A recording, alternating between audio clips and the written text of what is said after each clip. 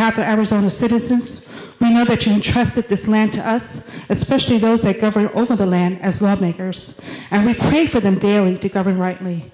Father, today the people of Arizona will discover strength and prosper nation. Your word says in 1 Peter 4:10, as every man that hath received the gifts, even so minister the same to one another, as good stewards of the manifold grace of God. We thank you, Lord, for blessing Arizona today. In today's hearing, the people of Arizona give praises to your name. For your will for the great people of this nation is for life, liberty, justice, and your peace for all nations. May all God's people say, Amen. Pledge of Allegiance. Gunny?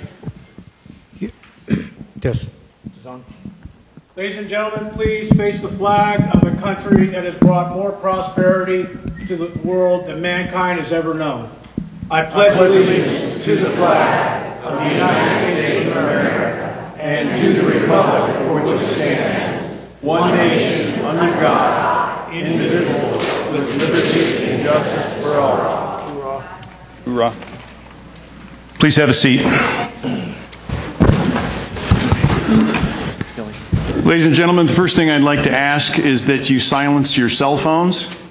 There is ample news coverage, so we're going to ask that you set your phones down and listen to the evidence that's going to be presented.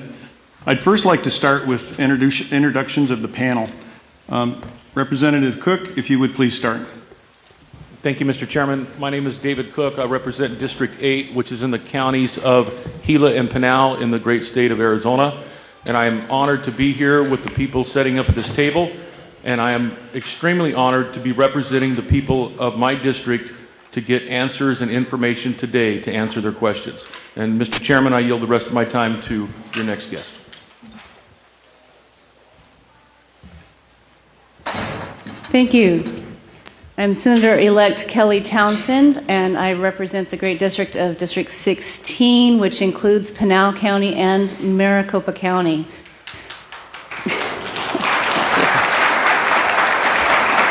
I'm here today because what is most important to me is truth. I want to discover what is true here in Arizona. It is most important.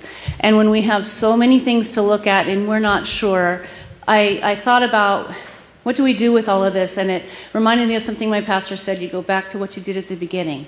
At the beginning of this country, we had George Washington, who was known for his honesty. And he told his friend Charles Thurston, truth will ultimately prevail where pains is taken to bring it to light. It may be painful to reach this truth, but we must reach it. Thank you.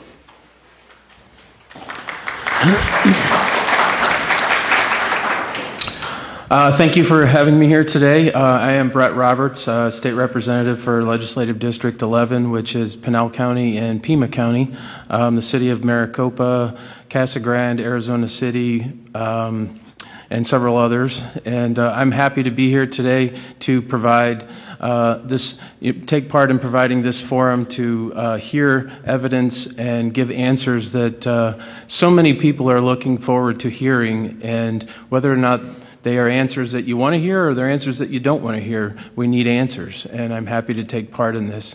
Thank you very much.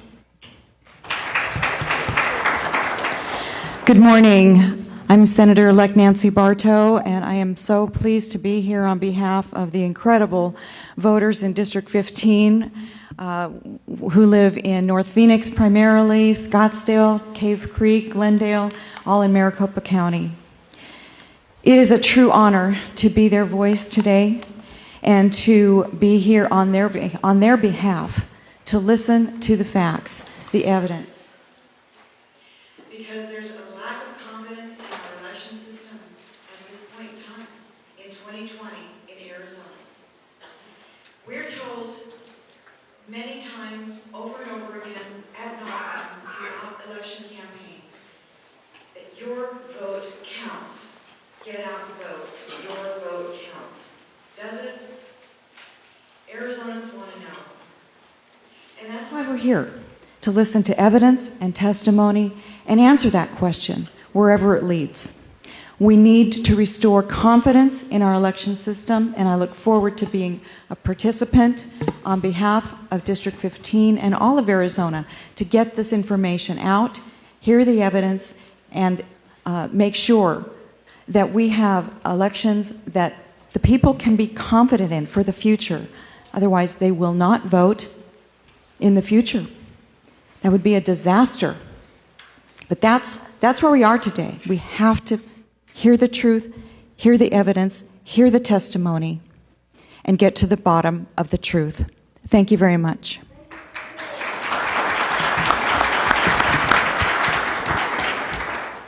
Thank you, Senator. I represent District 5, which includes Mojave County, La Paz County, everywhere from Lake Havasu City, Kingman, Bullhead, Parker, and I think all of us can share the same story that we've been receiving thousands of emails a day from constituents, and they want answers, and rightfully so.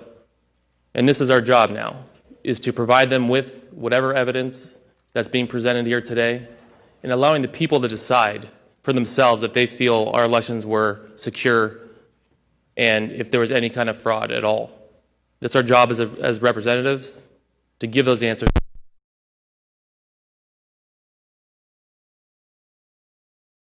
To represent the state of Arizona and District 5, and I look forward to the mayor and the legal team to present what you guys have today. Thank you. Senator Thank you very much. I'm Sylvia Allen. I represent District 6, which is the rural heart of Arizona, the most beautiful part of the state. You guys, and I've been so honored to be able to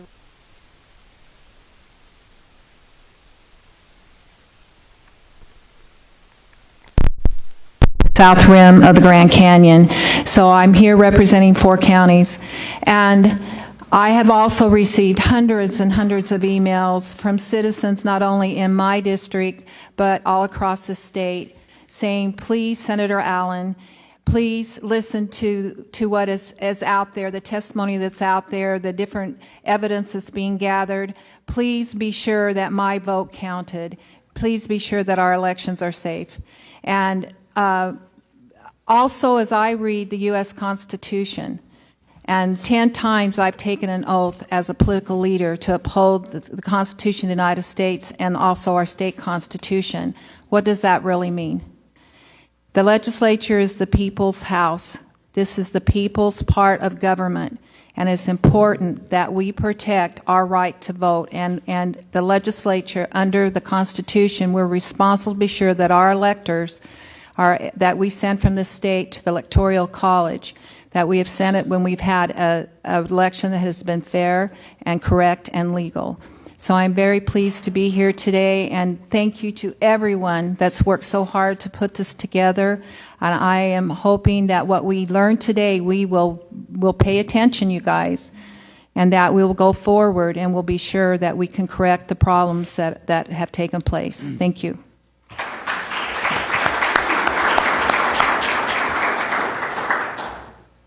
I'm Senator David Gowan. I'm from Legislative District 14, the rural Arizona. I mean, we're actually the heart of rural Arizona. No. Right, sorry, Sylvia. Actually, so I represent Cochise counties, Graham, Greenlee, and East Pima, actually. So I got a little bit of Pima in there. Anybody from that region? So where's my clapping? I mean, I heard the clapping for the others. There we go. Thank you. I want to thank Mayor Giuliani for coming in and with his team and preparing to show us some evidence of what might be going on out there with fraud. And hopefully this leads to something big here that we see coming up, either by fixing something or actually allowing us to go in and see the issues at hand so we can actually fix what's going on. That's what we are as a legislature. We're your body, right? So we are what you would consider closest to the people. And through that, we need to be able to do the process that allows the people to be confident in their elections. So that's why I'm proud to be here, and I'm happy that we've been invited to this and willing to listen and learn. So thank you. I'm Sonny Borelli. I'm the Senate Majority Whip. My legislative district is District 5. I represent Mojave and La Paz County, which represents 3/4 of the west coast of Arizona, away from the left coast. So, yes, and I can see California from my house.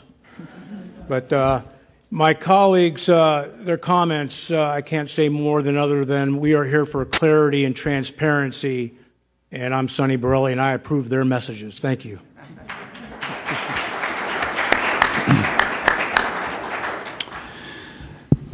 Facts are stubborn things. They're barriers for deceit to overcome. The purpose of this public hearing, an inquiry into the integrity of the election just passed, is to provide a forum where no others have been permitted for the President's litigation team to present the evidence and testimony that questions of integrity arise out of the 2020 election. We are caught between the desire to trust the process and the suspicion that it has failed the people of Arizona and potentially the people of our sister states. If there is voter disenfranchisement, we must identify its source and eradicate it as we would with any disease. Much has been made of the lack of formality of this hearing and that it is not being held in the House or the Senate hearing room, or that there are not sworn witnesses, or even that there is potential for hearsay to be portrayed as legitimate testimony. The members on this panel were not elected to appoint or appointed by other officials, but by our constituents, to whom we are ultimately accountable, each one of us, ultimately accountable, under our Republican form of government. The goal of this hearing is to provide an objective forum for constituents to hear testimony and see evidence that supports or refutes allegations that the 2020 general election is legitimate or illegitimate. After all, we still live under a form of government that is dependent upon the consent of the governed. Under Article 2, Section 1, quote, each state shall appoint in such manner as the legislature thereof may direct a number of electors equal to the number of senators and representatives to which the state may be entitled in Congress. And under Article 6, the Constitution, the laws of the United States, which shall be made in pursuance thereof, and all the treaties made, which shall be made under that authority of the United States, shall be the supreme law of the land. And finally, under Article 4, Section 4, the Guarantee Clause, we are all guaranteed, each state, a Republican form of government, the foundation of which is self-governance, through free and fair elections accurately reflecting the will of the people. We are not here to do anything more than to receive facts as witnesses know them through testimony and evidence. We are not here to judge the people making the decisions that lead to the facts provided as evidence. There are some who demand that witnesses swear an oath and others who may dismiss the testimony presented.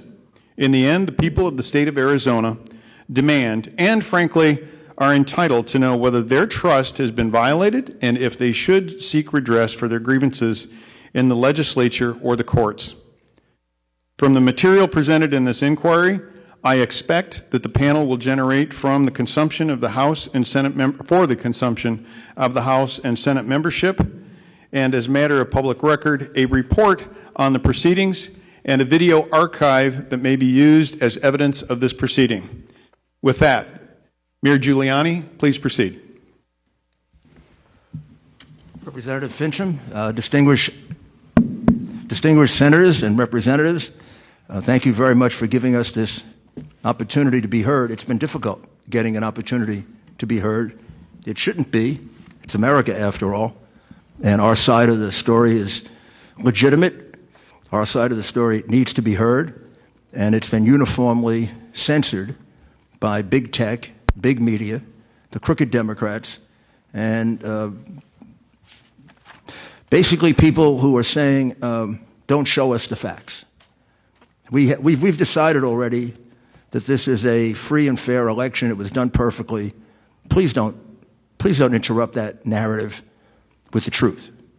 Well, we're going to interrupt that narrative this morning with the truth.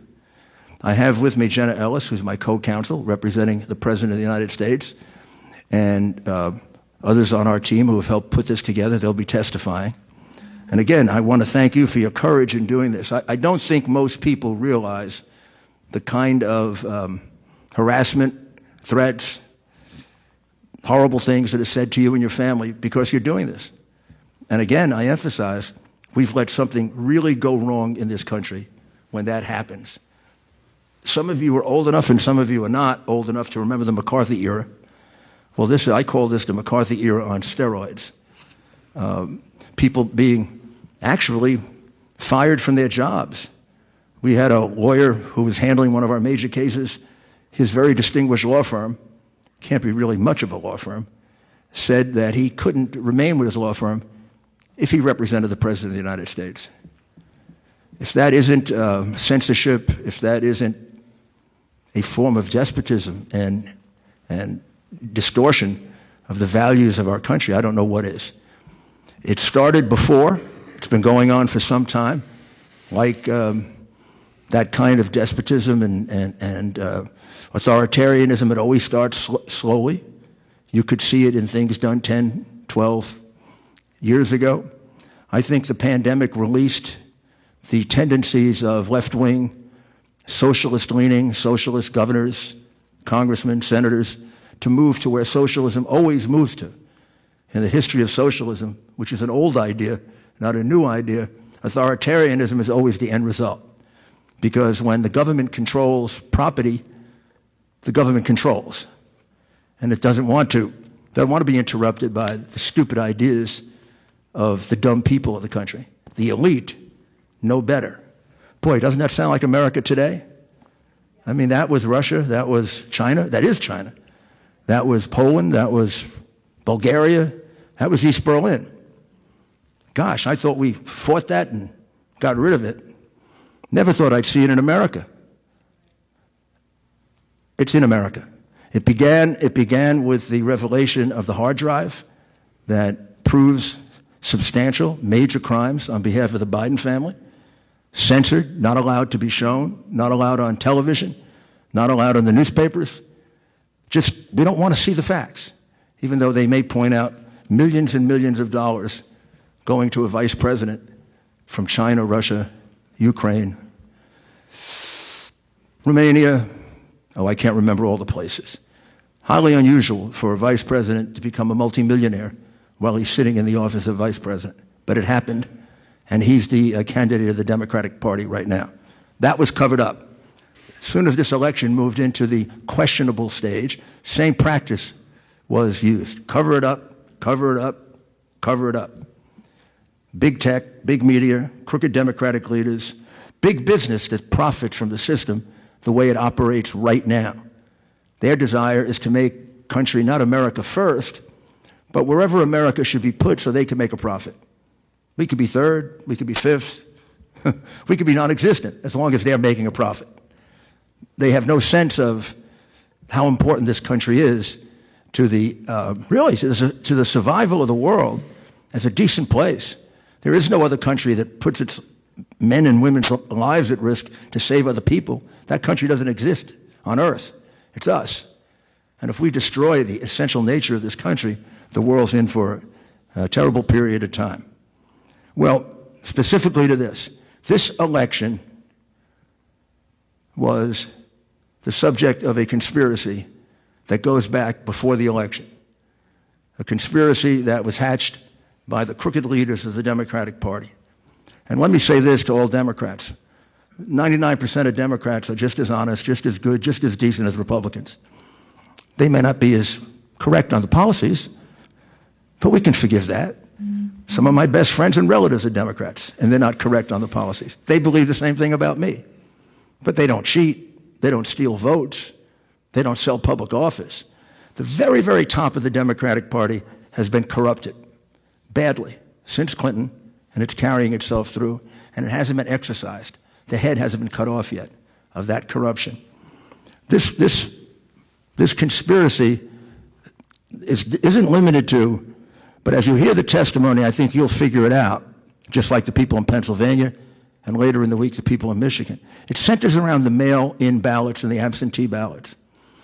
We've been warned for 20 years that going to major mail-in ballots as a way of doing our elections will be fraught with tremendous fraud. They're very dangerous. It's almost impossible for even semi-crooked politicians to resist the temptation to use it for ballot stuffing. We were warned by President Jimmy Carter. We were warned by former Secretary of State Jim Baker in a report, very, very consequential report. They said we should never do it. And if we do it, it should be extremely limited to the real absentee situations like we have done in the past. We were warned by Justice Souter in the Supreme Court, warned by many, many experts, Republican and Democrat. Democrats used to be against mail-in ballots, like they were against everything else until President Trump was for it, which gives you a sense they're not thinking about the country. They're thinking about competitive advantage, getting their power back, serving their greed and for power and money. So when they saw the mail-in ballot situation, they said, wow, we could change an election in the past, like they did in Chicago in 1960 with Governor Mayor Daley, like they did in Florida or tried to do just last year in Florida by turning the votes in Broward and Palm Beach County, holding them back for 2 weeks, and seeing if they could get enough absentee ballots made up. They couldn't get there. They couldn't get there because there were only like 300,000 or 400,000 absentee ballots. You can't expand it to 1 million. But when you have 2.5 million mail-in ballots, you can expand it to 3 million or 3.2 million. Or you can count it 4 or 5 times in the machine. There's plenty of room for cheating, which is why they slowed it down. So you're in it with other states. It's not just Arizona that has been conned, and the people of Arizona taken advantage of, and their right to vote taken away from them.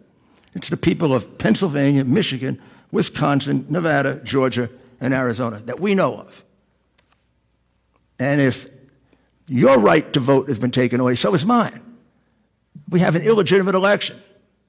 We have demonstrably wrong numbers in those states. In your state, a lot of the fraud had to do with the mail-in system, as it did in other places. Your state's a little bit different than Michigan and Pennsylvania. Your state, it wasn't full and complete shutout of all Republicans in seeing mail-in ballots and ballots that were in dispute. But it was significant. A significant number of these witnesses were shut out when the important determination was being made, is this ballot valid or isn't it? When you make that determination, as a matter of law in almost every state in the country, and just as a matter of due process and fairness, we'd all agree both parties should get to see it. That's the last time you get to check the validity of the ballot. That's why mail-in ballots are different. We can go back to the machines and we can study the machines. Maybe we can pick up the fraud and the evidence of it, because there's traces left in it. But once the envelope is separated from the ballot, gone forever. You will never know how to connect the fraud, which is why President Carter and Jimmy Baker said it's a field day for fraud. The way you accomplish the fraud is you don't have an independent party or a Republican. If you're going to cheat the Republicans, you don't have him in the room so he can object to it and point it out. Look, this is the same handwriting on 12 ballots. Oh, they didn't fill out the envelope. They just filled out the ballot. Or this seems like it was done by a machine. Those are the things you can object to. So in probably at least 100,000 situations in Maricopa County alone and Pima, you did not have the opportunity to do that. Those votes should be declared null and void. You also, in addition, however, had your own variations, as the other states did. So the key fraud is the mail-in ballot. That was the backup in case they fell too far behind. That's why they cut off the vote at midnight, 1 o'clock, when President Trump was getting too far ahead, particularly in Pennsylvania, in Michigan, in Wisconsin, and also in Pennsylvania. So they cut off the vote. He was getting up to 800,000 in Pennsylvania, 300,000 in Michigan. He was even further ahead in Wisconsin. They cut off the vote. They turned things off. They chased everybody out. And then It's not your concern, except for the fact that you got to look at this somewhat in total. They started bringing in false ballots. We have 3 witnesses to 100,000 of those ballots being brought in at 4:30 in the morning in Detroit with no Republicans around that they knew of. Luckily, we had 2 that stayed behind and a Dominion employee who was willing to be honest. Not all of them are honest. So, the point of that is you're part of this fraud. You also had numerous situations of your workers, your citizens, observing the poll officials helping people vote to the point of telling them who to vote for. Clear fraud. You have situations of poll workers being observed changing votes, taking ambiguous votes and making sure they were cast for Biden. And you have situations of stuffing the ballot box. And we will try to quantify those. Those are harder to quantify. But the ones involving the exclusion of observers are quantifiable, and that's 100,000. So let me spend just 1 minute, and then we'll get our witnesses out, on Dominion. Dominion is a foreign company. It's a Canadian company. It has an office in America, but it's a foreign company. Question number 1. I have to believe the people of Arizona had no idea a foreign company was counting their vote. I guarantee you they didn't, because the people in New York did. I didn't. I find that outrageous. We can't get an American company that we have complete jurisdiction over to count our votes. Now, did we pick this company here in Arizona without any due diligence? It's not just a foreign company. It's a foreign company that's been in a lot of trouble. In Texas, it was excluded after 2 years of study for being exceedingly incompetent. It screwed up elections in the past. It's well known for having the most porous system of all the companies, meaning it's the easiest one to penetrate. They do little or nothing to protect against hacking. They even explain to some extent in their manual how to get into them, how to manipulate them. And then they have a history going back to the Smartmatic company that actually was formed for the purpose of fixing elections. I don't know who makes the choice in your state of who should be counting your votes, but I know that person either is exceedingly naive or much worse. If this wasn't known to the person making the choice, then you got to change your whole system. Finally, you don't have to wait to change your system. We don't have to endure a phony election and the biggest voter fraud in our history and end up with a tainted election and go down in history as a country that didn't have the courage to deal with it, go down as the first group of Americans that didn't have the courage to stand up when their freedoms were being taken away. We'd be the first. When I see some of these leaders cower at the idea of doing what the Constitution gives them the power to do, I become very discouraged about, can we really stand up to this invasion on what's been really an invasion on our freedom of religion, our freedom of speech, and now our right to a fair and honest count. That's all we want. I mean, the one thing you will come away with here is the vote as it presently exists is false. It's fraudulent. If they certify it, they are certifying a false statement to the United States of America. Gosh, when I was a prosecutor, that was a federal crime. False statement to the United States in probably the most important matter we have, the selection of our commander-in-chief. I mean, I can tell you where the false statements and where the numbers end up, but that doesn't even matter. It is clear that the numbers are false. It's clear that you have included ballots that weren't properly inspected. It's clear that you're including ballots that were voted by other people. It's clear that you're using machines that have been shown to be totally manipulated in other places, and you won't give us the opportunity to examine those machines. I think anybody who puts their name on that is getting very close to committing a crime. And I think anyone who stands by and lets it happen, maybe they're not committing a crime, but they've lost the sense of what it means that we have to fight to protect our values and our rights, because there are always people, both externally and internally, who want to take them away. And I'm going to ask you to fight. And I'm going to ask you to try to implore the other members of your legislature to stand up to this. Do not be bullied. Do not be frightened. Your political career is worth losing if you can save the right to vote in America. In fact, I may get you a...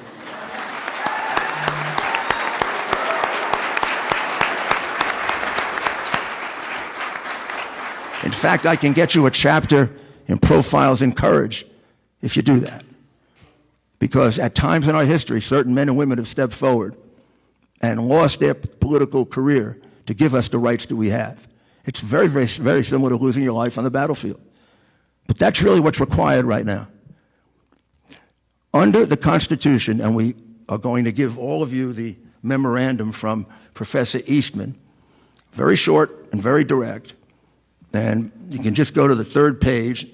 It makes it very clear that under Article 2, Section 1, Clause 2 of the document that guides us, we're not guided by your governor.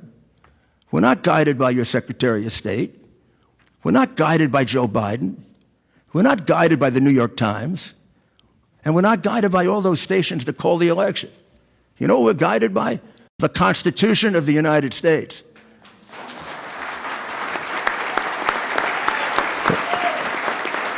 The Constitution of the United States says that you, the legislature of Arizona, have the plenary power to regulate the selection of electors in a presidential election. The Supreme Court, in the case that you will see cited there in McPherson, has already answered the question that many ignorant talking heads who really shouldn't be representing anyone because they're incompetent, on television they say, well, you can't change it retrospectively. You can only change it prospectively.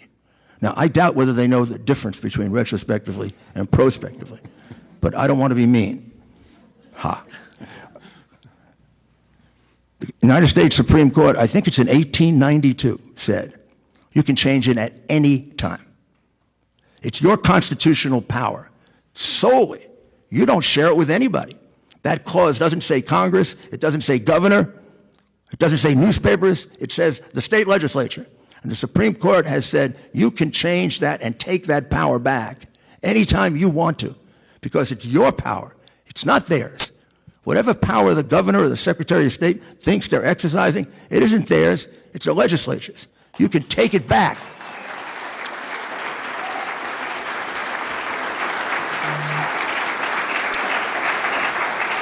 Already decided by the Supreme Court. And then based on evidence, not whim, not political bias, not fear of the media, based on evidence, you can make the determination.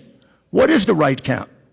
Well, how can we get as close to the right count as possible?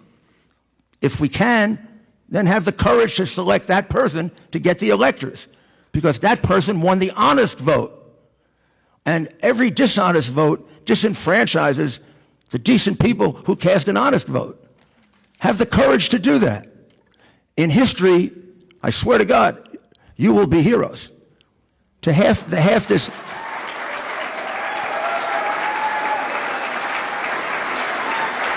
If you can't make a determination, then don't certify. That's happened before.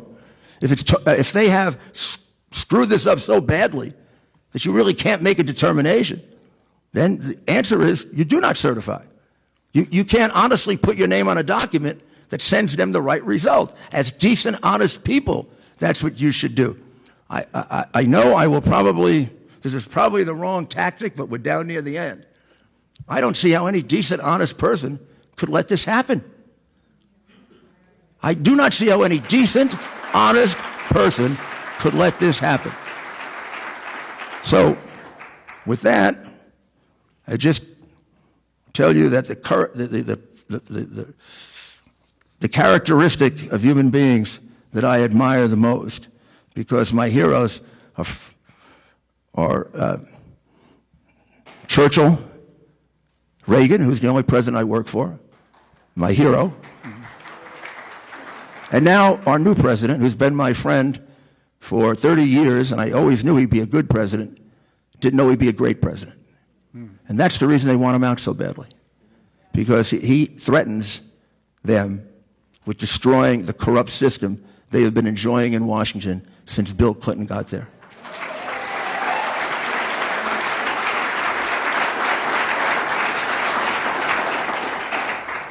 So, our first witness, Phil, are you ready? Oh, yes, why don't we, you want to explain this to him? Janet will explain this to you. And then we'll begin with Phil. Phil can come and sit up. And good morning. Thank you so much to the panel and the Arizona. Thank you so much to the panel and the Arizona Legislature for having us today. This is incredibly important, and I can't underscore enough what the mayor has presented today about the opportunity that you all have to make sure that you use the constitutional provisions that our founders so keenly foresaw would be necessary for today. And this document that we want to present to you is called The Constitutional Authority of the State Legislatures to Choose Electors. We will present to you the facts, the evidence, and the witnesses so that you can make that determination. But we want you to have the research from someone else who is a constitutional law expert so that you can hear from someone else besides us that is also affirming the argument that we make today. And this document is very short, but it talks about the McPherson versus Blacker case, which for reporters, I would encourage you all to look it up and maybe write some articles about it. It's 146 US 1, and if you look at page 35, this was an 1892 case. And it says, nonetheless, the constitutional power to decide on the method for choosing electors remains exclusively with state legislatures. The Supreme Court has described the constitutional authority of the state legislatures to determine the manner of choosing electors as plenary. It has even noted that whatever provisions may be made by statute or by the state constitution to choose electors by the people, there is no doubt of the right of the legislature to resume that power at any time.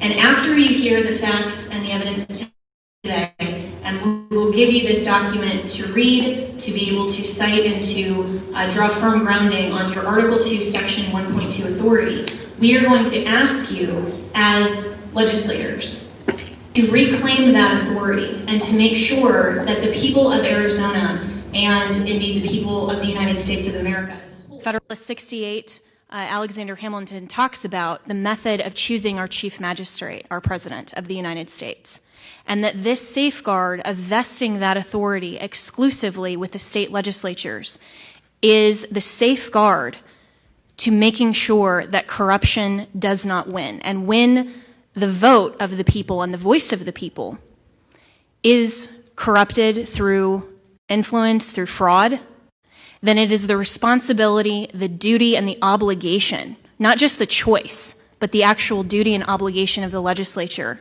to step in and to make sure that you don't certify false results. You are the last step to make sure that this election is not corrupted. And again, we aren't asking you to step in and overturn an election. We are asking you to step in to make sure that the corruption that occurred here does not stand. And this is exactly why you are on the front lines. So with your permission, Mr. Chairman, I'll approach and give these to you. Yes, thank you, Ms. Ellis, please. Thank you. Mr. Giuliani, are you ready for Colonel Waldron?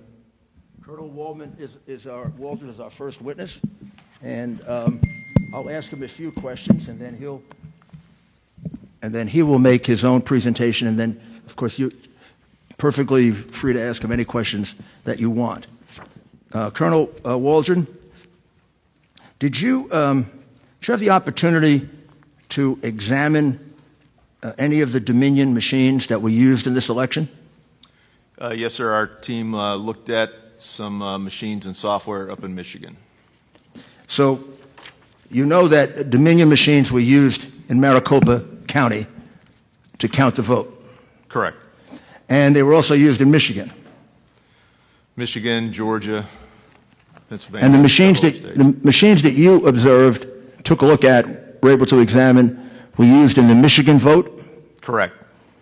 Now tell us a little about Dominion. Dominion is a company that makes voting machines and voting calculation machines?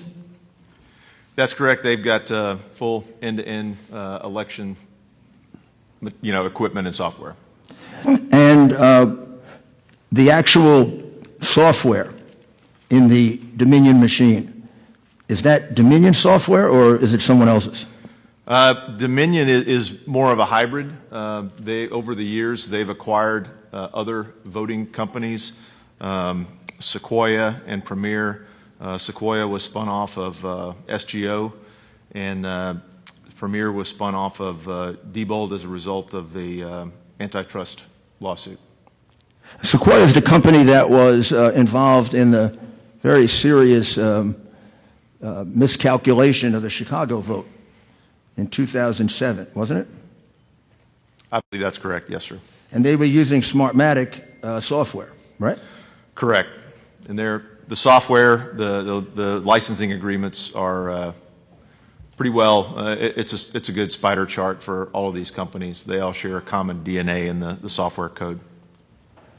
And that company, Smartmatic, their roots are in Venezuela, isn't that right? Yes, sir. Hugo Chavez was one of the founders, and invested, I think, 28% ownership in the initial setup of the SGO election systems. And they have been involved in several South American elections that were fixed, altered. Argentina, Bolivia, Singapore, Venezuela, Italy, several. And just to simplify things, and we can make this available to you, and we have several witnesses that go back to that period of time who were involved in the vote fixing, who have looked at the vote pattern in Arizona and elsewhere and said that the pattern matches the way in which Dominion and Smartmatic, companies like that, fix votes. Isn't that right? Yes, sir. And let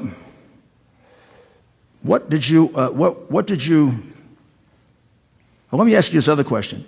One of the former officials of the United States government, a gentleman named Chris Krebs, the former DHS official, shortly after the election, he made an announcement that many of these people refusing to take a look at any evidence are relying on. What did he say? Mr. Krebs was the director of CISA at DHS, and he basically said that this election was the most secure in history. The most what? Most secure in history. The most secure in history. And partially that was because the states do an excellent job of validating voter rolls, and that this equipment is not connected to the internet. That was in his. He said this equipment, which was largely Dominion and several others, is not connected to the internet. Is that correct? Yes, sir. Now, is Dominion on his council? Dominion was on Mr. Krebs' Election Security Advisory Council. And is there, and we'll get to it with the witnesses, is there substantial evidence, not only here in Arizona, but in other states like what we presented in Pennsylvania, that Dominion was in fact connected to the internet? Are you referring to information other than the user's manual? Well, let's go back to the user's manual. Tell them about the user's manual. The Dominion Suite user's manual is about 1.5 inches thick. And my team went back to the user's manual and looked at all the instances where in the user's manual it tells operators to connect the Ethernet cords to the router, and it is the systems are connected to the internet. And then what evidence do you have that there actually was connection to the internet? Our teams looked at spider graphs of the Dominion network on election day and showed the increased web traffic, internet traffic on election day for Dominion servers. So on Election Day, Dominion was communicating by internet, Correct. contrary to what Mr. Krebs said or thought. That is correct. And tell us now, how do they take us through how the vote can be modified, and then take us through what you saw in the machine in Michigan, where they did actually modify the vote.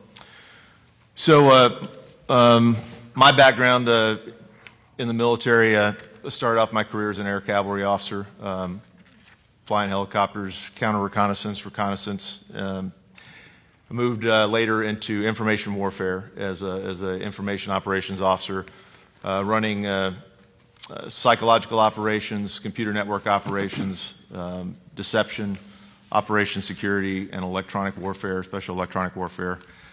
And our team has been researching this specific issue since August of this year.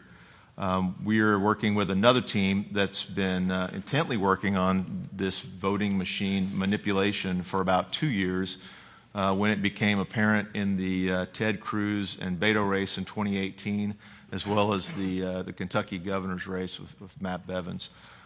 We saw significant anomalies in those races, and that's kind of the experience or our background working with this system. And I would tell you, as an unconventional warfare information operations, information warfare specialist, the American populace is facing an unconventional warfare scenario, and this is information warfare. The voting systems in the U.S. and Arizona, Dominion, and several of the other machines were built to be manipulated. And as the mayor said, they've been used in elections around the world with questionable results. And we believe that these same questionable results are present in this election. Again, my background as an information warfare officer is how to get in and corrupt these machines to conduct strategic influence operations. How do I get the enemy or a targeted population in a foreign country to think and act a certain way? These machines have multiple points of injection that are vulnerable, everywhere from the server level, where passwords, accesses are posted for the dark web for any hacker to get in and access them. And what they can do at the far right limit is download CSV files or like an Excel spreadsheet, change the columns, and re-upload them. And that can be done at the server level. At the operator level, if there's software, it can be corrupted. It can be manipulated with a device that is as small and as simple as a USB device, which these machines are booted up and run off of. So the little bit of history, and I can show you some charts on the DNA of these machines, but the common software goes back to SGO Smartmatic. As the mayor mentioned, they sold Sequoia voting systems to Dominion in 2010, and then Diebold spun off the Premier election system to Dominion as a result of the antitrust concerns. I believe that was also in 2010. So the bottom line is that these systems all have similar code and similar functions, and it's displayed in their operator's manual. So, I know it's kind of been, in the press, it's kind of been poo-pooed that, this doesn't go back to Hugo Chavez. But I personally debriefed the son of a Cuban intelligence officer who had firsthand knowledge, speaking with 2 of Hugo Chavez's family members, that in the Maduro election, when the populist uprising threatened Venezuela's totalitarian leadership, that Hugo Chavez's family members said that don't worry, that it's guaranteed that their father invested the money to build the SGO voting machine system. So in a nutshell, these systems are not what you've been told, if you've been told anything. They are connected to the internet. There is no transparency of how the voter information is processed, moved, and stored. And as a matter of fact, these companies have refuse to allow any type of inspection into their code, and they always decry, it's our IP, it's IP protection.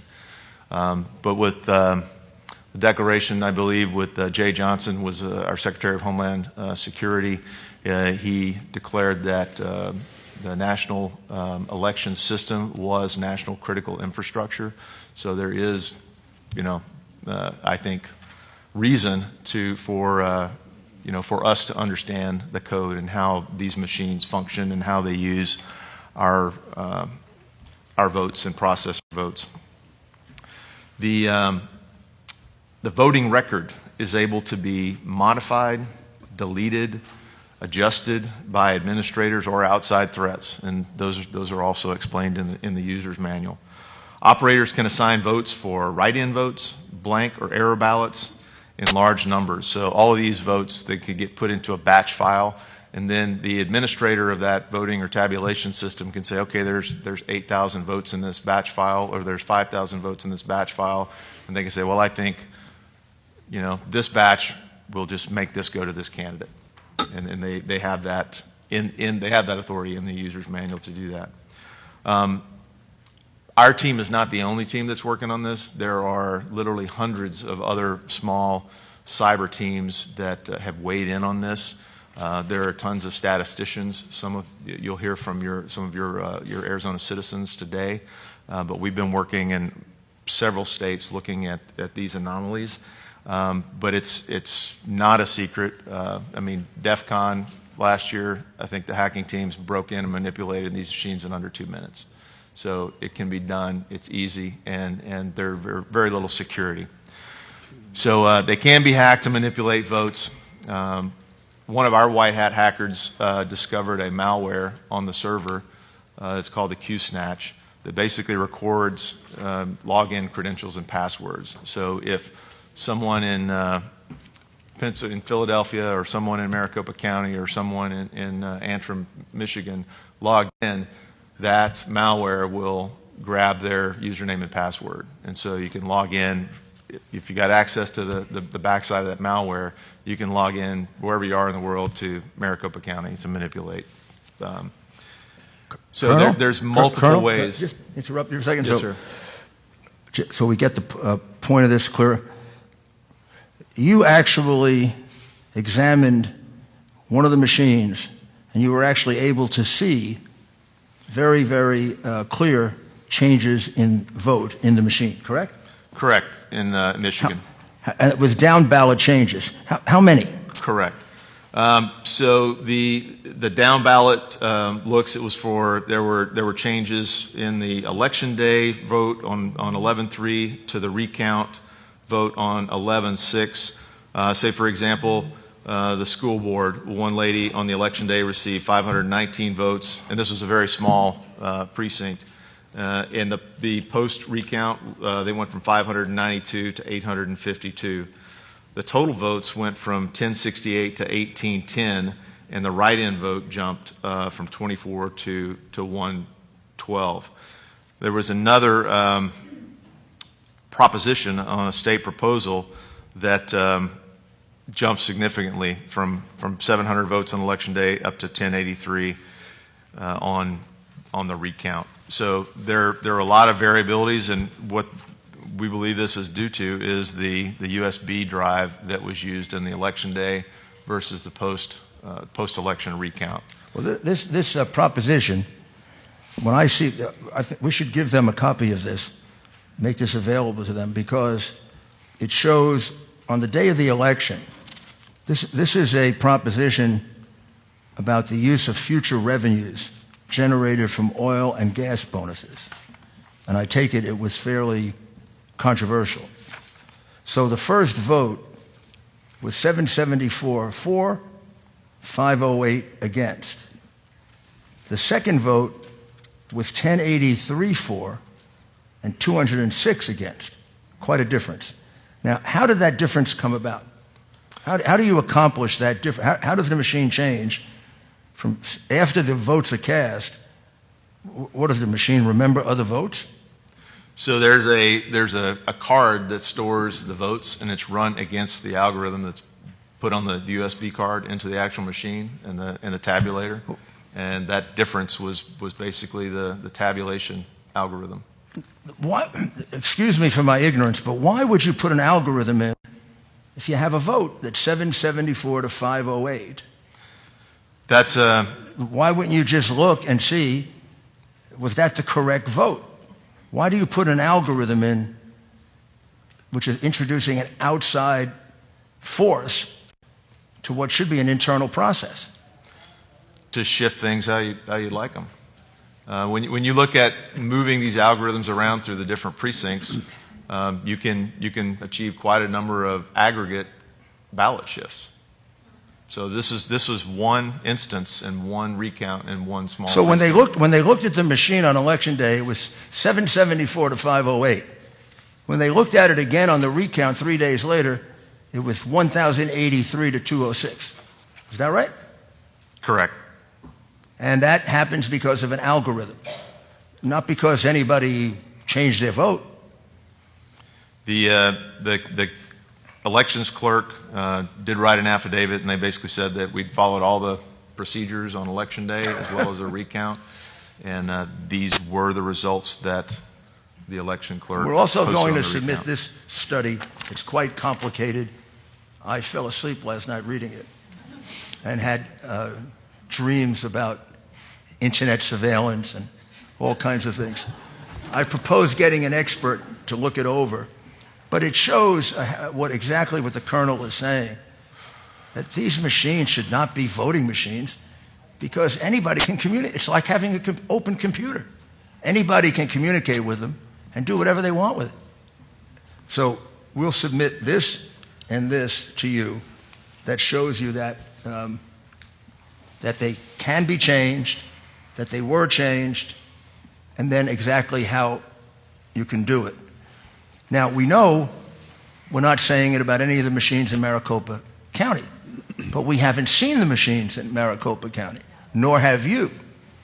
This evidence is being submitted to dispute the lies that Dominion and Smartmatic are putting out, which is their machines are perfect, their machines can't be tampered with, their machines are tamper-proof.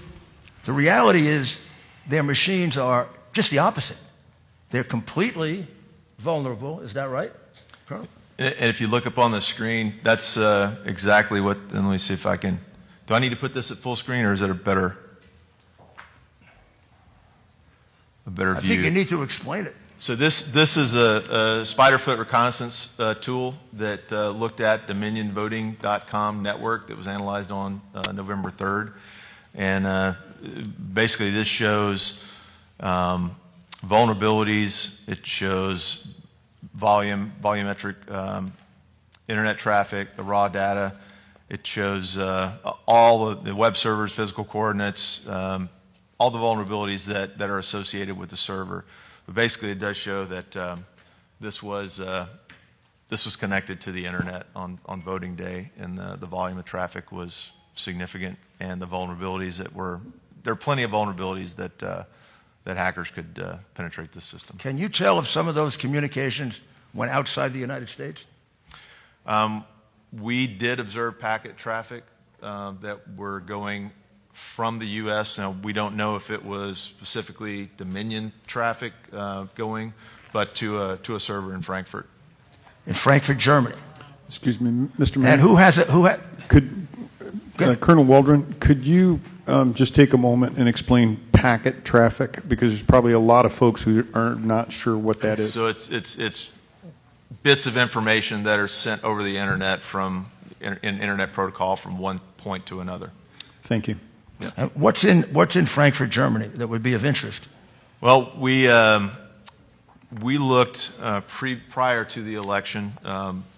One of our white hat hackers, and found that there was traffic in a Seidel server. Seidel is one of the companies, and I can show you we mentioned before the interconnectedness.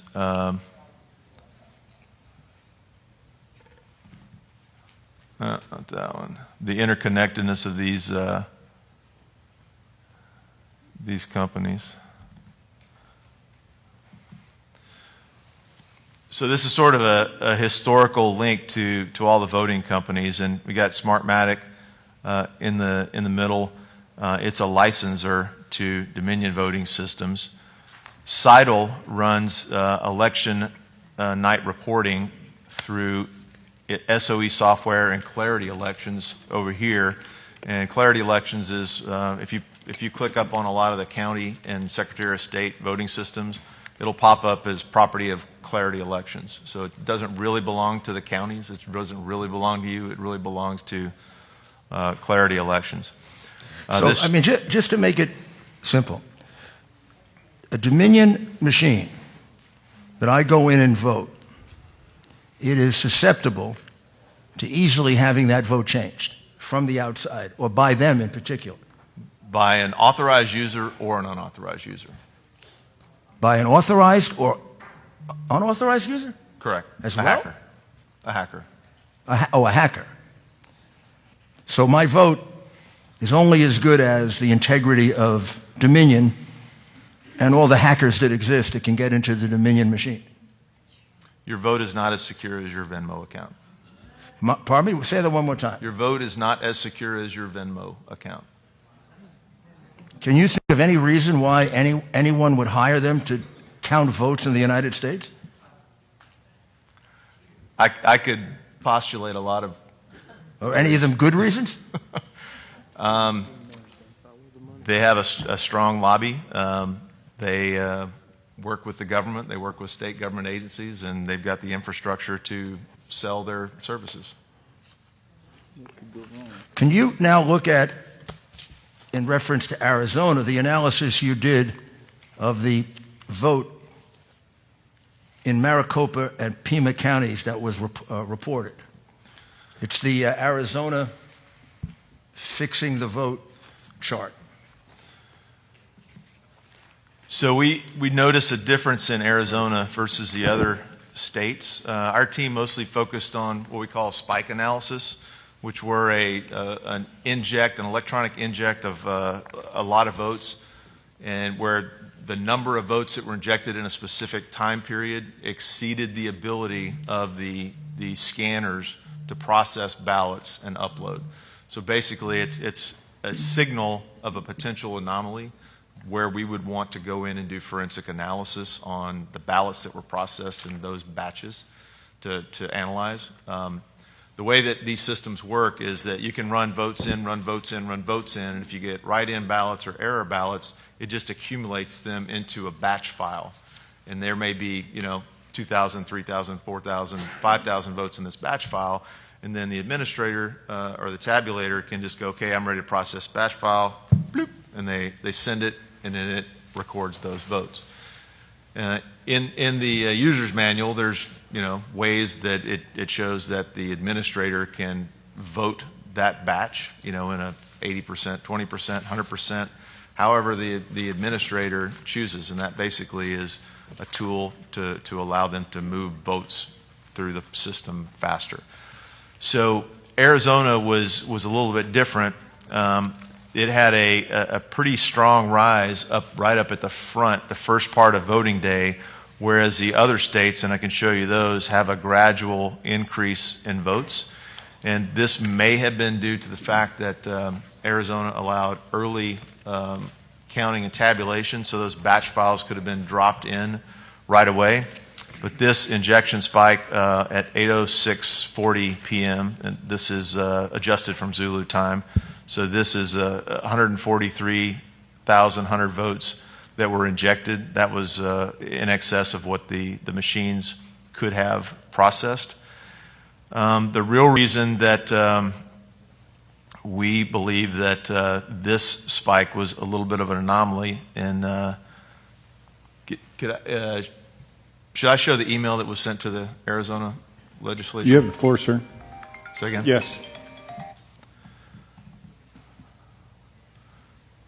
So this was an anonymous email that was sent to all members of the Arizona Legislature, and it was also sent to DOJ. This individual sent the email, wanted to remain anonymous, but had enough concern that he sent this to the Criminal Division of U.S. Department of Justice.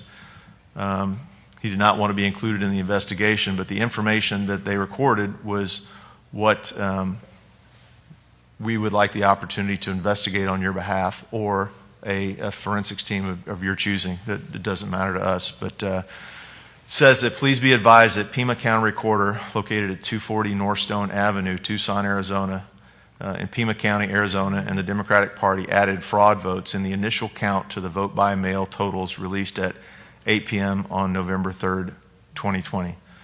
So this coincides with what we observed in the data analytics at that spike.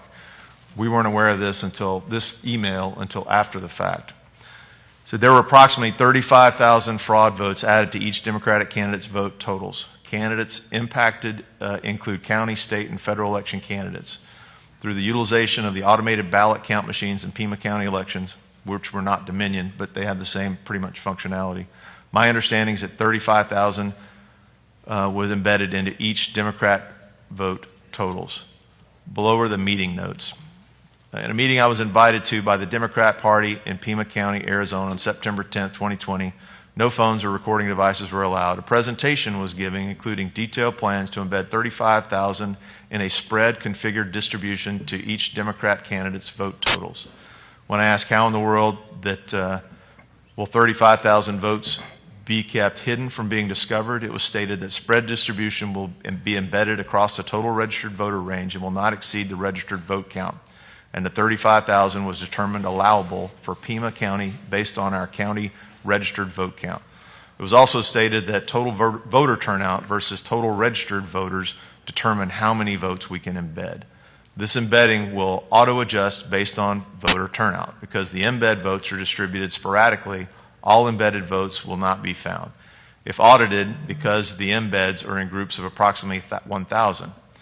This is so County Recorder can declare an oversight issue or error as groups of 1,000 is a normal and acceptable error. So if you believe that your one vote counts for one vote, this is Maricopa County's embed totals will be substantially higher than Pima due to embeds being calculated based on the total number of registered voters. When I asked, has this ever been tested and how do we know it works? The response was yes. This has been tested and has shown significant success in Arizona judicial retention elections since 2014. Even undetectable in post-audits, because no candidate will spend the kind of funds needed to audit and contact voters to verify votes in the full potential of total registered voters, which is more than 500,000 registered voters. This year, our Secretary of State has removed precinct-level detail for election night releases so candidates can't see precinct overvotes. This is what I have for the meeting. Just thought I'd report this. Not sure if you can do anything since I was unable to have a recording device in the meeting. Again, we hope this individual would come forward and issue this as an affidavit, but this is significant, and we also noted that the reporting numbers from Pima and Maricopa County merged election day votes with write-in votes with absentee ballots, so there's no way to, in the publicly available data, to parse those votes into the segments. And I believe we noted in a piece of information that was provided to you that Maricopa County had 1.9 million mail-in ballot requests. So, and those, there was a Maricopa County official on videotape that did say that they did not validate the signatures on the write-in ballots this year. So that's a 1.9 million vote fraud potential, even if it's 0.1% of the vote. There's a lot of room for error.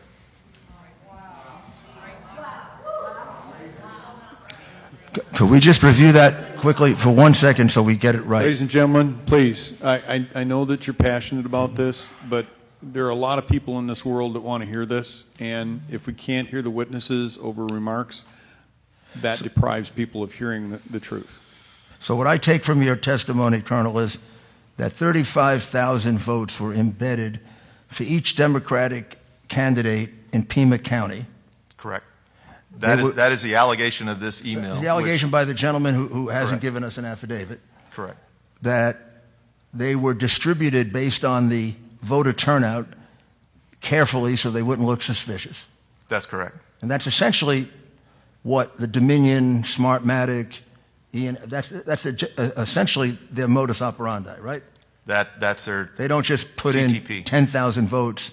They put it in carefully so it's hard to detect. They move the algorithms around to different precincts until they get the aggregate number that they want and need, and then they shift the algorithms to other precincts. Did the Democratic candidates who got the benefit of those 35,000 false votes include Biden and Harris? According to this email, it was all local and federal races. So if that were true, then the result of the election is totally opposite the one that they're so anxious to certify. Correct? Yes, sir. Now, and again, this you would email need was sent to every Arizona legislature that I'm. Now, we don't know if the gentleman is telling the truth or not. Correct. But would it be possible, if you had the machines in Pima County, to be able to see if there's evidence of this? In order to do that, there would have to be a full forensic audit from the USB that drives the voting to the PCM CIA cards to the tabulators to the routers. Well, I'm just asking, could it be done if you had the will to do it? Yes, sir. If you wanted to find out if the vote in Pima County were honest or not, wouldn't you do it? Yes, sir. And without doing it, you really have no idea. That's correct. And the machines used in Pima County are different, but are they that much more secure? These systems, they all have similar vulnerabilities. Our team focused on Dominion. Our partner team focused on ES&S, and they're very similar as far as vulnerabilities. Now, did he say anything that suggests the same thing happened in Maricopa County? This gentleman appeared to be an IT specialist in Pima County. So he only wrote allegedly to what he observed. And do we have any knowledge that anyone from the state of Arizona attempted to look for him? I believe the legislators, some of the legislators did try to locate this gentleman.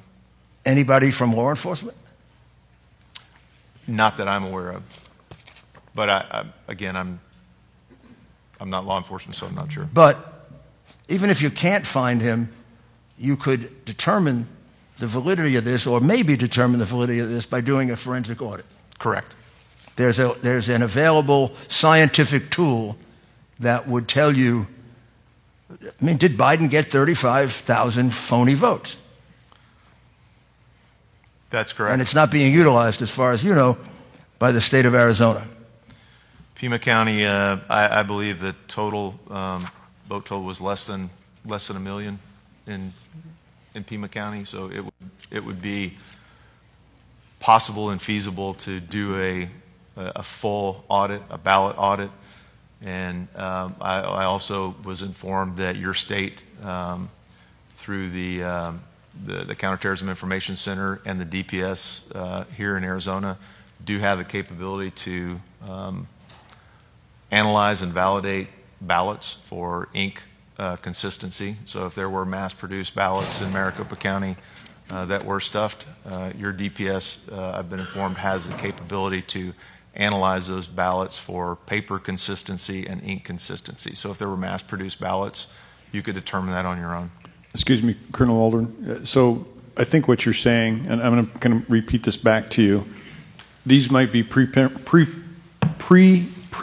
ballots to simply move through the system. Is that what you're suggesting? There are indications, we have affidavits from Pennsylvania that there were ballots that were pre-positioned in a bobtail trailer, a tractor trailer truck, and that these ballots were, the thought was that this was a cache that they could go and grab the amount of ballots they needed and take them to the specific tabulation centers. And that's an affidavit that's from our Pennsylvania work. Colonel, TTP is standard. so repeat one more time the piece of information that I think people were shocked about, because it is hard to believe. Did you say that a Pima County official said that they didn't validate any of the mail-in votes? That was Maricopa County. Maricopa. They didn't Sorry. validate the signature. They didn't validate the signatures on the mail-in ballots. And that's 1.9 million. Correct. And do we know who that is? I would have to get the video. Well, could you get it for us? Oh, yes, sir. No, you don't have to do it right now, but before the end of the hearing. That would render every one of the 1.9 million votes absolutely never checked for fraud, deceit, mistake. And if they're mail-in votes, that can't be done now. They've been separated from the envelope. Correct. That would indicate. The So those validity are of the basically individual 1.9 million votes that are illegal votes. or that had the potential to be illegal votes that weren't validated. The signatures weren't validated. But can we determine now if any of them are legal or illegal? If the envelopes were separated from the ballots, there would be no way to tell a ballot for candidate. You could still go back and look at the envelopes to validate the signatures, but you wouldn't know what the ballot. And isn't that the reason you're supposed to have an observer when you do that? That is part of the chain of custody procedures, I believe, in Arizona. And when they talk about chain of custody, that's what they're talking about, right? Correct. Because a lot of witnesses are going to talk about that. So let's just sum up a few of the things that you also found. Tell us about the green button in Maricopa County on the machine. And there is one witness that's going to testify that all day she saw election officials constantly pressing the green button when somebody was voting. So what that was when a voter wasn't sure, and I believe this was also linked to another witness that's going to talk about with the differences in the pins and the Sharpies, that the Maricopa Elections Division, in early voting, they specified that only use ballpoint pens for voting, and then on election day, they specified only use Sharpies. And the idea is that as the bleed through on the ballot, as the scanners would cause an error and an error ballot, by creating the error ballot, the election officials basically would slide those votes into a batch file that could be adjudicated by the election administrator or the operator. And the green button was to say, okay, there's an error, but go ahead and push cast ballot, and it punches that into an error file that can be adjudicated by the election administrator. Now, and you examined the voter database, and your team did, right? Say again, sir? You examined the voter database, you and your team. Those were actually some local Arizona folks that examined that. So you took that from I spoke directly state data? with them. Oh, I see. Okay. Yeah. You spoke directly to whom? To local investigators here. And you have here voter database discrepancies. 6,000 voters, at least, entered into database with no sex and default date of birth, and they're non-existent in LexisNexis. Correct, and I believe there'll be a witness to discuss that later this morning. So unless those can be discovered, those votes would have to be eliminated.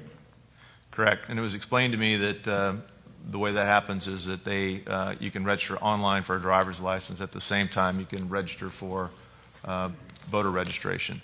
But the driver's license doesn't require the same information as the voter rolls, and so those kind of go into a queue that the Secretary of State would approve for the voter rolls over time. But there appear to be 6,000 voters that were on the voter rolls in the voter database with no sex and a default date of birth. So in other words, they entered 0101, 1900 or whatever that date was. They also discovered over 2,000 votes that used a false address, an address of a vacant lot. Correct. You already told us about the 1,915, 487 mail-in votes that were not verified with regard to signature in Pima County, in Maricopa County. Correct. Also, in Pima and Maricopa County, Republican poll watchers were very often forced to stay outside, and unable to view the vote processing. Correct. And is there an estimate of the number of illegal immigrants that voted in the election? Has anyone done an estimate of that? The American Immigration Council suggests that there are about 300,000 ineligible voters, and then one of the local newspaper reported that there were another 312,000, I believe, non-incarcerated felons and other ineligible voters. Has any attempt been made to investigate that, to determine if they can locate a sufficient number of illegal immigrants voting illegally that would have a bearing on the outcome of the election? That would really be done by the county election fixers. But it hasn't been done. Not that and they're going to certify the vote apparently without doing it. I'm not aware if they. It would be. You'd have to be an idiot not to think that illegal immigrants voted, right? It's very possible. How many are there in Arizona, approximately? Anybody's guess, but what's the lowest number? Can anybody help me with that? Question for the local legislatures. 5 million, 4 million? I wish we knew, sir. Pardon me? I wish we knew. Mr. Chairman. What's the lowest number we could use? 4 million? Representative Cook. Mr. Chairman, my colleague, Representative Townsend, and I have had several discussions over the past few weeks about that number, and she could provide that to Mr. Giuliani. Mr. Chair. Please, Ms. Townsend. Mr. Chair, is this on?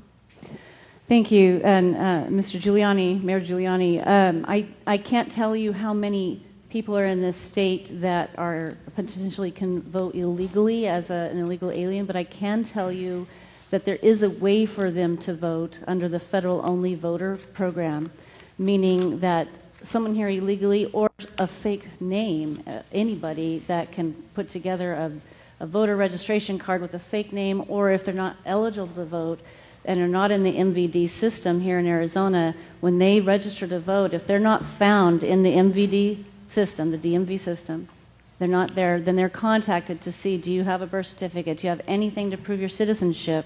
When they don't answer, then their name is relegated to the federal-only voter list, which there's 36,000 in the state of Arizona of people who can't prove their citizenship, can't prove they exist, other than when they show up to Election Day, all they have to do is show their bank statement, their title to their car, anything you can reproduce on your own computer with your fake name on there or whatever, and onto a bank statement, and you get a ballot, and you can vote for president and your congressperson and senator.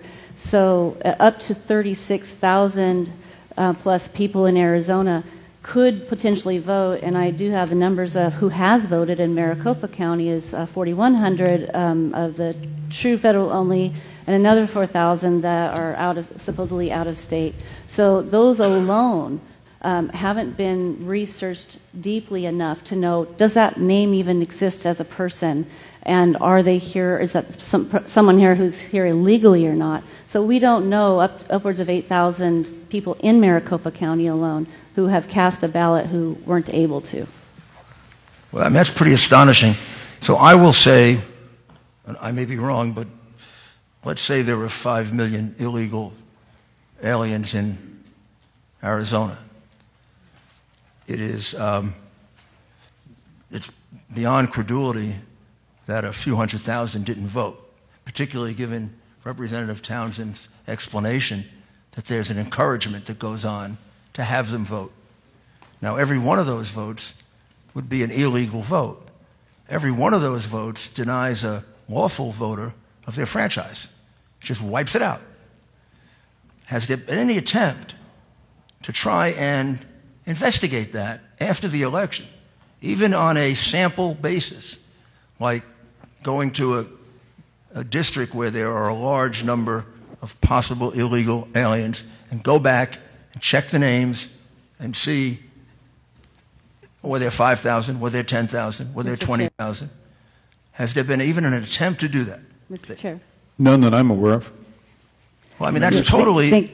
Can I speak to that, Mayor? Yes, please. Yes, please. You've been very helpful. So we put in, 2 years ago, we put in an elections integrity unit in the Attorney General's office, and I've been on the phone with them, asking them what are they going to be doing, how can they look into this, and they told us that they don't have the authority to go out and look for crime. They have to have it presented to them, so they can't go out and do an audit, they can't go out and actively research this.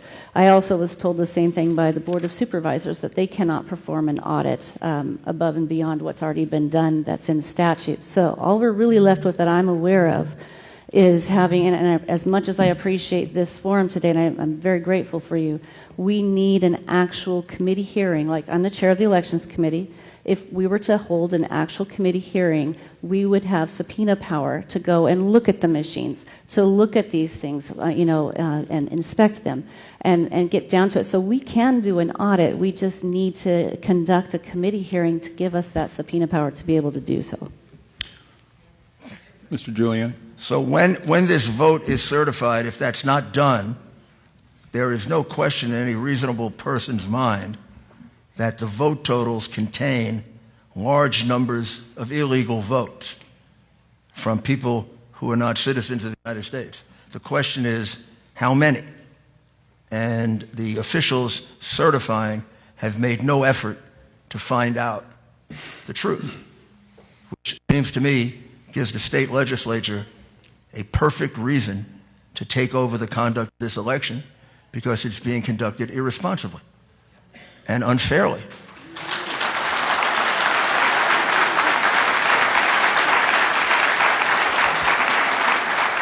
And why doesn't your state legislature exercise its responsibility under the Constitution? What's wrong with that? Mr. Giuliani, that is the essential question that we are here to ask. Good. So now, anything else? Colonel, you did a great job. He's available for any more questions. If you are done, available all day. If you are done, Mr. Giuliani, we do have a number of questions from the panel members for you, sir. Good. Yes, sir. All right. The first thing I'd like to ask is, you spoke on system capability, and I know that much has been made of the excoriation of the state of Texas on the Dominion equipment, software, and all that. Can you provide just a very short comment on why they said, not only are we not recommending this, we're prohibiting the use of this equipment in our state? In a nutshell, vulnerabilities that were issued, not addressed, and not fixed. There were too many system vulnerabilities. Okay. And you also referenced a comment about DHS.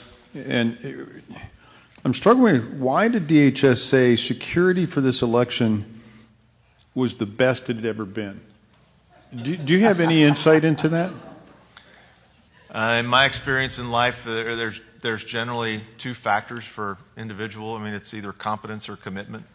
So they were either incompetent or not committed to learning the truth at the senior leader level, not at the operator level.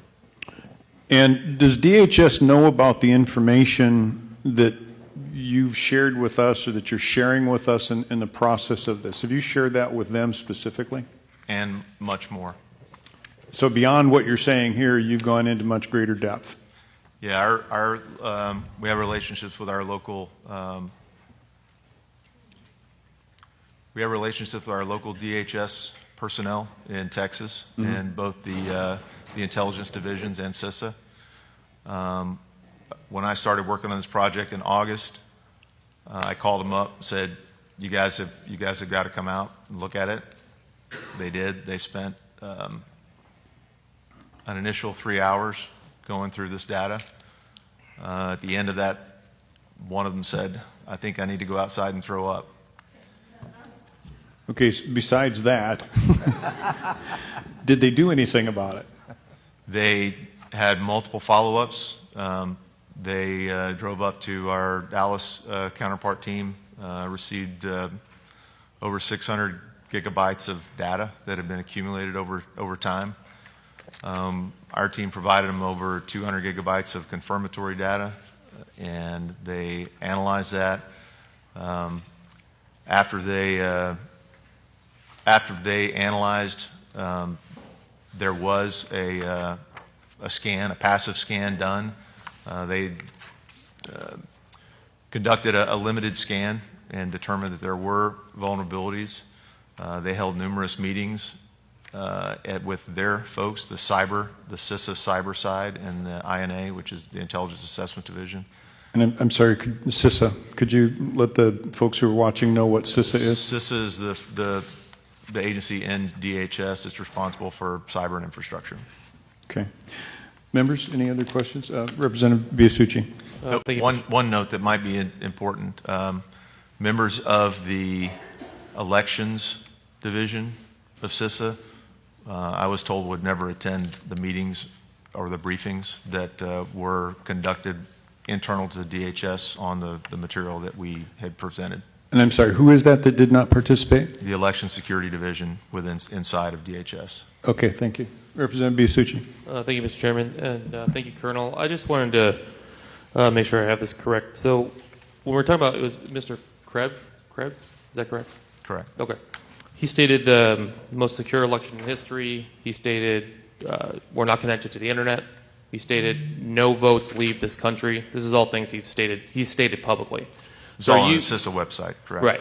So are you willing to say under oath that you have seen the connection to the internet? You have seen it go offshore to Germany, Frankfurt.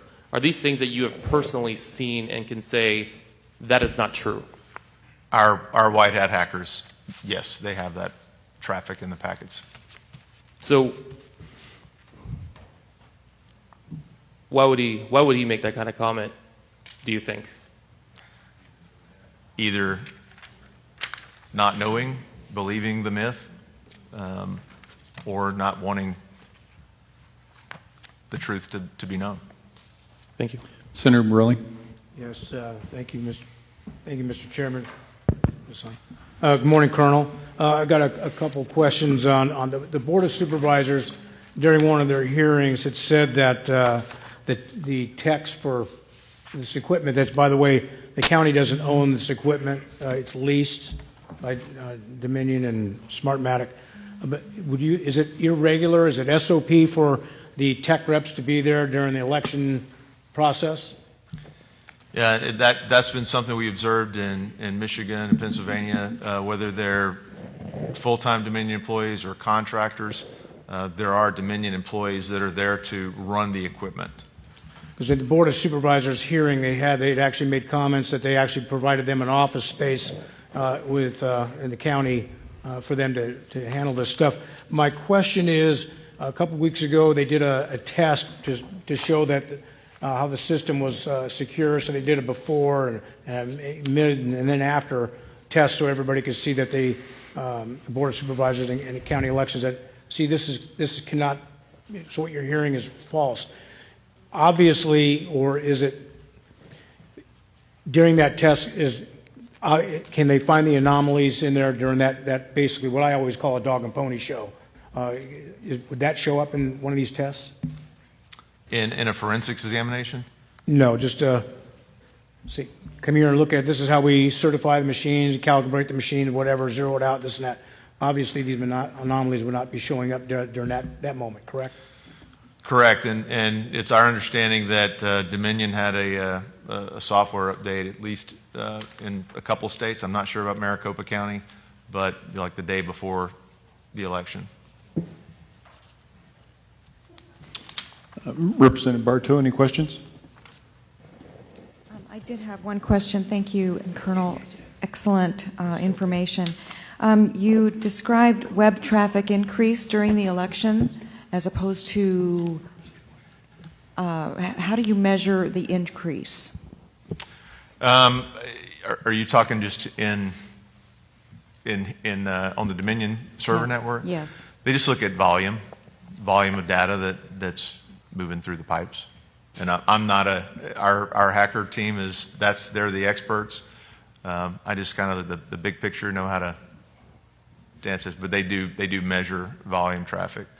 Matter of fact, on the Frankfurt server on election day, there was a German cybersecurity professor that was noting that the increase in traffic was, and he related it back to COVID and said, we haven't even hit our indoors winter season yet, and we've hit the highest traffic. And he specifically noted that one of the reasons was the American elections.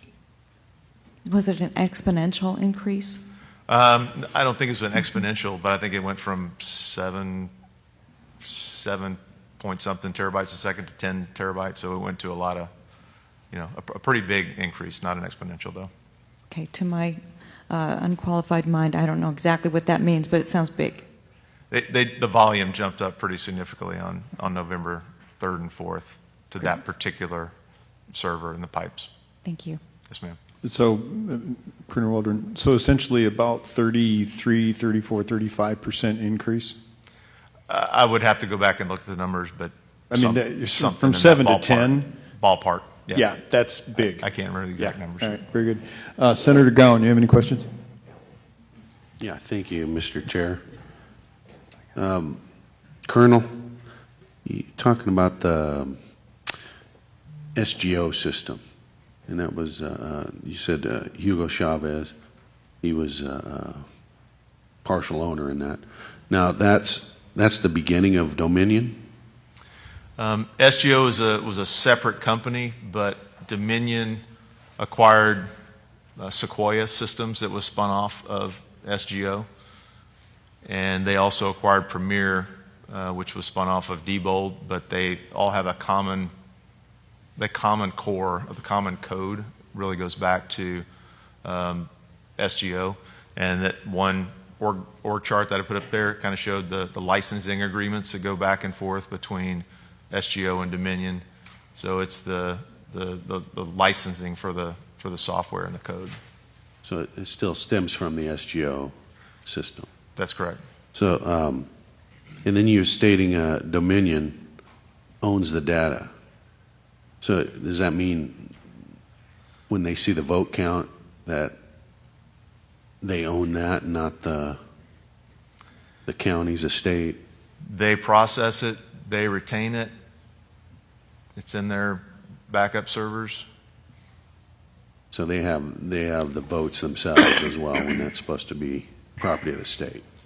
They've got the data. They've got the voter data, voter registrations. And then you said Dominion sits on the board of Mr. Krabs. Is that right? That was on the CISA website. When you say the board, what is the board? It was their Election Security Advisory Council. Oh, okay. Thank you, sir. Thank you, Mr. Chair. Let's see. Representative Roberts, you're next. Thank you, Mr. Chair. Colonel Walton, earlier you were talking about the methods via internet and internal methods as far as, I think you used the term, I forgot exactly how you said it. There was basically methods from the internet and then also internally that there could be manipulation of votes. So my question is do you have any knowledge of were the machines in Arizona connected to the internet at any point in time? And if not, or if so, are there logs internally in these machines that if we were to be able to subpoena these machines and demand them so they could be examined, could we see all of those changes that were made?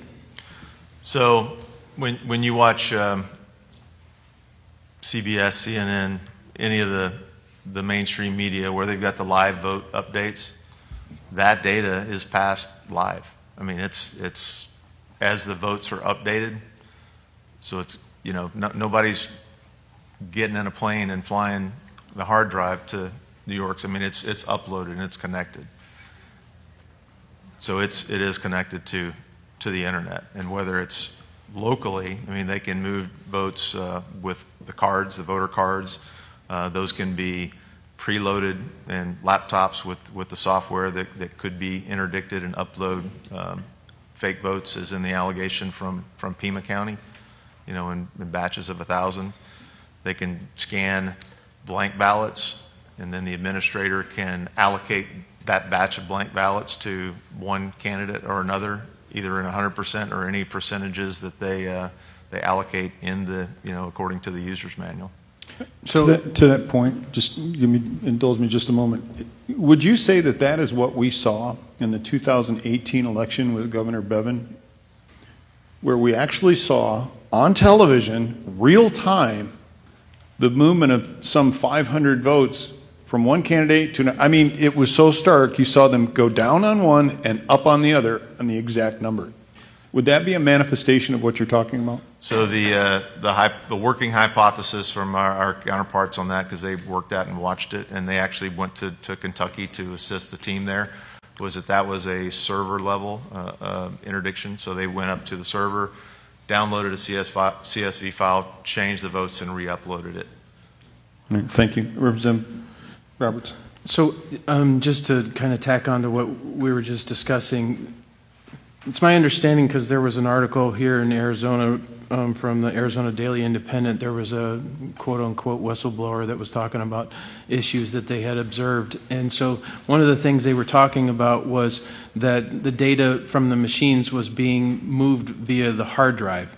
So what you just described as far as the real-time data being uploaded and all that stuff, just for the layman, that same type of manipulation, whether you plug in an Ethernet cable or what have you, or you're doing it on a user interface, that same type of malfeasance could be accomplished in that method as well. And I think in looking at these systems, we identified, you know, almost a dozen ways that you could inject or interdict to manipulate votes. On that note, you said earlier that pretty much all of these machines have vulnerabilities. So is there any system out there that you're aware of that is worth exploring, or do we just need to go back to the paper ballot?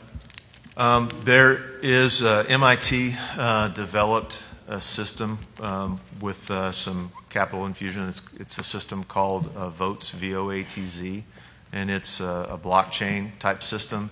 Again, it's when I first became aware of this, I went and talked to some friends of mine who were bank presidents, and I said, okay, why can't we apply banking principles? Because if you want anything done right, you go talk to the money people. That's who protects their stuff.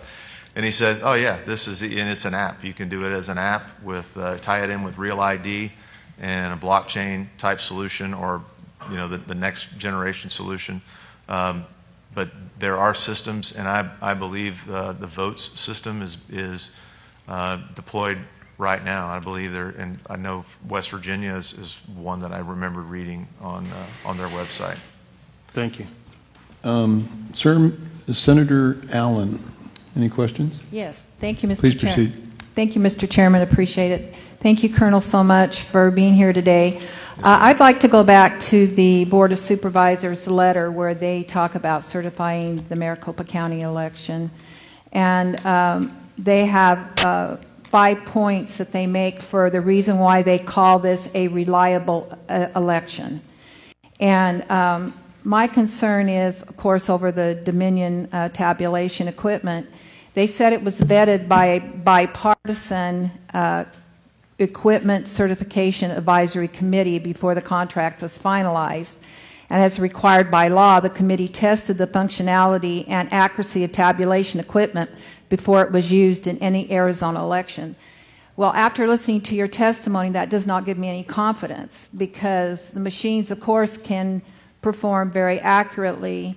It's after the fact, after the election starts, after the ballot is starting to be put into the machine, that these problems start arising. So is that accurate to say that this should not give us confidence about this being a reliable election?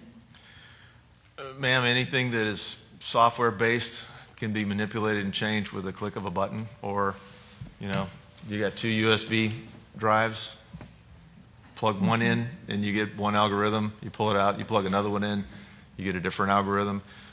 And we also believe on the connectedness, these can be pushed down from the top and shifted down. So think of it like a casino or a state lotto.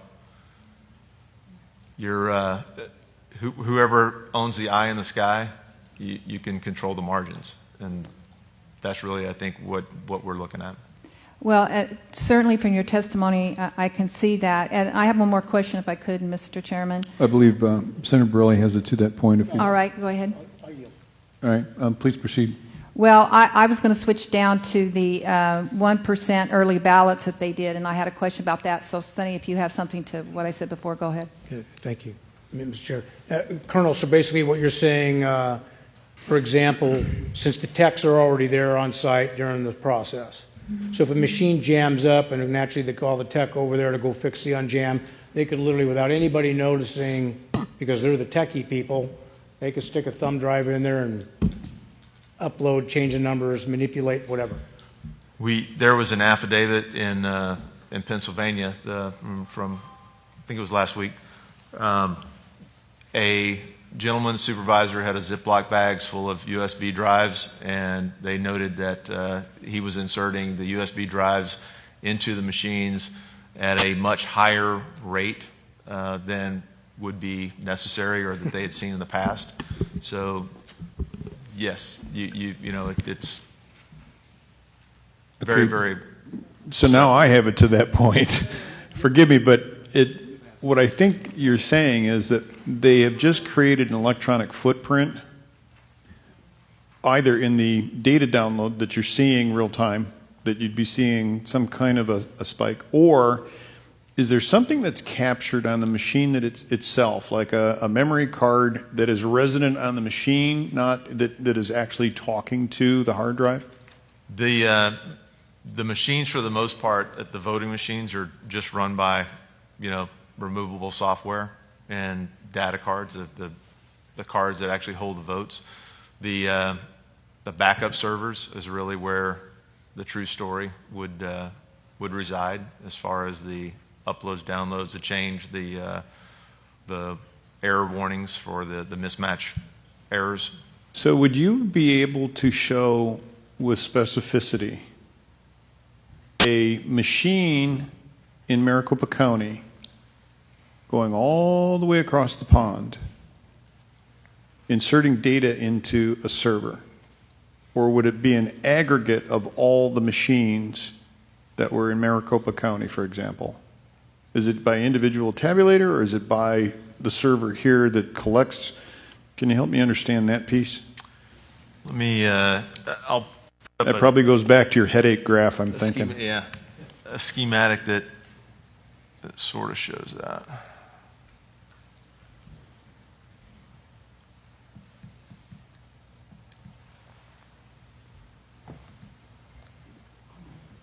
The reason I asked the question is we're still looking for evidence, and if that is in the evidence package, that's certainly something that we would want to know about. If we don't have it today, something that could be forwarded to the body would be great.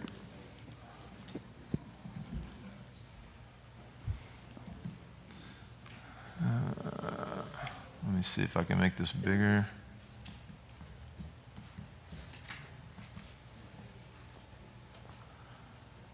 So this is Dominion voting, the high level. It's a block diagram of how everything's connected, and I can print this off and provide it to you, or whoever would do your audits.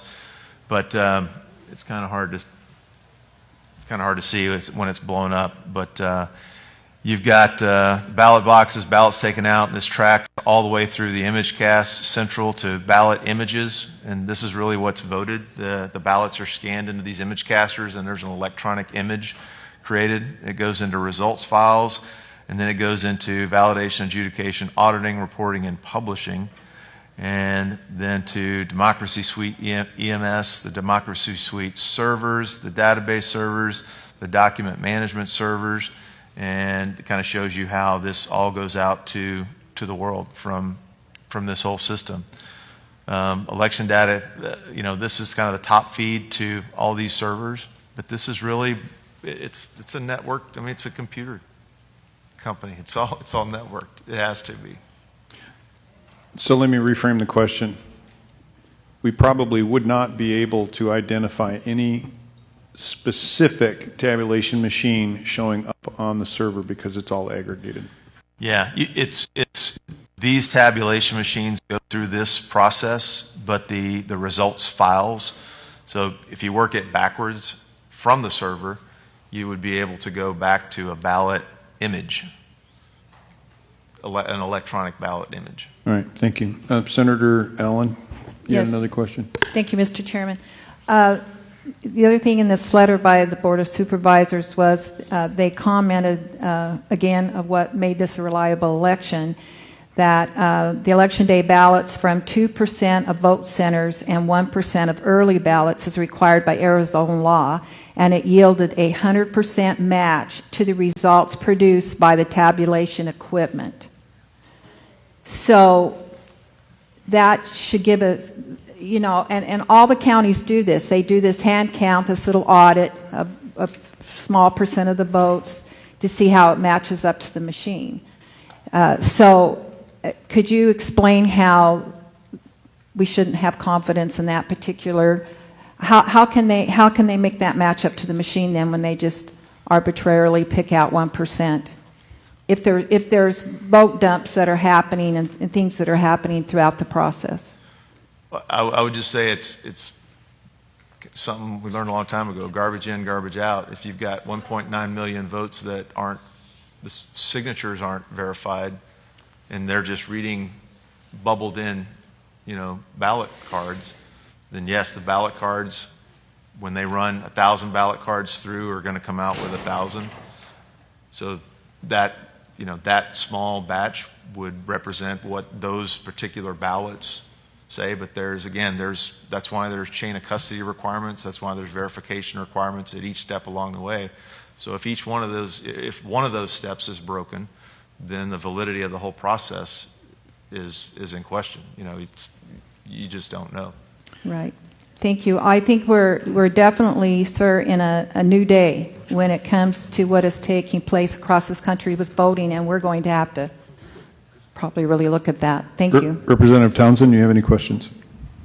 Thank you, Mr. Chair. And Colonel, I just have a quick follow-up to some of the stuff we've been talking about as far as the security of the machines themselves. And as we know, whether or not something happened or didn't happen, I'm most concerned with voter confidence. And if there's all these holes, then we're going to really deflate or collapse voter confidence. So I would like you to reassure me on one particular item. In the tabulation room at the MCTEC here in Phoenix, in years past, you had to have a special badge, and only people that were certified to be in that room with the machines and the tabulation and all that were allowed in there. This year, teams of 25 adjudicators in that room in the tabulation of these machines. Would it have been possible for someone in that scenario to wander over to the machine and have a conversation and put in this thumb drive you're talking about, or is it deeper than that, or something that's happened from remotely, or how secure are these machines? Because we know that there's no chain of custody on the hard drives, and the machines we saw in the video left alone for almost a week in one of the voting centers, untended, unsecure. How could somebody, a regular person with nefarious intentions, walk up and change this whole election by putting in a thumb drive and changing algorithms? That's something that could have happened, or we don't have to worry about that. Either an individual that has knowledge of the systems and how to, operate in the system could have an impact again from the server. They could be sitting in Nigeria, and as long as they've got an internet connection, they can get to that particular server. If they had access to, the data from the malware that's on the server, they could get the login and password from, a Pima County operator or a Maricopa County operator. So there are just so many places that they can be interdicted or penetrated.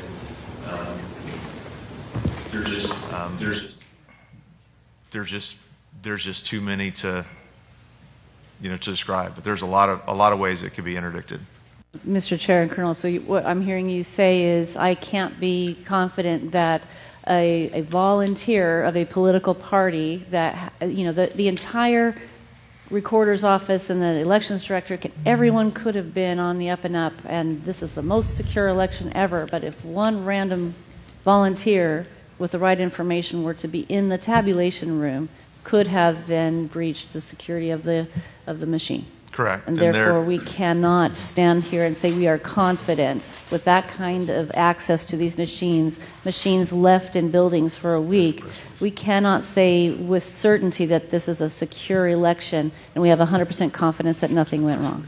And you just brought up the chain of custody issue, and that's a critical vulnerability path. So that if the chain of custody was broken, then you really don't know. You can't say with confidence that it was a fair election. Thank you. And Mr. Chair and Colonel, last point. If you were in charge, would you want a recount? Would you want an audit? Would you want a do-over? What would you do? A forensic audit will tell you what was processed, but to the mayor's point earlier, as soon as those mail-in ballots, which were 1.9 million requested, and I think a good percentage return.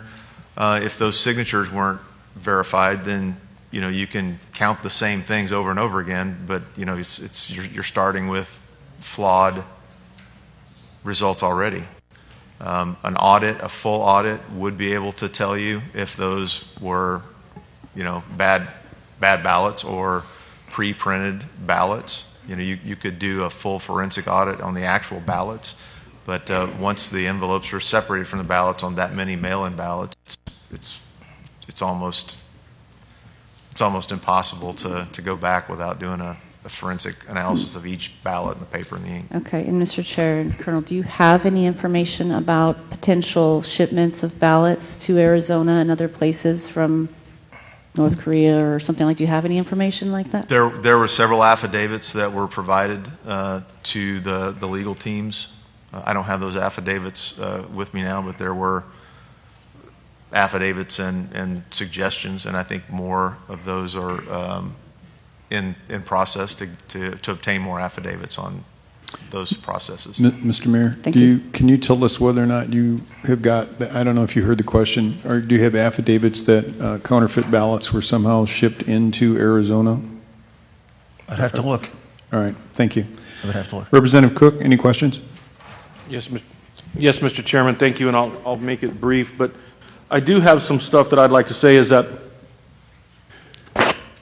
Colonel, when I ran for office in 2016, I got a phone call one day that one of our county recorder's office information had been breached and all of the voter information was for sale on the dark web. That was my first instance of becoming representative about this hacking and computer stuff and what's out there.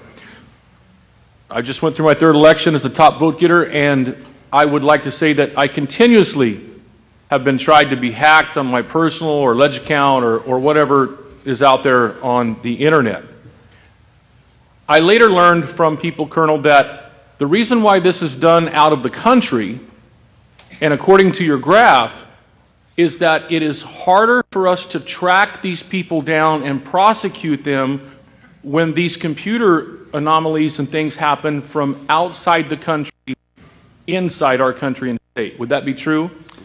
We would not have the legal jurisdiction to go seize or search a server outside of the U.S. Thank you, Colonel. And would this make sense that if you had a simple phone number and then you went on the internet and then researched that phone number of where you received a text message and it was from Ukraine, would that not be a red flag that your phone or information was trying to be attacked or infiltrated? Correct, it would be. Okay, so moving on to that, Colonel, what I've noticed is that about these voting machines and these plugged-in USB drives, when in fact, when we watch across this great country of ours, in many states, we have very few amount of counties compared to other states in here. you got to target 2 counties. If you notice that rural Arizona and rural Arizona legislators are up here, we're ready to go to work today. Our constituents demand it, and we demand it as their representatives to work for them to solve these problems.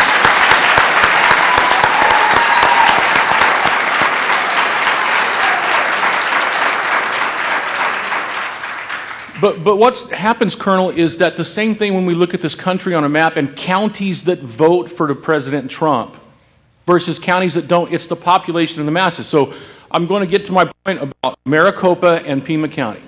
Okay, in rural Arizona, we call it the great state of Maricopa because Maricopa County has more legislators at the legislature than rural Arizona does. If we add all of ours up, we still don't have the numbers to be an equal voice at the state legislature, but we have to work harder, which we can. So if we look at Maricopa and Pima County, if I was going to, now we're going to get down to vote centers, okay, targeted vote centers, Colonel. I wouldn't have to have a USB drive or to infiltrate every voting machine in every vote center in Maricopa and Pima County, would I? Or would I just need to target those individual voting centers in those 2 massive counties in the state to do what you are saying, to take votes and shift them over in those numbers? Do you understand what I'm asking? I've seen analyses that boiled down national elections to zip codes, to just zip codes. Mr. Chairman, I get fired up when I get into this stuff because I read and hear everything that these people have said. It has happened to me. And I just thank you again for your information, confirmation. But when I go back to the 2016 hacking, what I see as a pattern, Colonel, is that there is a plan. There's a larger plan, and it's not a conspiracy theory, and I'm not nuts. But if I wanted to engage in a plan in 2016, Colonel, would I not start hacking and getting the VOTA databases and information of projecting of why do we have, what is the number, 2,000 or 1,200 voters, I believe, in Maricopa County registered that I believe have voted at a vacant lot? I mean, if I really wanted to go down the road, isn't that the way you would target it? Yeah, and again, it's you can interdict this in multiple levels and multiple methods, and I think that's what's happened. There's so much out there, and it's to your point. You know, you're not a conspiracy theorist, but it's really hard. They've made it so hard for the public to understand it, and we call that in deception operations ambiguity increasing. And thank you, Mr. Chairman. Mr. Colonel, I have the last question and what concerns me over what I've read and seen is that could the data that you say could be traced back only to the scanned ballot at this point, so it can't go back to the individual voting machines, could that be bleach bits or whatever that stuff is? Could that be, could the tracks, the longer we take to actually get the machines and check these things out, could there be time to erase that information and cover up if there was a crime or misdealings? There could, but now the batch files will go back to the precinct and the machines on the tapes. So you can track it all the way back to the machines and the precincts by the tapes, and it's what we showed in the Antrim County, those printouts on the precinct level. So that you can go back, but really all that's necessary to do, there's not really a bleach bit. It's just pulling the USB drive out of the voter machine and the tabulators. So the machines themselves, other than the servers, really don't have a lot of resident information. The tabulation machines, they can have some stored images, but where you retain these, the federal election requirements require, and I can't remember the U.S. Code Title 46 rings a bell, but the 22-month retention of federal elections records. It would be done in those the ballot images and electronic backups. So the data is retained, and there you can do forensics on it as long as it's the actual servers and the actual machines. Colonel, thank you for your time, your patriotism, and Mr. Chairman, I yield any remaining time I may have. Thank you. I believe Senator Gowan has one more question, and I just need to remind the panel, time grows short. I think Mayor Giuliani has significant more witnesses and evidence that he'd like to have heard. Thank you, Mr. Chair. Colonel, I just want to get on, come back to the Dominion situation here. Where are the backup servers? I'm sorry? Where are the backup servers? I am not exactly sure. I can try to get that information provided to you. And this company, I think the mayor said they were a foreigner company. The Canadian, is that what it is? So we know there are sites in Toronto. Their offices are in Canada. So we know that there were data there. They also have servers in Serbia and other countries. But as far as knowing for sure where the data from Maricopa County went and resides, we don't know that. But they've got backup servers. So an audit, because we talked about that a little earlier. First off, would that find where the server is and where the information would be? Tracing the flow of the information, yes, sir. The audit would do that. Correct. But it also tell us whether or not it's true or not that the 1.9 million signatures were or were not verified, right? So we would have an absolute So knowledge that would be of that. Colonel, could you get a little bit closer to the microphone? I'm getting a lot of people who are saying, I can't hear the guy talk. Okay. So the adjudication of the signatures on the ballots, that would be totally separate. It wouldn't be necessarily a digital forensic process, but that audit would be, have to be conducted at the county level on all the envelopes. So if we did an audit, if we were able to do that, tell me the things that could come out of that. Well, if the signatures on the envelopes were invalid, you could necessarily get a percentage of the votes that would be disqualified.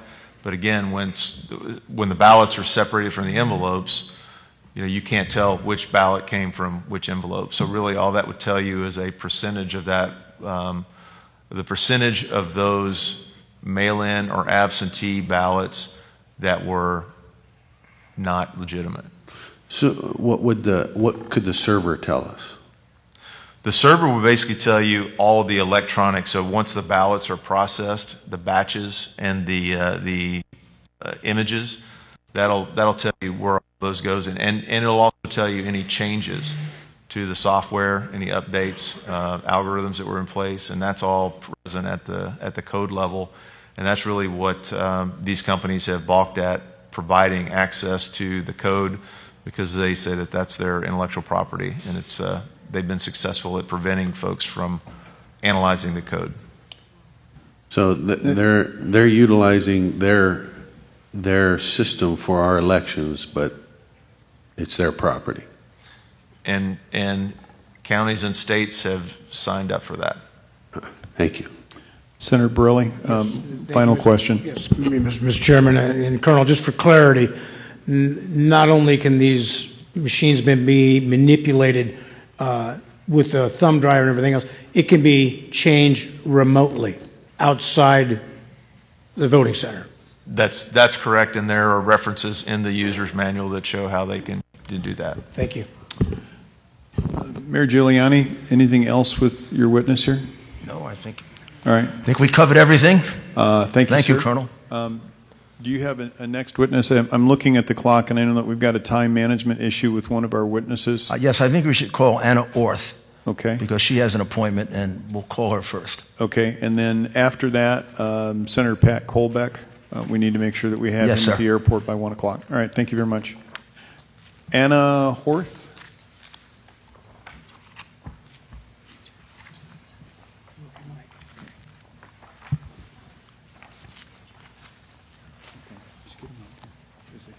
Is Anna Orth here? Anna Horth? Anna Horth. O-R-T-H. Anna Horth. All right, we'll check on her.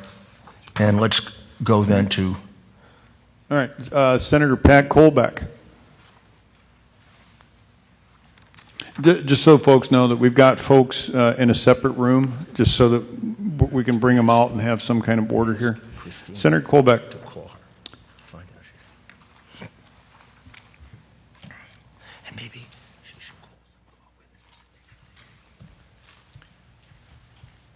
Thank you, sir. If you would, could you please introduce yourself? Yes, my name is former Michigan State Senator Patrick Colbeck. I appreciate the opportunity to speak with you, Mr. Chair, and esteemed panel members. For 8 years, I was sitting on the other side of this testimony. I was where you were sitting, and hopefully I'll be able to provide kind of a unique perspective on what to look out for in this election. If you excuse me, I'm going to try to get my presentation up here and get that going. Pick it up. Yeah, technology's great until you want to use it. It's more difficult when you can't see. Nice job on the resolution of the screen here, by the way.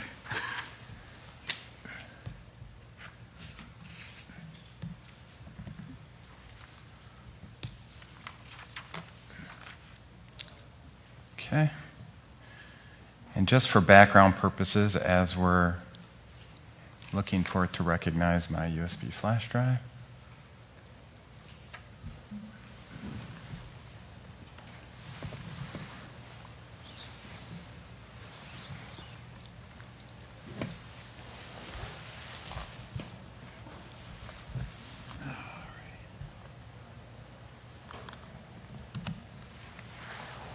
There we go. Much better.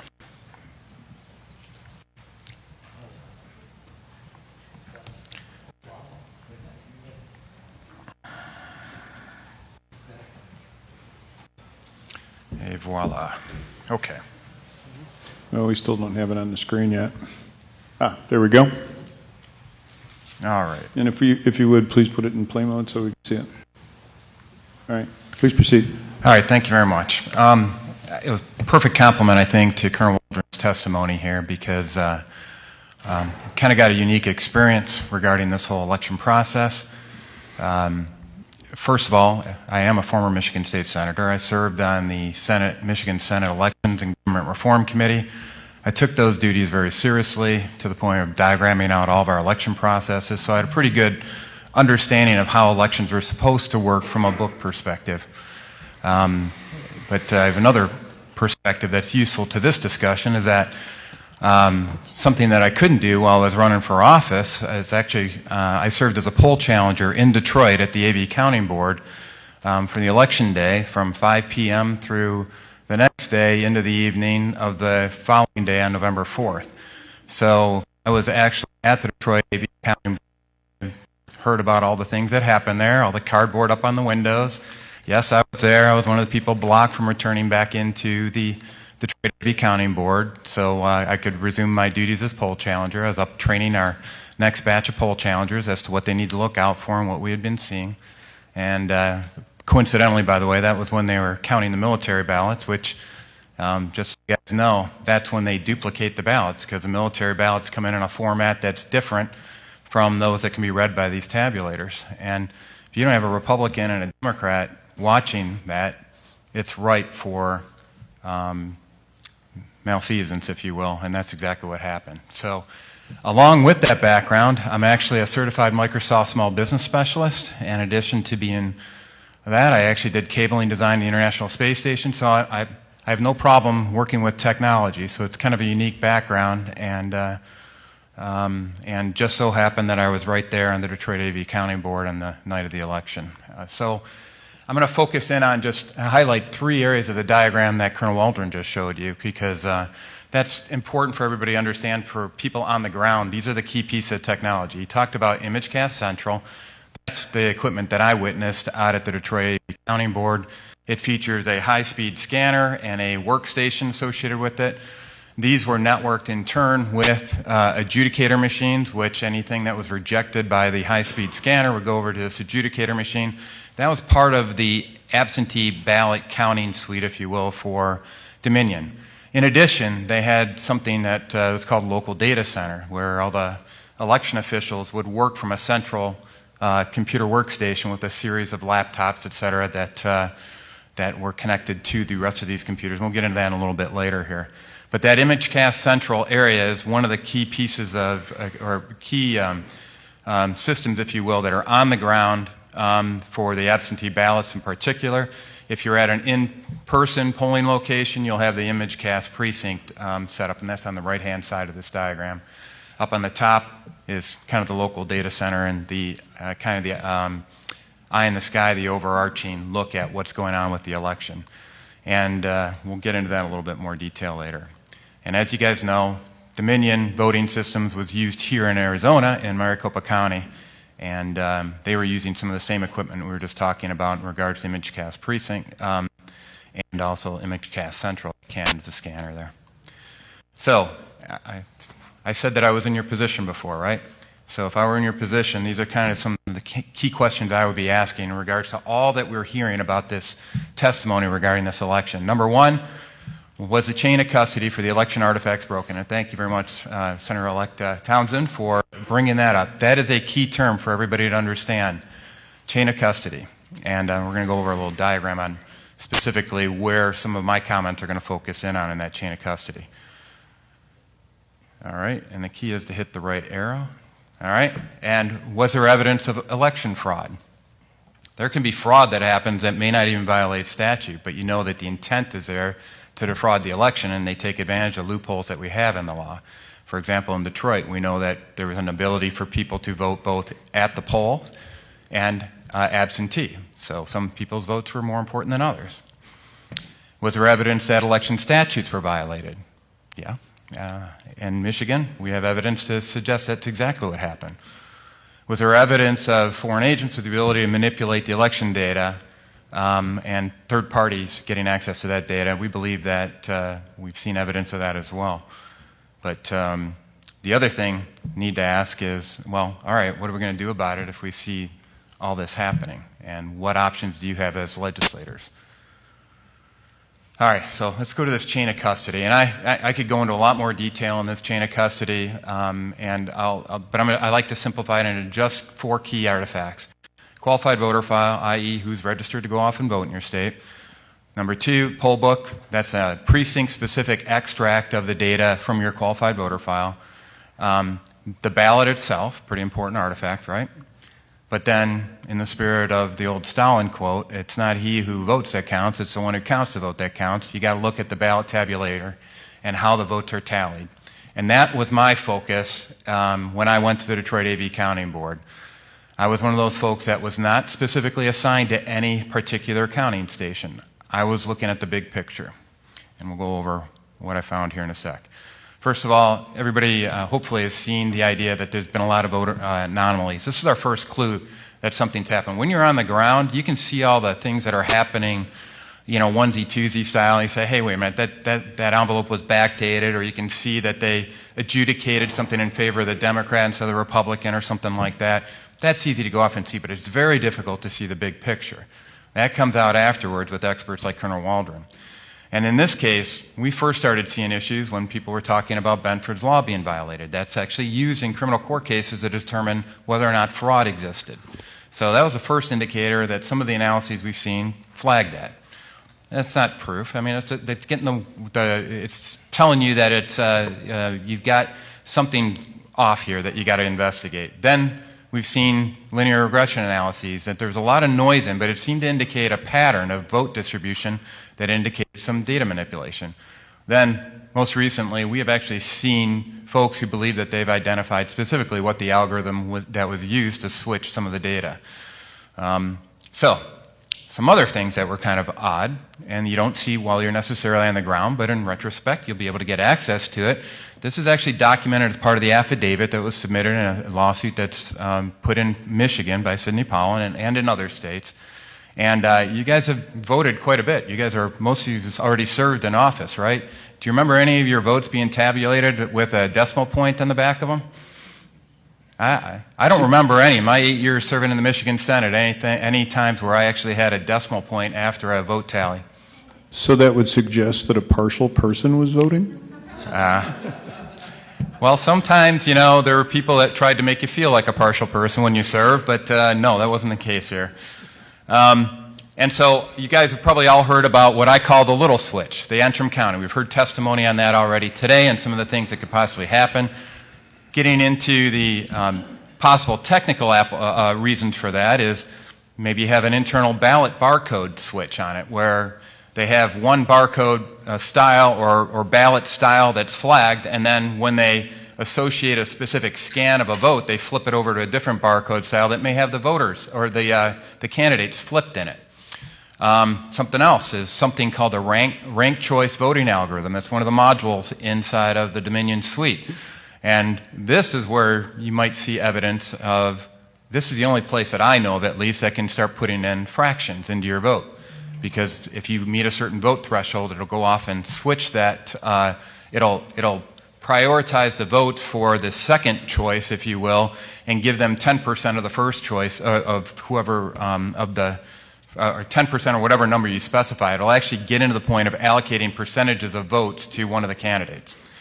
Another thing is data manipulation via remote access. And another thing to look at as you guys investigate what happened here or didn't happen inside Arizona is take a look at your public accuracy tests.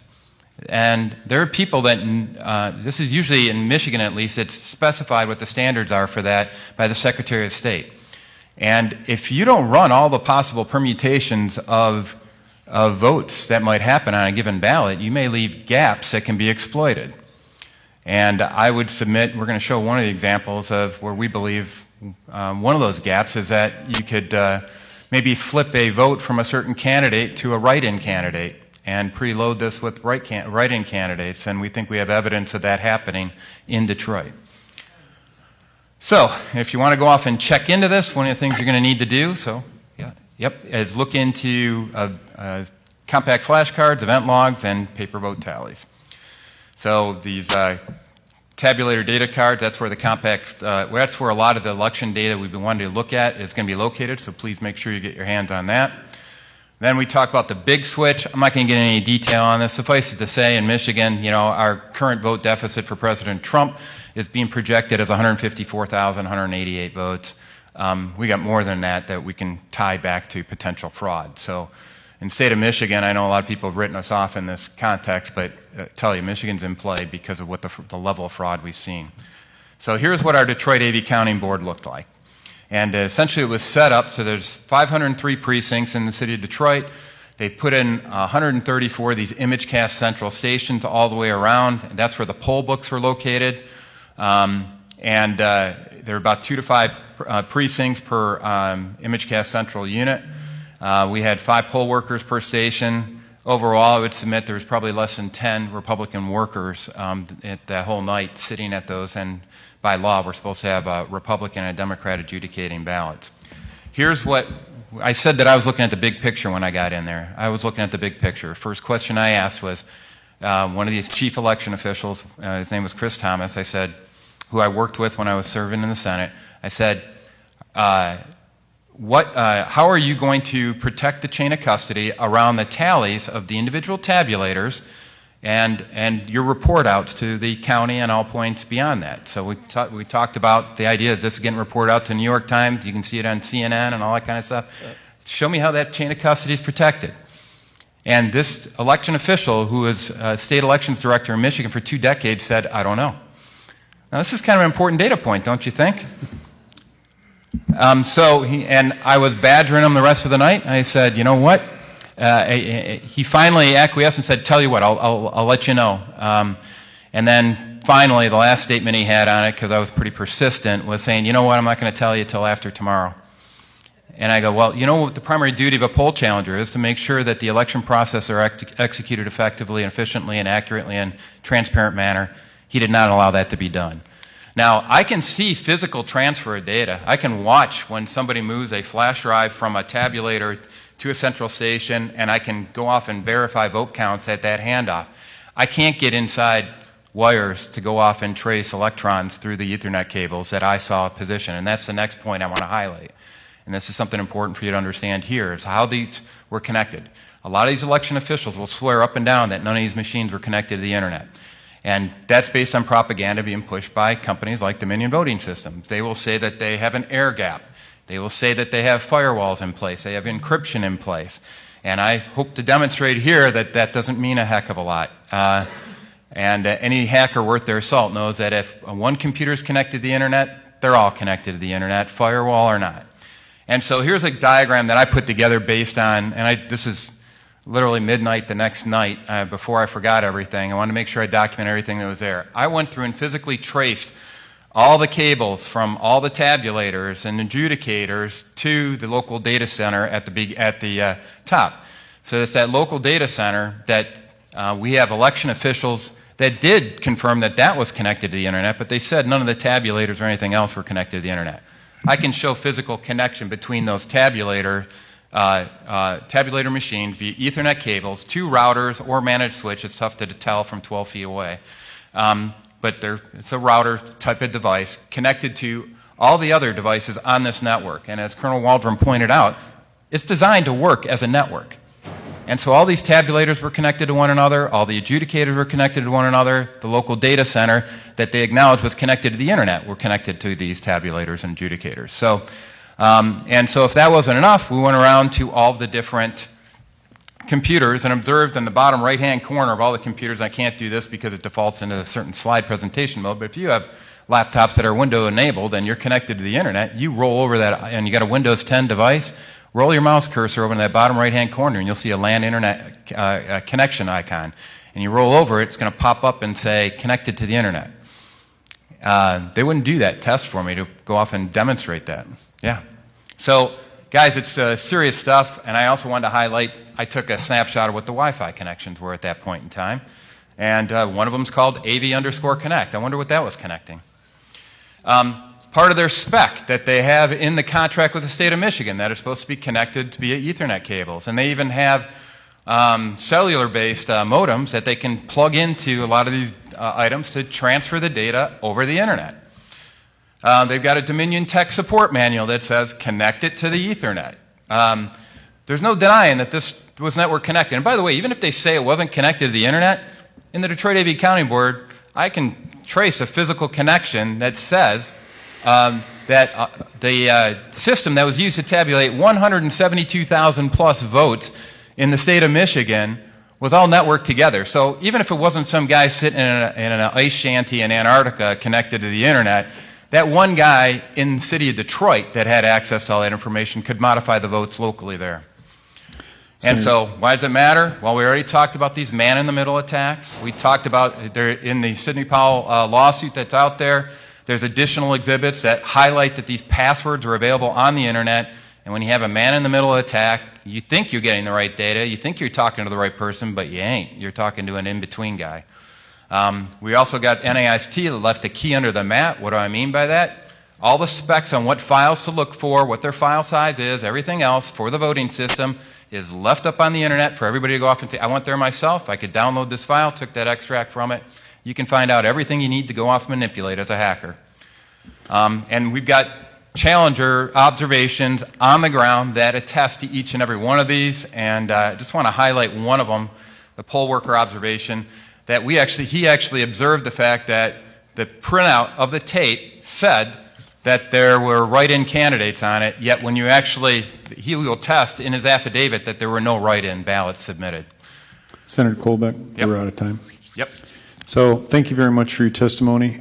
We also appreciate the slide deck that you presented, and if you are willing, would you please distribute that to the members of this panel, and I'm sure Mayor Giuliani would like to have it as well. I will leave a copy for everybody.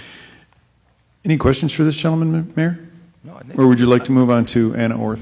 we can move on to All Ms. right. Orth. She's here Thank now. you very much, Senator. Anna Orth, would you please come up to the witness stand?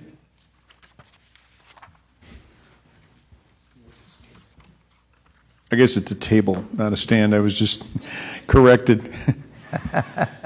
The witness sit.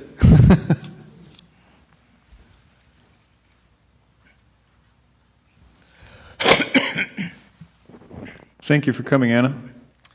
Thank you for having me. Would you please give your name, and Mayor, the floor is yours. My name is Anna, and I'm a resident and registered voter in Pima County. I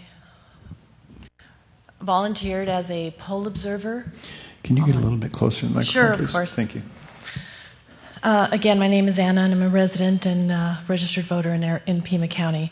I volunteered as a poll observer on October 16th, and then I signed up to work as a poll worker on November 3rd in a neighboring precinct. Would you like me to just give you an overview? Sure. Is that what I'm please doing? do. Okay. Well, I wrote in because I was aware of some irregularities that happened while I was a poll observer and some different activity that I just felt uncomfortable with on election day. So I'll go ahead and start with what happened on the day that I was an observer. I was certified prior to that to be able to watch the two people that would be correcting the problematic ballots, which I guess are called, they were duplicates. When I walked into the room, they said, "I'm sorry, you can't be in here. You're going to go into another room." So I had to walk back to the front desk. I was escorted from that area back to the one area where the ballots were being separated from their envelope. And there were 30 to 32 people doing this, and there were probably 14 to 17 tables where there sat two people, and it was supposed to be a Democrat and a Republican. But not every table had a Democrat, but not every table had a Republican.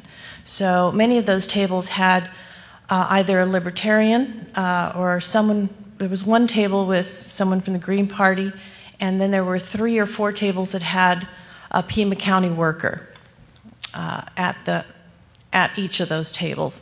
And they worked there at the elections office because when people came in from the building, they talked to them, and their conversations led me to believe things like, "Oh, did you leave your lunch? Did you bring lunch?" And they said, "No, it's over in my office. I'm going to go get it later."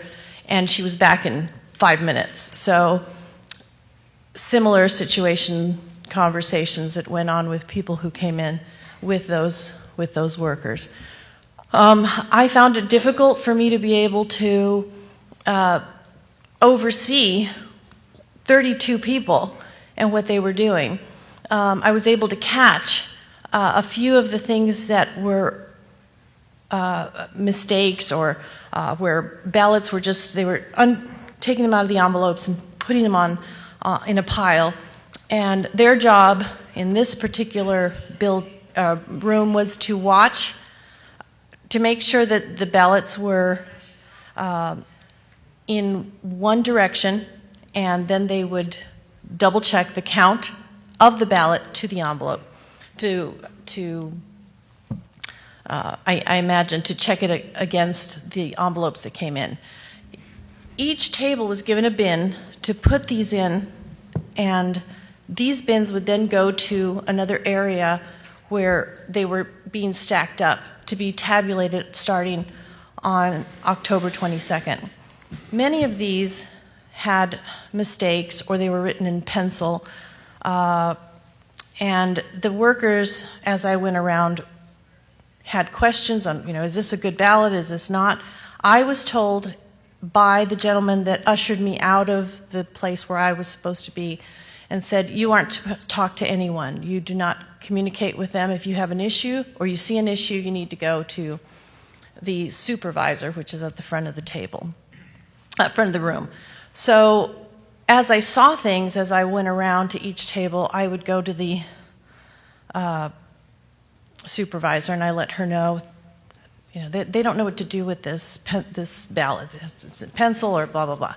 And she'd say, "No, it's fine. It's fine." So as I went back to the tables where I saw these issues, under my breath, I said, "You need to go tell her. You need to go talk to them about this." And so many of them said, what do I do with this ballot? It's in pencil. Oh, it's fine. It'll go through. Or some people wrote over their ballot, over the little oval circle where they were supposed to mark, and those were put into a separate pile that would be called duplicates. Those duplicates then went to another table and were then taken to the room where I had been ushered out of. And there was one person, there was supposed to be a second person, and I said, is there a Republican at that table? Because I said, is there a Democrat and a Republican? And he said, well, we hope so. They have to, if they get here, but it'll just be, me, and hopefully a second person. So as I saw these ballots along this area that they marked as dupe, which I understood to stand for duplicates that were going to be fixed, they would then be taken to the table, to the room where I could see it was a glassed wall between us, and they were taken around to the other side to be dealt with. I didn't get to see that at that point. So when I left and the other person took over for me at 1 o'clock, I was there for 5 hours, I shared with her, I said, there's a lot of mistakes that are happening. They're not putting them in the order that they need to be in, so when they get folded, they become a duplicate because they can't be counted. The machine wasn't going to accept them, so it had to be then taken out of the pile and put into a duplicate. So when I left, the man who had ushered me out of the room, the first room, came to get me at 1 o'clock and walked me straight over to the front desk. And he said, I hope everything went well. And I said, well, my concern is not necessarily where I was. It was hard for me to watch 32 people by myself. But more concerning is when these ballots were opened in the other room. And so to give you kind of a sense of how it worked is the ballots, however they were collected, were brought into an initial area of the Office of the Elections in Pima County. And that room, the envelopes were then opened up and the signatures were checked. So then they would go through a double door where they were then sent to the room that I was in, where there were as many people as I explained before, trying to put them in an order, not necessarily of where they were from, but how they came in. So let's just say there were maybe 200, 250 per box, I'm not sure, but they came from different zip codes, different areas. It was whatever was mailed in. And then those were then put aside to be counted after the 22nd. My concern was the amount of ballots that were considered to be problematic that were then leaving the area that I was in, going to a room where there were only supposed to be 2 people, and yet not even sure there was 2 people. So that was my experience as an observer that I shared. I thought that was concerning. The other thing is when I came back to drop off my ballot, I had to drop it off outside, and there was no longer a police officer, and we found out that it was because our mayor, I live in Oro Valley, but the Tucson mayor wasn't allowing a police officer in front of the office anymore because it was upsetting to people to come and vote. And so I asked the man, I have to put my ballot out here. And he said, yes. So I said, how can I be sure someone isn't going to come and take this big box? And he said, no, we're watching it. And I said, who's you? And it was him and an elderly woman who was about 85. I don't know, and I'm sorry, meaning that she looked fragile, and I don't know how that could be protected. But I was a little concerned about that. It did make it in because when I checked my ballot, it was counted. But another question is how do we know who we voted for? That's a separate issue, but my point is that I don't know if my ballot actually has the people that I voted for. And, as I said, that's something separate from what I experienced there as an observer. As a poll worker, I was assigned to be a provisional ballot clerk, and that was on Election Day. And on that day, I had worked the primary in August, so I had an idea of who would come by, what the issues were. But this time, we had so many more people who needed a provisional ballot than we had been allotted to have in this one precinct. So that was concerning. But the people that came to me were, I had so many people who said, I didn't ask for a mail-in ballot. My wife isn't listed as an early ballot person, but I am. And those are the kind of people that we had a lot of. But secondly, I had people who had just moved here from other states, and most of them were from 2 apartment complexes. It was concerning because as we counted them, we probably had over 40 people who were in one apartment complex with one address who had moved here from other states that I began to turn away. I'd say, I don't know, within the hour, we were so busy that I took a break and went outside. And a gentleman with a yellow shirt said, hi, I'm with the Democratic Party. I'm here from California, and I'm here at this precinct specifically. I came from a Phoenix in Maricopa County, a precinct there, and we're here to help turn Arizona blue. And I don't know if just looking at me, he decided that he felt safe saying that to me. Maybe he assumed that I would be okay with that. I was shocked, and I said, oh, so what? He said, oh, I said, so what is your plan? What are you doing? And he said, well, I have lawyers on call to contact immediately if they don't allow them to vote, people to vote. And I said, well, there was a cutoff date. And he said, nope, every vote should count. So that made me nervous, of course, because I didn't know the law specifically, and I didn't want to do something that would cause a problem. So I thought, and he said, oh, I've only had to turn away, just a couple people were turned away, and I was able to help one person go back in.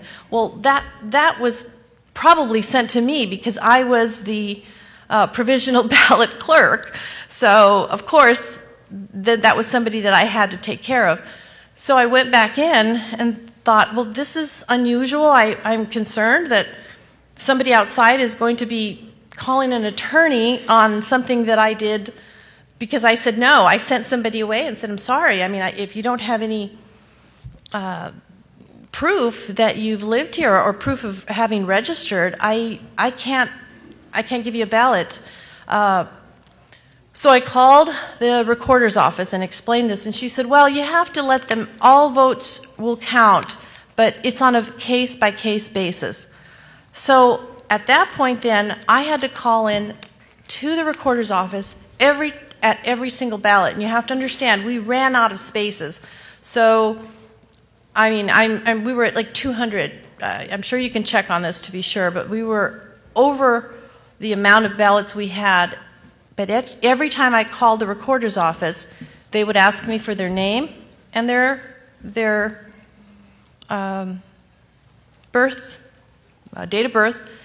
And when they would look that up, the person on the phone would say, okay, well, you can go ahead and let them vote. And so I was trying to find a constant that I could go by so that we could speed up the process. I mean, is it if they've moved here and they have this, and if they've moved here in a certain date, what is it? And they would not give me any constant. They just said, you just have to call for every case is different. So my concern and why I wrote in was that I had 2 people right after having a slew of people who came in from other states wanting to vote without having been registered and allowed to vote per the recorder's office. I then had someone come in from Maricopa County and one from Pinal County. It just happened right after. And each of them, when I called in, they said, nope, you're going to have them go back to Maricopa County, and the other one will have to go back to Pinal. And I said, well, how is that this person from Wisconsin and this person from Michigan and this person from Kentucky was able to do that?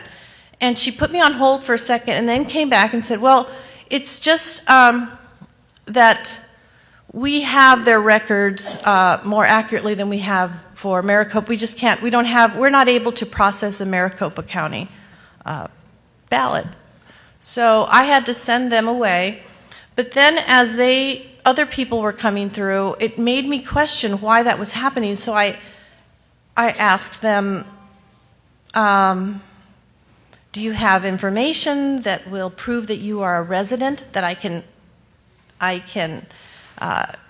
verify that you are registered to vote here?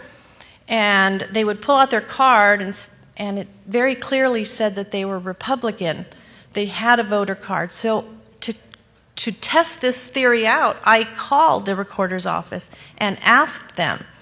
And they were denied. I had to deny them.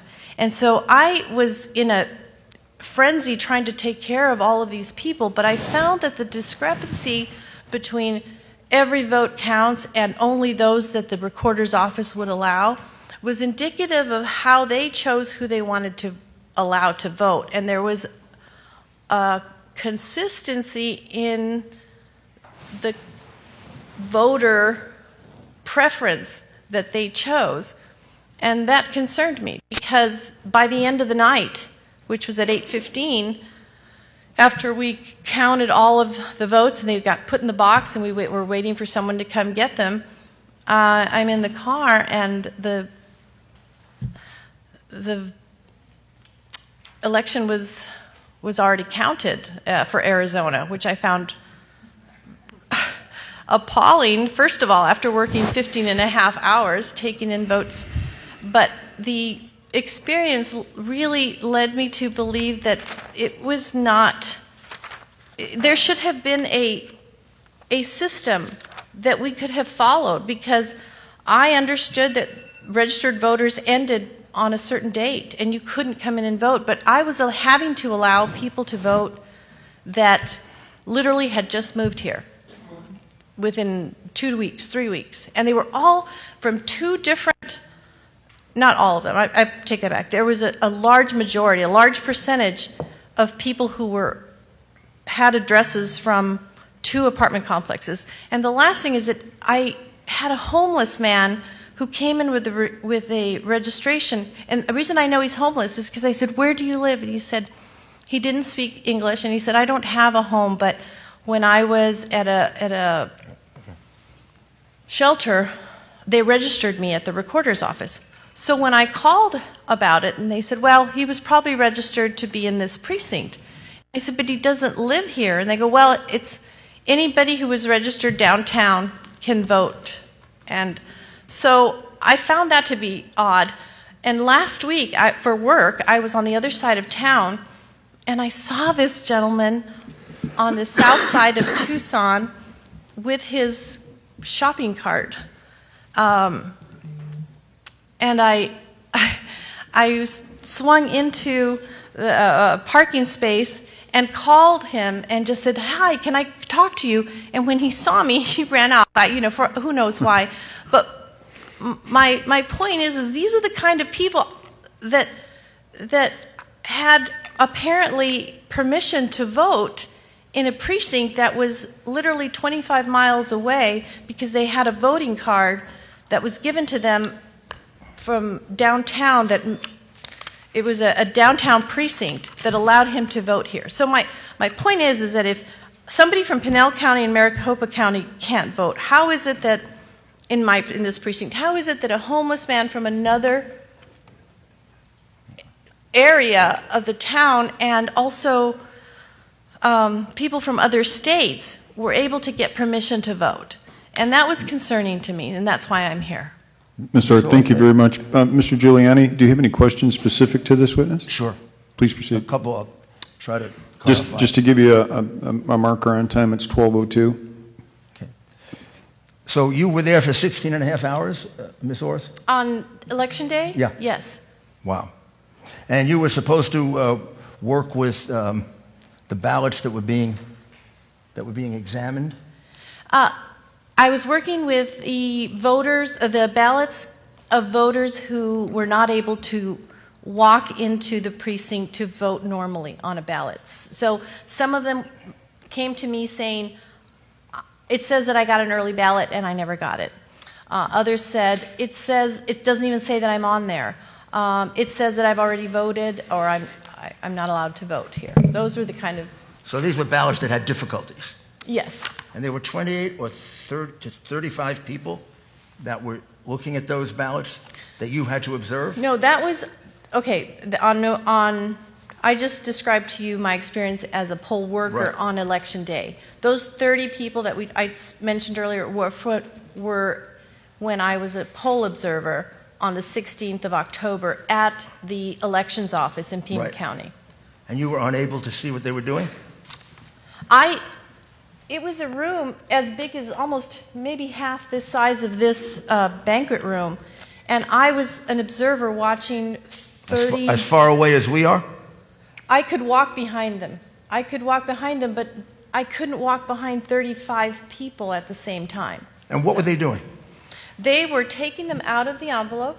They had been brought in from the recorder's office where the ballot had been opened. The envelope had been opened, and according to what I was told, the signature had already been checked in another room. But you didn't see the signature check? No, I didn't get to see that. They would take these out and they would take... Did you ask to see it? Yes, and I was not allowed... And were you refused? Yes.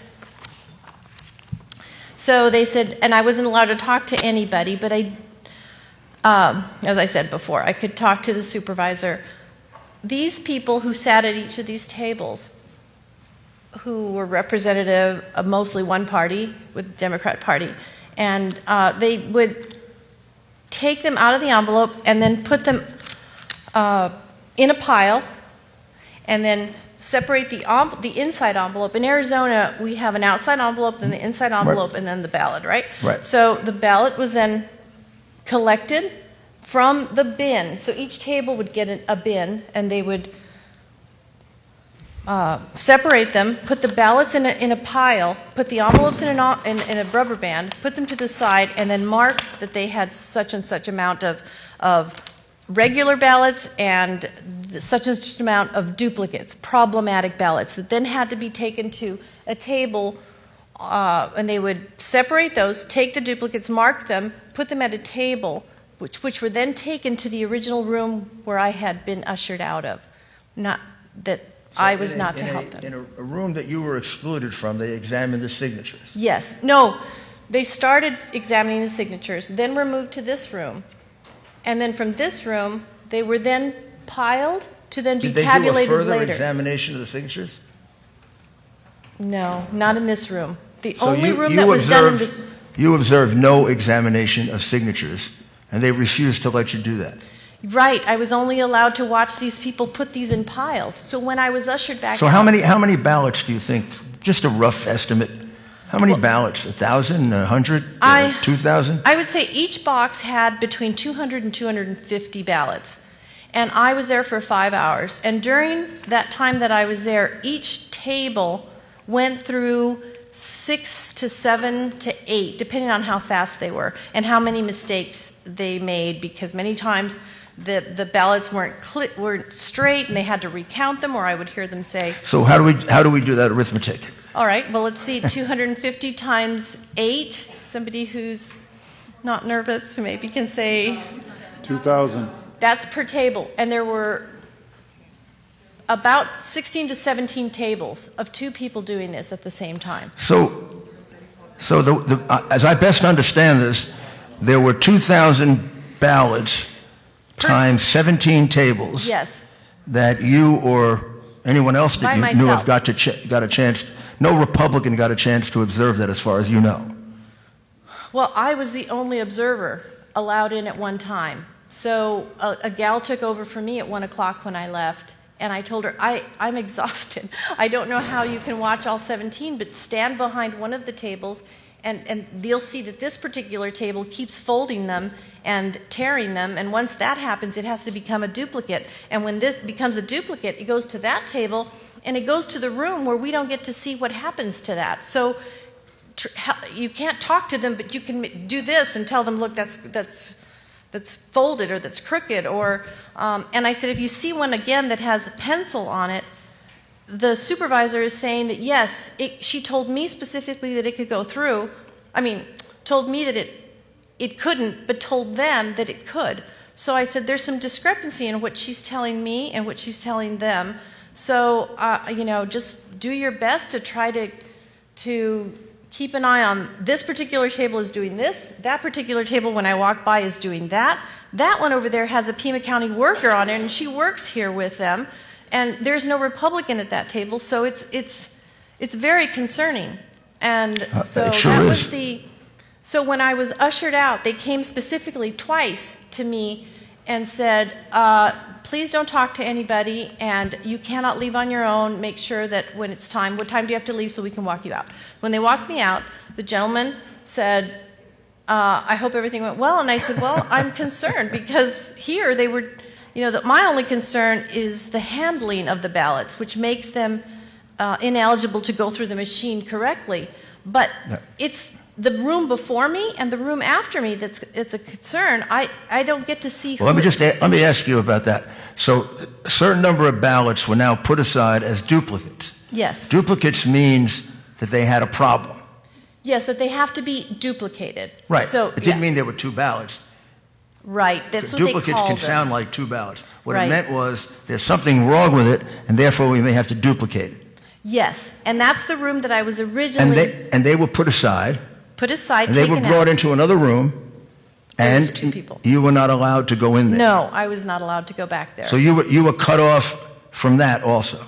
Yes, I was specifically You were cut off from taken observing out. the problem ballots. Yes, I was specifically taken out of that room, ushered out, and brought into this room, which really was just the room, as I explained. And how many could you estimate that is?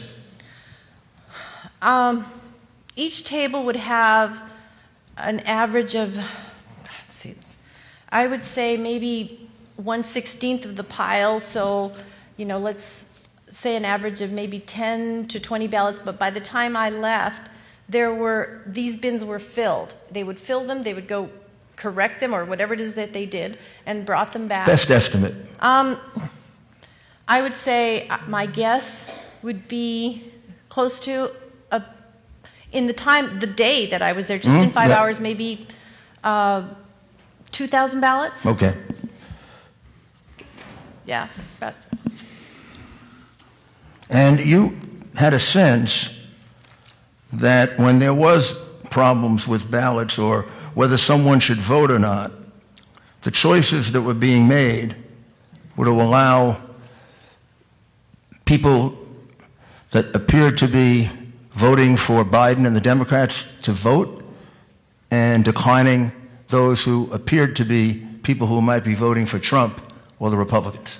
Well, yes. I began to get that sense after I saw that people from other states who weren't even registered in the state of Arizona were being allowed to vote. I was given direction that I had to give them a provisional ballot because as they walked out, there was a gentleman out there who told me he was specifically there to make sure that every voter who wanted to vote could vote.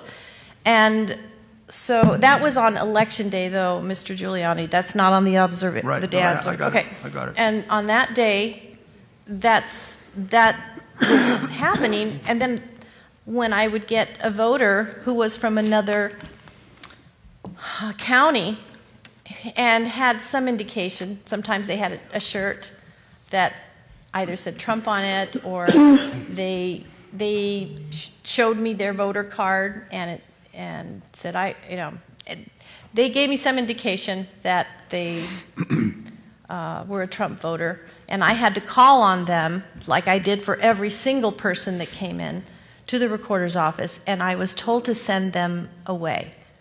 And so it was at that point that I started to see that this can't be right. This can't be right. So I tested this and No, asked her, right. and then especially as I Glad said, you recognize that. yeah. And so when I said you all live at this apartment complex, and you all live at this other one, and they said, well, yeah, we have to. We're all coming in to vote, and so I said, well, are you how long have you lived here? Or does your other precinct here? Well, I've lived here, or I've lived there, and they still were allowed to vote. Many of them were not residents for more than a month. Other people said they were registered in another state, but that they were here. And then, as I said, I think the nail in the coffin for me was when this poor little old homeless man, and I speak Spanish, so I spoke to him and said, how are you here? And he said, I was told to come vote. I want to vote. And I said, okay. Well, where do you live? And he goes, well, I lived in a shelter downtown. Well, downtown is 15 miles from where I live. So Right. I'm sure that's not his precinct. He should be voting there. So you thought there were about 2,000 like this, roughly? I would say easily, just in the 5 hours that I was there on one specific day, and that was on a Friday, they were going to be counted. They were being collected to be tabulated. One last question. The gentleman who said he was there to turn Arizona blue. Yes, that was a guy. What was he? What was his official position? He had a sign. Was he an inspector of some kind? No, he was a poll observer that was from California. He was from L.A. And on a break, I walked out there and I said hello and just walking, and he said hi.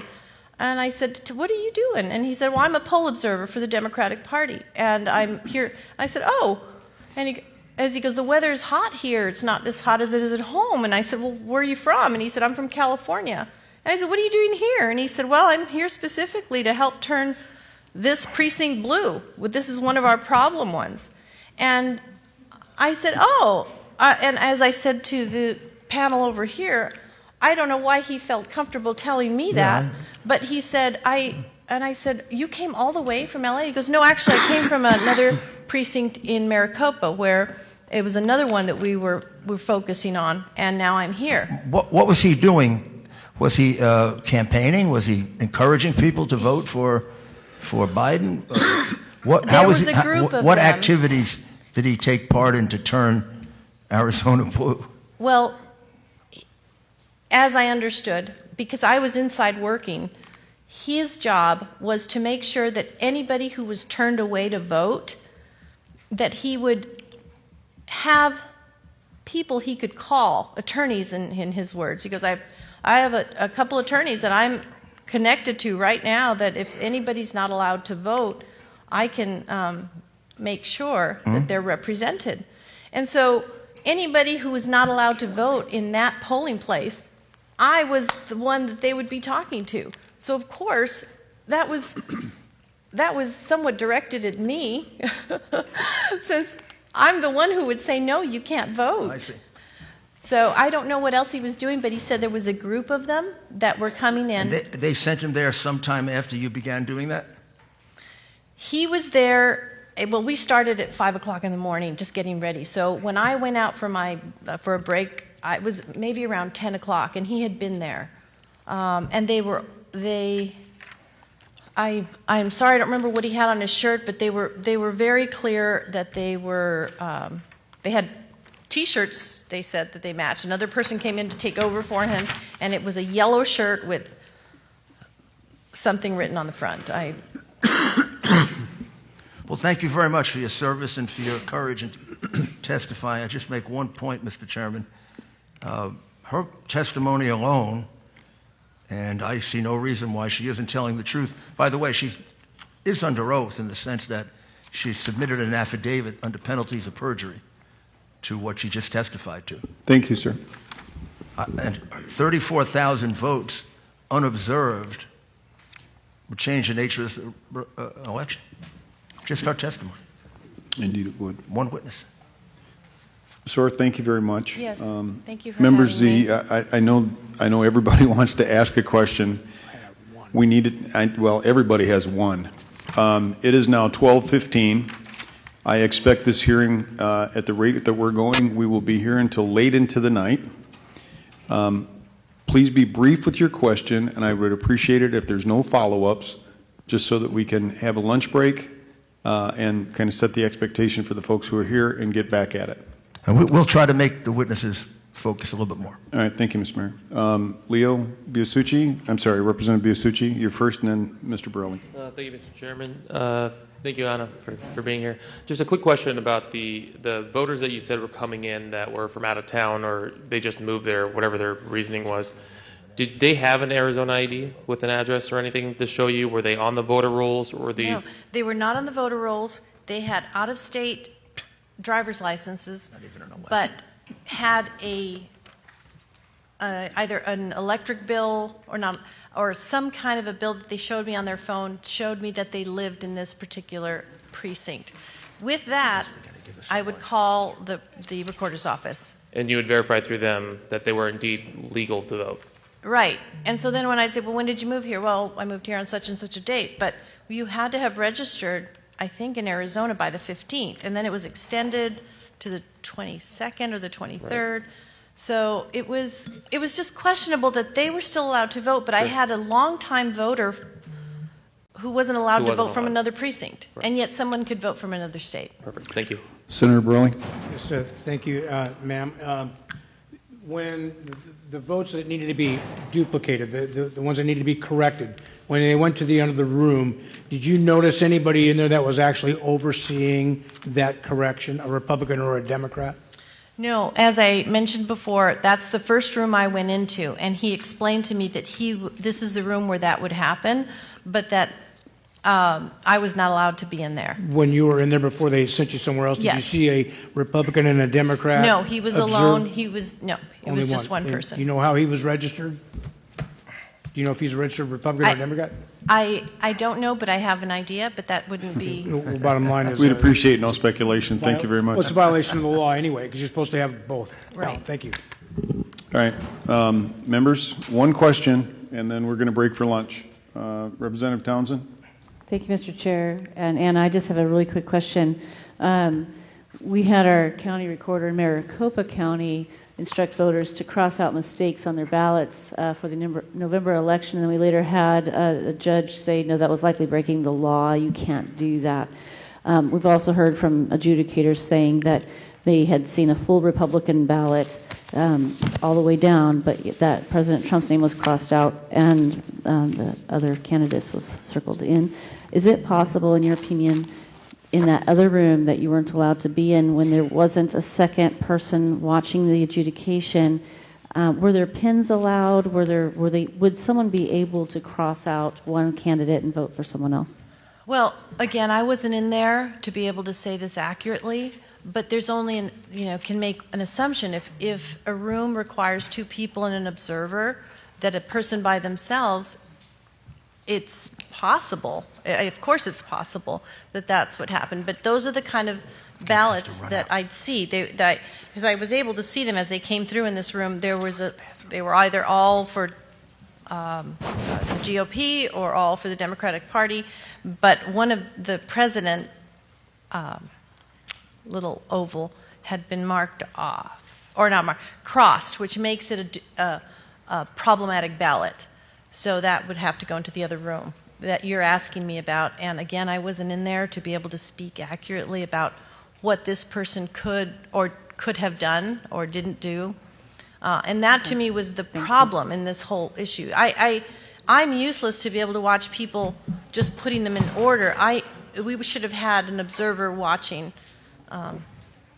these corrected ballots. All right. Ms. Orr, thank you very much for your testimony. Yes, ladies and gentlemen, here's how we're going to manage the lunch break. As you leave, please wait a minute before you walk out the door, or you won't get back in. As you're walking out the door, you'll be given an armband, and in order to come back in, you'll have to show that armband. We are going to break. It's now 12:22. We will be back here at 1 o'clock. It's going to be a short break. Thank you.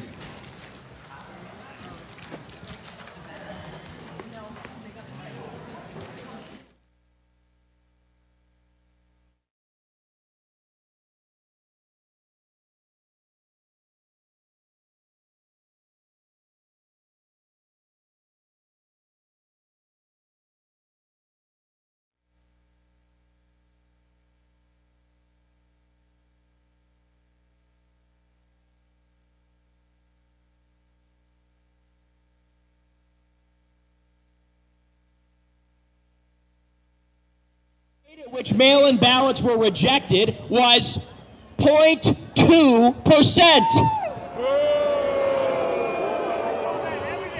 Now think of it. In this election, you have had more mail-in ballots than in any other election in the history of the country. It's a logistical nightmare. And you're telling me that in the span of 4 years, mail-in ballots have increased exponentially, but yet the fraud has decreased by more than 30 times? This is ridiculous. Nobody believes this. So this is why we are calling on our state legislators to do the right thing. It's simple. Discard the results of this fraudulent election right now.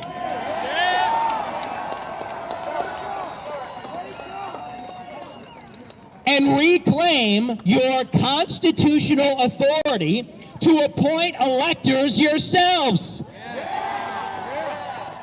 Arizona Republicans, send 11 electors to Washington, D.C. to vote for President Trump for 4 more years.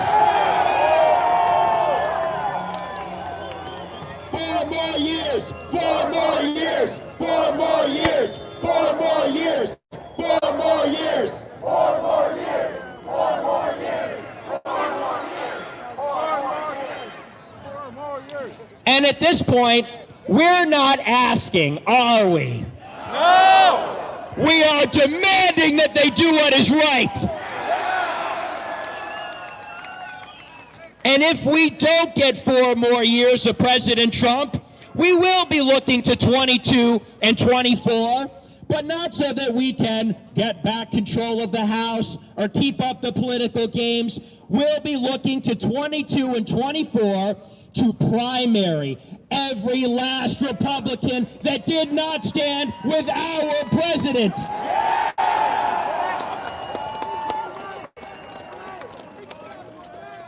The GOP, if they cannot protect our president, then they are useless and they must be cast aside.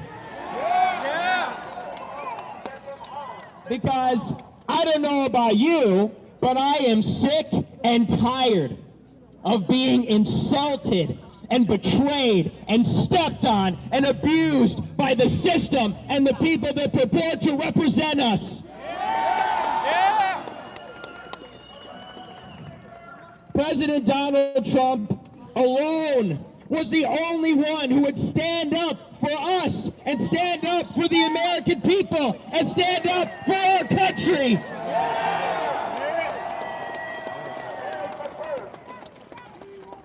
Insofar as President Trump is the only one who will protect us and our interests, my allegiance is not to the GOP. My allegiance is to Donald Trump.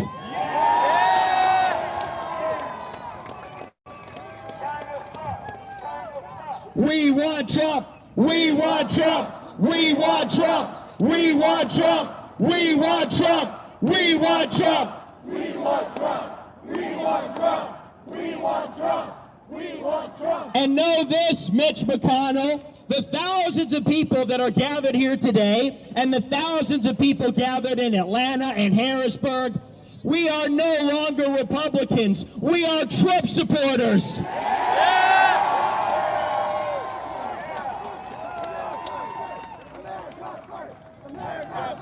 America first! America first! America first! America first! America first! America first! America first! America first! So Mitch McConnell better think long and hard about his next steps in the coming months, because we will remember what he did for us in this time when it comes time for his candidates to go up for their primary and general elections in the years to come. We'll remember. And I've looked back at the past 5 years, and I think about our President Donald Trump. This man is a billionaire. He was one of them. He was a celebrity who lived at the top of a skyscraper in New York City in a golden palace. He stood up and fought 16 idiot Republicans in the 2016 primary. He stood up and he defeated the most corrupt candidate in the history of the United States, Hillary Clinton. He fought through a fake Russia investigation. He fought through a fake impeachment. He fought through fake news and fake polls. And now the system thinks that they can defeat him with fake ballots. We're not going to let that happen. President Trump fought through all of that. He had his reputation destroyed. He was lied about and slandered. They tried to put him in jail. He fought through all of that for us, the American people. And now, the American people are going to fight for you, President Trump. We are going to fight for our president.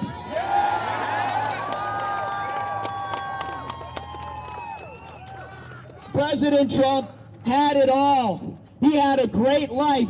He could have stayed at the top of his penthouse on Fifth Avenue in New York City, far away from this screwed up country and all of its problems. But he didn't. He took a stand, and he should inspire each and every last one of you to take the same stand for your people and your country.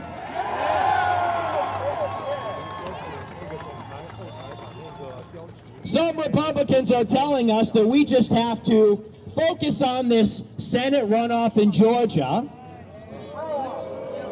And by the way, this was Ronna McDaniel, the chair of the Republican Party.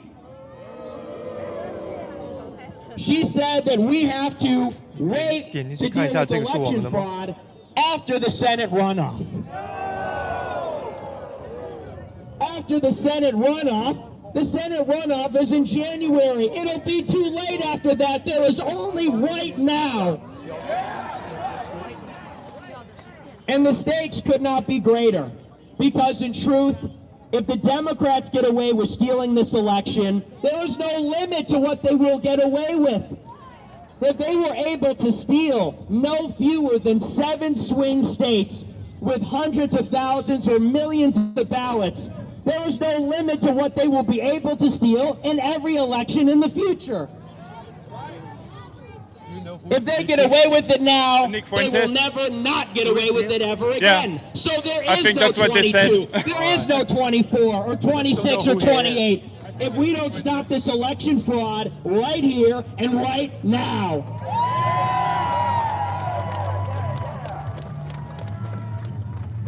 What's more is think about Joe Biden's first day in office.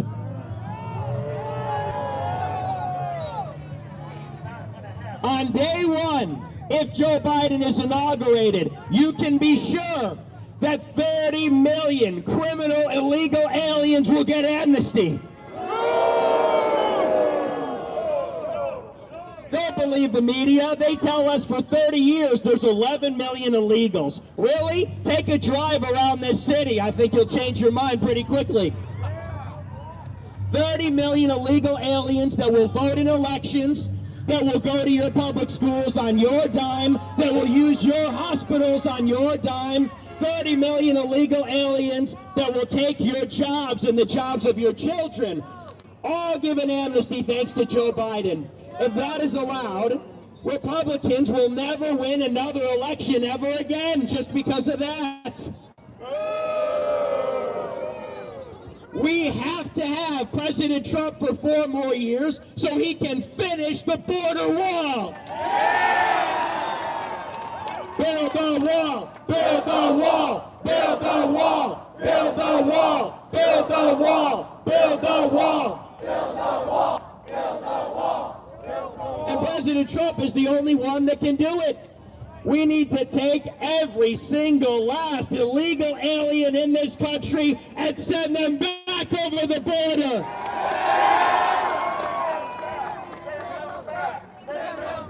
Send them back, send them back, send them back, send them back, send them back, send them back.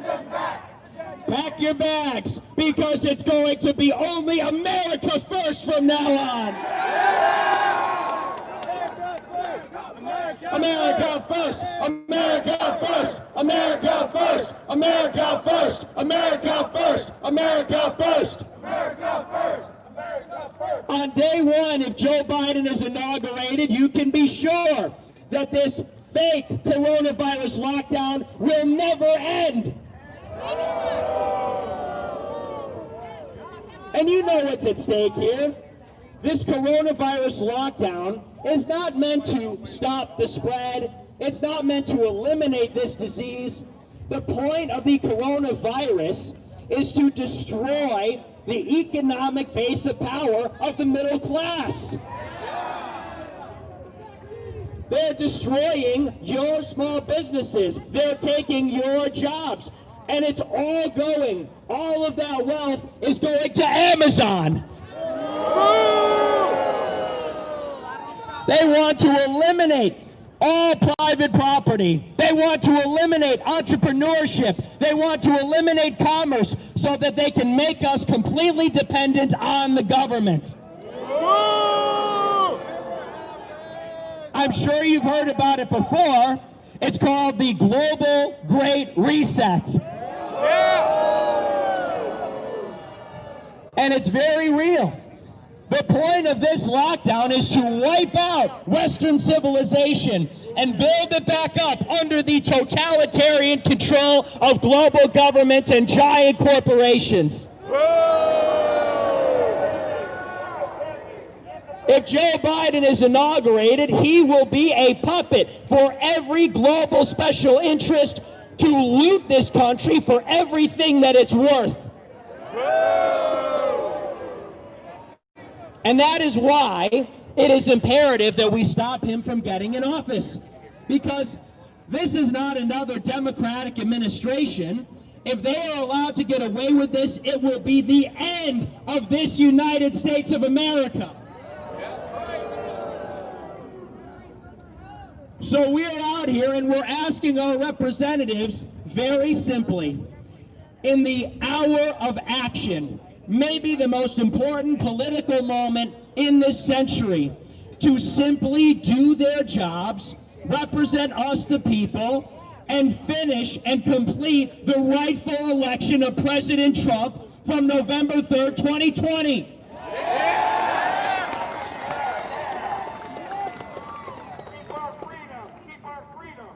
If, whether or not President Trump is in office, in my opinion, everything that has been done in the past 5 years will have been in vain if we do not create a political realignment in this country.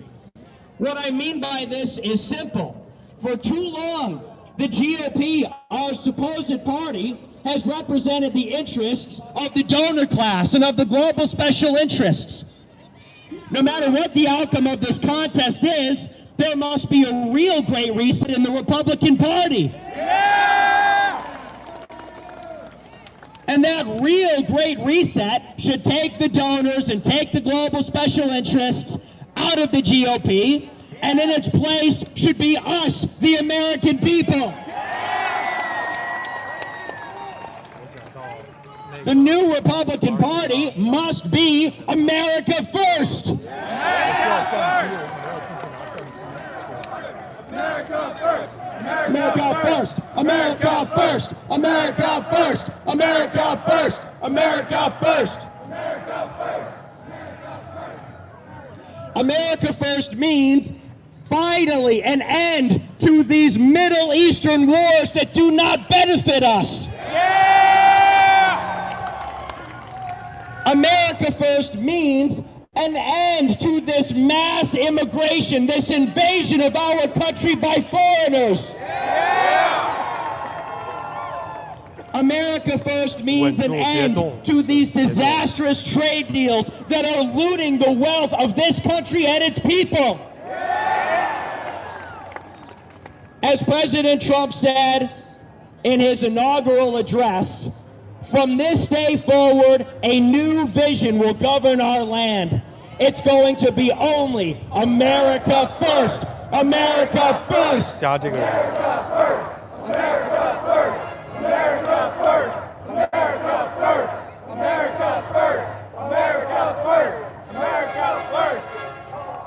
And what's more is this. This is not simply a political struggle, as I'm sure all of you know, and I love to see your beautiful cross. The real struggle is not some battle between Republicans and Democrats. The real struggle is between good and evil. This is a spiritual war. It is a spiritual war between the devil and the children of Jesus Christ.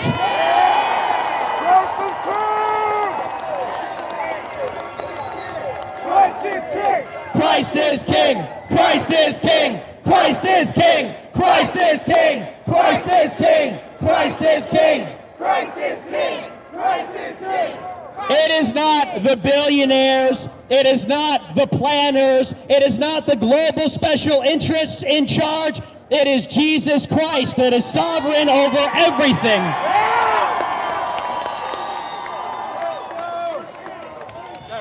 And if you want a little bit of a glimpse into the future, it will be people saying his name once again.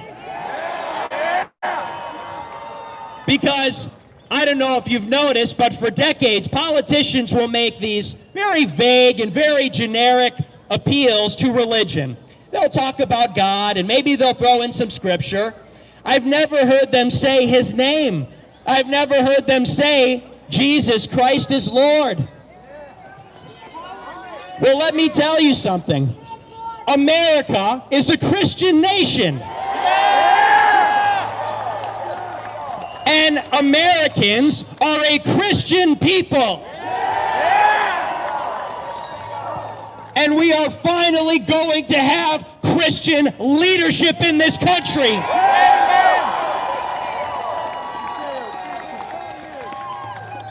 If you look back at 1776, the odds that were stacked against the Americans were nearly impossible to overcome. We were fighting the greatest empire in the history of the world, the British Empire. And we would not have won in the beginning if it were not for God's help in the Revolution. God created this country because this country is good. And in the same way that God created this country in 1776, looking at all the odds stacked against us in this year between the social media and the regular media and Wall Street and big tech and Hollywood and academia, fighting against these impossible odds, God will help us in our fight this time too, because we are with God.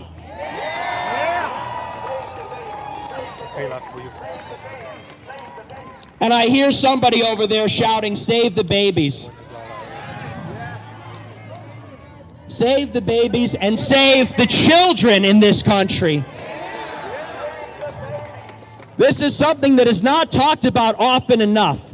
The Democrats are not simply waging a war on our freedom. They're not simply waging a war on our sovereignty. But if you pay attention, they are waging a war against our children.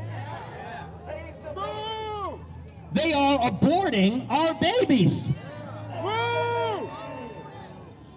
They are looking at our children and they're brainwashing them in public schools. They are trafficking our children across the globe.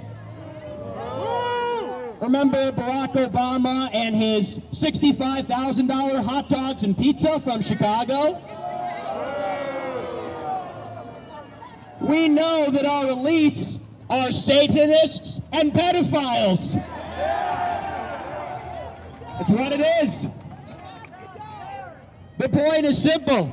If your babies are not being aborted, they're being brainwashed in public schools. If they're not brainwashed in public schools, they're being put on drugs by their therapist. It's called SSRIs. If they're not being put on drugs by their therapist, they're being put on drugs by the streets or by their friends.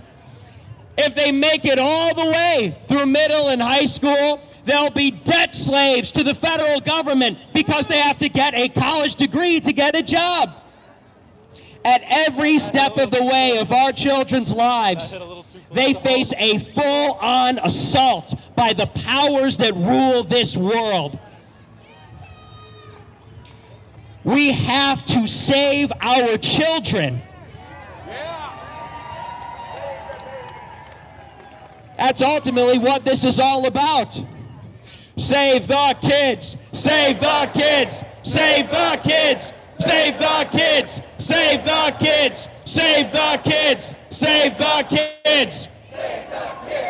Save the kids! We want this country to become decent and cohesive and orderly and Christ-like and traditional once again.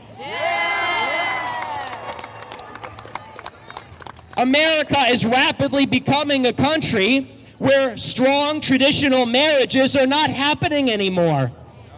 America is becoming a country where you cannot raise your children in a traditional and in a decent and virtuous way anymore. A country that does not allow for marriages and the virtuous rearing of children. There is nothing worth preserving in a country like this. And I'll tell you that it does not have to be this way. This is the United States of America. This is a great country, and we are a great people. USA! USA! USA! USA! USA! USA! USA! USA! What is happening right now is being done to us. What is happening right now is being perpetrated against us by these global special interests. America does not have to be a third world country. You walk around every city in this country and you see homeless people, you see filth, you see decay, you see indecency, you see things that offend God. And we have to put a stop to all of this. It is within our power, but it is up to the good and patriotic men of this country to stand up and lead. And this is what you see right here today. The globalists had prepared for every contingency in rigging this election.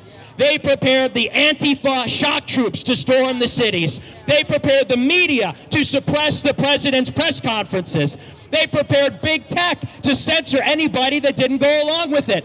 But there is one thing that they did not count on, and that is the American people rising up and taking to the streets.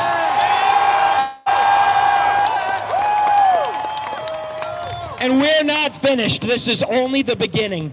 Because what the global special interests need to be reminded of is that we are the people that run this country.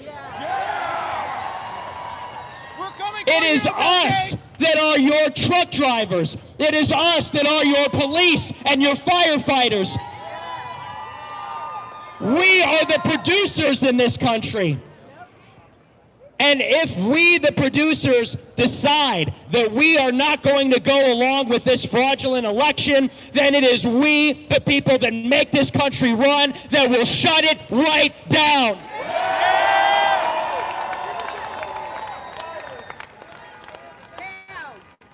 We are not going to take this sitting forever. Pretty soon you're going to see, I think, major strikes. Trucker strikes and farmer strikes. This is what must happen. Well, we cannot allow this to continue. And there's no reason to, because ultimately we are in control. I saw a poll today that said that 47% of Americans believe that this election was stolen. If a fraction of the 74 million people that voted for Trump, or a fraction of those 47% of people that believe this election was stolen, if they rise up and say that we will not go along with it, then they will not get away with this. Rise up, rise up, rise up, rise up, rise up, rise up, rise up, rise up, rise up, rise up, rise up. And you know, one thing that I like about Ali is that when he organizes these protests, he doesn't get permits. We are done asking for permission.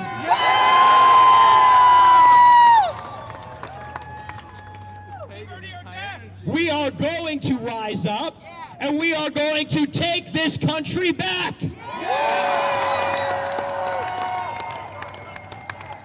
Black Lives Matter does it, Antifa does it, and they do it in ways that are just despicable. Black Lives Matter is perhaps the worst organization in the history of the United States of America. BLM sucks! BLM sucks! BLM sucks! BLM sucks! BLM sucks! BLM sucks! BLM sucks! BLM sucks! BLM sucks! That's so rich about the KKK. And enough for nothing, they say Black Lives Matter. Has anybody in the past 20 years ever been under the illusion that black lives don't matter? All we hear in the media is Black Lives Matter, black is beautiful, affirmative action, and all of this. Who is telling our children that their lives matter? The parents! You are not. The media says Black Lives Matter. Our lives matter. Our lives matter. Our lives matter. Our lives matter. Our lives matter. Our lives matter. Our lives matter. Our lives matter. Our lives matter. All lives matter. It is our children that are coming up in public schools, and they're being taught that they should hate who they are. Yep. Our children are being brought up in public schools. Our children are brought up in public schools, and they're being taught that it is them and their ancestors alone that are responsible for slavery and colonialism and racism and everything under the sun. I look at the children of generational Americans. I look at the children of the Americans that built this country, that settled this country and explored it and fought for it and built its industry. And I look at those children and I tell them, your life matters too. Yeah. But back to the original point. It is leftists for the past 6 months that have filled our streets and destroyed them. Well, we do not aim to destroy, but we will continue to fill these streets and demand a rightful election of our President Donald Trump. So we will be out here. We will be out here for the rest of the day as long as this public hearing is going on. And we will be out here in every single state capital until Donald Trump is inaugurated on January 20th, 2021.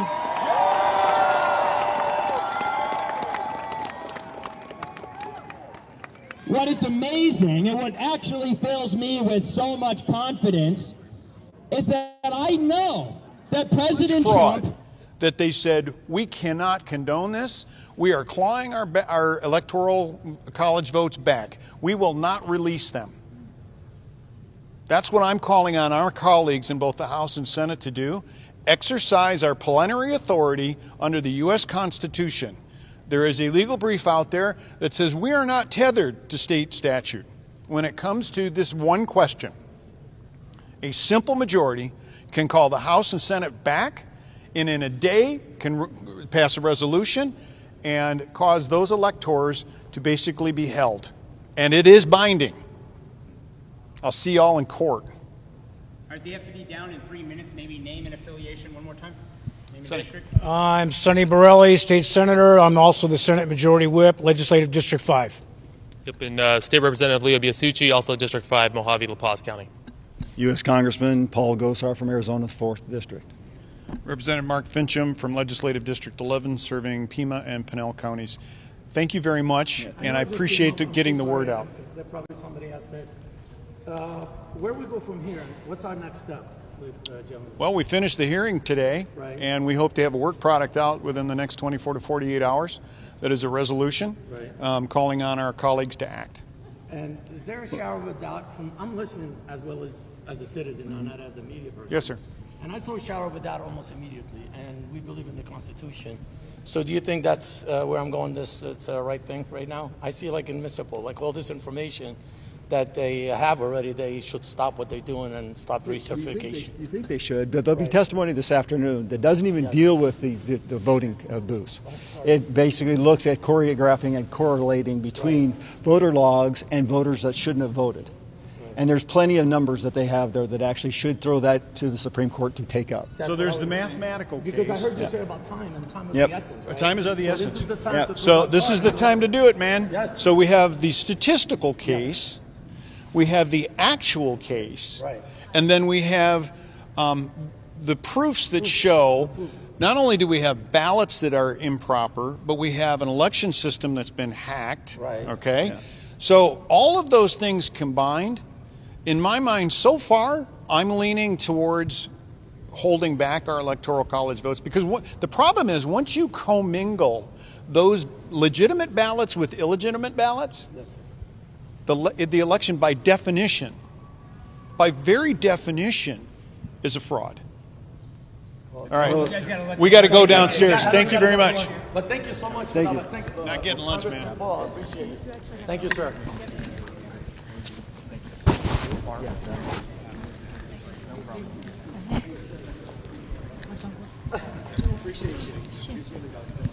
Get some lunch.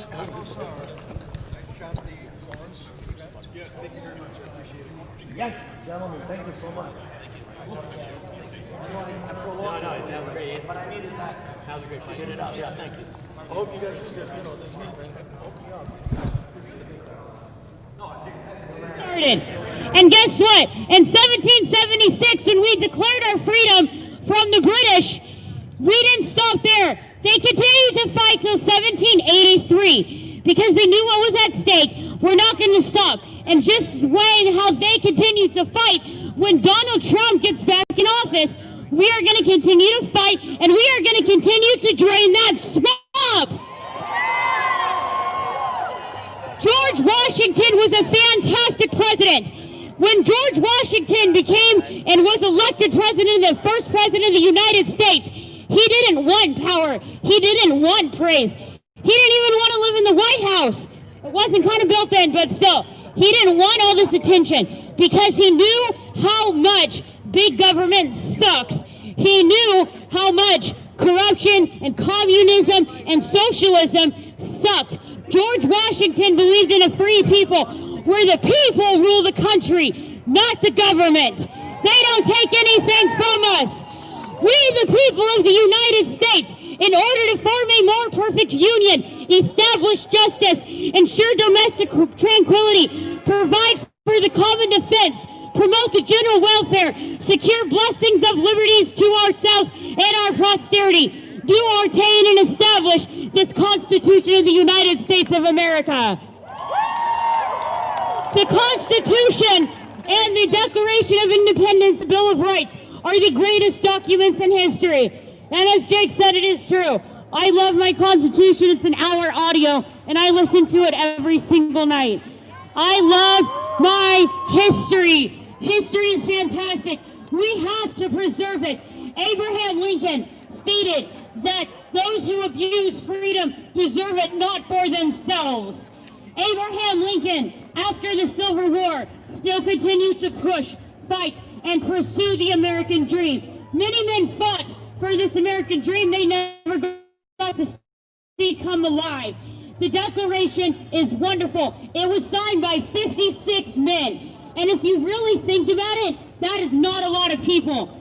56 is probably this small group, I don't know, section over here. Yes, they were. But they believed in a strong America, and they didn't care that the number was bigger.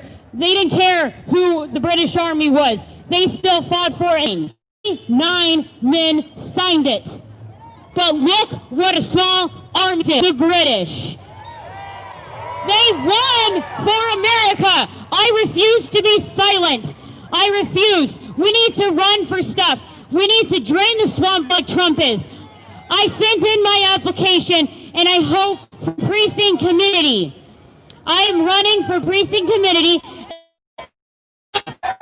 America will never be a socialist country. And I think half of these so-called do-nothing Democrats need to read the 22nd Amendment, because that's got a lot of power in it. Same thing with the 25th Amendment. The Constitution must be preserved, protected, and upheld at all costs. I will gladly spill my blood for this country. I come from a large military family.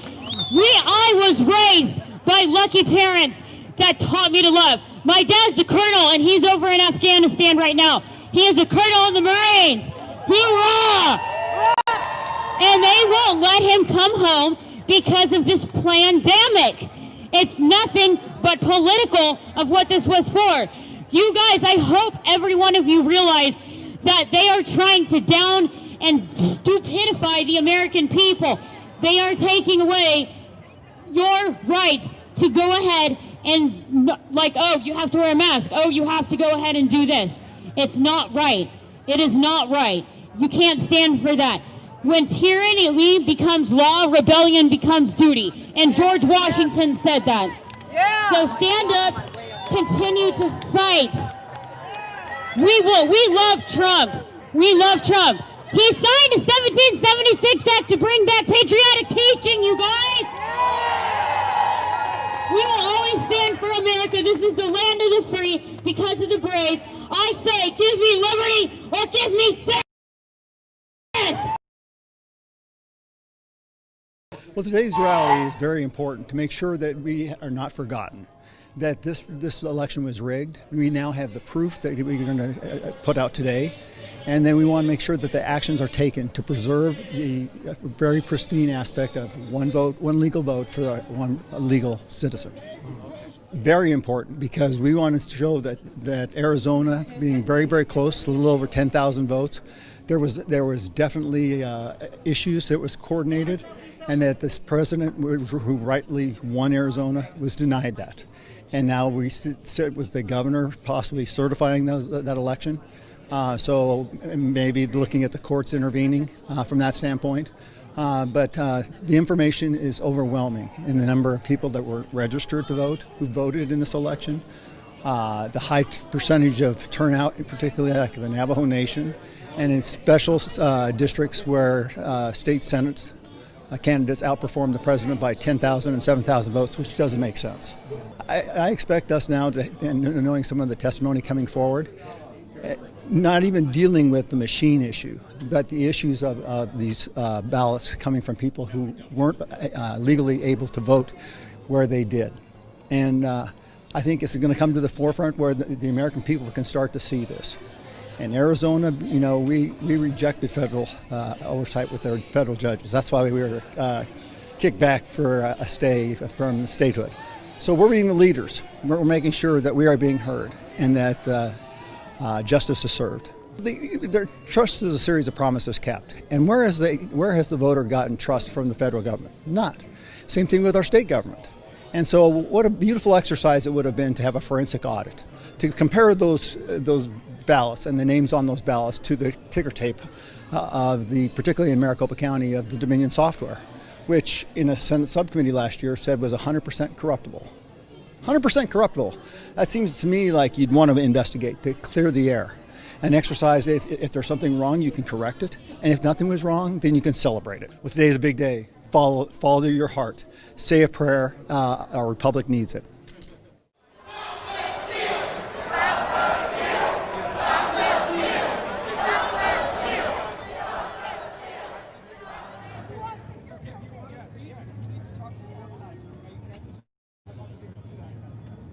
Patriots, I'm Elizabeth Taylor. I was born and raised here in Phoenix, Arizona 50 years ago, and I'm grateful to be here today.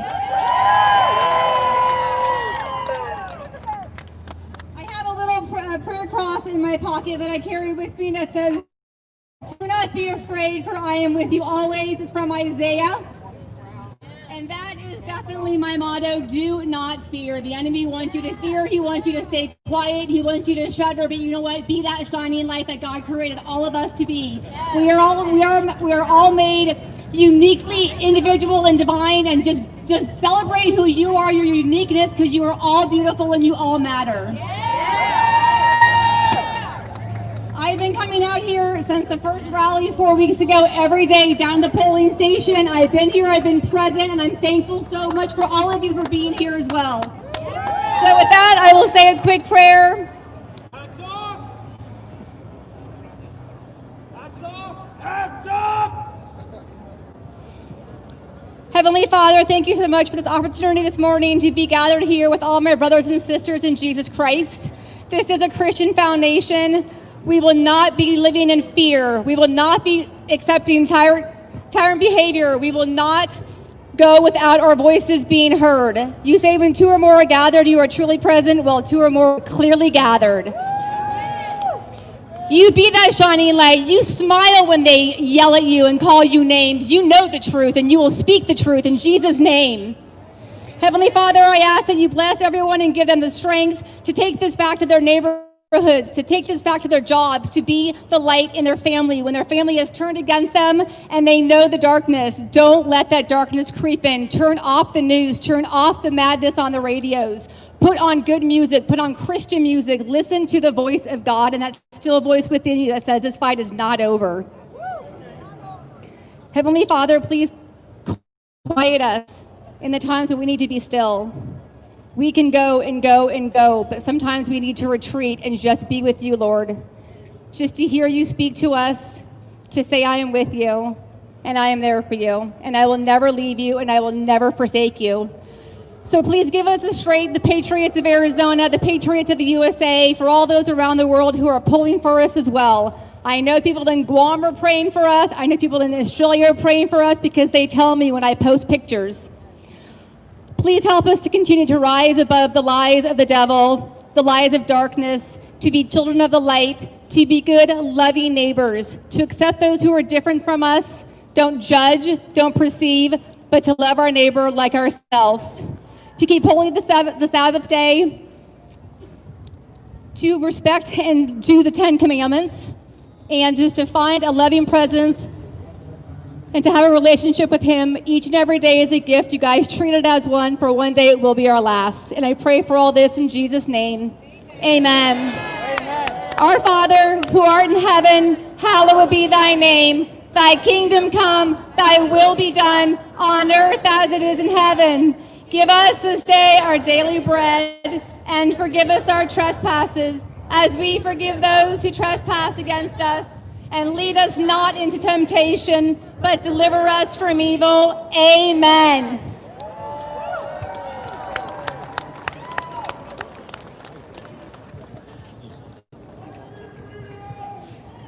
All right, we're going to give the mic back to Mike. What's up, Arizona?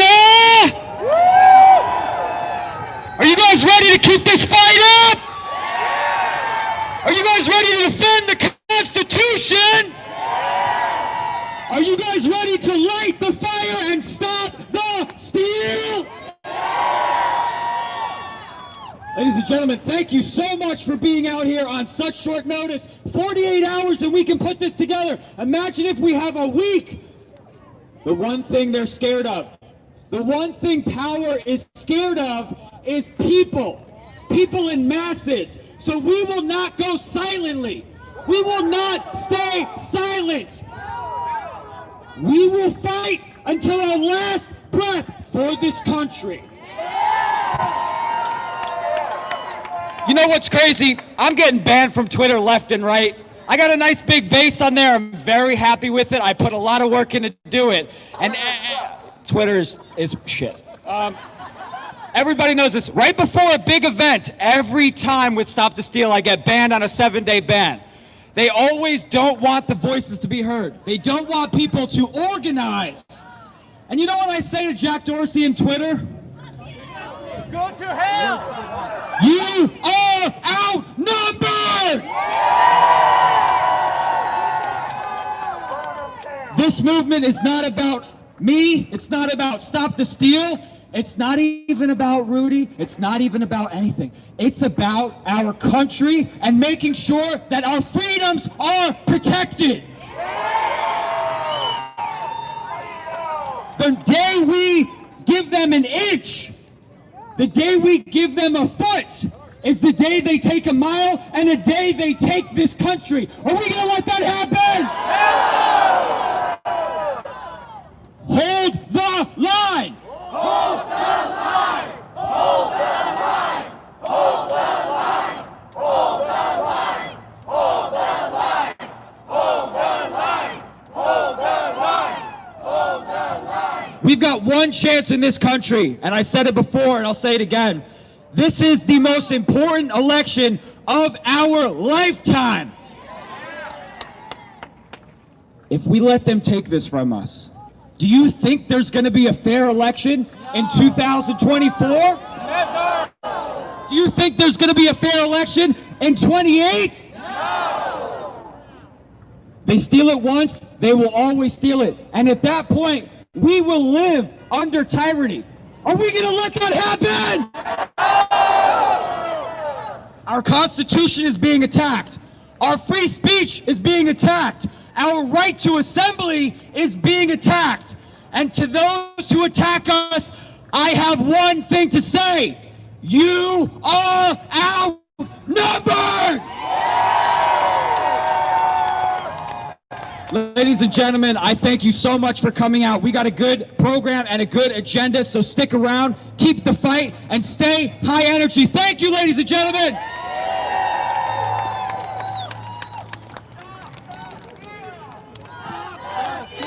Stop the steal! Stop the steal! Stop the steal! Stop the steal! Stop the steal! Stop the steal! Stop the steal! Next, I'm going to introduce someone who's been a big part of the rallies here in Arizona. You guys all heard about the election fraud rallies that are happening at the election center. This is one of the event hosts, a really great speaker. Give it up to Adele.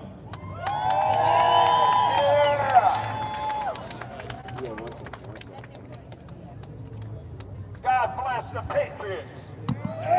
Good morning, you beautiful patriots. Good morning. Louder, let them hear us in Washington.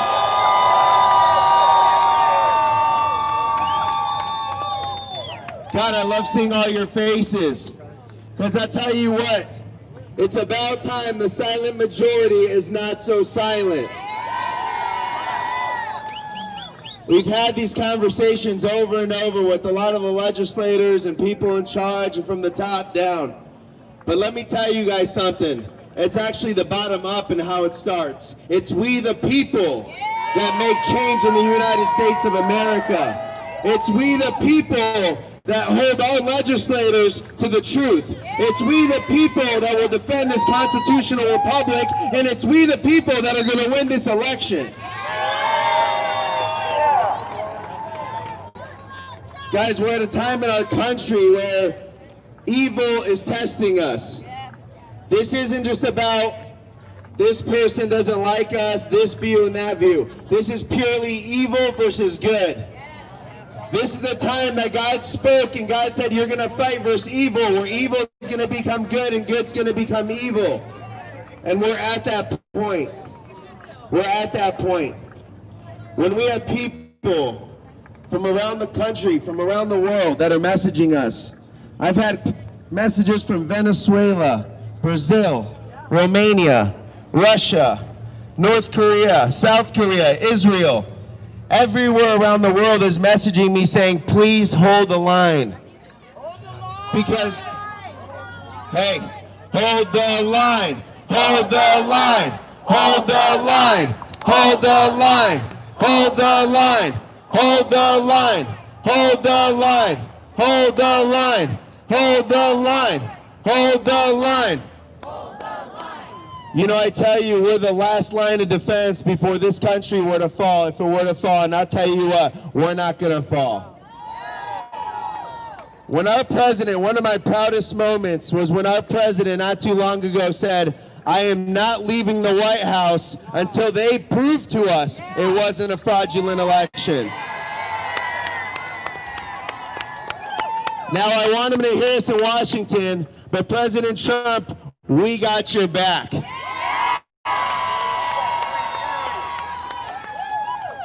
Mr. President, what they fail to call you, Mr. President, because you are my president. When you fight for the children that are being sex trafficked, when you fight against Big Pharma, when you fight to protect our rights, when you fight to keep God in our schools and in our country, Mr. President, I'm going to stand and fight with you.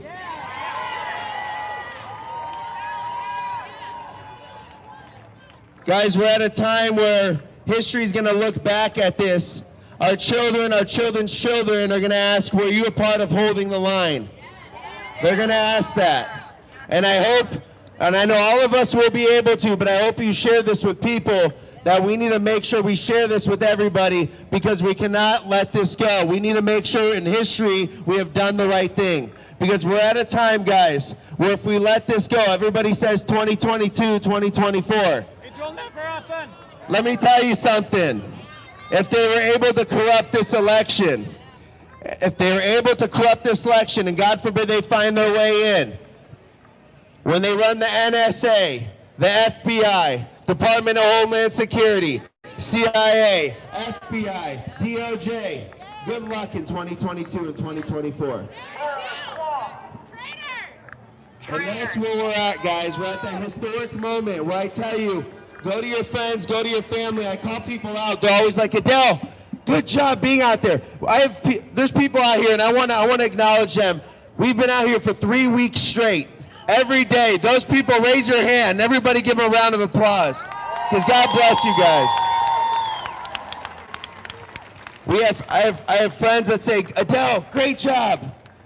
And I'm like, listen, man. Oh, you're on the news. You're on the news. I don't give a shit.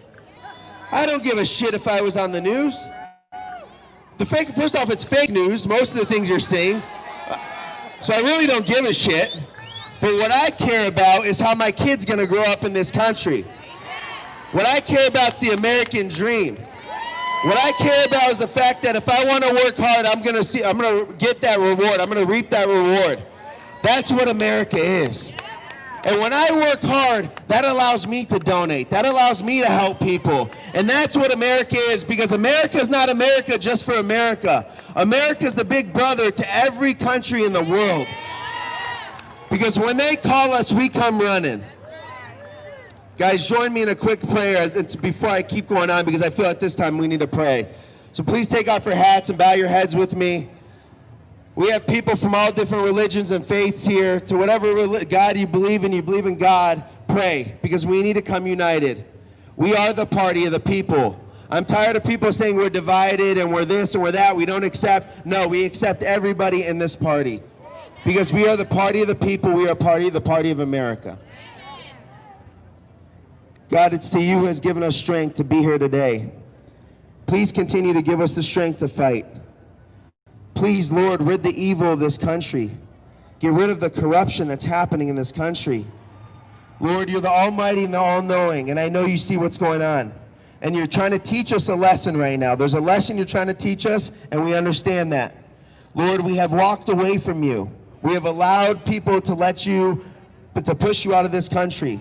But Lord, as we come closer to you, please come closer to us. We know that it takes you to make this country great again.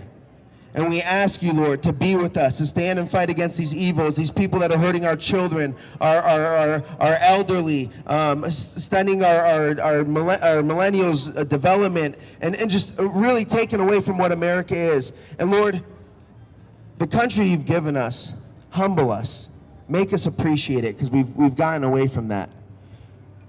And Lord, teach us the lesson you want us to be taught. And Lord, we ask you to bestow the blessings you've given us before back on us, and allow us to be that big brother to everybody around the world, and to give and to be that role model, because we know you've blessed us with that. Lord, we ask you to protect our freedom so we can continue to fight for you. We fight with you, Lord, and we stand with President Donald J. Trump. And Lord, we ask you in this time, please keep President Donald J. Trump in the office for 4 more years. In God's name, we will always pray. Amen. Amen. 4 more years. 4 more years. 4 more years. Let them hear you inside.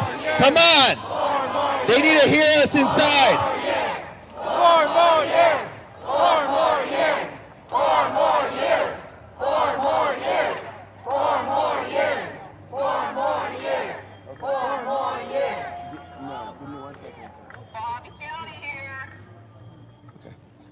So, guys, where we're at right now, I'll tell you, and I know a lot of people are frustrated. I got a call from my mom the other day. Poor thing, she calls me concerned. She's like, honey, did President Trump concede?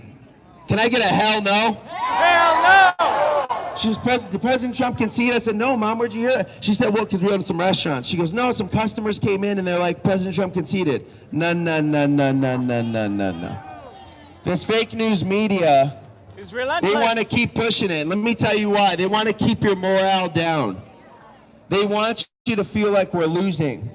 I read something yesterday from DC Draino. I don't know if you guys follow him. Great patriot. He said Barack Obama gave up his Senate seat, resigned on November 16th, 2008. But Kamala Harris has yet to resign her Senate seat. Do you wonder why? I don't wonder. Joe, we did it, Joe, we did it. No, you didn't. No, you didn't. And guys, here's the thing. As we stand here together, I want you to think of this. There's a lot of whistleblowers. There's a lot of patriots coming out. There's a lot of people that are putting their lives on the line. And unfortunately, and I hate to say this, I've heard way too many threats that are happening to people. And that's what that side is doing. That's what not just the Democrats, guys, the deep state. Because trust me when I tell you the deep state's relevant on both sides. Okay? When I had Cindy McCain say that what we're doing against child sex trafficking is wrong, and the Arizona Republic called me saying, hey, she said what you're doing is wrong, I said, why did it get bigger under her and her husband continuously? I asked Cindy McCain, I said, hey, Cindy, my question, well, I asked the Arizona Republic, he said, hey, do you think people higher up are involved in sex trafficking? I said, well, let me ask you something. If you and I don't pay our taxes, do they show up at our door? Hell yeah, they do.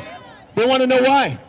So my question, the guy said, if they do that, why aren't they showing up on the doorstep of a $150 billion industry? And you're telling me somebody higher up isn't involved? It's about time this corruption gets brought up. It's about time we stand for this. And this is their last attempt before their party falls. Before they know their values and their morals aren't working. And this is their last attempt to take this country because they didn't expect President Trump to win in 2016. They didn't expect him to win. But guess what? God won. And I tell you, if you don't believe that God has his hand in this, then you're missing out. Because RGB passing away 45 days before the election so that we could put a beautiful Amy Coney Barrett in there.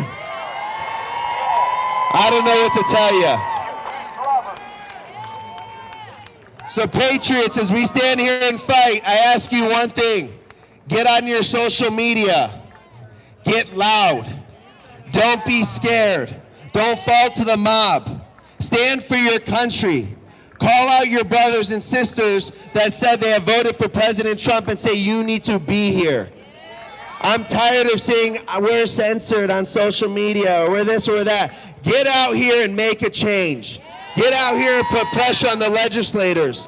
When you're on Instagram and on Facebook, tag as many people as possible. Don't just push it. Tag people.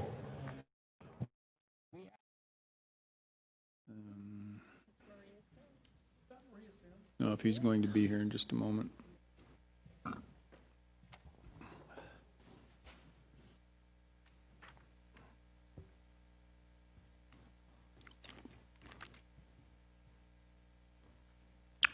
Mr. Brainerd.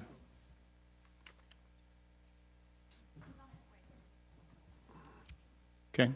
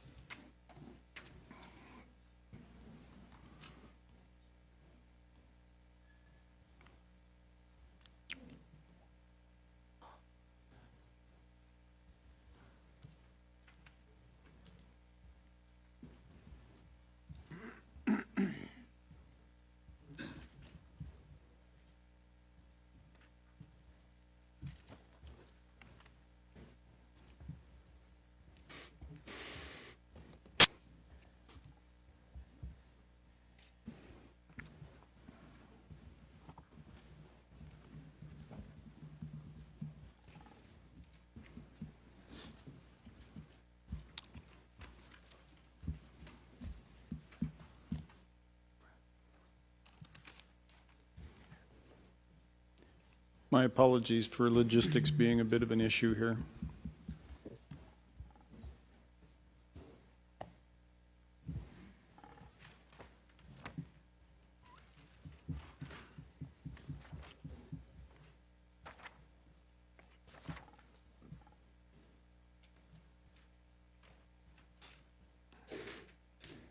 Would you be Matt Brainerd?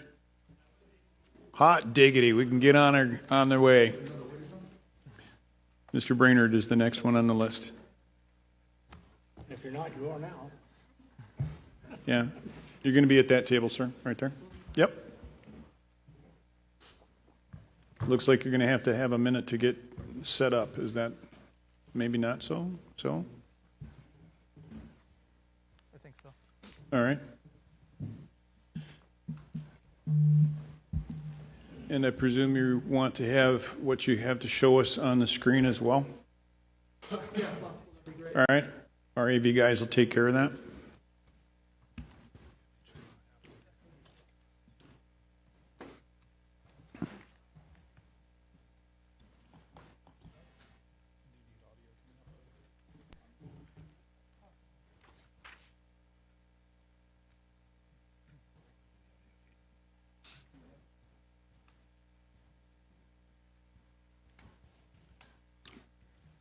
While you're doing that, Mr. Brainerd, will you be able to accomplish what you've got to say in 30 minutes? That would be a blessing. Thank you very much. And as soon as we got you on the screen, while we're waiting on that, would you please give your name and your credentials and just 10 seconds on what you expect to show? Sure. My name is Matt Brainerd. I'm the leader of the Voter Integrity Project, looking into anomalies and potential illegal ballots cast in this election in the 6 pivotal states, including Arizona. I have a background working in voter data going back over 20 years with the Republican National Committee, with President Trump's campaign, with election administration and redistricting firm Election Data Services. So this is an area where I have a lot of experience and expertise.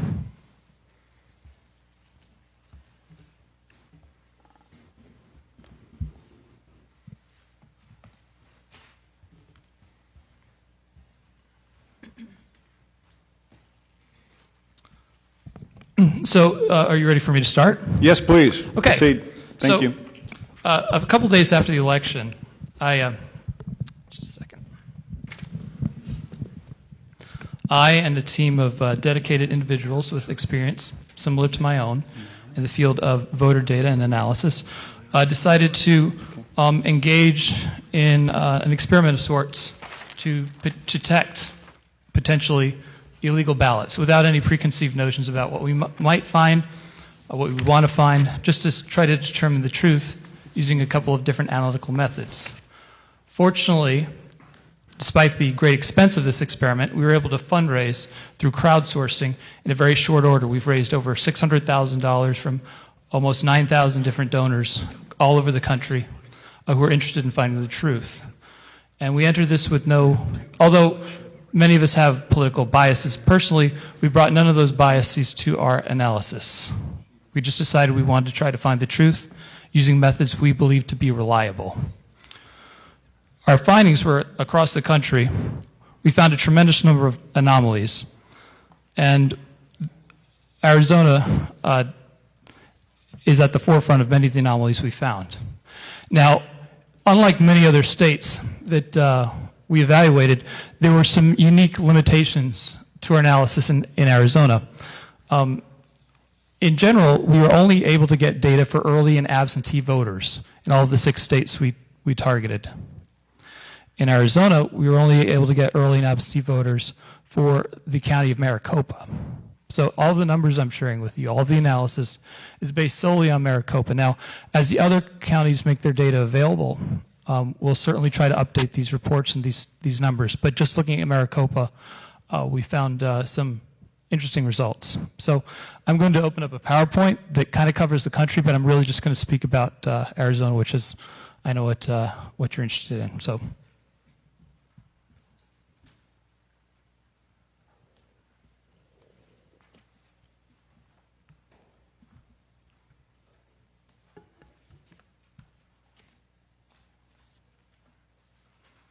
Okay.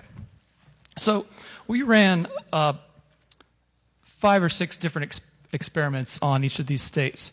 One experiment that we ran where we isolated a universe of voters according to the state who had been sent an absentee ballot but did not return that ballot. And we asked them 2 questions. One, we asked them, by reaching out to them via phone, because we were operating 3 different call centers to try to reach these people to confirm whether or not they had ever requested that absentee ballot and whether or not they returned it.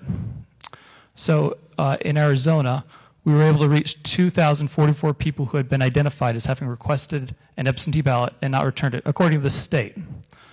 Of those, 44% of them said they never requested that ballot. Then, among the individuals who did say they did request it, we asked, well, did you send it back? And among those, of the overall universe, we had 354 of them say, yeah, I actually mailed it back, despite the state not recording having received it back. Now, I've got a little bit of audio-visual for you because our call centers were recording phone calls. Now, none of this is speculative. I know that some people have, other analysts in some of the court cases I've been involved in have taken our numbers and then projected them. Say, for example, projecting that 44% of the did not request of our sample out to the entire universe of about 500,000 unreturned, and saying these are the number of ballots that it seems or appears possible that somebody else requested those ballots other than the voter of record. But I'm not doing that myself. Others are welcome to make that analysis. I don't have a background as a statistician. But what I do have is I'd like to share with you some of the audio recordings of at least 2 of the individuals we spoke to who said that they did not get a ballot. They did not request the ballot despite being sent them. Now, these audio recordings have been modified to cut out like their last names because we don't want to inadvertently dox anybody here. But if somebody privately, as you are in positions of authority in the legislature, wants full recordings, we're more than happy to share that with you. More than happy to give you the names, addresses, phone numbers of everybody we've identified in these categories. Okay? So I'm going to play the one audio recording of an individual.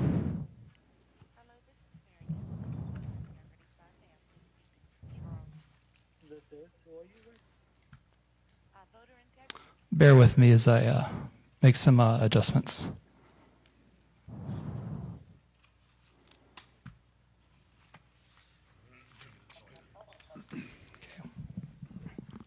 We recognize that technology is great until you actually need to have it work. Yeah, but we can find a workaround if we need to. So I'm just going to hold the mic to the computer speaker.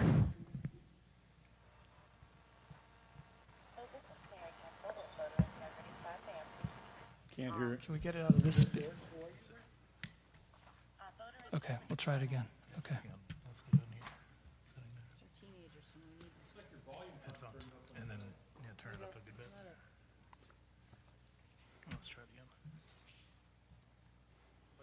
Hello, this is Mary Kemper with Voter Integrity Fund. May I please speak to Charles? This is, who are you with? Voter Integrity Fund. Charles Mart's in the state of Arizona and is having requested an absentee ballot. Did you request an absentee ballot? Absolutely did not. No. Okay, and did you? Okay, no. Okay, somebody from our team will follow up with you, and can you please give us the best phone number? Is it this? So I'll play for you the second example. Hello? Hello? Hi. Hi, is this Zofa? Yes. Hi, my name is Taj. I'm with the Voter Integrity Fund. In the state of Arizona, it said that you requested the absentee ballot. I'm just making sure that you requested that ballot. No, I did not request an absentee ballot. Okay, somebody from our team will follow up with you. Is this a good number to follow back up with you on? Yes. All right. Well, I appreciate your time, and you have a good day. Okay. Excuse me, Matt, before you go too much further, can you tell me what counties were those calls made to? The only county that's released data for us is Maricopa. All right, thank you. Sure. I'm going to proceed. So we, with some of the other experiments we ran, one of them was, again, no one's ever kind of tried to do this after an election before. Nobody's had the interest or the funds to do so. To really think about, if somebody was if people were trying to cast illegal ballots, either as part of an organized voter fraud effort or just somebody just deciding I'm going to cast a ballot I shouldn't, maybe a ballot that's not for my name, just one individual deciding, I got an absentee ballot request to this address, my address, this person doesn't live in here anymore, but maybe I should fill it out and see if I can cast it, or, potential clerical errors. No one's ever really done this before, so we tried some stuff that just kind of that made us curious, things that we thought we might find things. So in Arizona, we actually pulled a universe of people who had never voted before, except they've showed up and voted this election. And just call them and say, hey, did you actually cast that ballot? It's very hard. Any of you who've, I'm sure in your maybe races for office, have operated phone centers or conducted public polling, when you start out with a universe that's pretty big, once you start trying to dial that and get responses, that universe shrinks a lot and shrinks very quickly, because you have a broad universe, then you have to try to pen phone numbers to it, and you get maybe half of them or so, and the people who the numbers are correct, or they don't go to voicemail, or some other problem, and people who actually pick up the phone and then start answering questions, that universe shrinks a lot. So we did this experiment in Arizona with some, again, voters who had never voted before, and asked them if they had cast that ballot. Now, about 1% of them told us that they didn't. But remember, those were people willing to talk to us and admit that they did not cast a ballot. And many of the people we reached, we had to leave voice messages for. We just couldn't get a hold of. But one person in particular, I want to play a video for you guys, who we left him a voicemail, but he never talked to us, so he's not included in these numbers. So I want to share just a clip, if I can, from a program. Let me adjust the volume here. Maricopa County, Arizona, to Tennessee about 5 months ago so he could train for the Olympics. So you can imagine his surprise when he got a message from something called the Voter Integrity Fund. The state of Arizona is reporting that a ballot was cast in the name of Nishan Garrett in the general election on Tuesday. If Nishan Garrett did not cast this ballot, please call us back. Well, that doesn't sound fishy at all, right? Well, Nishan didn't think so either. So he went to the state of Arizona's voting website only to discover that his ballot had been accepted. And Maricopa County's voter portal said his ballot was signature verified and counted. The only problem is he'd already voted in Tennessee. He didn't vote in Arizona. Nishan Garrett joins me now. Nishan, great to see you. Now, you never received an Arizona absentee ballot or an application for mail-in ballot, so who the heck cast your ballot in Arizona? That is an excellent question. That is an excellent question. I have no idea, and that's the reason why I'm on here with you tonight. So I'm going to stop the video there. About this? But I think you get the drift of that. I'm actually going to play for you another recording here, which actually this one was particularly interesting to me. Hi, my name is Thomas with the Voter Integrity Fund. May I please speak with Riley? Yep, speaking to him. All right, hi. Can you confirm whether or not you cast a ballot in the state of Arizona? I'm a felon, so I can't vote. All right. Let me see here. According to the state of Arizona, somebody cast a ballot in your name, and you may be a victim of voter fraud. Can you please give us the best number to reach you? I mean, probably the one you're calling me at. So I cut the video because, whenever we reach somebody like this, we want to ask them a couple questions. Is the best number to reach you at? Would you be willing to sign a declaration or something like that, so we could pass that off to attorneys? I think those are two, and we've got hundreds of them of different categories. So we'll, as you've heard, we have recordings of everyone we spoke to, of the 900 or so that didn't request, of the 354 that said they did request but mailed it back, and somehow the state never got their vote. I want to talk about one of the other experiments we ran. We, at great expense, obtained a national voter file, and we used it to determine people who may have been registered here, moved to another state, registered to vote there, I believe invalidating their residency or inability to vote here, and then cast a ballot back here, because we all have anecdotes, right? We've all heard crazy stories. I've had people, since this project has started, emailing me stories about the sister-in-law or brother-in-law they don't like. They suspect they may have cast 2 ballots. They want me to look into it and giving me their full addresses and dates of birth.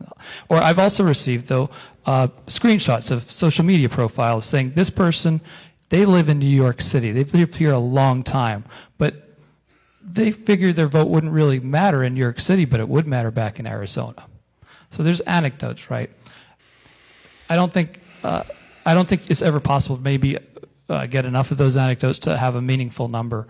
But what we did is we took our national voter file and looked at registration dates there. And then we looked at the registration dates of people we matched it to in Arizona, where they moved from Arizona to California, for example, registered to vote there, and then decided they shopped their ballot, potentially, or they had the ballot cast in their name, and decided, you know what, my vote might count more in Arizona than it does in California, swing state. So we were able to identify these individuals who had a subsequent registration out of state but cast their early absentee here. Again, just Maricopa County and just early absentee, no election day. We also did an NCOA analysis. And when people move from one state to another, the Postal Service sort of tracks that. Often people fill out an NCOA card saying, I've moved here, please forward my mail. It's a pretty good indicator. They've established residency somewhere else.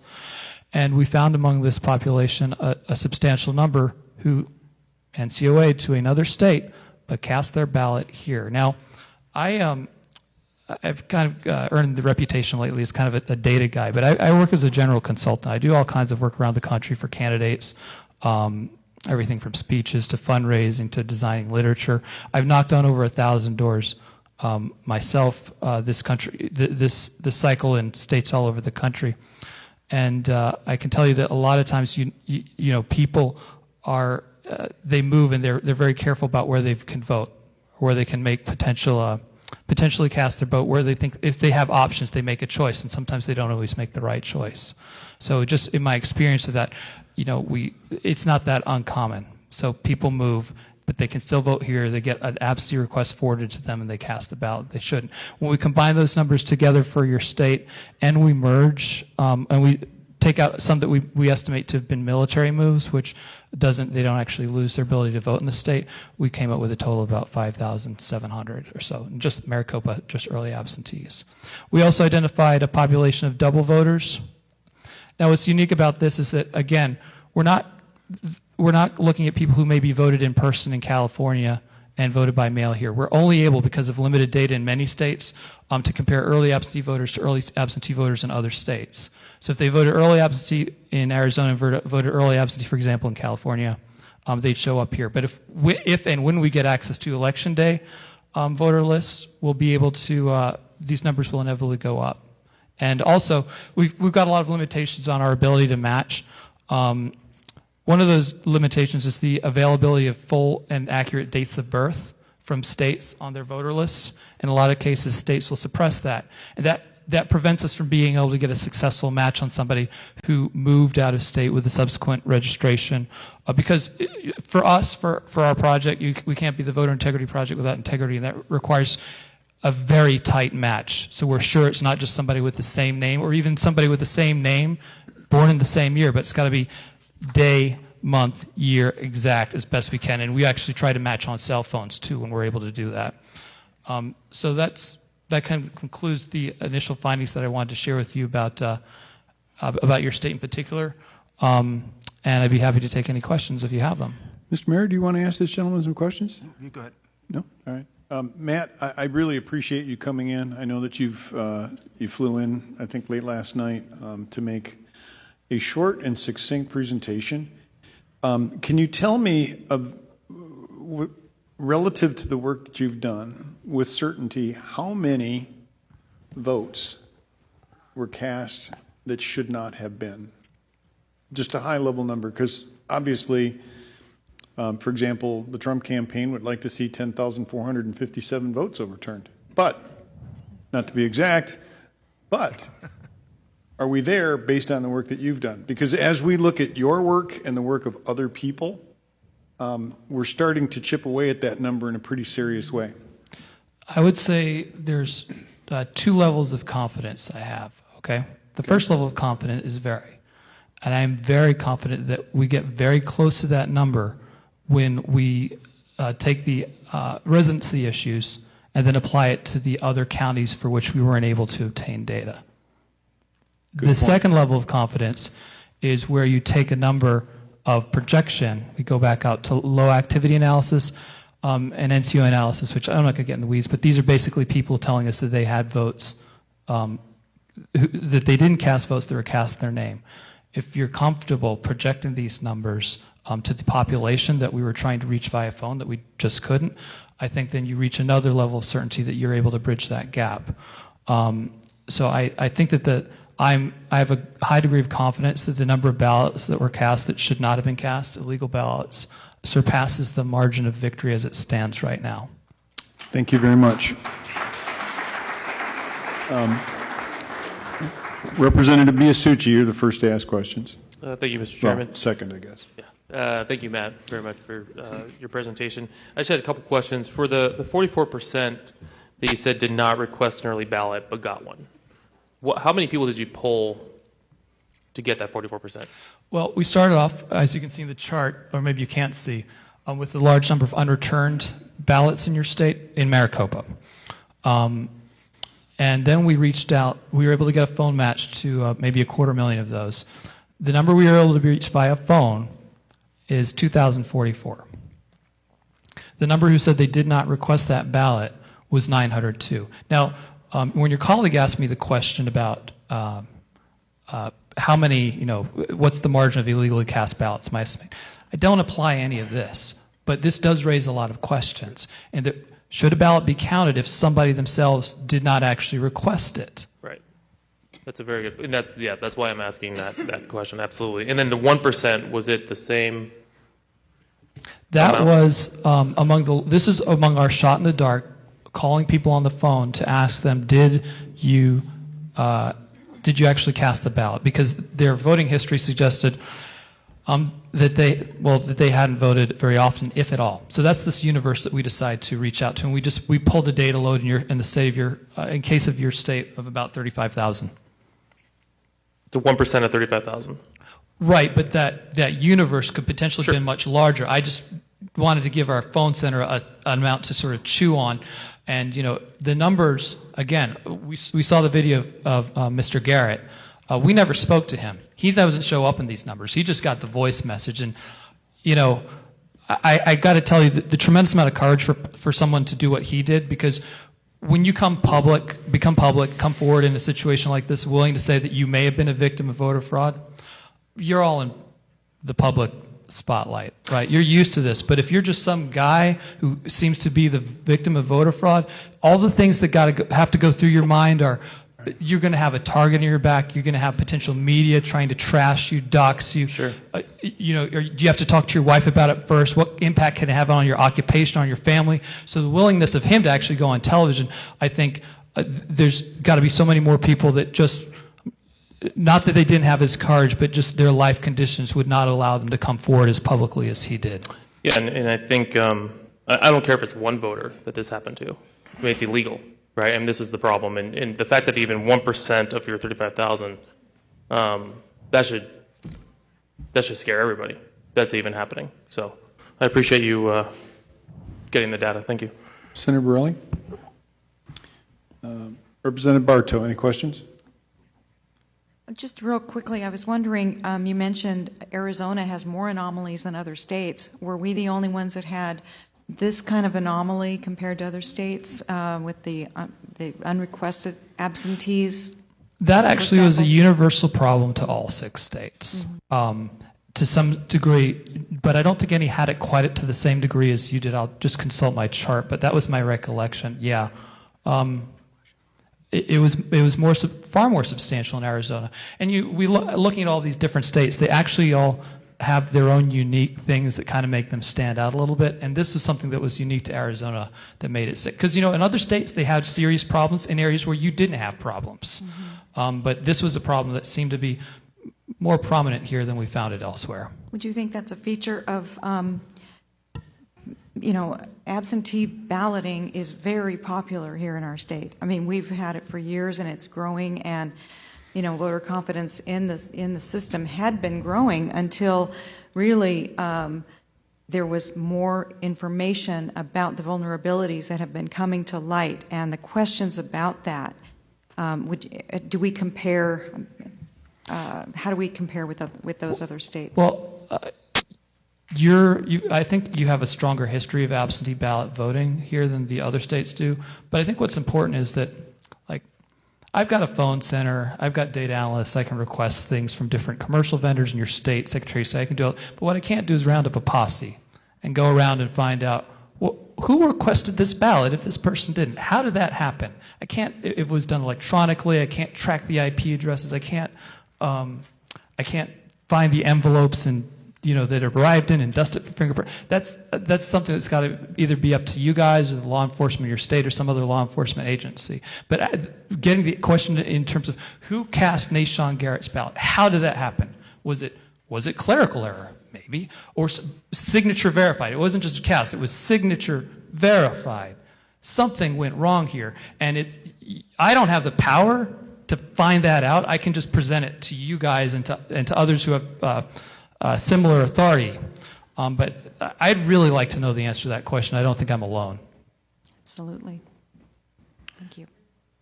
Mayor Giuliani, you had a couple questions? Yes, I do, sir. Just a few things that maybe I don't quite understand, but might be very helpful. The governor and the Secretary of State, I believe here today, certified the vote. It would seem to me that the one thing that you can be sure of, whether there are enough votes to overturn the election or not, or that the vote count is inaccurate, the one that presently exists. Is that right? I believe that unless the questions that I raise get answered, you can't be confident of what the vote count actually is, and no one can. But the present one is very questionable. It is extremely questionable. Not subject to a declaration under perjury that it's true and correct. I agree. Would you sign a declaration that it was true and correct in a statement to the federal government? I absolutely would not. I would probably I would put myself at risk of going to prison. And if I were your lawyer, I would tell you not to do it. Could you, based on your expertise, if in fact they hadn't been so hasty, or the legislature were to take the responsibility, could you conduct an audit in which you could come to a reasonable degree of certainty on how many illegal aliens voted? It's good you asked that question. The federal government actually makes available a database of people, not necessarily who are citizens, but the opposite, people who are illegal aliens or green card holders, etc. And I actually have the document that a state would use to request that, to have that check done. And it's my intent, subsequent to this, because we've got other things flying around, but to pressure every state in the country to make this request of the federal government. And that request has to come from the Secretary of State's office. Now, what I don't know is, has the Secretary of State of this state ever made that request to bounce their voter list up against that to see who maybe is not qualified to cast a ballot? But that's an excellent question. That's what I think they should do. Want to make a bet?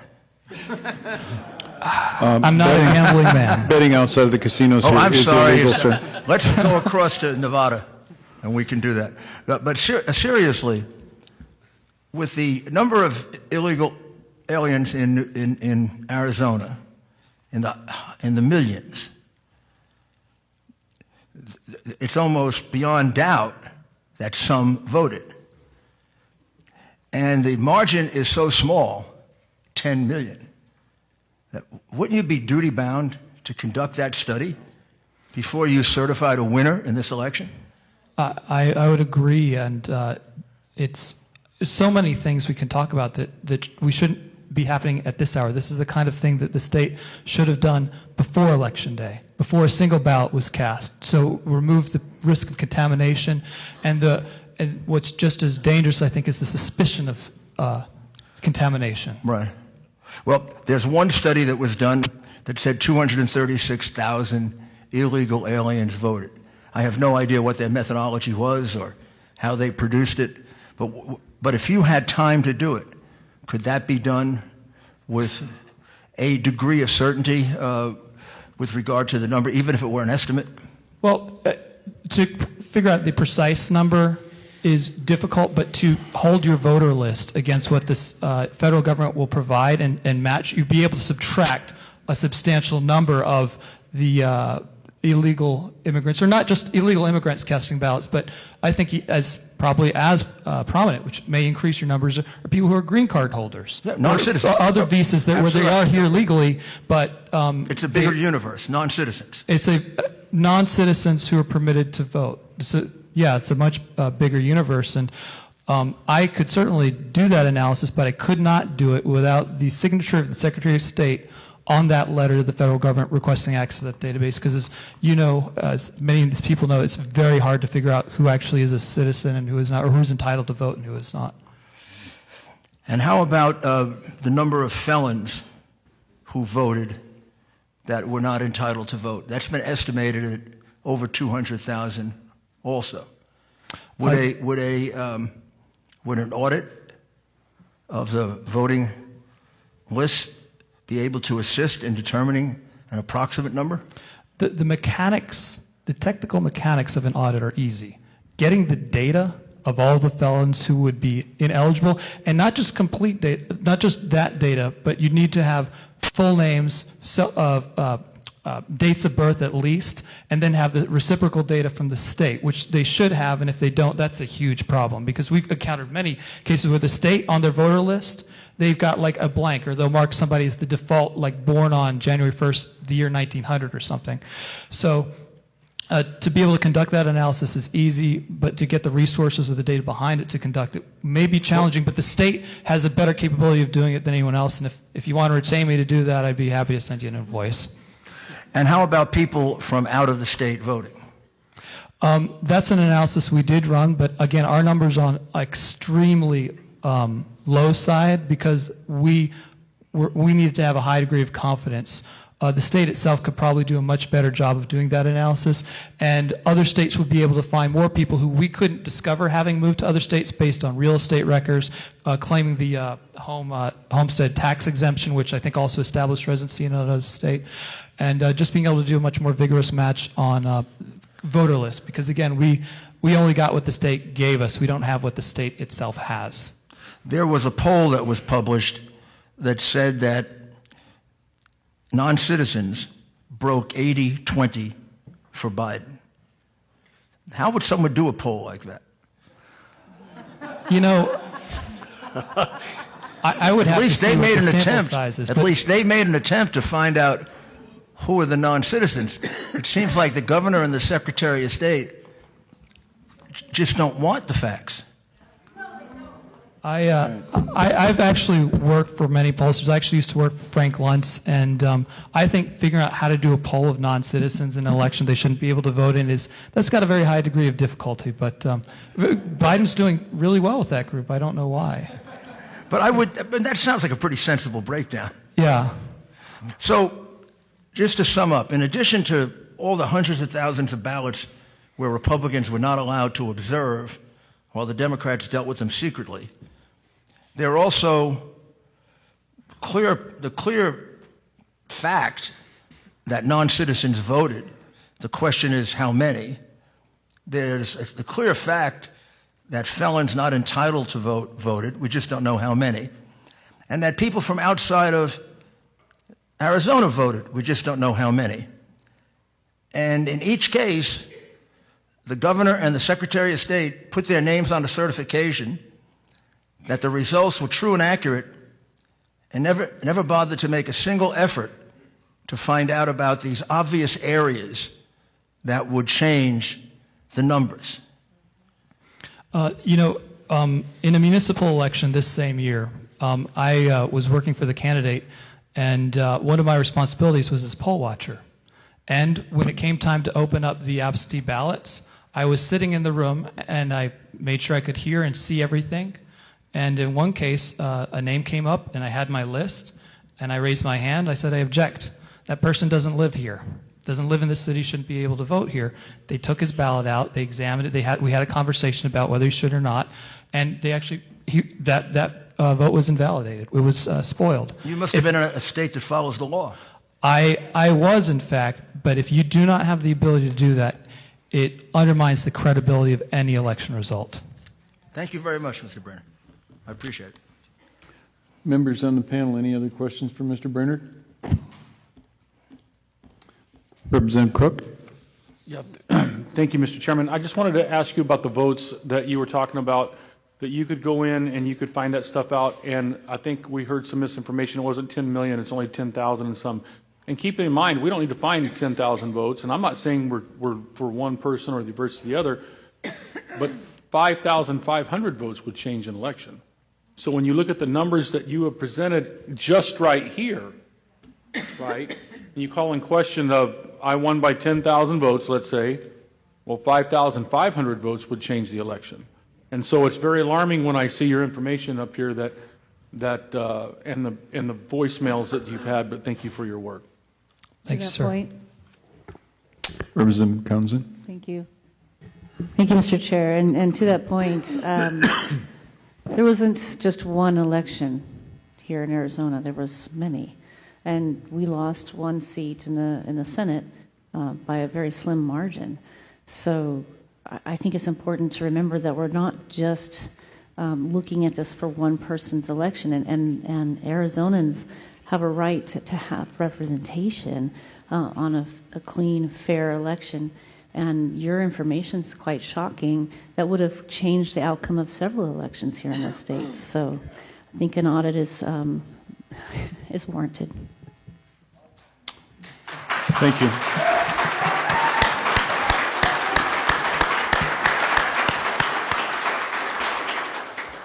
Mr. Brainerd, I've been trying to refrain from commenting, but I'm going to tell you that you have just shone a light on something that confirms, I think, for all of us that this is not an illusory issue. We have seen, this is hard. You know, somebody asked, where's the smoking gun? And I want to see the blood splatter. There it is. All right. So thank you very much, sir. I appreciate your testimony.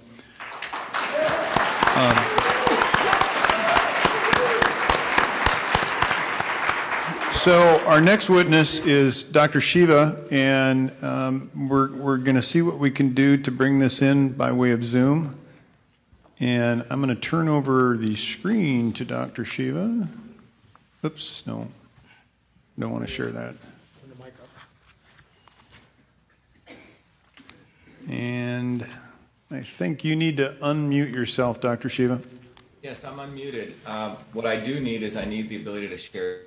The ability to share. You are getting way above my ability to run Zoom. Let's see, oh, wait a minute. Is there anybody here? Multiple participants can share simultaneously. That's probably it. How about now? Great. Please proceed, sir. Okay, good afternoon. My name is Dr. Shiva Ayadure. One of my expertise is in the field called pattern recognition and mathematical analysis, so I'll try to keep it brief. But the objectives of this study were pretty focused to essentially perform an initial analysis on Maricopa County and to identify any anomalies and to provide an explanation for those anomalies. So that's what this today's discussion is focused on. At a very high level, many people probably know these numbers. If you look at the about 2.6 million people are registered to vote in Maricopa County. In this election, 80.5% of them cast ballots, as you can see there. And this is not showing the data for, let's say, the independent or green parties, but 49.8% went to Biden and 47.6% to President Trump. So that was the reported results from the Secretary of State.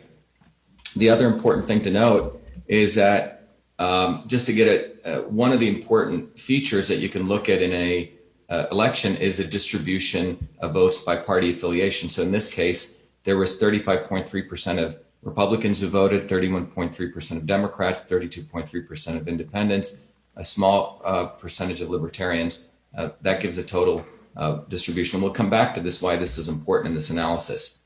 So what I want to first begin by having people put their attention on this chart. What this is we're literally taking all the data provided by the Secretary of State across the 743 precincts in Maricopa County, and we're literally recreating the election. And there are two curves here. One is the curve for President Trump, which is a red curve, and the blue curve is a curve for Mr. Biden. And as we move from left to right, what we're doing is we're starting with precincts which have low number of votes to precincts which have high number of votes, and we're literally counting the vote totals and summing them up together. When you get to the end here, you get the actual election results. So 49% for Mr. Biden and 47.6% for Mr. Trump.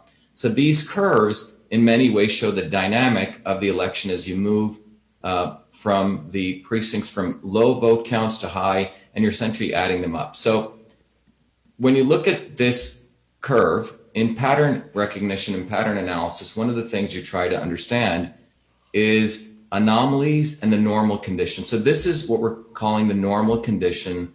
In science, we'd call it the control.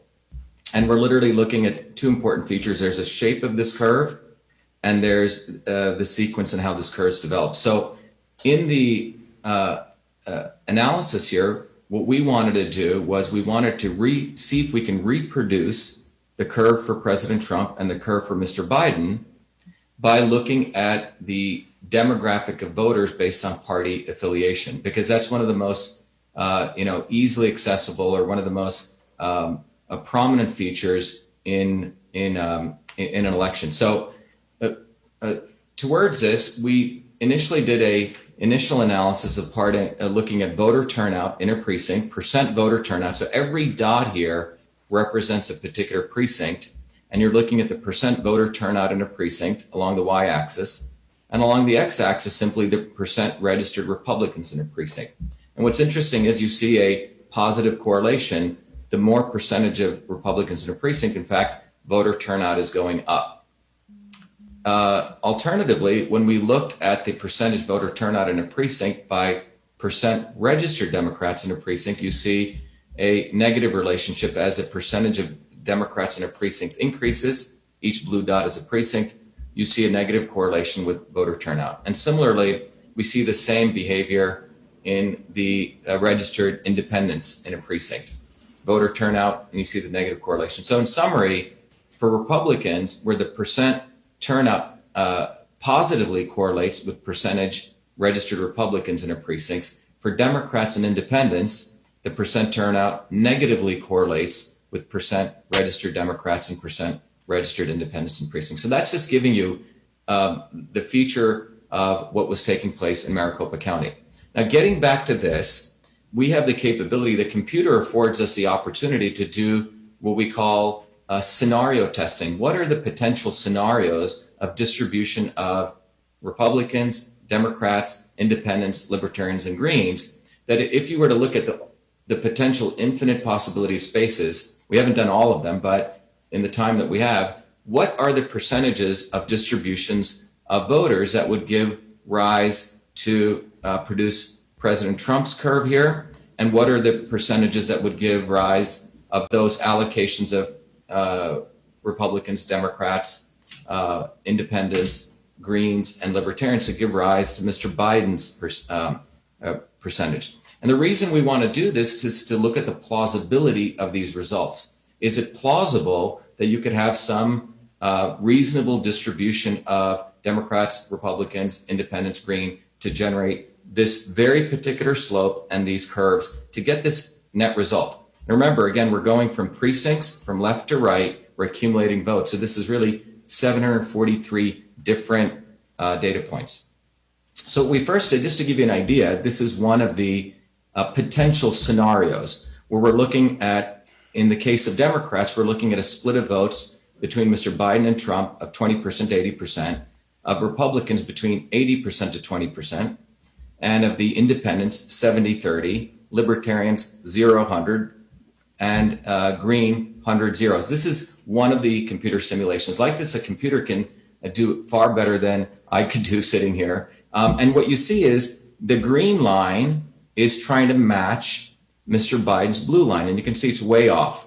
And the purple line is trying to match the red line. So obviously these aren't matching because, again, we wanted to see if we can overlay on those. So here's another potential scenario. In this case, we're looking at Biden-Trump voter distribution of Democrats by 80-20, Republican 20-80, the Independents 30-60, Libertarians 10-90, 100-0.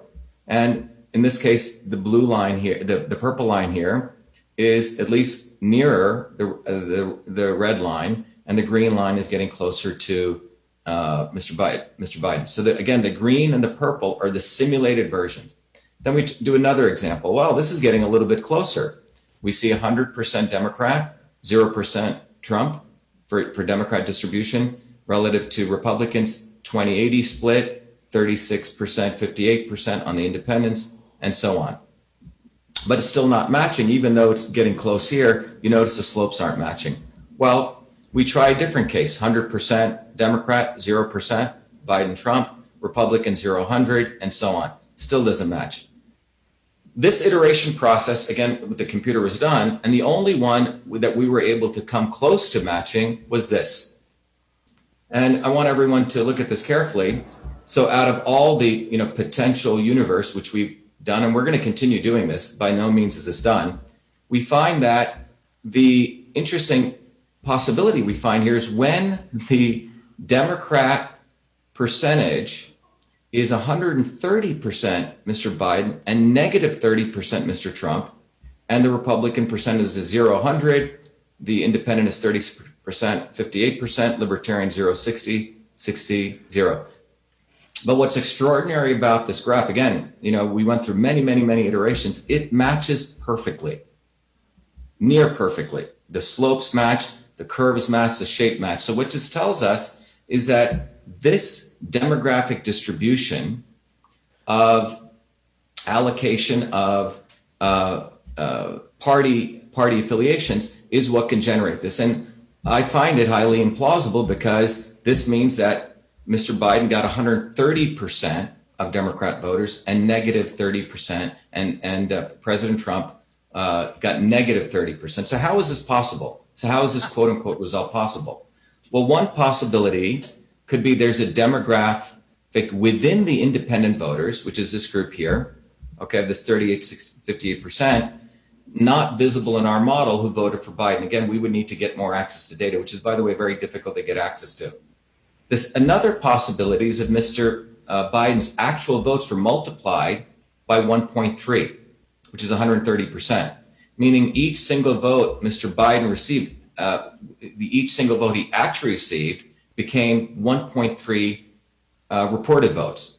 Sort of there was an increase in a weighting of a vote that was given to Mr. Biden, and President Trump's votes are reduced by that 0.3 or 30% gained by Mr. Biden.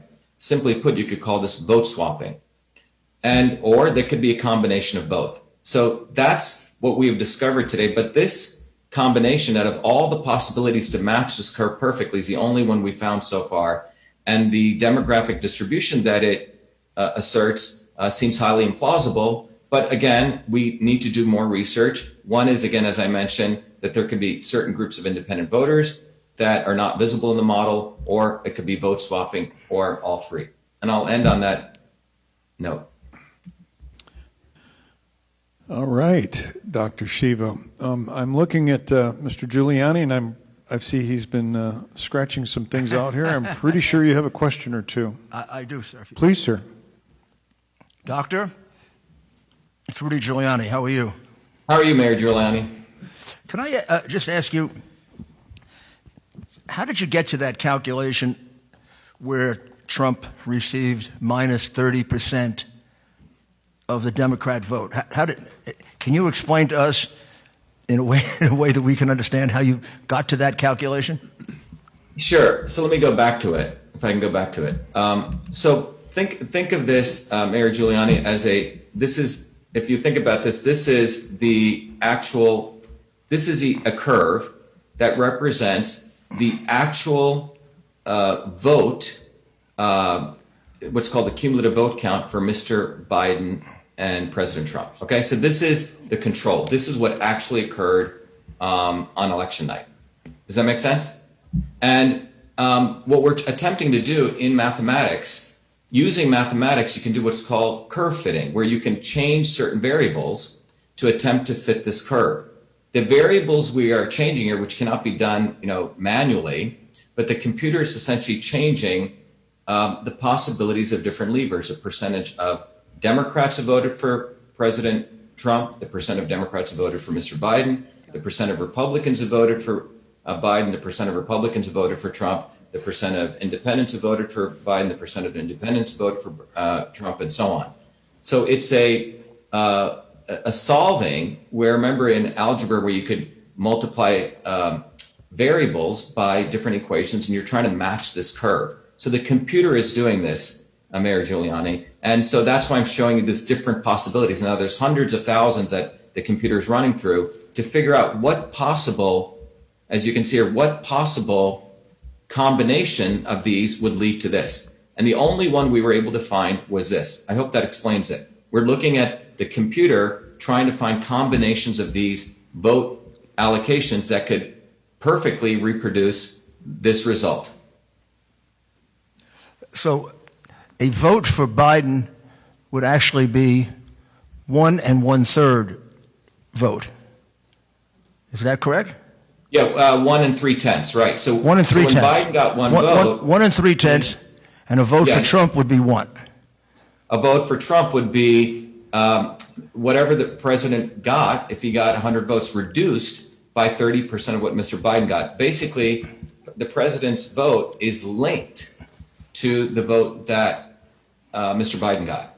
So if Biden got 100 votes and his went up by 1.3, which means it took 30% of the votes were reduced that would go to President Trump.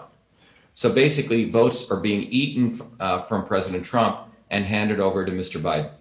That's the only way to one possibility of explaining Did you discuss this at all with Colonel Waldron? I received a text message from this earlier, and in preparation for this, I wasn't able to get to him, but I'm willing to discuss that with him. Well, he reached a very similar conclusion in a different way, that the votes for Biden were valued within the computer algorithm as higher than the votes for Trump. Could you accomplish that within a computer that you had gotten control of?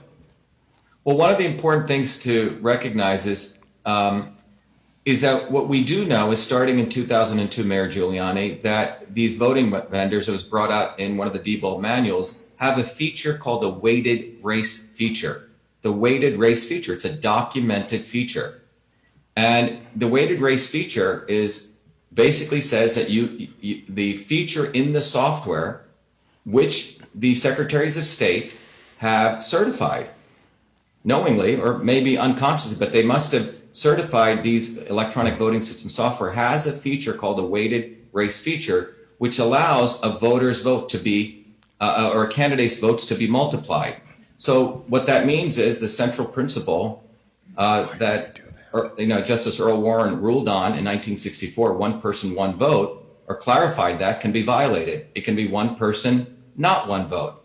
And that is one explanation of this. But the important feature I think people in the public need to understand is these software systems, the electronic voting software systems, have a documented feature called a weighted race feature. So the implementation of this is very possible. In fact, it's a documented feature starting as early as 2002.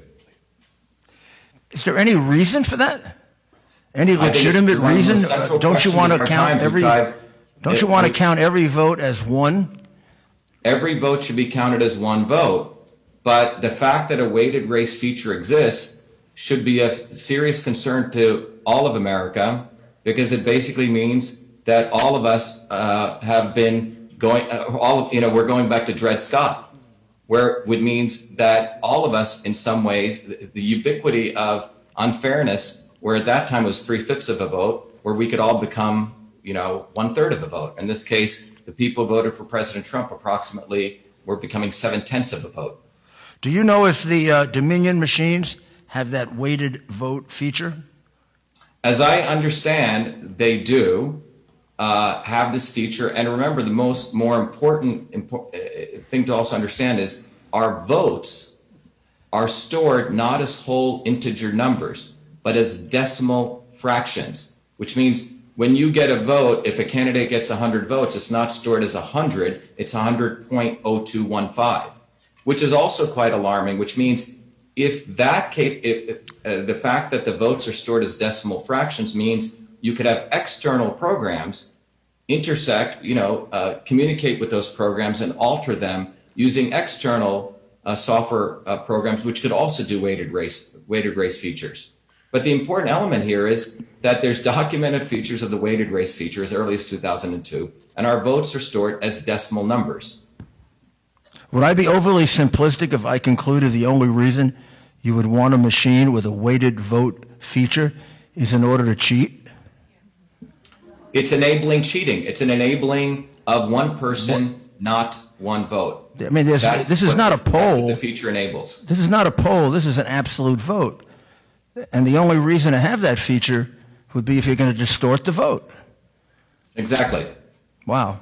Do you know what a Monte Carlo is? Excuse me, Mayor Giuliani? Did you do a Monte Carlo where you can do millions of possibilities in a minute to find a good match? Yes, so that's what this is doing. There are many different techniques. The solver technique here, there are many different numerical methods, but essentially it's doing one of those kinds of approaches to find that fit. Exactly. And that's how you arrived at the one that you felt was the closest? Yes.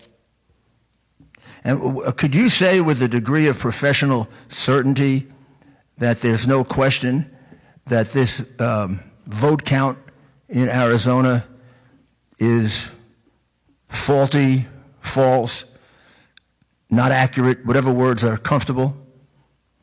Well, I think what I can say is that the plausibility of that, the cumulative vote count as we see it progress is highly implausible. The caveat being we don't have certain data on what percentage of demographics of independent voters, but from everything we've run and the simulations we've run, it's highly implausible the pattern of voting we saw that was reported by the Secretary of State of Arizona in Maricopa County. Thank you, Doctor. Thank you very much. You're welcome. Members, any questions for Dr. Shiva? Any questions? Representative Cook, please. Thank you, Mr. Chairman. I just have a question for the doctor. So earlier we had heard from a state senator, I believe, and in his presentation, when it had the vote totals, it had a decimal point and then numbers after. And so this perfectly makes sense if what you're saying is one vote is one vote, two votes is two votes. But if there's some way there's something added to it electronically to have a weighted vote as a 1.25, so every vote for this person is a 1.25, would that be the way those decimal points got there? Well, yeah. I mean, the issue is why are our votes being stored not as whole integers versus what we're called floating point variables in computer science or in math, right? So when a developer writes a program, it should be very important. I've been programming for many, many years. And the first thing you learn is when you are writing a software program, you have to be extremely conscious on how you're declaring variables, right? This variable is an integer, which means it can only be, 0, 1, 2, 3, 4, 5, 6, 7, 8. This variable is going to be a decimal, which is also called a float or a double, which means it can be 1.1, 1.3, so on. So the fact that the vote count is stored as a decimal, to me, when I first learned about this in my own Senate race here in Massachusetts, it was quite disconcerting, because this means that consciously people are putting into the software a capability to have fractional voting. And that's what this leads to. And why is there such a feature or capability, and why are our votes even being stored as fractions or decimals? And I think this is probably the central question of our time, probably going back to the 3/5 compromise of 1787. Do we have one person, one vote, or do we have one person, not one vote? And in the era of electronic software systems, I think the courts need to step in and re-clarify one person, one vote, going back to 1964, the Equal Protection Clause of the United States Constitution. Mr. Chairman. Okay, ladies and gentlemen, we got a lot of ground to cover here, so I appreciate your passion, but can we just keep the applause to let's wait until we're done. Senator Borelli, you have a question? Yes, thank you, Mr. Chairman. Well, I'm not surprised. It's pretty much the modus operandi of the Democrat history anyway, to have a poll tax and actually tax the Republican to that vote goes to a Democrat. So that's what they did. They took that 30% or 0.3, whatever, tax the Republican vote and send it over to the Democrats. So I'm not surprised that the Democrats would want to tax the vote. Mr. Chairman. Okay. Members, any other questions? I wasn't finished. I'm sorry? I wasn't finished, Mr. Chairman. Oh, I'm sorry. Please proceed, Mr. Cook. I thought you were done. Thank you. I just wanted to finish up with what we were going to talk about. So now that we understand with the two witnesses that we've heard here today, how those decimal points gets in there, and Doctor's done a wonderful job.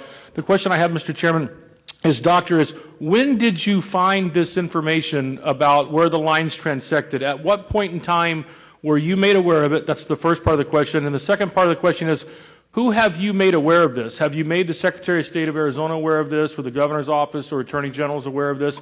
Or has it just been the privileged information of the Trump team until now, just about the state of Arizona, so we keep it short? No, this was discovered about 24 hours to 48 hours ago. You're the first ones to actually see these graphs presented today. Thank you. Thank you, Mr. Chairman, for your time. Yeah. Representative Townsend. Thank you, Mr. Chair. I just have a quick question built off of a comment. Sidney Powell had mentioned some conflicts of interest with Dominion and these systems. She had said, her words were, governors and secretaries of states and other politicians have a vested interest in this system. I read from last year an article where Nancy Pelosi's former chief of staff sat on the board of the lobbying firm that represents Dominion. If what you're telling us is true, and there is some kind of interest by certain politicians to invest in this kind of a system, and I find it ironic that today is Cyber Monday and we're talking about this type of issue. Have you looked at that, of any kind of a nefarious background when you're looking at these weighted votes? Do you have any indication or any suspicion, or is this just a mistake or a fluke in data?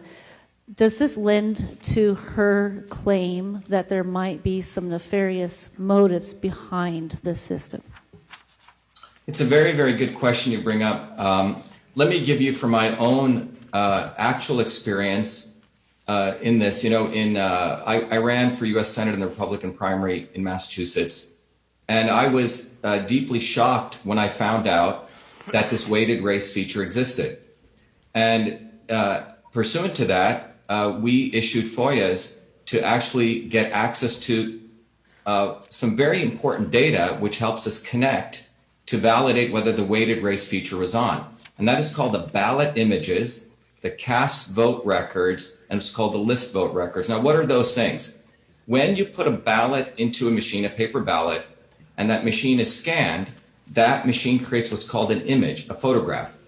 And when tabulation takes place, guess what's tabulated? Not the paper. In the electronic voting machines, the actual images. Does that make sense? So the images are tabulated.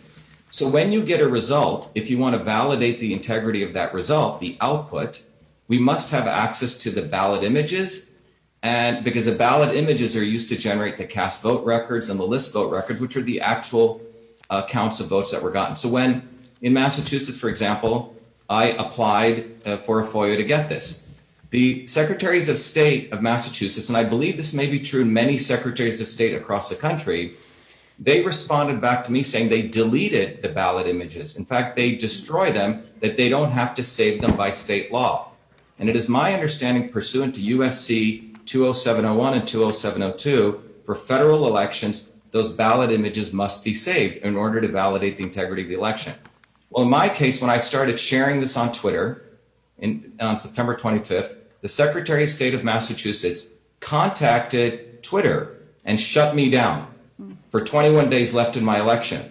And what came out in testimony in Massachusetts with a federal judge here was that the Secretary of State of Massachusetts has a special partnership with Twitter where they were able to brand what I was sharing, that ballot images were destroyed, as election misinformation.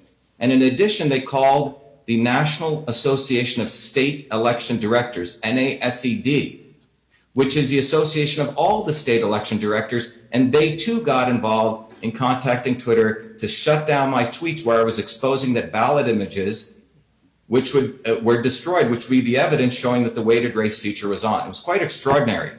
Well, the NASED is the group of all state election directors. So why was my tweet, when Twitter had not shut me off when I was talking about election fraud, but the state of Massachusetts Secretary of State and the state election directors found it threatening, because what I was essentially stating was that the state election directors of a number of these states are concealing the actual evidence which directly correlates which can expose whether weighted race feature was on. So yes, I do believe it's nefarious. And if you go look at the National Association of State Election Directors, which is a nonprofit, they are funded, and they're an entity of Democracy Works. Democracy Works is funded by Rockefeller Brothers. It is also funded by the Murdochs, Catherine Murdoch. And you can look at who is actually controlling the state election directors, or what community are they part of. Now, why is this important? Because the state election directors and the secretaries of state are the ones who certify electronic voting systems, which means, are they certifying electronic voting systems knowingly with the weighted race feature? And in my view, I know in Massachusetts that's what was done. And knowingly telling the vendors to delete ballot images, which are the evidence that interconnect the weighted race features being on and the ballot images. So in Massachusetts, the factory settings of these electronic voting machines, the default factory setting is to save all ballot images. What we discovered in Massachusetts is they tell the vendors to set that to off, which means delete, destroy all ballot images. And I believe that many of these secretaries of state are involved in this. So yes, I believe it is nefarious. Thank you. And just as a follow-up, I believe, and I was told recently that in Maricopa County with the machines in the Dominion, that in the RFP request for the procurement, that it says you are able to, this allows you to publish the images, and that we were requesting that those be published, and we have been denied that. So I'm in communication with the Board of Supervisors to see, is it possible to go ahead and put that up? So I would recommend the public also get involved in demanding to be able to see those, because, apparently we have leaders in the state elbow bumping today in celebration of the certification of this election. And clearly what you're saying, we should be doing anything but. It's abhorrent. It's a shameful thing. That's a sad day in Arizona that we're celebrating the certification of this election. Mr. Giuliani, do you have any follow-up questions you'd like to ask? I would just like the doctor to state his credentials. Dr. Shiva, would you please state your credentials? Sure. My name is Dr. Shiva Ayyadurai. I hold 4 degrees from MIT. My undergraduate is in electrical engineering and computer science. I have 2 other masters. One is in scientific visualization from the MIT Media Lab, my master's. I also hold another master's from MIT in mechanical engineering, and my PhD is in a field called computational systems biology. And when I was 14 years old, I created the first email system while working as a full-time research fellow at Rutgers Medical School. And at that time, I began trying to understand sleep patterns in babies, why babies were dying in their sleep, and looking at patterns of signals to detect the anomalous signal and a normal signal. So the common thread throughout my entire life from the age of 14 till today has been pattern analysis, applying it to detect sleep patterns, handwriting recognition, speech recognition, face analysis, understanding the analysis of signals to detect flaws in aircraft wings of airplanes or bridges. But pattern recognition is my field of expertise.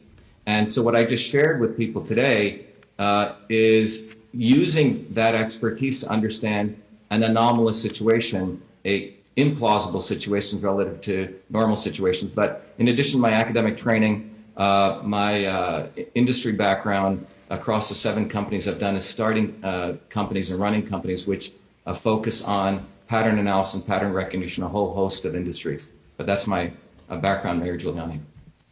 Quite impressive. Thank you, Dr. Shiva. And frankly, this is just an observation so far. We have heard a couple of terms thrown around, and I think rather carelessly, and I think you've put a very fine point on it. One is, these machines are supposed to tabulate. They're not supposed to calculate. They're just supposed to count one for one. And I think you've put a very fine point on the notion that these aren't tabulation machines. These are machines that calculate and were built to do so. So I just want to thank you very much for making yourself available to us. And, Very welcome. And we appreciate your time. Thank you, sir. Thank you. Be well. Thank you. I think we've lost Dr. Shiva. Okay. Next up, we have Mr. Bob Pitton. If you would, please, Mr. Pitton, come up to the table here. Announce your name, who you're with. Give like just a 10 seconds of what you're going to show us. And if you can, we are running short on time, so brevity is our friend. Thank you very much. I'll try to go as quickly as possible.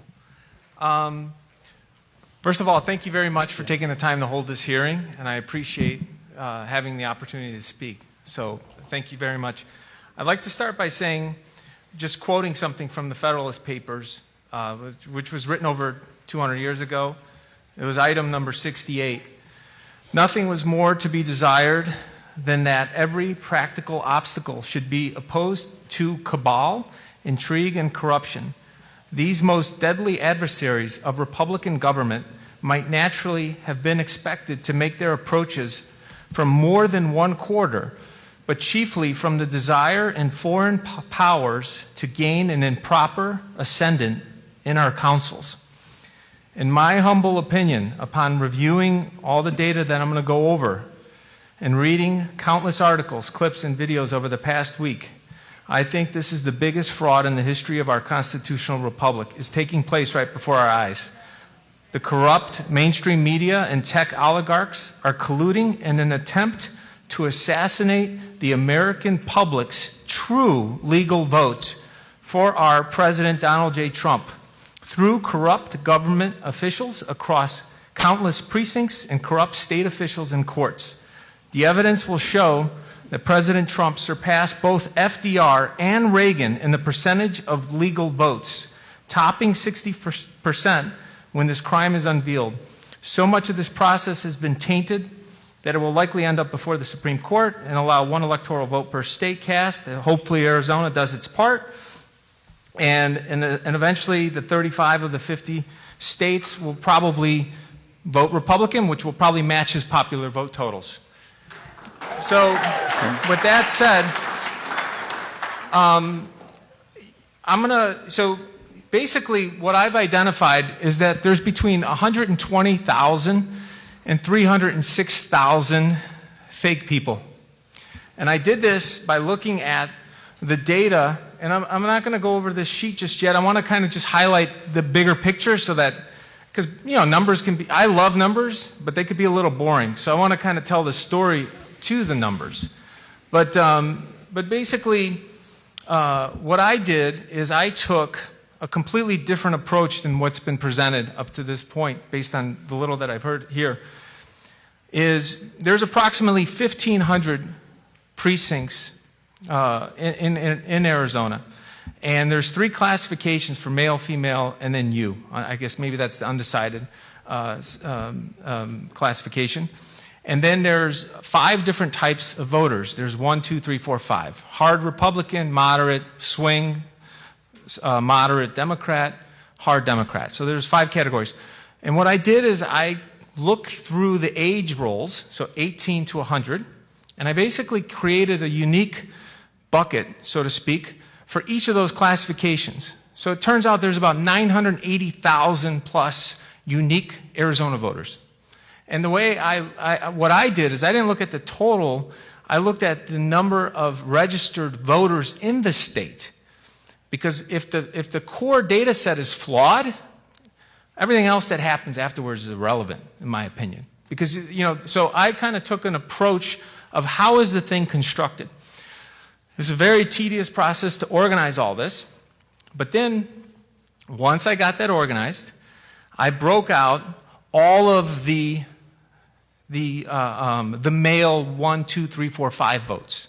So I want you to think about okay, there's 5 classifications of male voters in the state of Arizona. I summed up and looked at how many of those votes by age, 18-year-olds, 19-year-olds, 20-year-olds, across all those different categories. And then I did the same thing for females. And then I did the same thing for the U's. And this is, it was absolutely mind-boggling what popped out as a result of this incredibly tedious process. The correlation of men that voted in Arizona, so the first category, one, the number 1 voter versus 2, 1 versus 3, 1 versus 4, 1 versus 5, and then, making sure that all possible combinations of male voters was accounted for. The average of those correlations for male voters is approximately 63.83%. That makes sense because, people as they age, they're kind of random. They may fall into, maybe they're liberal one time, maybe they're conservative the other time. They kind of bounce around. And the variation, the standard deviation is very high, as it should. People's life cycle changes. It's about 30%. So then I did the same thing for females. Now, I mean, I can ask a silly question, but I said no. My wife told me no jokes. But, I'll get to the punchline. Are women more predictable than men when it comes to voting? Are they more independent? Now, people's first answer seems to be, they'll do more of what, their correlation should be higher. And actually the opposite is true. They're at about 58%. So about 6 points higher, 6 points lower in terms of the correlation doing the same analysis. And that makes sense because most women don't want to tell you what they're doing when they go in the voting booth. So that's the joke. But anyways, so then what I did is I did the same thing for the U's. Now keep in mind, there's a total... Bobby, excuse me, when you say U's, you're talking about undisclosed, not Utes, as in U's. Younger... Yeah, okay. I like that from my cousin Vinny. Hey, there you go. I'm glad you got the joke, Mr. The 2 Utes. So what is a Ute? But so basically, once I did that, there's 463,660 classified that I found under this category. I did that same analysis. Now keep in mind, the standard deviation for men was about 32.8%. For women, it was 35.77%. That there would be a lot of randomness through time across the aging process of human beings. With regards to the U, when I did that same analysis, 94% plus correlation. Let me say that again. 94% correlation. And I was like, this is insane. Like, this is like fictitious. It's like this. And now keep in mind, I came up with this by going through all 1,500 precincts and unbundling all the data age by age across their sexual, the MF and U, and then also what type of voter were they. So this is, and I happen to love data, so this was fun for me because I'm like, I have an idea of how they're cheating. I think they're cheating. So I'm going to test this theory out, and I'm more than happy to provide this to Mayor Giuliani.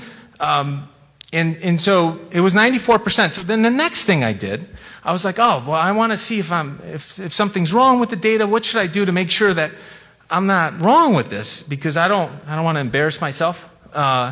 So what I did is I took the buckets and I computed what does the distribution look like per age.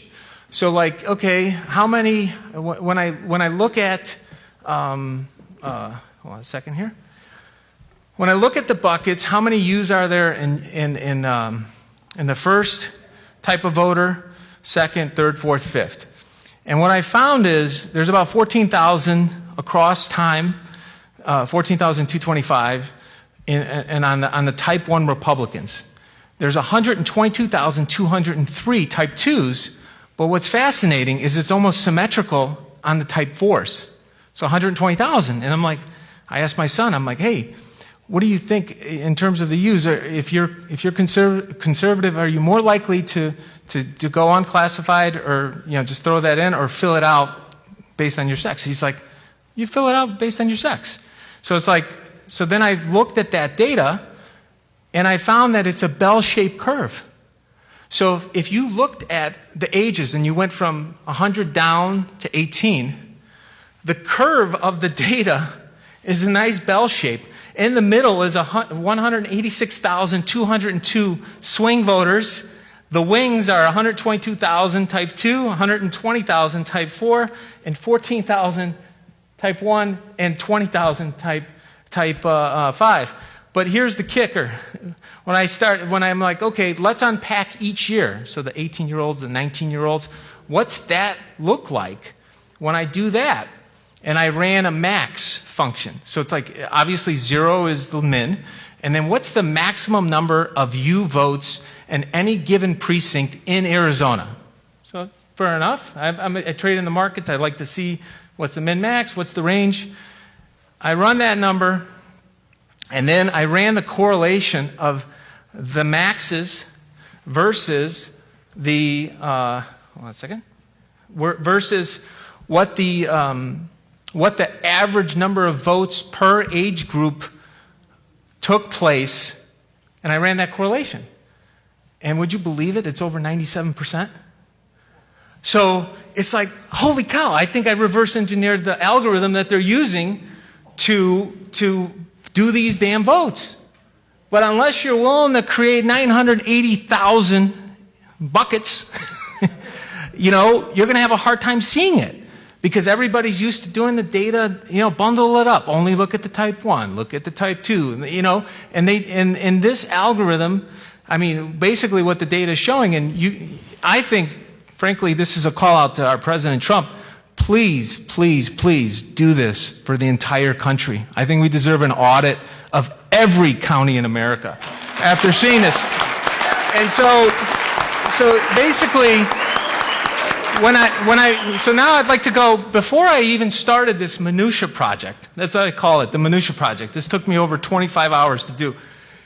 I decided, I like to look at metadata. So metadata, you guys should look into it if you don't know what it is. I don't want to get into a philosophical discussion about it, but metadata is, I said, okay, if I landed in Arizona, I want to understand what's been going on in Arizona before I say anything. And I pulled back, on your website, you have 22 years of election results, going back to 1998. So this is what's up here. And what I did is, I think I'm using this. Is that me? Okay. So basically, what I did is I went to the census, and I pulled the census data on Arizona by each county. So I looked at 2000, I looked at 2010, I looked at the estimate for 2019, and then you can see I calculated what the annualized growth rate of each county was, and then what the growth rate was from 2000 to 2010, which is column B. Then I looked at column C, which is, what was it from 2010 to 2019, and I extrapolated the data for one more year because we don't have the 2020 results.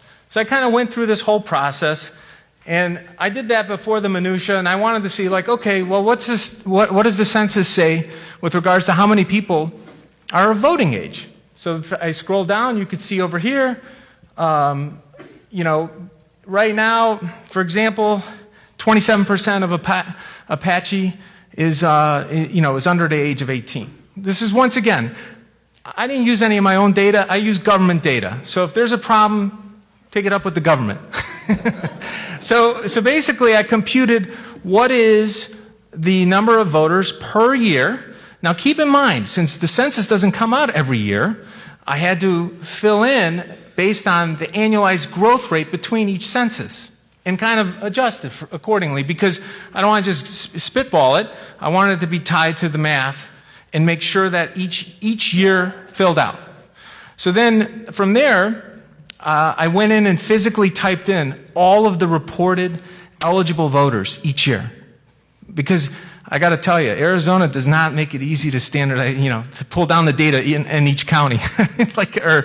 Anyways, I had to go physically do this, which is time consuming, but I thought it was extremely important for what I was asked to do. So I did that, and then I did the reported ballots cast, and then I did that each year for each of the 2-year cycles, and then I typed in the number of precincts that were reported, and then as I kind of do that, I came up with reported eligible voters as a percentage of total population.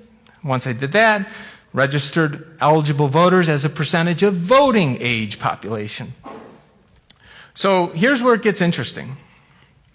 So I kind of did that, and I'm like, okay, I concur with Dr. Shiva that I think voting fraud has been happening in this state and possibly nationwide much longer than the past 4 years.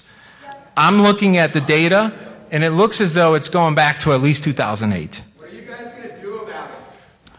I don't know. Okay. It's above my pay grade. So if we have any more of that, we'll ask to have you removed from the room. I've asked several times, please hold your comments. We've been okay with some applause, but the purpose of this hearing is to gather information. Let me be really clear about that. Mr. Penn, if you can, I need to have you wrap this up within the next couple of minutes, okay? I will. I'll wrap it up right now. Can I grab one of these waters now? Is that all right? Beg pardon? Is that? Yeah, help Thank yourself. you. So basically,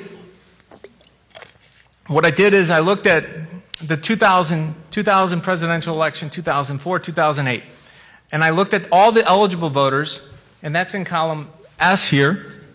And I said, okay, how many eligible voters showed up to vote in those 3 presidential cycles? Then I tied it to 2008, 12, 16 as a pivot.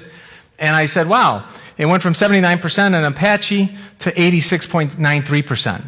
But then the change from the average of 2008, 12, 16 presidential cycle went from 87% to 99% of all eligible voters in Apache voted in 2020 is what the data is. That's how many registered voters there are. It's like, what? 99%? So since I'm in a little bit of a rush, I went through and did that for each of the counties and showed what the results look like in each respective presidential year, the 3 years, and then the off years to compare those two numbers.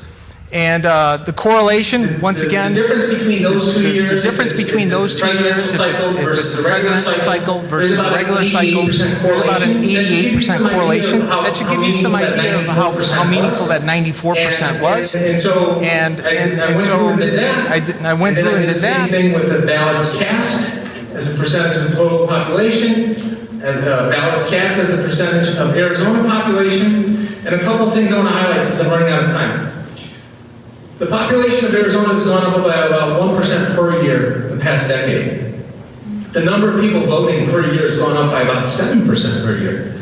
Now that may not seem like a big deal. It may not seem like a big deal. But if you had $100,000 and you invested it at 1% after a decade, you'd have $111,000. But if you had $100,000 and you invested it at 7% for a decade, you'd have $195,000. Wait a second. So it's like, wait a second. How is it that you have 95,000 versus 11,000? So when you look at the differential growth rates, that's how meaningful it is. That this has been occurring going back a decade.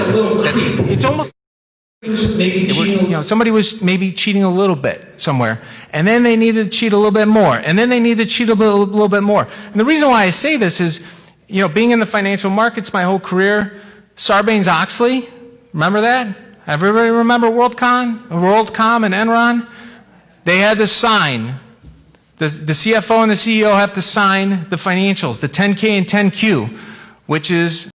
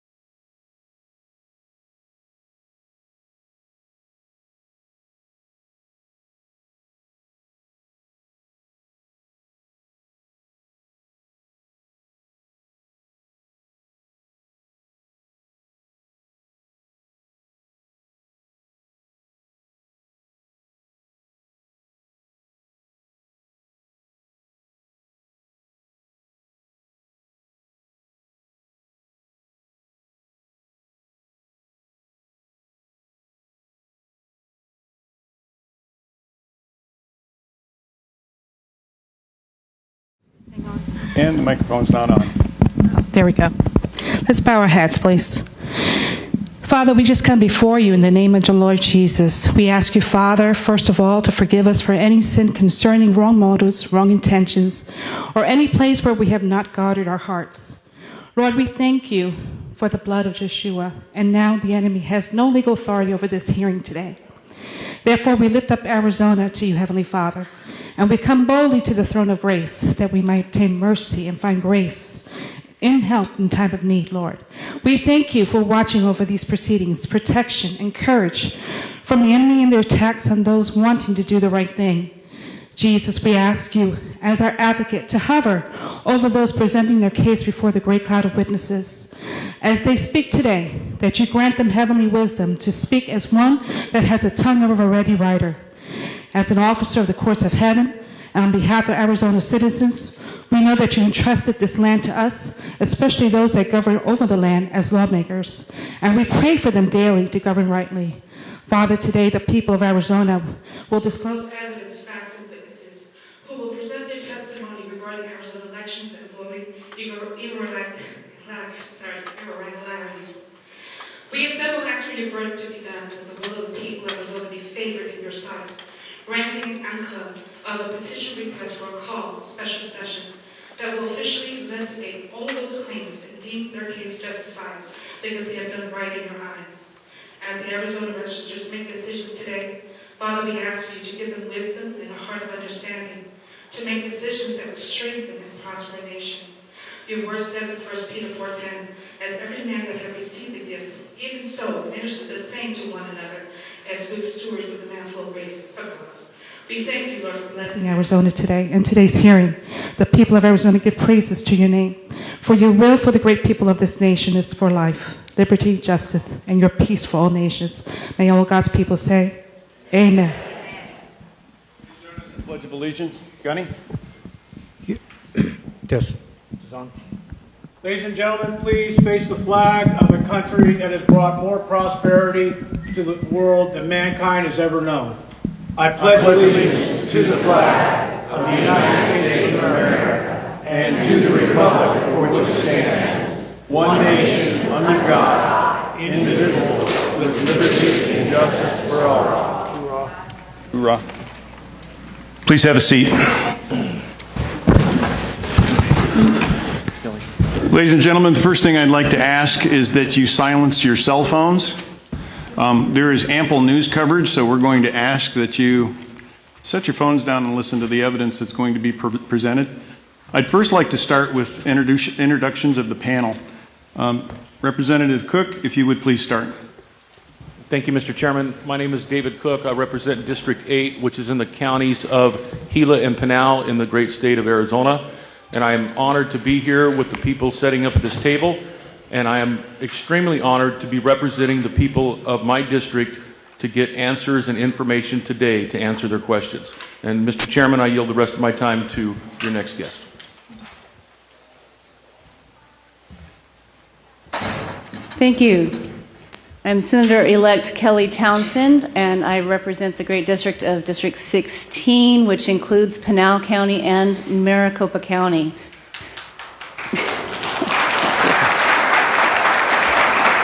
I'm here today because what is most important to me is truth. I want to discover what is true here in Arizona. It is most important.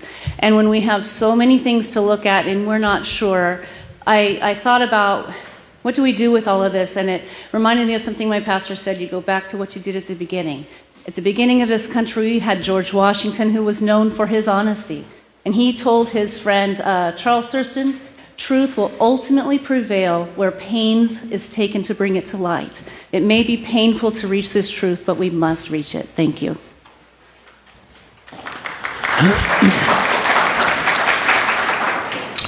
Thank you for having me here today. I am Brett Roberts, State Representative for Legislative District 11, which is Pinal County and Pima County, the city of Maricopa, Casa Grande, Arizona City, and several others. And I'm happy to be here today to provide take part in providing this forum to hear evidence and give answers that so many people are looking forward to hearing, and whether or not they are answers that you want to hear or they're answers that you don't want to hear, we need answers, and I'm happy to take part in this. Thank you very much.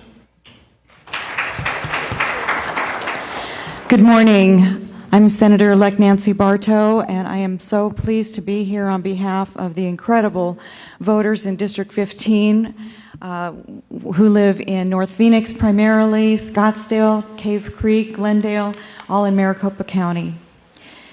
It is a true honor to be their voice today and to be here on their behalf to listen to the facts, the evidence. Because there's a lack of confidence in our election system at this point in time, in 2020, in Arizona. We're told many times, over and over again, ad nauseum throughout election campaigns, that your vote counts. Get out and vote. Your vote counts. Does it? Arizonans want to know. And that's why we're here, to listen to evidence and testimony and answer that question wherever it leads. We need to restore confidence in our election system, and I look forward to being a participant on behalf of District 15 and all of Arizona to get this information out, hear the evidence, and make sure that we have elections that the people can be confident in for the future. Otherwise, they will not vote in the future. That would be a disaster. But that's where we are today. We have to hear the truth, hear the evidence, hear the testimony, and get to the bottom of the truth. Thank you very much.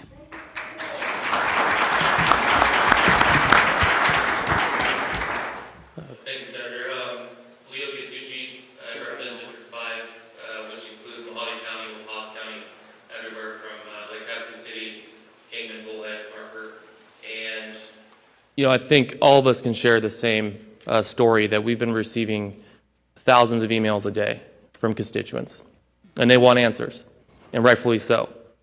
And this is our job now, is to provide them with whatever evidence that's being presented here today, and allowing the people to decide for themselves if they feel our elections were secure and if there was any kind of fraud at all. That's our job as representatives, to give those answers.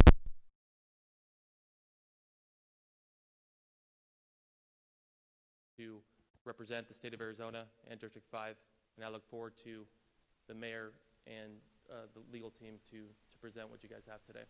Thank you. Thank you very much. I'm Sylvia Allen. I represent District 6, which is the rural part of Arizona, the most beautiful part of the state. You guys, and I've been so honored to be able to.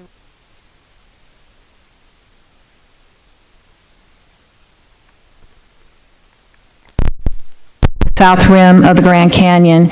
So I'm here representing 4 counties, and I have also received hundreds and hundreds of emails from citizens not only in my district but all across the state saying, please, Senator Allen, please listen to what is out there, the testimony that's out there, the different evidence that's being gathered.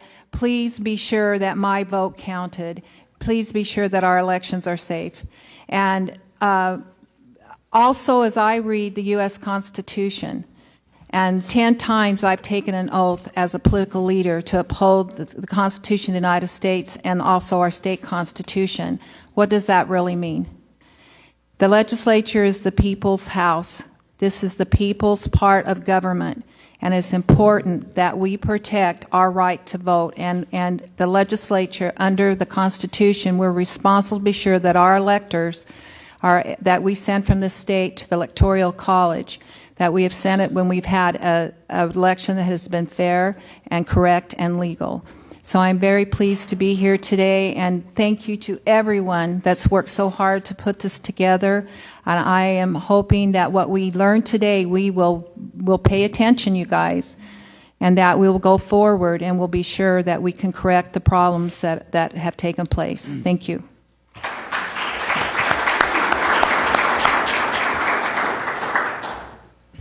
I'm Senator David Gowan. I'm from Legislative District 14, the rural Arizona. I mean, we're actually the heart of rural Arizona.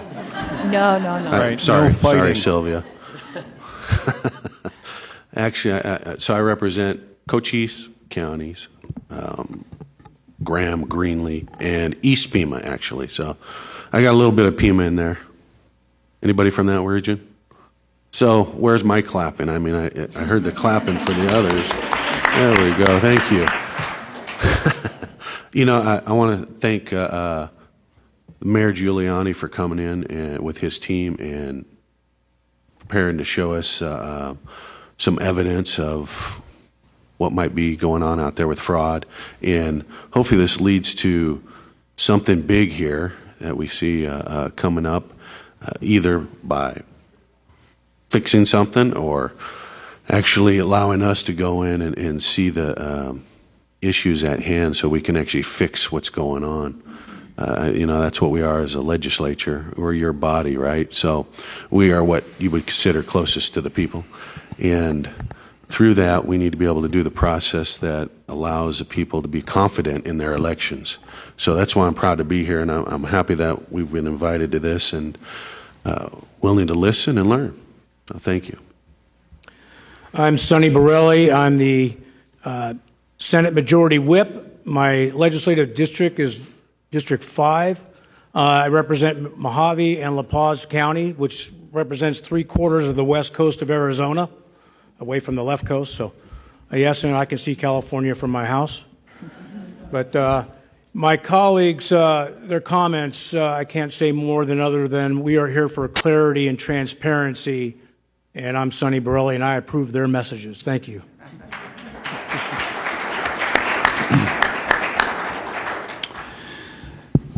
Facts are stubborn things.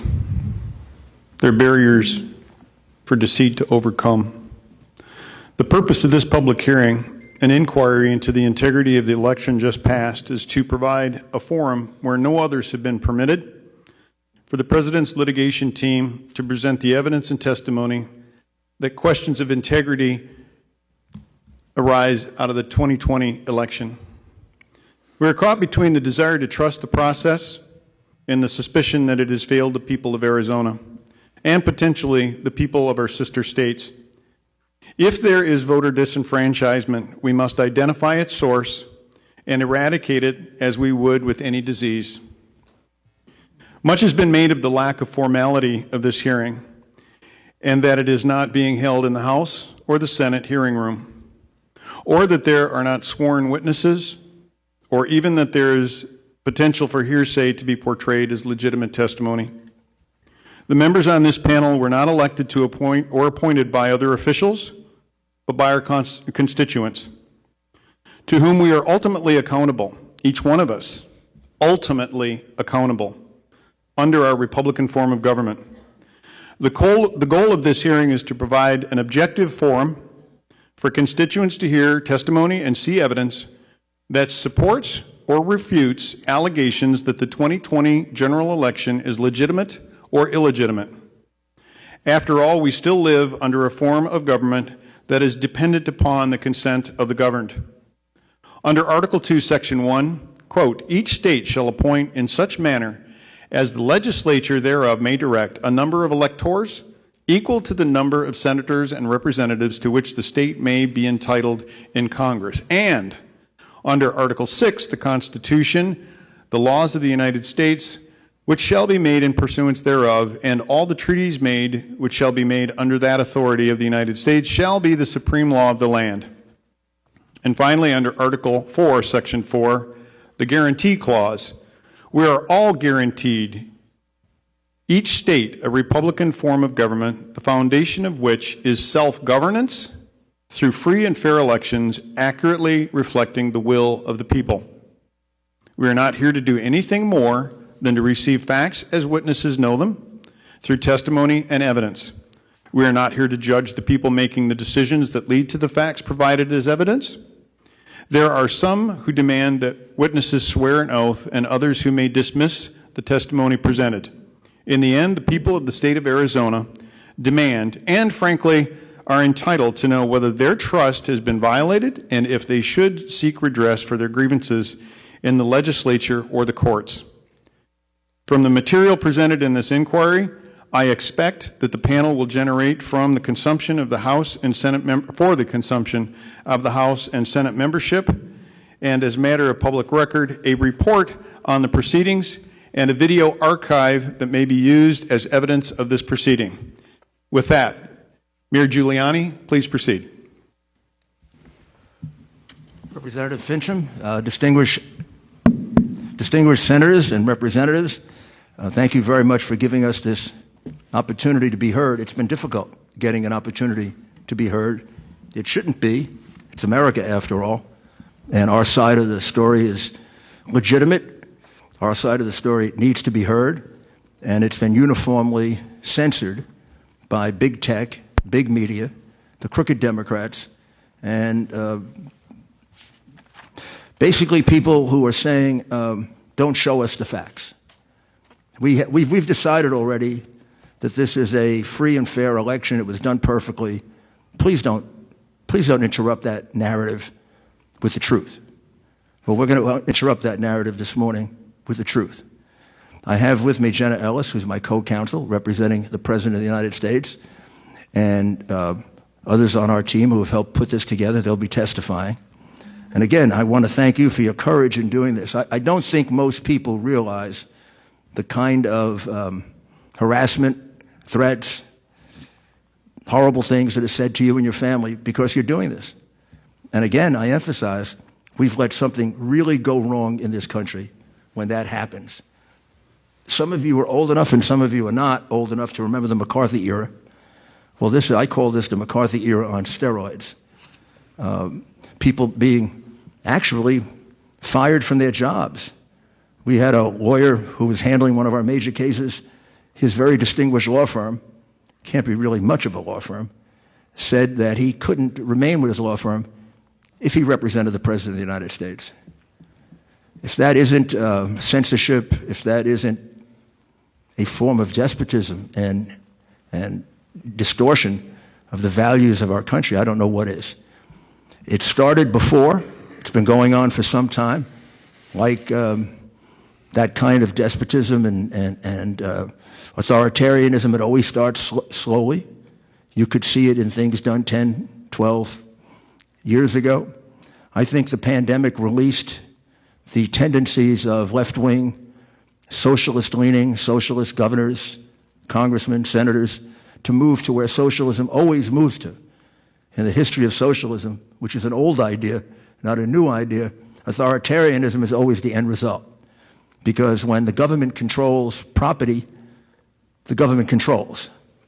And it doesn't want to be interrupted by the stupid ideas of the dumb people of the country. The elite know better. Boy, doesn't that sound like America today? I mean, that was Russia, that was China, that is China. That was Poland, that was Bulgaria, that was East Berlin. Gosh, I thought we fought that and got rid of it. Never thought I'd see it in America. It's in America. It began with the revelation of the hard drive that proves substantial, major crimes on behalf of the Biden family. Censored, not allowed to be shown, not allowed on television, not allowed in the newspapers. Just, we don't want to see the facts, even though they may point out millions and millions of dollars going to a vice president from China, Russia, Ukraine, Romania. Oh, I can't remember all the places. Highly unusual for a vice president to become a multimillionaire while he's sitting in the office of vice president. But it happened, and he's the candidate of the Democratic Party right now. That was covered up. As soon as this election moved into the questionable stage, same practice was used. Cover it up, cover it up, cover it up.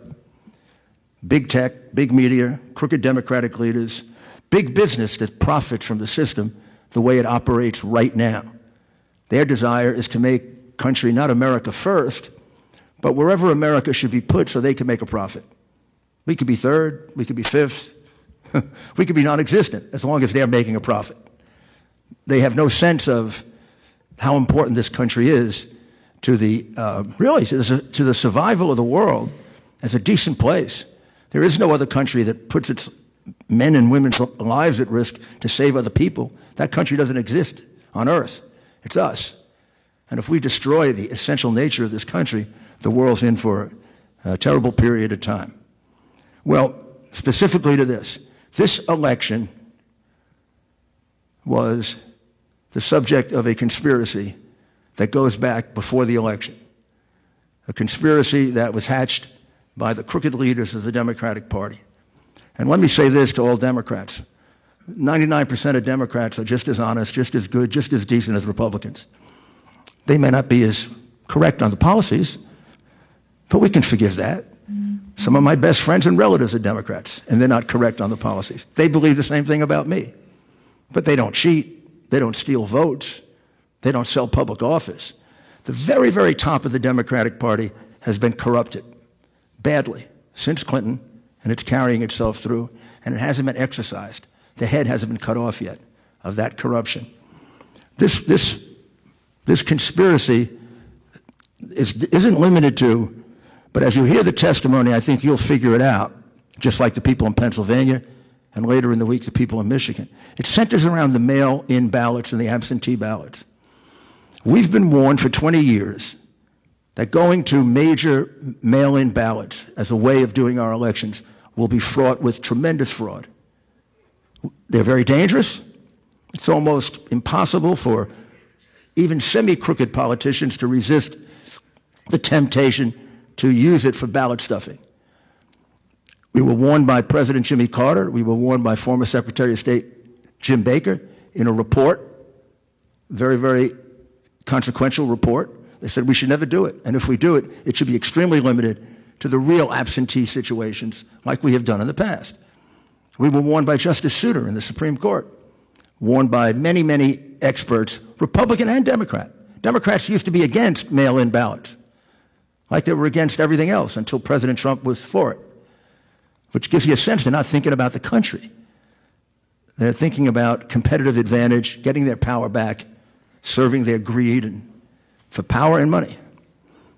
So when they saw the mail-in ballot situation, they said, wow, we could change an election in the past, like they did in Chicago in 1960 with Governor Mayor Daley, like they did in Florida or tried to do just last year in Florida by turning the votes in Broward and Palm Beach County, holding them back for 2 weeks, and seeing if they could get enough absentee ballots made up.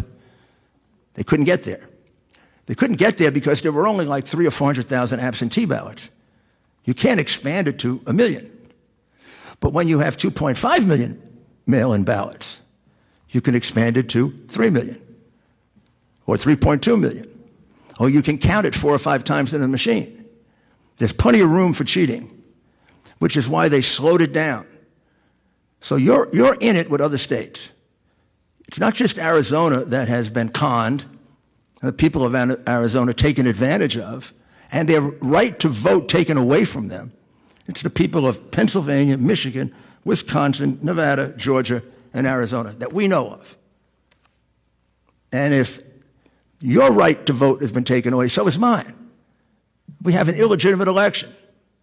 We have demonstrably wrong numbers in those states. In your state, a lot of the fraud had to do with the mail-in system, as it did in other places. Your state's a little bit different than Michigan and Pennsylvania.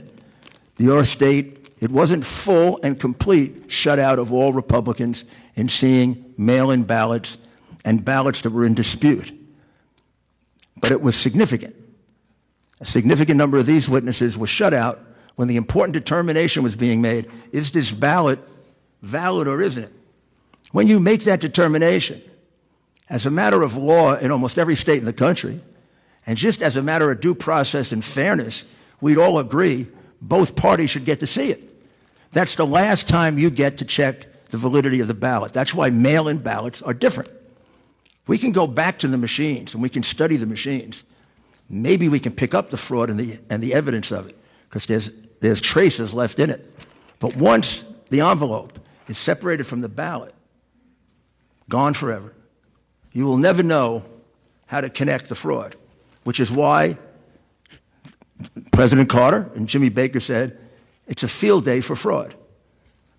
The way you accomplish the fraud is you don't have an independent party or a Republican. If you're going to cheat the Republicans, you don't have him in the room so he can object to it and point it out. Look, this is the same handwriting on 12 ballots. Oh, they didn't fill out the envelope. They just filled out the ballot. Or this seems like it was done by a machine. Those are the things you can object to. So in probably at least 100,000 situations in Maricopa County alone and Pima, you did not have the opportunity to do that. Those votes should be declared null and void. You also, in addition, however, had your own variations, as the other states did. So the key fraud is the mail-in ballot. That was the backup in case they fell too far behind. That's why they cut off the vote at midnight, 1 o'clock, when President Trump was getting too far ahead, particularly in Pennsylvania, in Michigan, in Wisconsin, and also in Pennsylvania. So they cut off the vote. He was getting up to 800,000 in Pennsylvania, 300,000 in Michigan. He was even further ahead in Wisconsin. They cut off the vote. They turned things off. They chased everybody out. And then it's not your concern, except for the fact that you got to look at this somewhat in total. They started bringing in false ballots. We have 3 witnesses to 100,000 of those ballots being brought in at 4:30 in the morning in Detroit with no Republicans around that they knew of. Luckily, we had 2 that stayed behind and a Dominion employee who was willing to be honest. Not all of them are honest. So the point of that is you're part of this fraud. You also had numerous situations of your workers, your citizens, observing the poll officials helping people vote to the point of telling them who to vote for. Clear fraud. You have situations of poll workers being observed changing votes, taking ambiguous votes and making sure they were cast for Biden. And you have situations of stuffing the ballot box. And we will try to quantify those. Those are harder to quantify. But the ones involving the exclusion of observers are quantifiable, and that's 100,000. So let me spend just 1 minute, and then we'll get our witnesses out, on Dominion. Dominion is a foreign company. It's a Canadian company. It has an office in America, but it's a foreign company. Question number 1. I have to believe the people of Arizona had no idea a foreign company was counting their vote. I guarantee you they didn't, because the people in New York did. I didn't. I find that outrageous. We can't get an American company that we have complete jurisdiction over to count our votes. Now, did we pick this company here in Arizona without any due diligence? It's not just a foreign company. It's a foreign company that's been in a lot of trouble. In Texas, it was excluded after 2 years of study for being exceedingly incompetent. It screwed up elections in the past. It's well known for having the most porous system of all the companies, meaning it's the easiest one to penetrate. They do little or nothing to protect against hacking. They even explain to some extent in their manual how to get into them, how to manipulate them. And then they have a history going back to the Smartmatic company that actually was formed for the purpose of fixing elections. I don't know who makes the choice in your state of who should be counting your votes, but I know that person either is exceedingly naive or much worse. If this wasn't known to the person making the choice, then you got to change your whole system. Finally, you don't have to wait to change your system. We don't have to endure a phony election and the biggest voter fraud in our history and end up with a tainted election and go down in history as a country that didn't have the courage to deal with it, go down as the first group of Americans that didn't have the courage to stand up when their freedoms were being taken away. We'd be the first.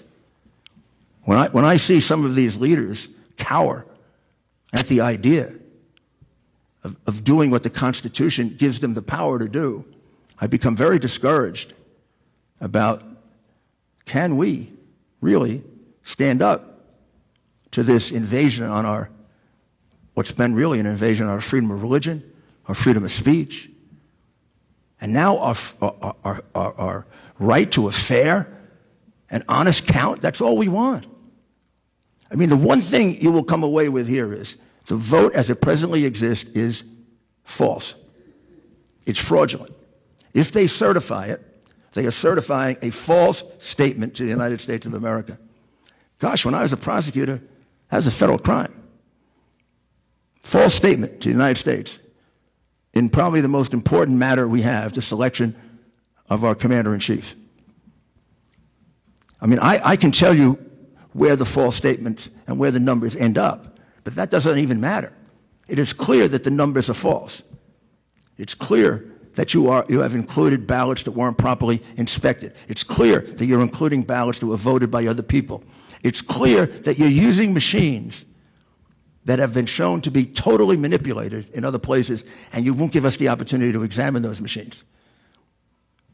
I think anybody who puts their name on that is getting very close to committing a crime.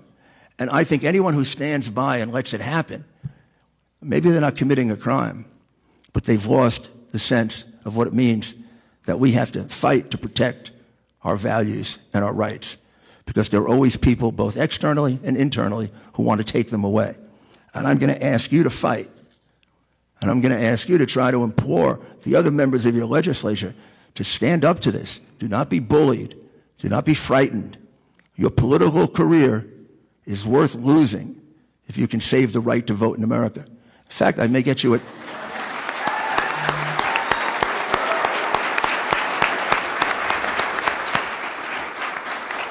In fact, I can get you a chapter in Profiles in Courage if you do that.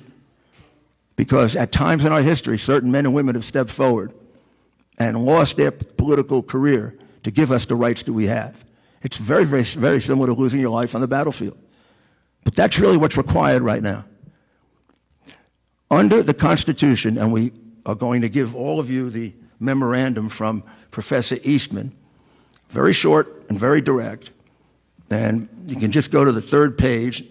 It makes it very clear that under Article 2, Section 1, Clause 2 of the document that guides us, we're not guided by your governor.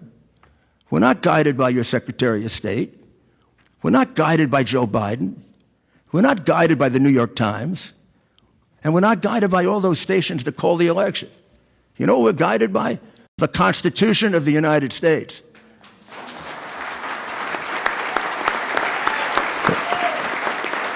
The Constitution of the United States says that you, the legislature of Arizona, have the plenary power to regulate the selection of electors in a presidential election. The Supreme Court, in the case that you will see cited there in McPherson, has already answered the question that many ignorant talking heads who really shouldn't be representing anyone because they're incompetent, on television they say, well, you can't change it retrospectively. You can only change it prospectively. Now, I doubt whether they know the difference between retrospectively and prospectively, but I don't want to be mean. Ha. The United States Supreme Court, I think it's in 1892, said you can change it at any time. It's your constitutional power solely. You don't share it with anybody. That clause doesn't say Congress. It doesn't say governor. It doesn't say newspapers. It says the state legislature. And the Supreme Court has said you can change that and take that power back anytime you want to, because it's your power. It's not theirs. Whatever power the governor or the Secretary of State thinks they're exercising, it isn't theirs. It's the legislature's. You can take it back.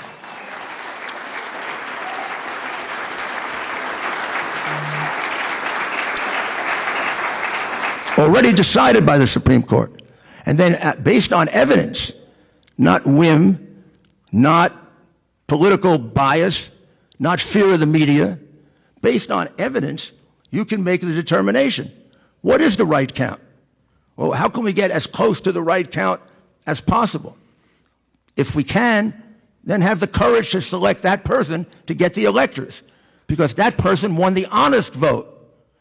And every dishonest vote disenfranchises the decent people who cast an honest vote. Have the courage to do that. In history, I swear to God, you will be heroes. To half this.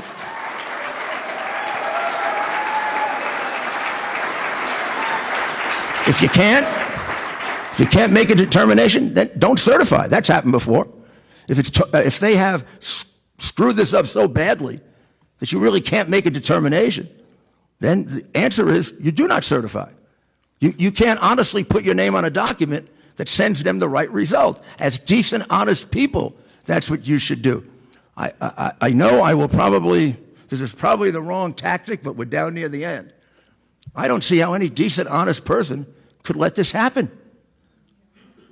I do not see how any decent, honest person could let this happen. So, with that, I just tell you that the characteristic of human beings that I admire the most, because my heroes are Churchill, Reagan, who's the only president I work for, my hero, and now our new president, who's been my friend for 30 years, and I always knew he'd be a good president, didn't know he'd be a great president. And that's the reason they want him out so badly, because he threatens them with destroying the corrupt system they have been enjoying in Washington since Bill Clinton got there.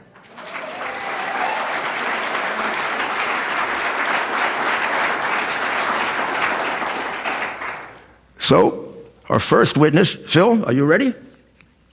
Oh, yes, why don't we, you want to explain this to him? Janet will explain this to you. And then we'll begin with Phil. Phil can come and sit up. And good morning. Thank you so much to the panel and the Arizona. Thank you so much to the panel and the Arizona Legislature for having us today. This is incredibly important, and I can't underscore enough what the mayor has presented today about the opportunity that you all have to make sure that you use the constitutional provisions that our founders so keenly foresaw would be necessary for today. And this document that we want to present to you is called The Constitutional Authority of the State Legislatures to Choose Electors. We will present to you the facts, the evidence, and the witnesses so that you can make that determination. But we want you to have the research from someone else who is a constitutional law expert so that you can hear from someone else besides us that is also affirming the argument that we make today. And this document is very short, but it talks about the McPherson versus Blacker case, which for reporters, I would encourage you all to look it up and maybe write some articles about it. It's 146 US 1, and if you look at page 35, this was an 1892 case.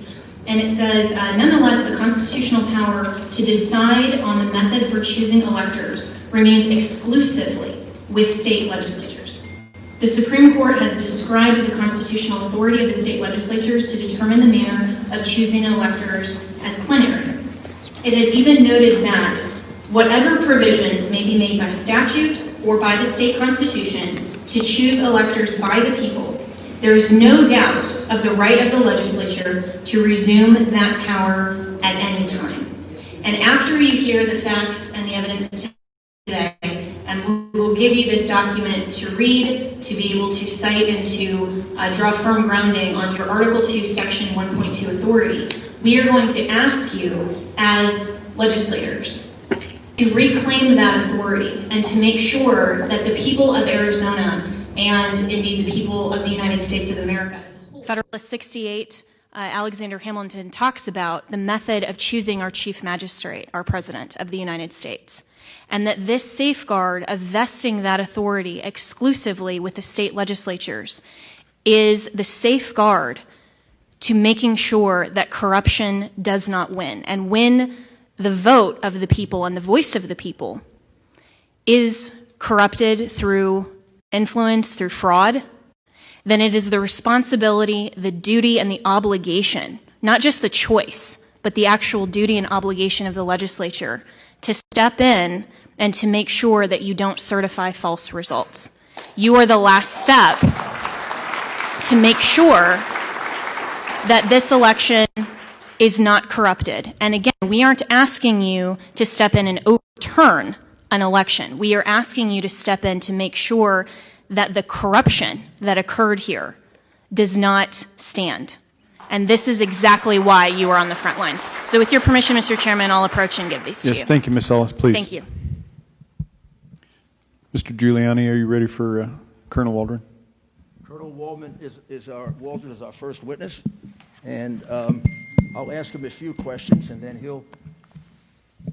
he will make his own presentation, and then, of course, you're perfectly free to ask him any questions that you want.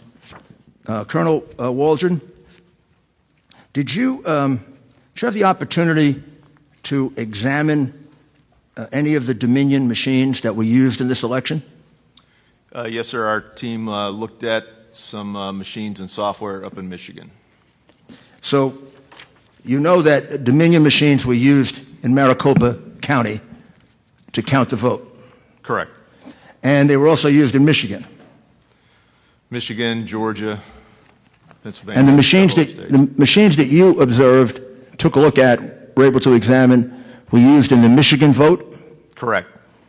Now tell us a little about Dominion. Dominion is a company that makes voting machines and voting calculation machines? That's correct. They've got full end-to-end election, equipment and software. And the actual software in the Dominion machine, is that Dominion software or is it someone else's?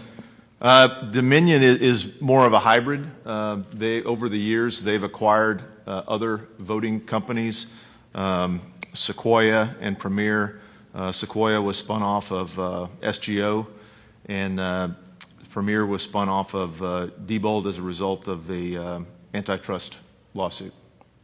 Sequoia is the company that was involved in the very serious miscalculation of the Chicago vote in 2007, wasn't it? I believe that's correct, yes, sir. And they were using Smartmatic software, right? Correct. And the software, the licensing agreements are pretty well. It's a good spider chart for all of these companies. They all share a common DNA in the software code. And that company, Smartmatic, their roots are in Venezuela, isn't that right? Yes, sir. Hugo Chavez was one of the founders, and invested, I think, 28% ownership in the initial setup of the SGO election systems. And they have been involved in several South American elections that were fixed, altered. Argentina, Bolivia, Singapore, Venezuela, Italy, several. And just to simplify things, and we can make this available to you, and we have several witnesses that go back to that period of time who were involved in the vote fixing, who have looked at the vote pattern in Arizona and elsewhere and said that the pattern matches the way in which Dominion and Smartmatic, companies like that, fix votes. Isn't that right? Yes, sir. And what did you, well, let me ask you this other question. One of the former officials of the United States government, a gentleman named Chris Krebs, the former DHS official, shortly after the election, he made an announcement that many of these people refusing to take a look at any evidence are relying on. What did he say? Mr. Krebs was the director of CISA at DHS, and he basically said that this election was the most secure in history. The most what? Most secure in The history. most secure in history. And partially that was because the states do an excellent job of validating voter rolls, and that this equipment is not connected to the internet. That was in his. He said this equipment, which was largely Dominion and several others, is not connected to the internet. Is that correct? Yes, sir. Now, is Dominion on his council? Dominion was on Mr. Krebs' Election Security Advisory Council. And is there, and we'll get to it with the witnesses, is there substantial evidence, not only here in Arizona, but in other states like what we presented in Pennsylvania, that Dominion was in fact connected to the internet? Are you referring to information other than the user's manual? Well, let's go back to the user's manual. Tell them about the user's manual. The Dominion Suite user's manual is about 1.5 inches thick. And my team went back to the user's manual and looked at all the instances where in the user's manual it tells operators to connect the Ethernet cords to the router, and it is the systems are connected to the internet. And then what evidence do you have that there actually was connection to the internet? Our teams looked at spider graphs of the Dominion network on Election Day and showed the increased web traffic, internet traffic on Election Day for Dominion servers. So on Election Day, Dominion was communicating by internet? Correct. Contrary to what Mr. Krebs said or thought? That is correct. And tell us now, how do they take us through how the vote can be modified, and then take us through what you saw in the machine in Michigan, where they did actually modify the vote? So my background in the military, started off my career as an air cavalry officer, flying helicopters, counter reconnaissance. I moved later into information warfare as a information operations officer, running psychological operations, computer network operations, deception, operation security, and electronic warfare, special electronic warfare.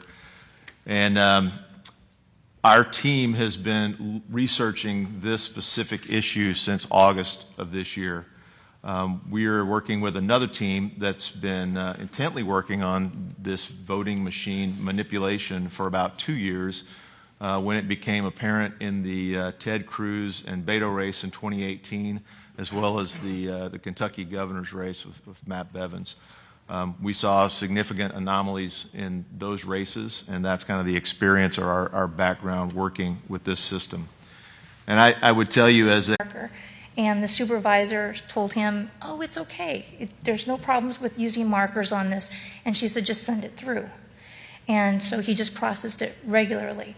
Other than that, at the other end of the room, though, there were people who were not taking ballots out of envelopes. They were just counting ballots.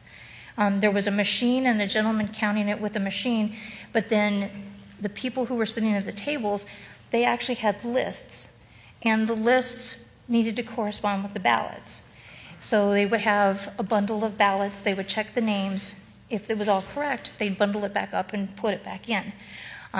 There was one woman who didn't have a ballot that matched her list, and she was walking through the aisles looking for like boxes, because each of the ballot boxes that came through from the signature areas were labeled, like B1, B2, B3. So she was looking for anyone who was tabulating or working with the boxes that had a B5 on it, because there was a misplaced ballot from that. And what day are we talking about? October 15th. October 15th. So this is early voting. Correct. Was that the only day you were there? That was the only day I was there. And what were you there? What were you told you were there for? I was told I was just there to observe, just watch, make sure that everything was on the up and up. When I first went in there, I did oversee a class for new poll workers that came in. Oh, okay. So that I would kind of have an idea of what they were doing and how the process was done. I noticed, the nice thing that I noticed was there were no pens in the room. So I didn't see anyone using a pen on any ballots at that point. It was all like Sharpie or markers, colored markers, like highlighters. And there were red pens, but the red pens were for the duplicate ballots that came in. They were supposed to be numbered and isolated by precinct on a piece of paper. And then those went to, like I said, the basket that then left the room, and I don't know where they went after that. Where were the signatures being verified? There was a room to the east of where we were at, behind closed doors, and that was a different section. Did you get to observe that? No, ma'am. Oh, no, sir. How many Republican observers were there? Well, the room was divided half and half of all different parties. So there were, at one table, there was a Republican and a Democrat. There was a Republican and independent. I saw a Democrat and a Green Party. I mean, each table had two different people, two different political These were tables after the envelope had already been examined. Then all the... Well, in a different room, right? Right, that was done in a different room. So who was observing that? Do you know? I don't know. I did give a list to Thomas Lane of all the people who were supposed to be observing through the whole election time. So you don't know if there was observation of the signature verification? I do not. And then after the signature verification, the ballots were brought into your room? Correct. There was large trays of ballots that were brought in. And in your room, they were being counted? There were some being counted off to the right of the room, and then in the area, well, I was able to go into both because I was able to wander. And what else were they doing with them other than counting? Well, they were counting, and then they were removing them from the envelopes. They were being removed from. They hadn't been removed from the envelopes already? No. Okay. Most of them were cut open though, so all they had to do was reach in and pull out the insides. And then you complained about this. Well, I complained not necessarily about this. I complained about the chain of command or the chain of custody that all of these faxes, because there were so many, and I questioned that because I wasn't sure. I mean, because I could be in Michigan and I could fax something to Pima County and it could be rerouted anywhere through any fax. And how do I know that it didn't come from Afghanistan? Right. So that was my concerns. So, and I was told by the chairman of the Republican Party that a lot of people come away with frustrations like this because there are no good answers unless you're there watching and you know exactly where the faxes are coming from. How many ballots were processed during this? How long were you there? How many hours? I was there for 4 hours. How many ballots do you think were processed while you were there that you didn't get to observe? I don't know, because the boxes that left the room and the duplicates that left, I don't know where they went. So I don't know how many were in each sleeve of the post office boxes. I do know that in one box, just from observing, there could be anywhere from 100 to 300 ballots in one box. So, what do you think?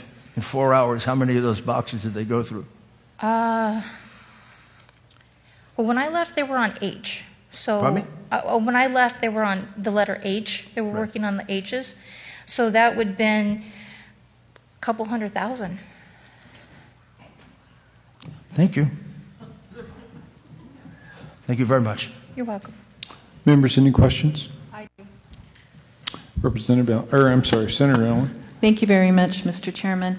I want to talk a little bit more about the duplicates. From the duplicates, or they think there's something wrong with the ballot so it wouldn't process, so that then they go and they make another ballot another duplicate ballot. In that process, and you said, though, that there were a lot of those duplicates? Yes, thousands of them. Thousands of them? Yes, they were, at one point, that's all that they were processing, were the faxed ones. The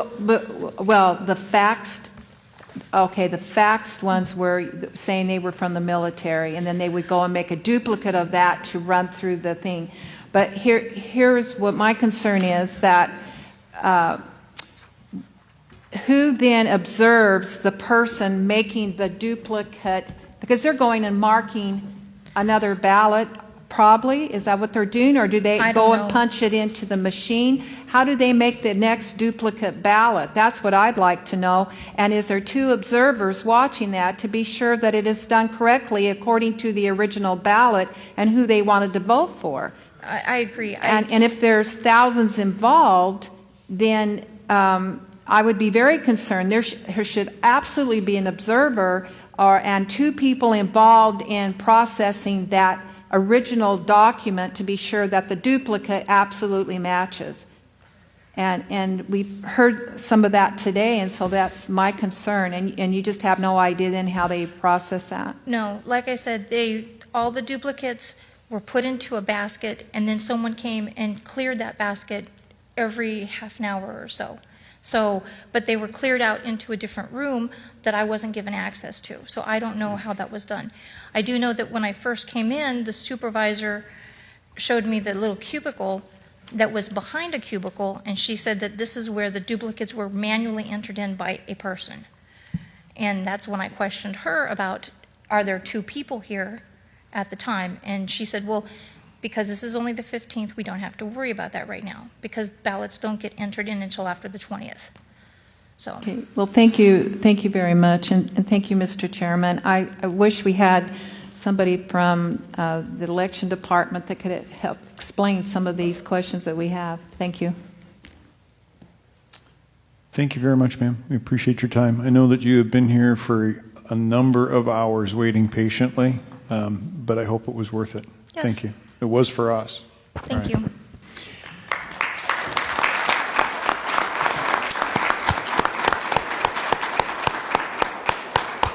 Next up, we have Mark Lowe. She gets to brag that the president interrupted her. Yes, indeed. And then after Mark Lowe, Linda Brickman. Or maybe Linda Brickman now and Mark Lowe's no longer here. Okay, Mr. Lowe appears to have left the building. So, Ms. Brickman. I'm sorry, Mrs. Brickman.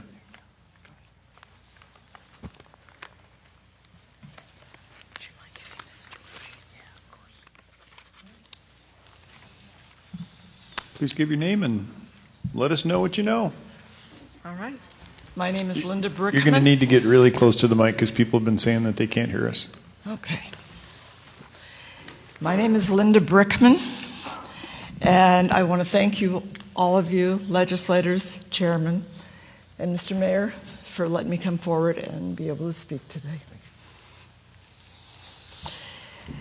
Effective November 12th, 2020, as the first vice chair of Maricopa County Republican Committee, the MCRC, by operation of law, upon the resignation of the chairman, I took over the performance of the chairman's duties. I was notified by Ray Valenzuela, Director of Elections, that the logic and accuracy LNA certification of the Dominion voting systems would take place on November 23rd. With limited notice, I was later notified the date was moved to November 18th, 2020 at 10 a.m. There will be about 11 issues that I need to share with you today. For a little background, I arrived at Maricopa County Tabulations and Election Center, MECTEC, prior to 10 o'clock a.m. for what was supposed to be the morning turnaround inspection of the Dominion software and equipment. However, it took some 8 hours before the two formal LNA certifications were completed with mixed results. We began in the BCC, or tabulation room, where the Dominion software and machines were set up ready for actual testing. There are about 8 or 9 regular versus high-speed machines set to tabulate all the numbers from the test ballots. As part of the SOS, or Secretary of State's Elections Office, the LNA certification, and one mainframe computer plugged into the wall, and a computer technician's workstation with a desktop computer to transfer results from the individual tabulators and into the server. This mainframe machine that I observed was to calculate all the test ballots and add up the zeros to give a grand total of all 8 or 9 machines that totaled the ballot count, supposedly equaling 0. The problems that occurred almost from the start with the SOS certification. For example, a number of the ballots could not be read by the tabulator machines. At least one or more of the tabulators broke down and portions had to be replaced. Incorrect information had been inputted into each tabulator earlier that morning, and the wrong files were loaded up into the mainframe by the computer technician, and neither the SOS Secretary of State staff nor the computer technician were able to quickly resolve the problems. Instead, we were all alerted that it might take an hour or more to work things out. So we all adjourned at 2 o'clock to take lunch. At approximately 2 p.m., I asked if the problems were resolved and what had happened. Instead, I was informed that the machines were not calculating correctly, and all the machines had to be shut down during a break, during the lunch break, and reset, and they were going to start on a brand new test. About an hour plus later, the ballots were run into the tabulators, and printouts of the results in the form of a cashier's tape were received by me and others. Then the memory sticks from each tabulator were removed and handed to the computer technician for loading into the server, along with other relevant files, as we were told. Printouts were then generated by the Dominion server, and county chairs from the 3 county political parties, as well as other observers, began comparing the individual voting totals tabulated for accuracy. Once completed, the county chairs were asked to fill out and sign the certification for the SOS LNA. As per Ray Valenzuela, the Director of Elections, and other observers, they were asked to sign if they insisted, but only as an observer capacity and not in an official capacity. Then it came time for us to sign the certification. Based on the issues described above with the SOS LNA test and my familiarity with reports from other state Secretary of States, for example, Texas, and other information that I had and that I turned over to the BOS, which is the Board of Supervisors, I went ahead and signed and denied certification, writing on the form, quote, certification denied, Linda Brickman, MC, Maricopa County Chairman, unquote. We then began the second LNA test, but this one was conducted by Maricopa County election staff and on separate Dominion voting tabulation machines. This was a similar process with results going to the server, and reports were then again printed out. But for whatever problems or irregularities that surfaced during the first SOS test, they did not manifest this time. And for the same reasons noted above, I denied certification, writing on the Maricopa County form, quote, certification denied, Linda Brickman, MC Maricopa County Chairman, unquote. I also have copies of all the ballots counted, with copies available upon request later. Again, my reasons, as noted, were above my first-hand observations of the flaws and irregularities in the SOS LNA tabulating and calculating of the Dominion software, the unexplained turning off of the computer system, and doing a reset versus a correction. and the over 5 hours for the SOS test and results review, plus my lack of faith in the second LNA test, we could see the machines, but we could not see or observe the software behind the machine to confirm what had really gone on. As a veteran county elections worker who actually worked the election both during the August primary and the general from 10/19/20 to 11/11/20, working on signature verification room, the duplication room, adjudication room, ABC room, and the hand count audit, let me share at least 6 irregularities that I personally observed.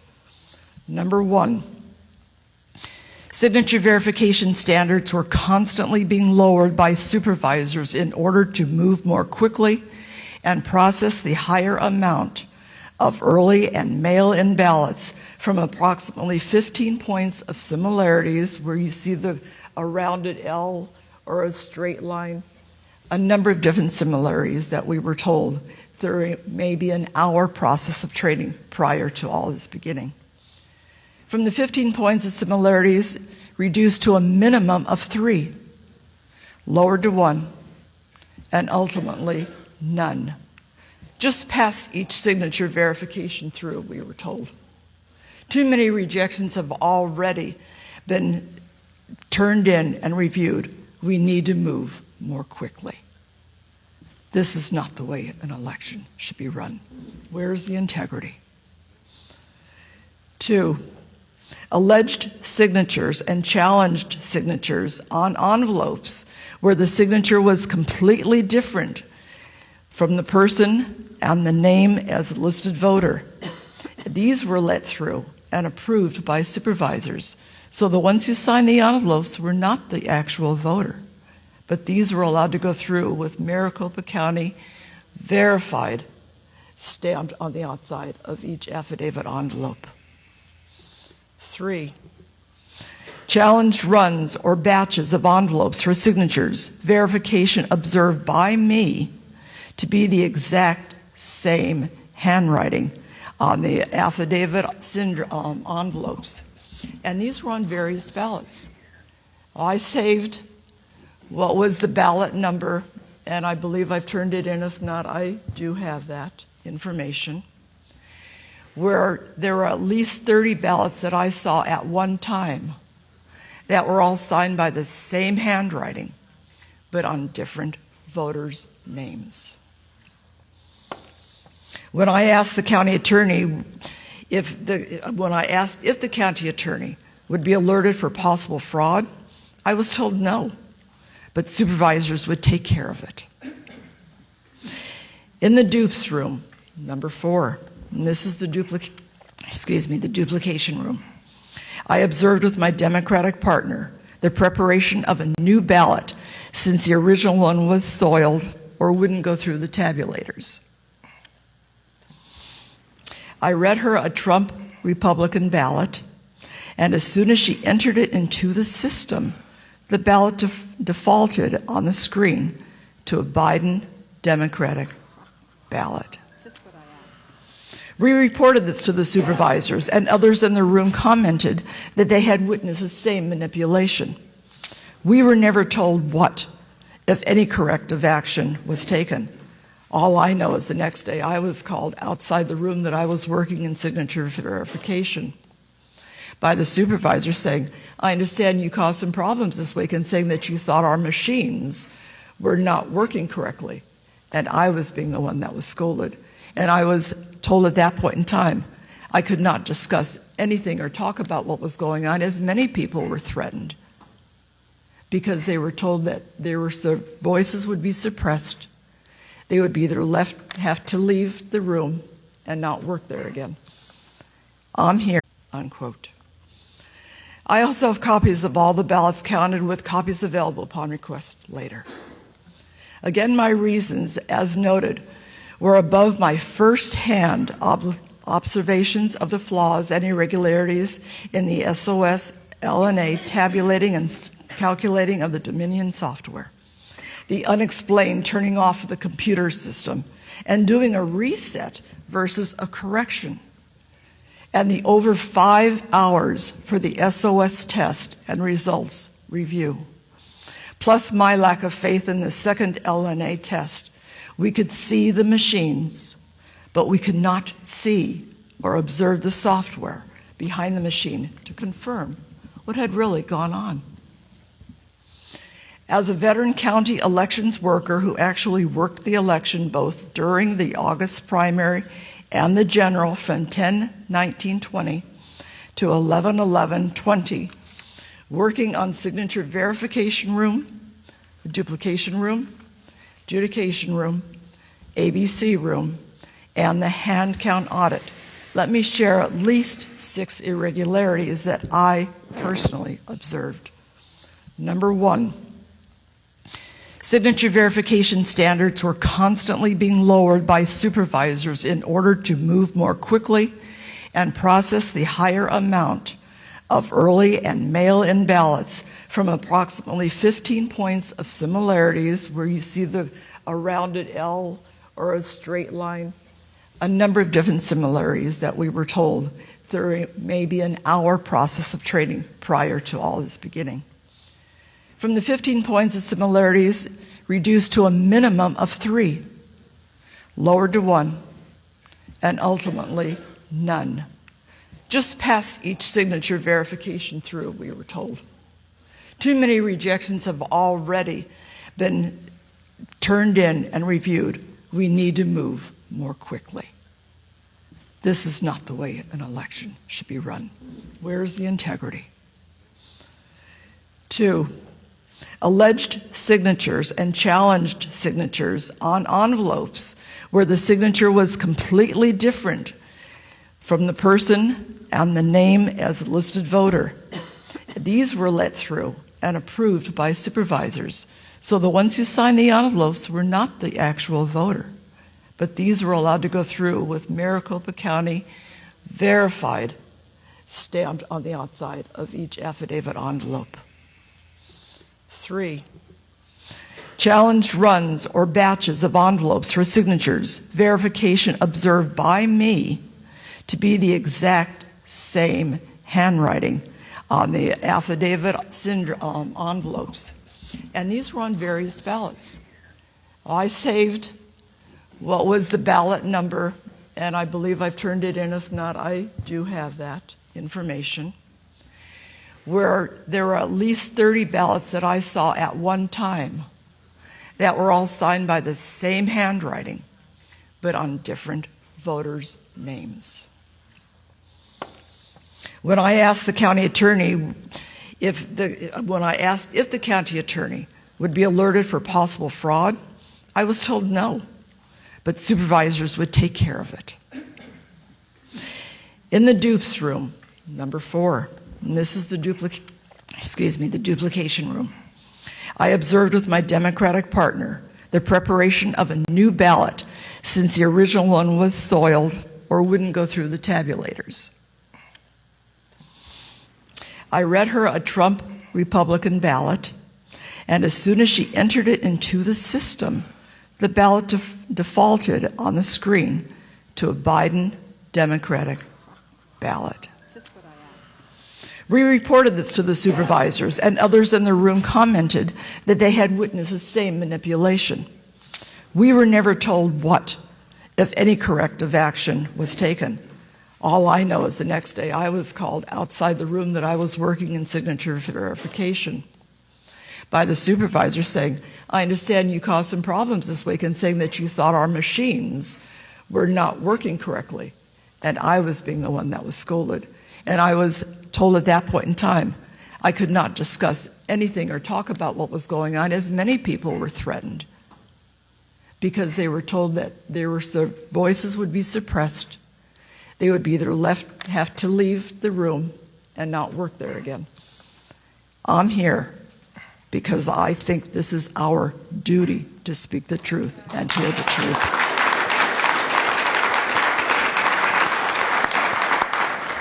Number 5, election office observers. When it became apparent that more and more early and mail-in ballots need to be processed, I mentioned that the current roll of the number of observers per party was not adequate. One per party unless all parties agreed to more. And since the governor refused to call the legislature into session for whatever his reasons, and little incentive for the Democrats to agree to a higher adequate number, there was no way that one observer per party who were forced to the back of the room or to have to watch behind a closed-in wall or a see-through wall would have legitimate opportunity to see what election workers were actually seeing in real time and doing, especially where up to 20 or more workers processing tasks, sometimes in 10 seconds or less. And I personally observed most observers acting clueless and did not believe any of them even recognize the challenges that I was referencing above. Number 6, one of the most egregious. In both the duplication and adjudication rooms, which I worked, I observed the problem of Trump votes with voters checking the bubble for a vote for Trump, but also writing in the name Donald Trump under the write-in candidate and checking the bubble next to his handwritten name again as a duplicated vote. And this would continue on as an overvote, which means no vote was counted at all, despite the policy having been changed to allow these overvotes. Supervisors contradicted their own policies where the intent was clear. Ray Valenzuela, Director of Elections, told me openly the morning of the Dominion certification, November 18th, 2020, that this was incorrect. The supervisors were terribly mistaken, and as an adjudicator, I was instructed incorrectly that these many votes should have been counted and not turned away as an overvote. Chairman Fincham, legislators, Mayor, I am here today, again, not as an expert in the Dominion software, but I'm here as a voter in Maricopa County who wants to hear and speak the truth, even though myself and many others have been suppressed to speak before you now. There should be integrity in our voting and our voting electorate. Voting is not a right. Voting is not a privilege. Voting is not an option. Voting is an obligation for every legal American citizen. God bless America, and God bless Donald Trump.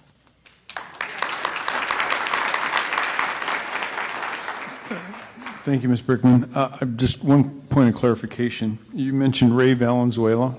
Yes, sir. Is this the same Ray Valenzuela that stood before the Maricopa County Board of Supervisors and told them that no dead people voted?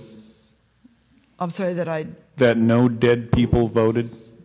I cannot answer to that, sir. I don't know. All right. Actually, we need to have another witness for that I don't believe is here. Mr. Giuliani, do you have any questions for Mrs. Brickman? Mrs. Brickman, I would like to ask you this as the head of the party in Maricopa. And I imagine you've been involved in Republican politics for a while? Close to 30-some, 40 years. Well, thank you. Thank you very much for your dedication to the party. This is really in the nature of advice. Why? Let me ask it this way. I have this feeling that if I were representing a Democrat president, and this was a Democrat governor and Democrat legislature, and I called up with a third of these allegations, we would have had a special session. They would have canceled out the vote, and they would have designated the electors for Hillary Clinton, Bill Clinton, or some other scoundrel like that, without much fuss.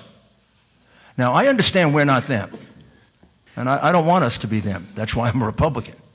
We're not crooks. They're crooks.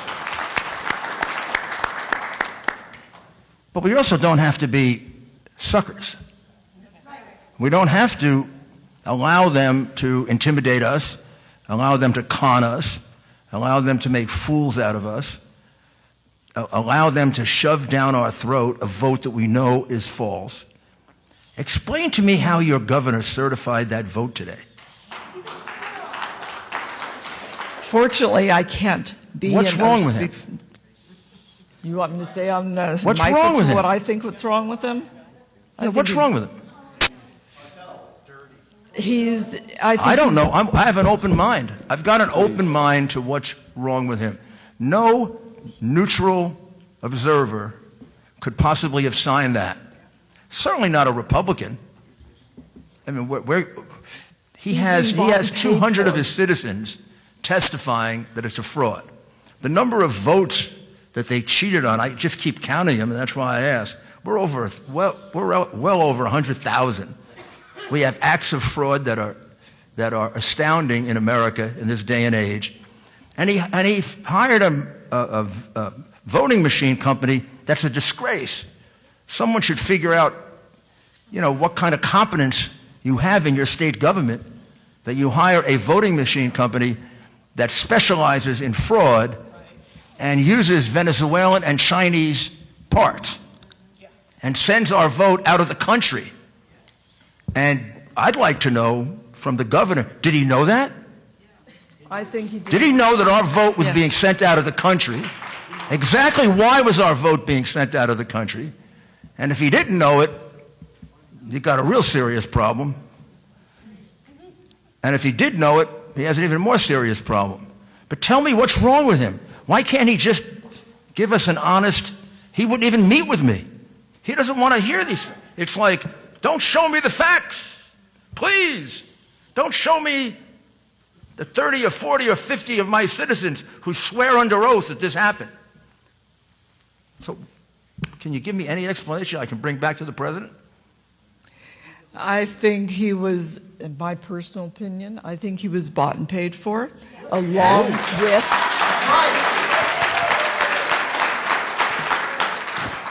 with I didn't expect that answer. I think that was a rhetorical question. It is a rhetorical question. Representative Biasucci. You're entitled to your opinion, and I will take it into consideration. I did used to do that for a living. But I also believe that Mr.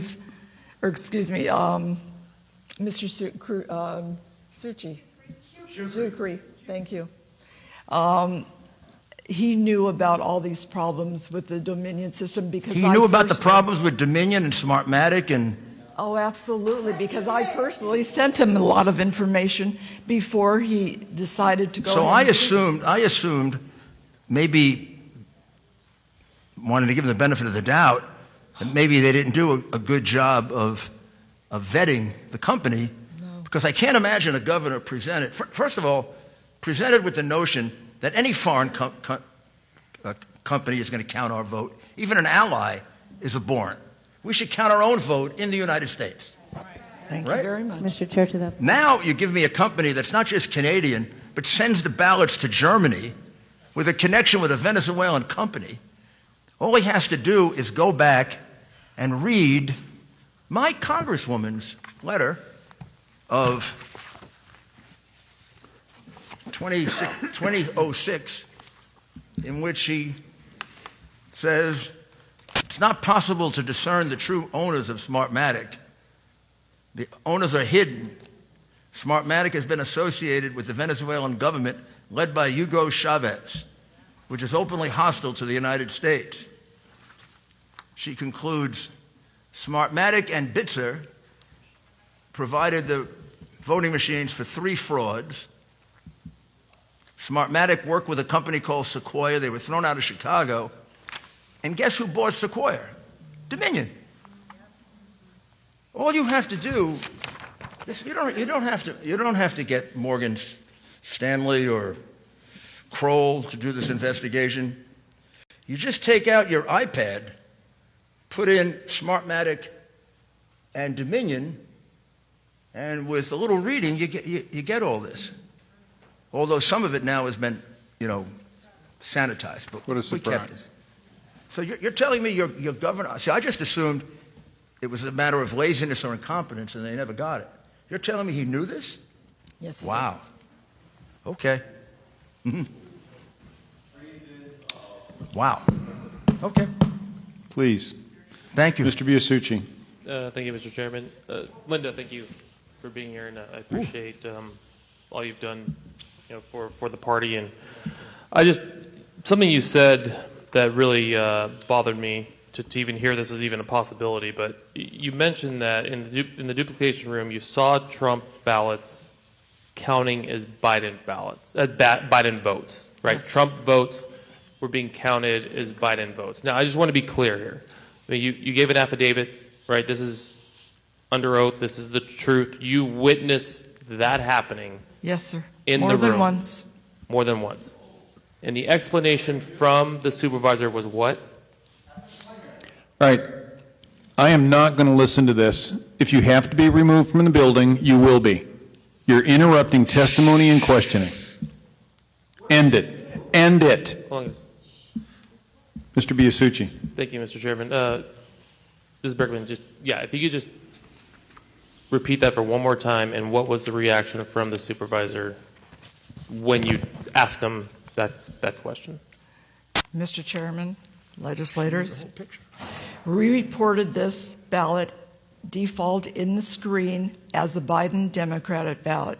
We reported this to the supervisors and others in the room, commented that they had witnessed the same manipulation at other times. We were never told what, if any, corrective action was taken. Nothing that I know of had ever been corrected. And as I believe I mentioned right after that, I was yelled at, reprimanded the next day by my own supervisor for causing trouble and bringing up things that I shouldn't have been bringing up. Thank you. Thank you for clarifying. Senator Allen, please. Thank you, Mr. Chairman. Linda, it's so good to see you again, and thank you for hanging in there and doing the work that you're doing. I would like to bring up what the Maricopa County supervisor said in their letter when they certified the Maricopa County vote. They said the Dominion tabulation equipment was vetted by a bipartisan equipment advisory committee before the contract was finalized. The committee tested the functionality and accuracy of the tabulation equipment before it was used in any Arizona election. The Dominion tabulation equipment met mandatory requirements during the accuracy test before the presidential, primary, and general election, and after each of these 2020 elections, the hand count audit shows the machines generated an accurate count. And so it's interesting to hear as you talk about being there as they're testing the machines and all the breakdowns and the problems that went on.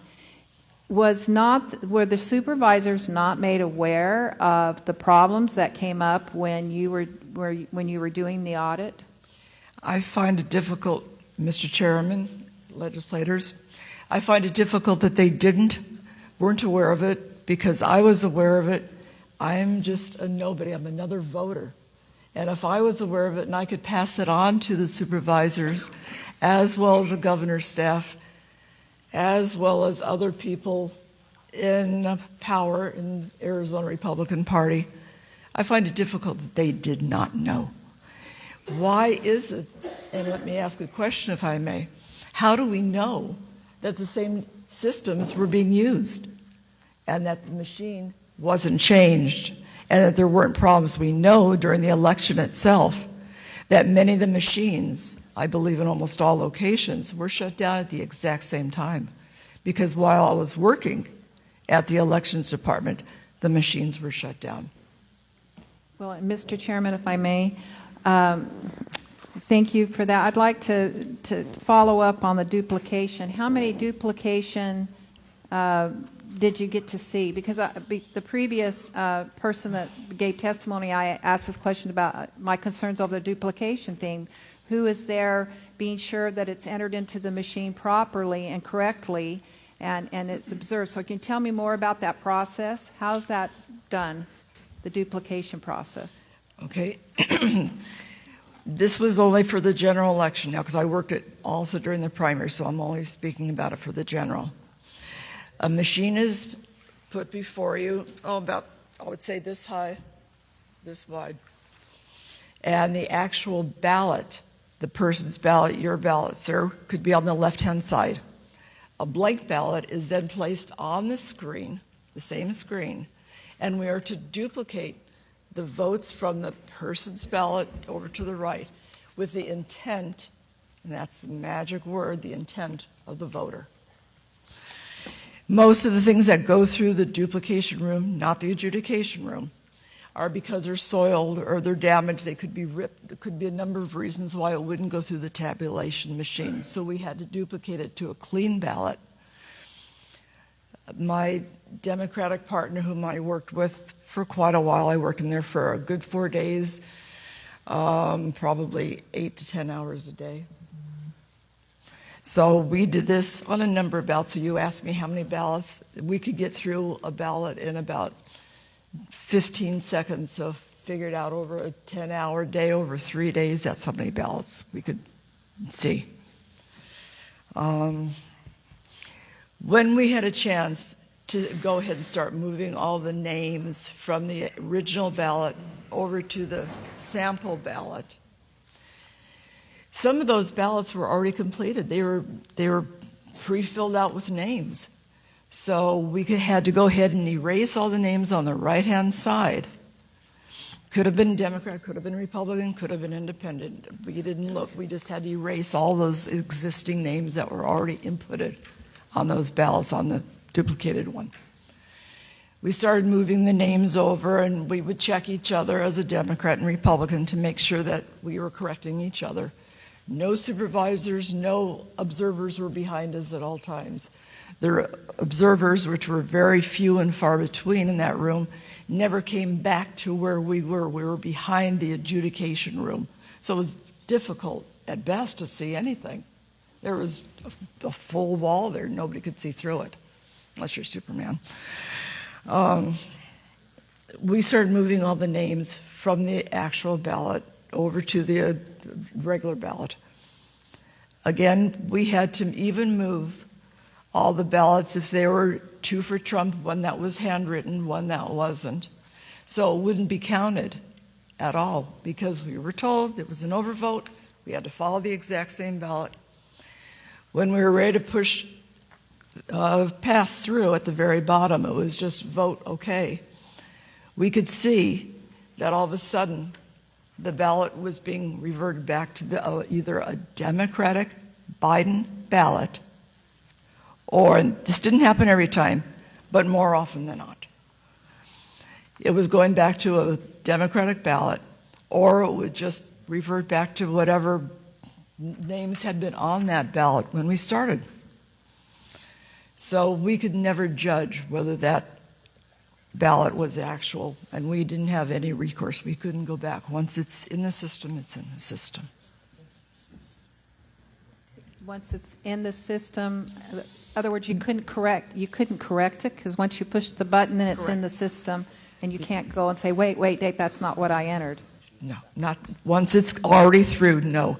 The only other time that we would have an option to be able to see that ballot is at the very end of the day when we would, at each team, would get a whole list of how many ballots they had looked at. We would, if there were any problems with it, we would check on that mimeograph form to see if it was correct or not correct, or if a certain judge was put in or not put in, if, whatever that voter intended. If it still seemed to be a problem where my partner and I didn't agree with the way it came across, we could go to our supervisor, who gentleman's name was Bruce, either Bruce or John. We would go to one of them and ask them, would you please check the machine or check your records to see if these were correct? And we had a number of times that we had to go back in, and they said, yeah, this is the vote that was put in. And it was sometimes correct and sometimes not. Thank you. But we couldn't change it at that point. Mr. Chair. Mrs. Berkman, I have a question for you, and it's been alleged, and I don't know if I know that you have had something to do with the whole machine certification and all that. It's been alleged that there were certain machines that were swapped out on the day of the election that were actually not certified. Can you confirm that or dispute that? I cannot say anything to that. I don't know, sir. All right. Thank you very much. Mr. Giuliani, do you have any more questions? Sure, just a few, because I'm struck by the fact that we're kind of ending where we began. We still have Colonel Colson, Phil here testified at the very beginning about Dominion, and now Ms. Brickman is telling us pretty much the same things. I didn't realize that you know quite a bit about Dominion. I'm learning very quickly. And is it correct that it has an association with Smartmatic? Yes.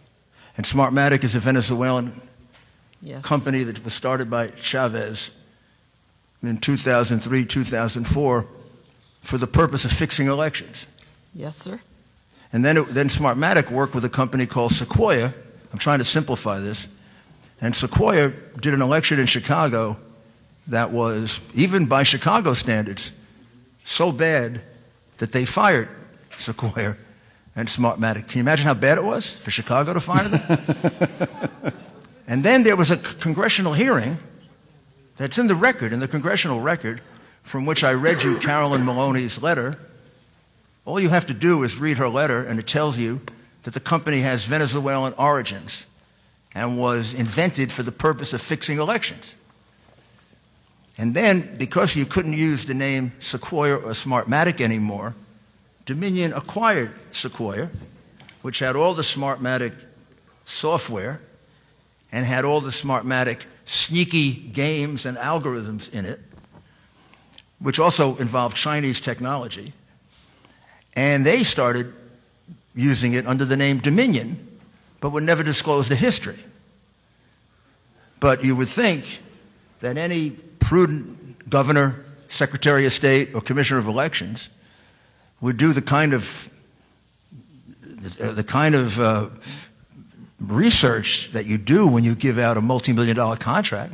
I mean, I ran a city, and when I gave out multi-million-dollar contracts, the company was scrubbed very, very carefully. And if this had ever happened to me when I was the mayor, everybody who did it would be fired immediately and investigated. I wouldn't want my city having its votes counted by a Canadian company, much less a company involved with Venezuela. So you are corroborating the facts that our expert witness gave at the very beginning of the hearing, and I really appreciate very, very much your contribution. And also because Dominion has created this problem all over our country. It's not just here in Arizona. You shouldn't feel alone. Our country was victimized by these people in a very, very horrid and disgusting way. And thank you. Representative Townsend. Thank you, Mr. Chair, and thank you, Linda. I have a couple quick questions for you. First one is, do you think what we're doing here today is useful or a waste of time? Mr. Chairman, legislators, I think it's very definitely something that we needed to be done. We need to go ahead and take this to you as the legislators, whether we have the governor behind us or not. He's never been behind us and never will be.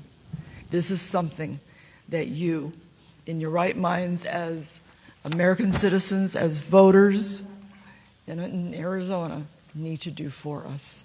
And I thank you. Thank you for saying that. And I believe that, yeah, go ahead. I believe that this is not in vain.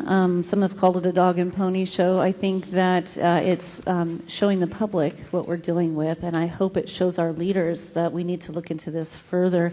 Are you familiar with the DEF CON conferences that the Maricopa County Recorder has sent staff and himself to on taxpayer money? Are you aware of that? No, I'm not. I'm sorry. Well, let me read you the results of the 2 years ago. it says, this is the third year we've hosted the voting village, and this year we were able to give attendees access to over 100 machines, all of which are currently certified for use in at least one U.S. jurisdiction. The units tested included direct recording electronic voting machines, electronic poll books, ballot marking devices, optical scanners, and hybrid systems. The hackers at DEF CON once again compromised every single machine over the 2.5-day event, many of them with trivial attacks that require no sophistication or special knowledge on the part of the attacker. And I'm going to go ahead further on in the comments. In too many cases, physical ports remain unprotected, passwords remain unset or left in default configurations, and security features of the underlying commercial hardware are left unused or disabled. In addition to showing the security weakness found in the wide variety of election tech on display, the Voting Villages team report shares, and this is important, its strong recommendations for improving election security, most notably the urgent need for paper ballots and rigorous post-election audits. So what we've done here today, I think, is established that we need a rigorous post-election audit. They also go on to recommend that people get the attention of their elected representatives. That's what you guys have done here today. I appreciate that. And so thank you, Adrian Fontes, for bringing this to our attention, that we do need to have rigorous post-election audits and that these machines are not secure. I also want to mention briefly that in Texas, 3 generations ago, that the county supervisors had talked about, that these election machines,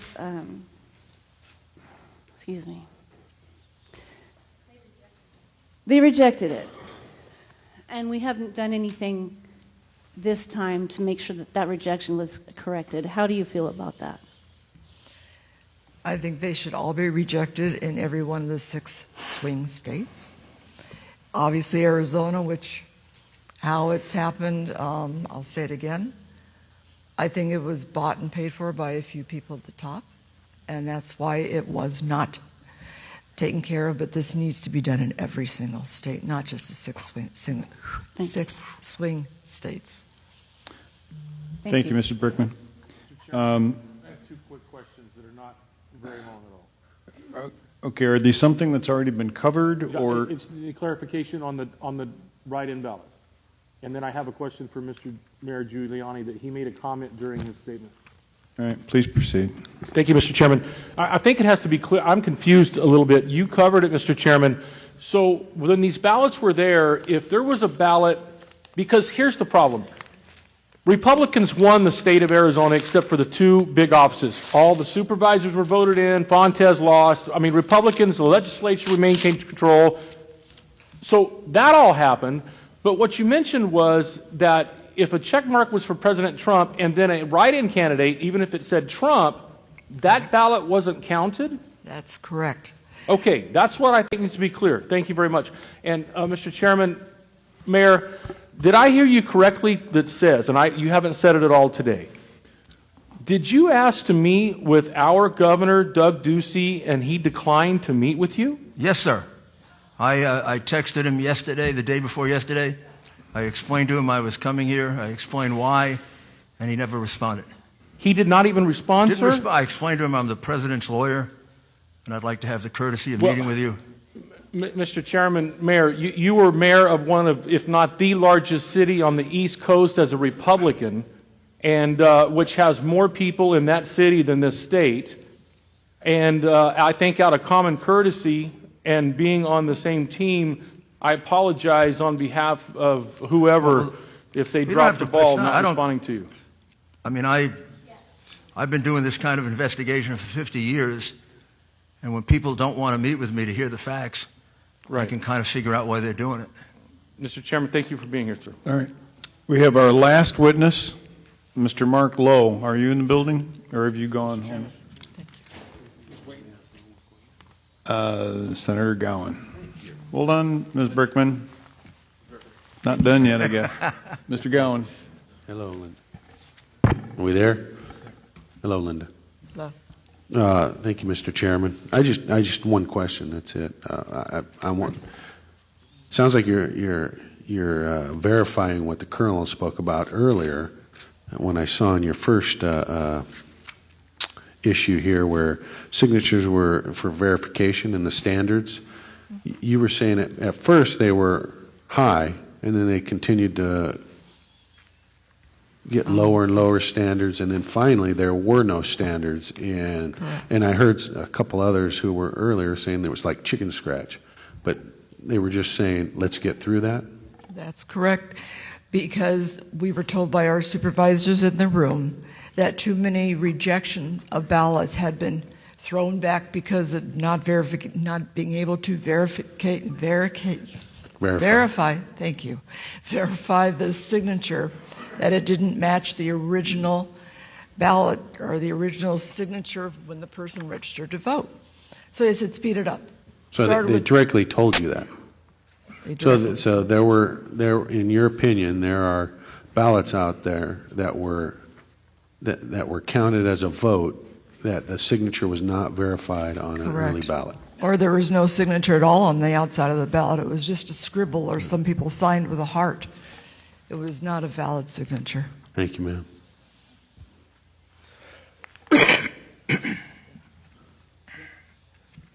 Okay, we're done?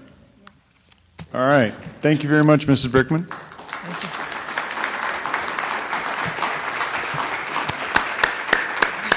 All right, we have one more witness, and that is Mark Lowe.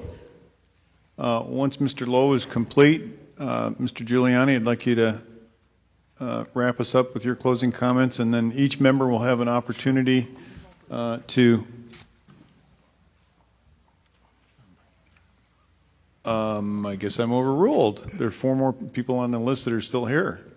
Oh, all right. I had called names and nobody stepped forward, so okay. Mr. Lowe, please give your name and what you do, and we're happy to take your testimony. Distinguished legislators, my name is Mark Lowe. I'm a Maricopa County resident for 30 years, a Southern California refugee. I'm here in the capacity of steadfast, concerned citizen.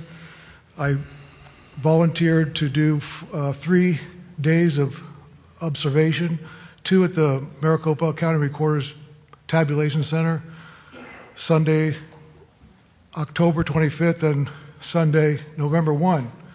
Sorry, I'm a little bit nervous. Been waiting all day to speak with you folks. On the 25th of October, I observed no ballot tabulation happening. There was simply adjudication. Approximately 12% of the vote of 100,000 votes a day needed to be adjudicated to determine the value or the voter's intent. So I watched that and got a good cook's tour of the entire operation. Everybody seemed to be cooperating with doing their job and being very open and transparent. When I approached the gentleman who was running the Dominion machinery and computer software, and I don't have his last name, I have his first name. I'm trying to get his last name, because I had indicated that I was concerned that using a computer such as that a 14-year-old could hack into the system and change the votes at any point in time. And he kind of laughed and chuckled and kind of just shrugged off my concerns. And I told him that I had just watched a month earlier a Tom Cruise Mission Impossible, where Tom Cruise crawled through the ventilation system and went into a room very much like what the equipment is in, and he was able to get in and get the information and get out. And at that point, he really laughed. He tried to point. He did point to all the wiring that was hanging from the ceiling in baskets, and so that there was nothing plugged to the internet or into walls. Everything was coming from the master sealed up room. And I said, well, in the end, a 14-year-old could get in and hack it. At least that's the world I live in, because I watched the 1969 original Mission Impossible. So a lot's happened since then. The following Sunday, I actually left about 2:30 in the afternoon. I was scheduled to work until 4:30, but I felt that I had better things to do given what I had seen. There was no tabulation going on. So I came back there bright and early for morning shift on 11/1, and I showed up, and the operators were there. Same gentleman that was running the operation. I'll leave him nameless. He's named in my affidavit. And I was able to say good morning to him and said, yeah, I said, I guess nothing's happening with the 14-year-old yet, and kind of made light of it, sat down, and then a gentleman came to join me because I was by myself as a Republican observer on the 25th, but on 11/1, Greg, who testified earlier before your panel, who's very, very knowledgeable about software and internet technology, he and I spoke for a few minutes before the process started, and I was able to explain to him how I engaged Bruce the week before and felt really I just wasn't able to get the information from Bruce or acknowledge what was going on with the process of counting the votes or collecting the votes because I didn't have the knowledge. Well, it turns out that Greg had more than enough knowledge for this gentleman. I call him the master of ceremonies for Dominion because he's a contracted third party by the county. He's actually paid by Dominion, and Dominion is paid by the county. So about 20, 30 minutes, I guess, into the operation, one of the smaller, older machines had a problem where it got locked up and it stopped working, stopped counting ballots. And this gentleman, master of ceremonies, came over with his laptop and plugged right into that machine, and he began to immediately do whatever he was doing with the files. And this is when Greg and I sprung to our feet, and Greg took the lead and went over his shoulder and looked exactly what he was doing and asking him questions all along. And he was able to actually get hard data of what was being done with regards to when a file gets too full, it stops, and then it has to make subsets and all of that. The questions that I had on Sunday previous is how does he back it up? But I could never get to that point on Sunday the 25th. But on Sunday the 1st, with Greg's expert questioning and knowledge and understanding of what was going on, he took him through the entire process to where how the votes were how the votes were handled, and how they were, when it got to be too big a file, they had to make subfolders. And then the question came up, my whole thing is, what happens if this building burns down? What happens to the information?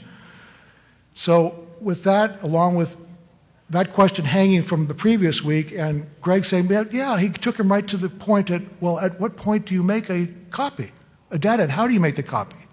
And from what I recall, and my understanding is that he makes a complete copy of the entire voter file. And at the end of the shift, he leaves the building with it. I say he takes it home. According to Greg, heard him say he takes it upstairs. I talked to Greg one other time, not to compare our testimony, but to say what I remember. He took it out of the building and he took it home as far as I'm concerned. I did not hear him say that he gave it to somebody else or anything. It was all in this gentleman's possession the entire time. Because he brought it back with him the next morning. The hard drive came back and forth in and out of the building unsupervised with no oversight whatsoever. Okay. There are some other problems with adjudication, but I'll leave that for another time. I want to say that on my day of the 3rd, when I showed up at 4701 South 7th Street at 6:30 in the morning, I was greeted by the poll supervisor who immediately noticed I was a Republican observer and told me that there would be no bathroom facilities for me to use at this beautiful brand new multi-million-dollar high school that was built, academy, that there would be no bathroom facilities, and if I had to use the restroom, I'd have to go off-site. And to which I answered, that's fine, I have some containers here, I'll be able to find a quiet corner and use to relieve myself, whatever. So about 10 o'clock in the morning, and after a very slow trickle of people coming in, because I counted votes until I was ejected at 2 p.m., and I'll tell you the reason for that, but there was less than 200 people by 2 p.m. And so at noon, when I got up to use the restroom at 10, I came back and there were 2 voting machines there. And with a trickle of people, there must have, at that point, there was only at 10 o'clock, maybe 50 or 60 people that had voted. And I was curious as to why there were 2 of these machines and 2 ballot boxes. So I paused as I was returning to my seat because a woman was coming to put her vote in the machines, and I was going to determine which machine is she putting in. Is she being directed to put it in one machine or the other? And at that point, the poll supervisor told me to get back to my seat or I would be removed from the property because I'm not following orders and following her direction, specifically that I was to sit in my chair the entire time, which is far away from being able to see anything. So I went back and I sat compliantly, and I was kibitzing with the Democratic observer, talking about life in general. And she kept coming over to me and says, if you speak any more, you're going to be ejected. So I literally, at 12 noon, before I zipped my mouth and didn't say another word, I asked her, so at 7 o'clock, what will happen when it's time to break down the machines and take the votes, seal the votes in a container and take them to the counting tabulation center? And she said, well, you'll have to leave the building. I said, but that doesn't feel right to me because I'm supposed to observe. That's an important part of the process that I should be allowed to observe. She says, you will be removed by my security out front. There will be nobody in this room except the poll workers themselves, period. So I said, well, that just doesn't sound right. So I just zipped it. I put on my bandana. For the next 2 hours, I sat there in complete silence, counted about another 50 people. So I was up to, at 2 o'clock, I was about 220 people. And at 2 o'clock, I'm sitting there and I'm realizing I'm not going to be able to be here at 7 o'clock, and there's really not much else I can see what's going on. So my time here, I could better serve someplace else. So I noticed that a woman came in with her sealed ballot, mail-in ballot, a Hispanic woman, could not speak a word of English. I speak Spanish, and I heard her say, I have this ballot, but I want a new ballot. I want to vote differently. So she immediately, this poll supervisor handled her kit gloves, right on it, concierge services, because she was the only person in the building at that time. They take her over, give her a new ballot, and they walk her around these 40 or so ballot stations, and they park themselves right to where I could see them intentionally. The the poll supervisor with her back to me, and the translator with a face shield, gesticulating for about 90 seconds. They kept talking to the lady, and the poll supervisor kept looking around the three-sided partition, looking around. I'm thinking, I know it's a crime if I take a picture. I know that. I know it's a misdemeanor. But no one will believe me if I don't capture what's actually going on. So I took my phone out surreptitiously, I put it up, and I took a snapshot, got one, took another snapshot instantly after, because the guy kept pointing, gesticulating. I didn't take a movie, I just took two stills, and immediately the poll supervisor wheeled around on her heels and was in front of me in 5 seconds, says, please leave now. If you don't leave now, I'll have security drag you out. You're out, you're gone. And I believe that was her plan all along. She didn't want me there to be watching what was going on at 7 o'clock. She told me it wasn't my place to be there. So I left. I drove to the Republican National headquarters on 24th Street. I got counsel from an attorney there who told me absolutely not. Here's the IRS statute. It says that you are supposed to be there for the breakdown of the ballot, of taking out the data cards. You're supposed to watch the ballots be locked into the box for transportation and then follow them to the place. So I got in my car, I drove straight back down there. By the time I got there, it was about 4:45, and here's this woman out in front with her bodyguard. There's no cars in the parking lot. There's nobody voting. It's 4:45. Polls close in 2 hours and 15 minutes. I had just left there 2 hours earlier. So I tried to get her attention, and the security gentleman told me that I must leave now or he'll have me arrested. So I left, telling her, saying, please look up ARS statute. I was allowed to be there. You wrongfully terminated me. I never would have taken the picture had I had the right to stay till 7 o'clock. That's when I lost my right to be there at 7, I decided I would take the next action, which is to get something, proof that if I'm not going to be here at 7, I better do something, because this is a crime. I understand you cannot interfere with people voting. So as a result, after that, I just kind of went home with my tail between my legs, really frustrated that I wasn't armed with the legal statute to have me stand my ground at the polling place. And the fact that this woman from 6:30 in the morning telling me I couldn't relieve myself, I'd have to leave the property, and to stay in my chair, don't walk around. And I understand I had the ability to stand by those ballot machines and just watch people drop them, and not talk to anybody, but just simply watch them drop the ballots in and find out at the end of the night, well, were Republican votes in one box and Democrat votes in the other? I don't know. So that was that day. So then I got a call saying they needed a little more help at the tabulation center, and I got a shift to go Thursday evening at 2:30 till 10.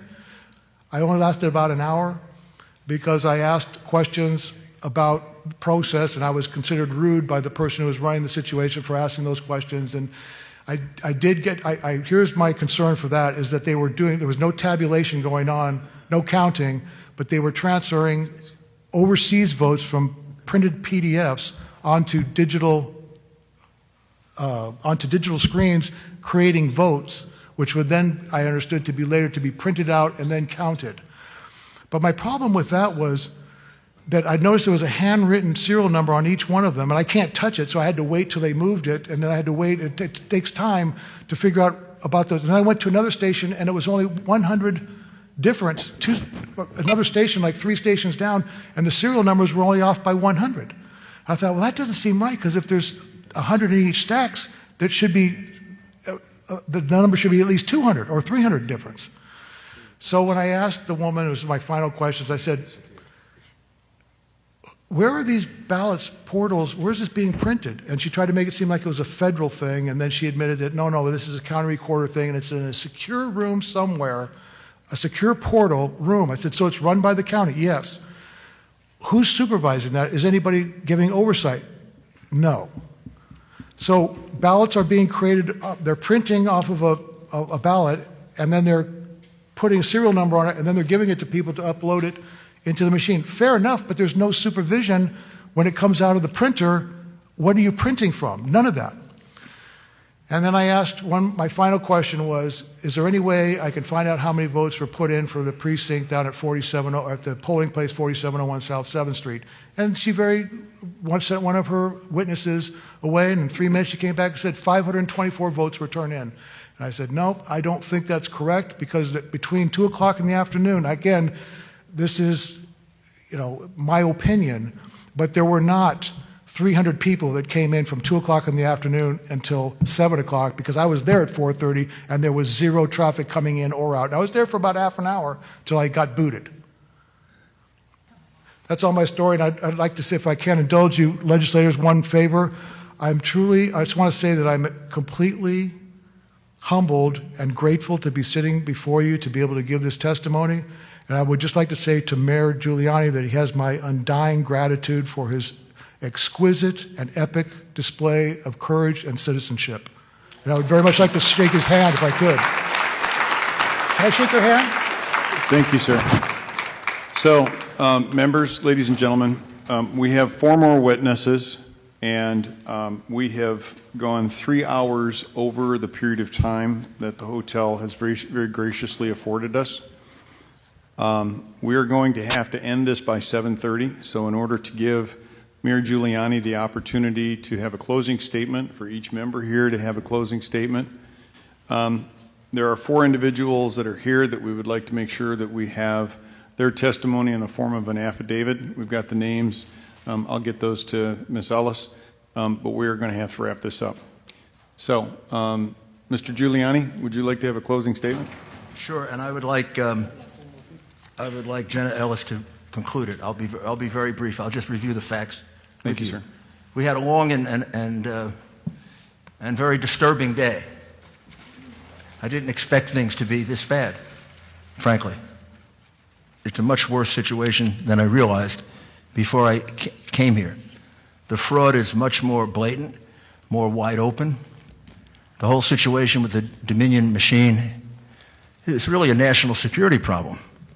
If you think about it carefully, it's not just Arizona's problem, it's Michigan's problem and Pennsylvania's problem, but it's also the United States problem, that our votes are going overseas, whether they're connected to China or Venezuela or not.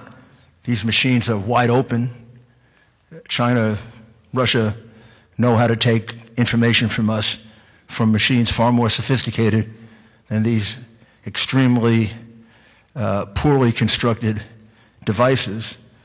And I remember 4 years ago we were really upset about the bogus charge of Russian collusion involving some emails that all turned out to be true. They weren't properly obtained, but the information in them turned out to be true, which people failed to realize. And the charge of Russian collusion turned out to be false. And now when we look back on it, the person who colluded with Russia was Hillary Clinton, and the person who got money from Russia was Joe Biden. Now we're facing not a false charge of collusion. We're facing multiple charges in multiple states of a unheard of in our history invasion of our sacred right to vote. We had a long, long session today, difficult session, And it began and ended pretty much the same way. It began with the colonel pointing out that the Dominion machines that you were using in Maricopa might as well just been wide open computers that anybody could hack into, anybody had access to. And just in case it was hard to do it, there's plenty of testimony that despite the fact that they said there were no connections to the internet, your counting rooms and voting rooms were filled with internet connections. And just in case, you might remember that chart on the wall that I can't understand with all those arrows and things like that. That's the traffic that was going on from your voting machines and your calculating machines to the rest of the world. So there's scientific proof that they were communicating hundreds of thousands of times, if not more, which is totally inconsistent with the idea that a voting machine is, as you said, Mr. Chairman, it should be a self-contained unit. The votes go in that box, and they remain in that box. And no one can have access to it except the officials who are going to count the vote.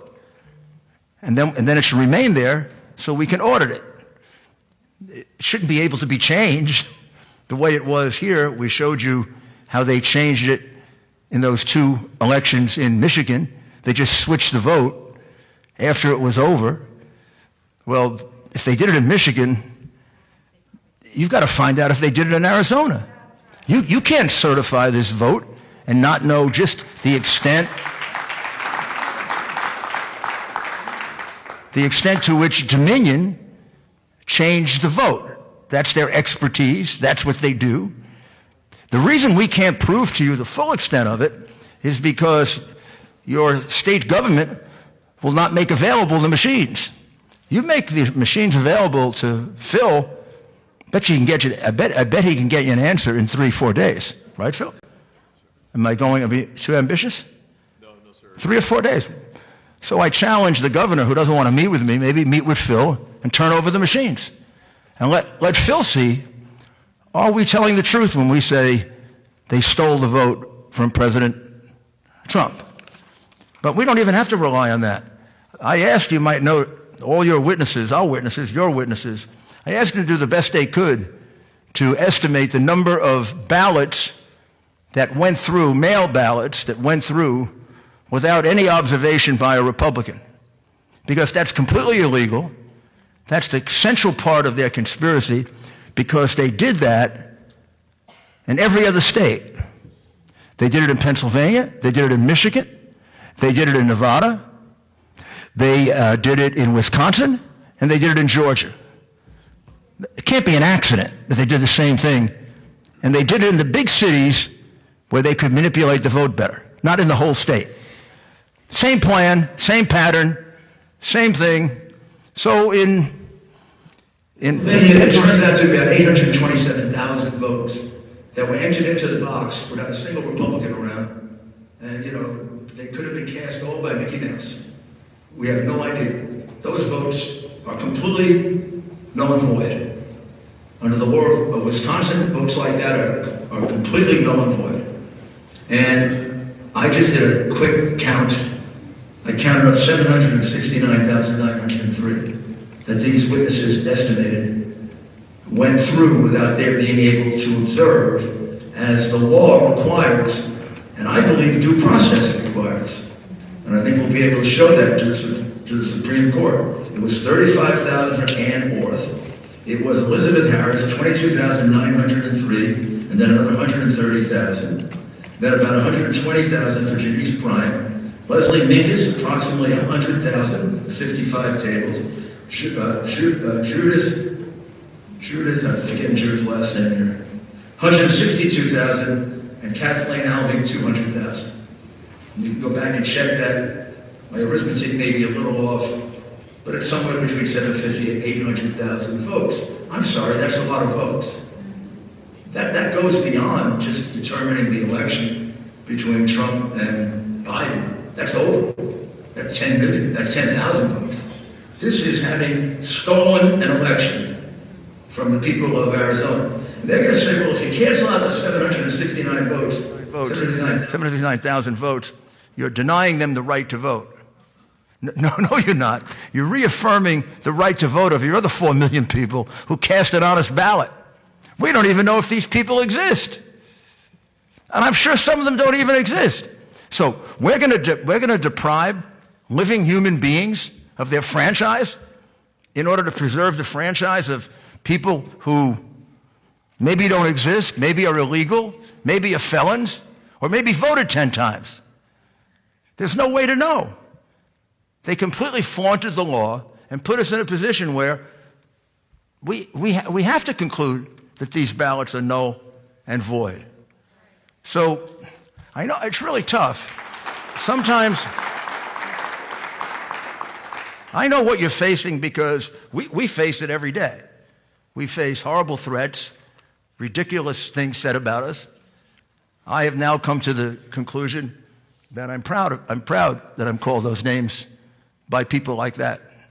It makes me very proud of myself, and I think my mother and father, who both are dead but taught me to be a patriotic American, are proud of me also. So I don't really give a damn what they say.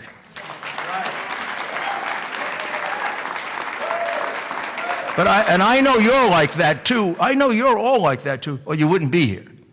But you got a lot of colleagues that are not. And they're not necessarily bad people. They're people who want to make a living. They're people who don't want their families harassed. They're people that want the opportunity to just, get by every day and do something good. You got to convince them that this thing that we have, liberty and freedom and the right to vote and freedom of religion and freedom of speech, it's under attack all the time. From the beginning of our republic until now, it's under attack. Sometimes foreign enemies, sometimes domestic enemies, sometimes combination of both. And it's impossible to tell who gets called upon to make sacrifices. You think of all the young men and women we've lost overseas. They were called upon to make a sacrifice, and other young men and women weren't. Well, right now, you're being called upon to make the sacrifice. The members of this legislature. The Constitution of the United States put the finger on you. Our founding fathers put the finger on you. You're our salvation. Article 2, Section 1, Clause 2 of the Constitution puts the finger of responsibility in preserving our right to vote on the legislature of Arizona. Not your governor, thank goodness. Not your Secretary of State, even more thank goodness. But it puts it on you. And for those who are afraid, look, I've dealt with human beings that I had to convince to testify against the Sicilian Mafia. I had to get them to testify against the 5 families. Had to get them to testify against Joe Bonanno in Tucson, Arizona. Yes, sir, you where did. the nuns actually threw me out of the hospital because he built the hospital. And I've sat there with men crying, and worse than that, because they felt they were going to die doing it. But they found the courage to do it, and after they did it, they felt so much better about themselves. What I would say to my colleagues is, I mean this in the generic sense, just be a man or a woman, not a sniveling coward. You'll feel so much better. You'll feel so much better about yourself. There's nothing that elevates you more than an act of courage. And there's nothing that demeans you more than an act of cowardice. See if you can convince them of that. We need it so badly. And I can't say enough about all of you, about your courage, Mark in particular, Sonny, and all of you. Leo, Nancy, I got to see all the rest there. Brett? Oh, you're covering your name. What are you? Come on, be like John Hancock. Be the first one to sign. Kelly, David, and Sylvia. You're also all very, very good questioners, very intelligent, and very, very properly motivated. And I'm counting on you to find me a whole bunch of others in the legislature just like you, or turn them into you. And would you just sum up on the law so they understand, and maybe can preach it to the others? Thank you, Mr. Mayor. And it's very difficult to follow that, but I will also likewise encourage this legislature that the facts have been explained today. You have witnesses, you have the evidence, You had the claim, but now you have the proof. And with that, the law is on your side. The remedy is on your side, and it's in your hands. And so when you have attorneys, you have other fellow members, you have anyone else in the fake news media, whoever it is, telling you that you cannot act or that you should sit idly by and simply allow the certification to go through, that is absolutely false. And when our founding fathers, who themselves had an incredible act of moral courage that lasted for years, when they wrote the Declaration of Independence, they all unanimously signed it, pledging their lives, their fortunes, and their sacred honor. Yeah. And that has been the pledge of every American who has understood that they provided the mandate in the Constitution to protect and preserve liberty and freedom and the greatest country on the face of the earth that we experience as the United States of America today. And the reason that they provided the mechanism in Article 2, Section 1.2, is to give you, the state legislatures here in Arizona, and we would call on Pennsylvania, Wisconsin, Georgia, Michigan, and Nevada, and possibly others, to recognize that you are the sole guardian to combat a corrupted election. And there was a purpose and a design for that. Because when the founders understood the separation of powers, when they understood that the human heart is corrupt, and they understood that there would always be attacks upon our liberty and freedom, they wanted to make sure that the will of the people in the selection of our president, our chief magistrate, would be vested in a body that is separate from that corruption and could look honestly at what happened and be fact finders. You have been fact finders here today. And the mayor and I have both practiced criminal law, me a little bit less than he has, just a few years behind him. And we have a standard in criminal law called beyond reasonable doubt. And every jury that I've spoken to, as both a prosecutor and then a criminal defense attorney, we have the definition of reasonable doubt. And it's a doubt that's not vague, imaginary, or speculative, but a doubt that causes a reasonable person to hesitate to act in matters of importance concerning themselves. Why is your governor and your secretary of state not hesitating to act? There is more than reasonable doubt here on the certification of this election. There is so much evidence that we've been denied the opportunity to present in court that you've only heard a fraction of it today. And you don't have to have a standard beyond a reasonable doubt in order to reclaim your Article 2, Section 1.2 authority. The Constitution does not provide a standard of law. It simply empowers you to act. And I would encourage and argue and charge you that this was given expressly to you for the sole purpose of making sure that the people that you represent here in the great state of Arizona are not disenfranchised by corruption. The law is on your side, and also it's in accord with federal law. In the explanation and the packet that we gave to you earlier on the brief explanation of the law, it also is in accord with federal law. Section 2 of Title 8 provides that when any state has held an election for the purpose of choosing electors and has failed to make a choice on the day prescribed by law, the electors may be appointed on a subsequent day in such manner as the legislature of such state may direct. You have not had an election that was held in the manner that you prescribed through the General Assembly. Every person that has testified today, whether it's a fact witness or an expert witness, has given you a reasonable and rational basis to declare and find as a matter of fact that your law has been ignored and intentionally disregarded. You can make that finding, and you should make that finding, and you should, according to not only federal law, but the U.S. Constitution, which is our supreme law of the land, and make that finding that you are reclaiming your delegates and that you will then certify them and choose them, appoint them in the manner that you as the state legislature designates. That is your authority. And don't let anyone tell you differently, because that is our United States Constitution that was specifically provided by our founders. This is not a political question.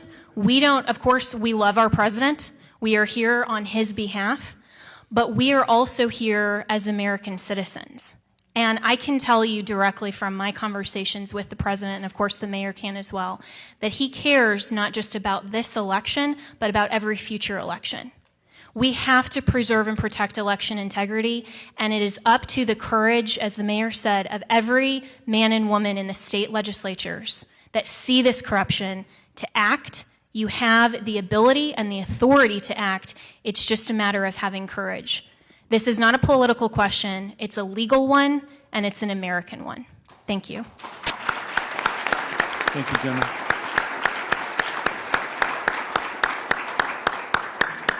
All right, members, if you would, let's start with our closing comments. Try to keep it to just a couple of minutes, and then when we get done, I'll set the expectation for what our work product will be going forward. Representative Cook, could you kick us off? Thank you, Mr. Chairman. Numbers do not lie, and all the evidence that I've been wanting to hear, I have heard exactly what I expected to hear. When I say numbers don't lie, that's how we put people on the moon, is by math. And everything I've read about this election, not about party, not about whatever, it's about what has been done. What are the vote totals? What does the math tell us has gone on here? And that is what I have heard here today. Here where the anomalies are. This person would have to get 130% of the votes that are available, and this person would have to get minus 30% that was available to get the same intersections. Once again, this is how we put people on the moon. This is how we shoot rockets and all that stuff into space, is by math. Numbers do not lie. And so I will wrap up by saying this. Anyone outside this room today that says there is no evidence and that Mr. Giuliani is on some dog and pony show of no evidence going around the country, they are sadly mistaken, because I notice they're not in this room getting their facts straight like the members up at this table and getting questions to answers for the people of this state that are demanding it, while other people are hiding right down the road under their desk or wherever they're at and not answering their phones. Right? I'm just appalled by some of the stuff that I've heard here today, and the inept action and the rudeness that some people have been elected to in the state as leaders of our own party and of the body. And I will leave it there before I say too much. Thank you very much. Representative Townsend. Thank you, Mr. Chair. And I want to piggyback on that regarding the leaders in this state that are blocking our efforts, that we've asked and we've been told no. We've talked about how we could be doing an audit if we had subpoena power. We need to have a committee in order to enact the subpoena power, and in order to get the committee, we need permission from leadership to do that, and we have yet to receive it. So I take issue with us doing nothing. I take issue with us doing nothing. We have people in the room that are raising their voice saying, we're tired of talking. We want you to do something. And legally, we need action from our leaders. Now let me tell you what our original leaders said in the Declaration of Independence. Our original leaders said, but when a long train of abuses and usurpations, pursuing invariably the same object and vices are designed to reduce them under absolute despotism, all power in a few people that's injurious to the rest. It is the right of the people, it is their duty to throw off such government, to throw off those leaders who are saying no. And I don't mean throw off, like off a building or something, but to replace them, right? It's our duty as legislators, it's our duty as citizens to replace them, because doing nothing is not an option. So if they won't do it, we need to replace them.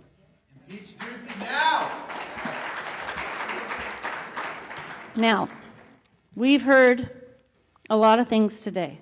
We just briefly skimmed over the fact that we have depositions of people saying that there's ballots flown into this state and others. We haven't talked a lot about that because that's still under investigation. But I want a federal investigation on that. I don't want that just shoved under the rug. Whether it's true or not true, we need to investigate it. We've heard that there's information warfare. Does that mean we're at war? Yes. We've heard about weighted voting and chain of custody and servers in Germany. You know, we're at a crossroads, Arizona. We're at a crossroads, America. We have two choices. We've taken an oath. It's one thing to take an oath. Anyone can take an oath. It's another thing to honor it. Who in Arizona is honoring their oath? You have people here, legislators in the audience, prior, current, future. Will you raise your hands, please? Legislators in the audience, thank you for being here. There's many of us that stand together in this issue and will not tolerate nonfeasance. You either believe in national integrity or you're okay with anything goes if it's a means to an end. And I do want to remind those who fall into the second camp, they may have done that this time, but they created a system in Maricopa County, the fourth largest county in this country, who now has a Republican county recorder. Are they okay with this loose system being used in the next election? Or do they want it cleaned up for themselves the next time around? It goes both ways. It's not Republican, it's not a Democrat, it's integrity and confidence in the voting system, which we have none. It has completely collapsed. And you have a choice to either love power, your power, or to love people. And I choose to love the people in this room, in this state, in this country, and around the world, frankly, who benefit from this country. And I'll close by saying, I had a buddy in the Navy years and years ago, I won't say what year, but I'll age myself, but his mother's had a stroke in the last few days, and she's in hospice expected to pass away. And here she is, if you can see her. I've never met her, but I remember her son, my buddy. Saw it on Facebook. She's a grandmother. How many of you have grandchildren here? Raise your hand. And grandparents, that word grand. This grand country and the people that are in it. The people I know close to me who are close to the end of their lives, knowing that they're leaving this earth in shambles. They're leaving this country in a wreck. And the children that they're leaving it to have been abandoned. Abandoned by those leaders who do nothing. They know better. They choose to do nothing. They have been abandoned. It's time to put off those leaders and replace them with people who honor their oath. Thank you.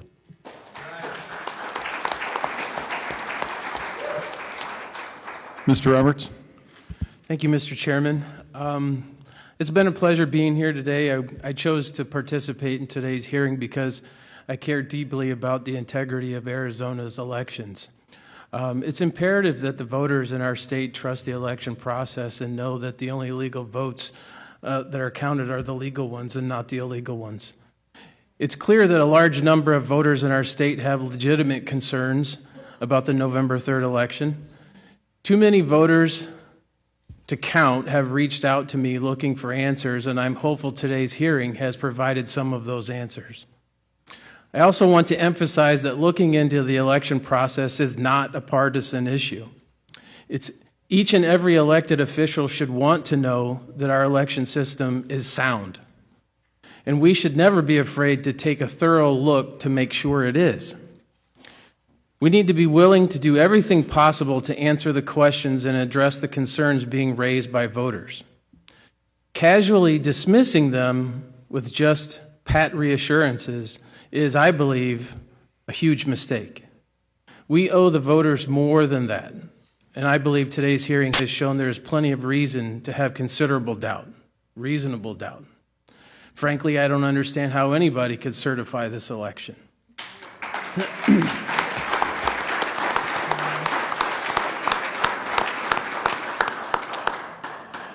I also find it ironic, this happens periodically.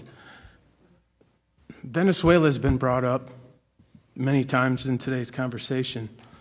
I've been with a Venezolana for 13 years, my wife, and her mother now lives here. I attended my wife's citizenship ceremony. Her mother got her green card, and she lives here now. And I can tell you firsthand from being involved in family members that are from Venezuela what that country is going through at this point. And I can assure you that our Constitution is under attack when it comes to this election. We have to do everything that we possibly can to make sure that this election is done right, that we defend the election process.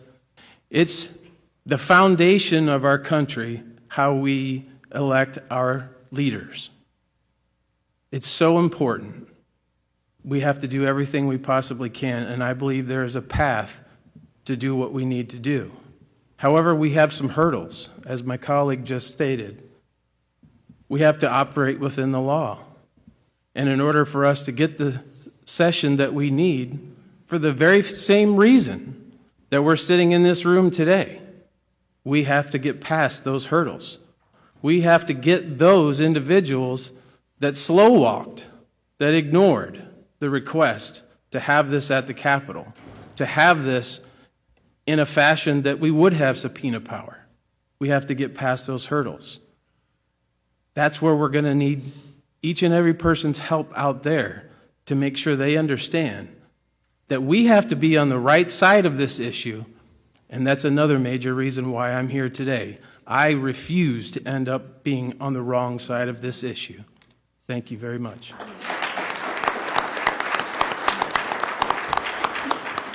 Representative Bartow. Thank you, Mr. Chairman. Thank you for arranging for the hearing. I really appreciate you doing that. And I really want to express my gratitude for Mayor Giuliani. Your passion for our president is an example to us all for freedom. Thank you for heading up the fight. I want to also thank so many of the citizens of this state that knew that all of this was going on and have been so actively encouraging us to get to the bottom of the truth, to hear the evidence. And we've been hearing about it ever since the election, that these things were happening. And this hearing exceeded expectations in laying it all out by witnesses, firsthand testimony, experts in their fields. Thank you, Colonel. And others who so wonderfully expressed what you've been experiencing and the trouble you've gone to, the hours and hours of expertise you put into analyzing data so that we can, with our layman experience, understand what's been going on.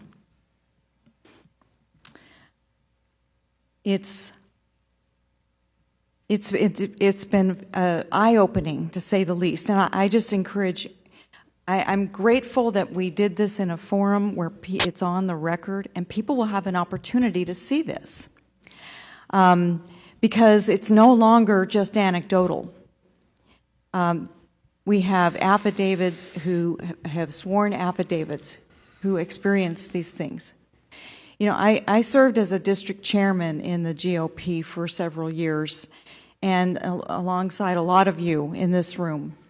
And I never heard of volunteers at a polling place, at an election, experiencing what these people have, what many of you have. Being shoved somewhere and told you can't go here, you can't do that. Not being able to observe what you're supposed to be observing, getting shut down when you ask a question. These are not normal activities. So the question we have, and so the problem we have to overcome is our tendency to be too nice about this. Republicans want to go to work, enjoy our freedoms, and not make waves. This is our biggest hurdle, in my opinion. Because despite all of this, and we will take next steps, I believe there will be next steps that we will take to get to the bottom of it, to do more investigations based on what was revealed here today. But we will have a lot of backlash because people just want to get on with their lives and accept the election results. And we can't do that because we don't have the evidence to do that.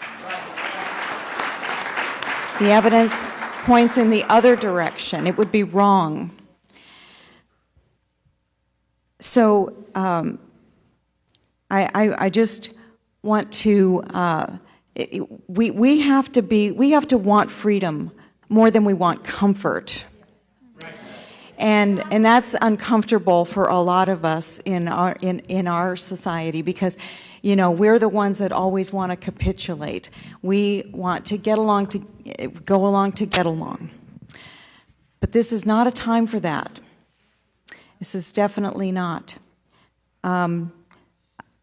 I don't want to ramble like I have been already, but I just thank you again for the opportunity to serve at this point in history and plead with everyone that takes the time to watch this testimony and watch it all if you have a chance to get involved, stay involved, and help us to keep our republic free by making sure we have voter integrity going forward. We have to address these things now. Thank you.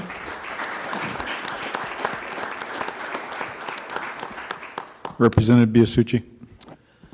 Thank you, Mr. Chairman. I first want to just ask everybody to give a round of applause to everybody who spoke and testified today in front of everybody.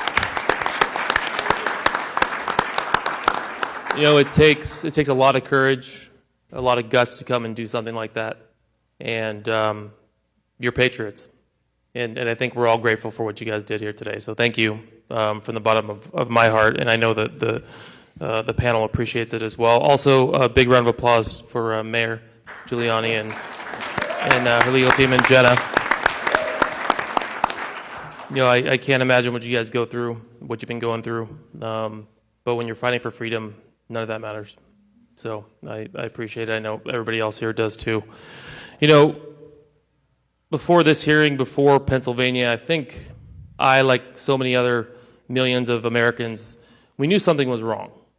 Right? We knew something was off with this election. We didn't know what, but it didn't feel right. And all the people wanted, all they came to me, and I know everybody else up here on this panel and representatives in the crowd, they just wanted us to look into it.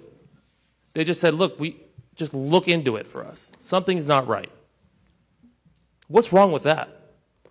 Even if you look into it and there's nothing, at least we looked into it. At least we eased the thoughts and our voters thought that something was wrong, and we gave them some closure. At least we did that. It would be easy for that to be the case.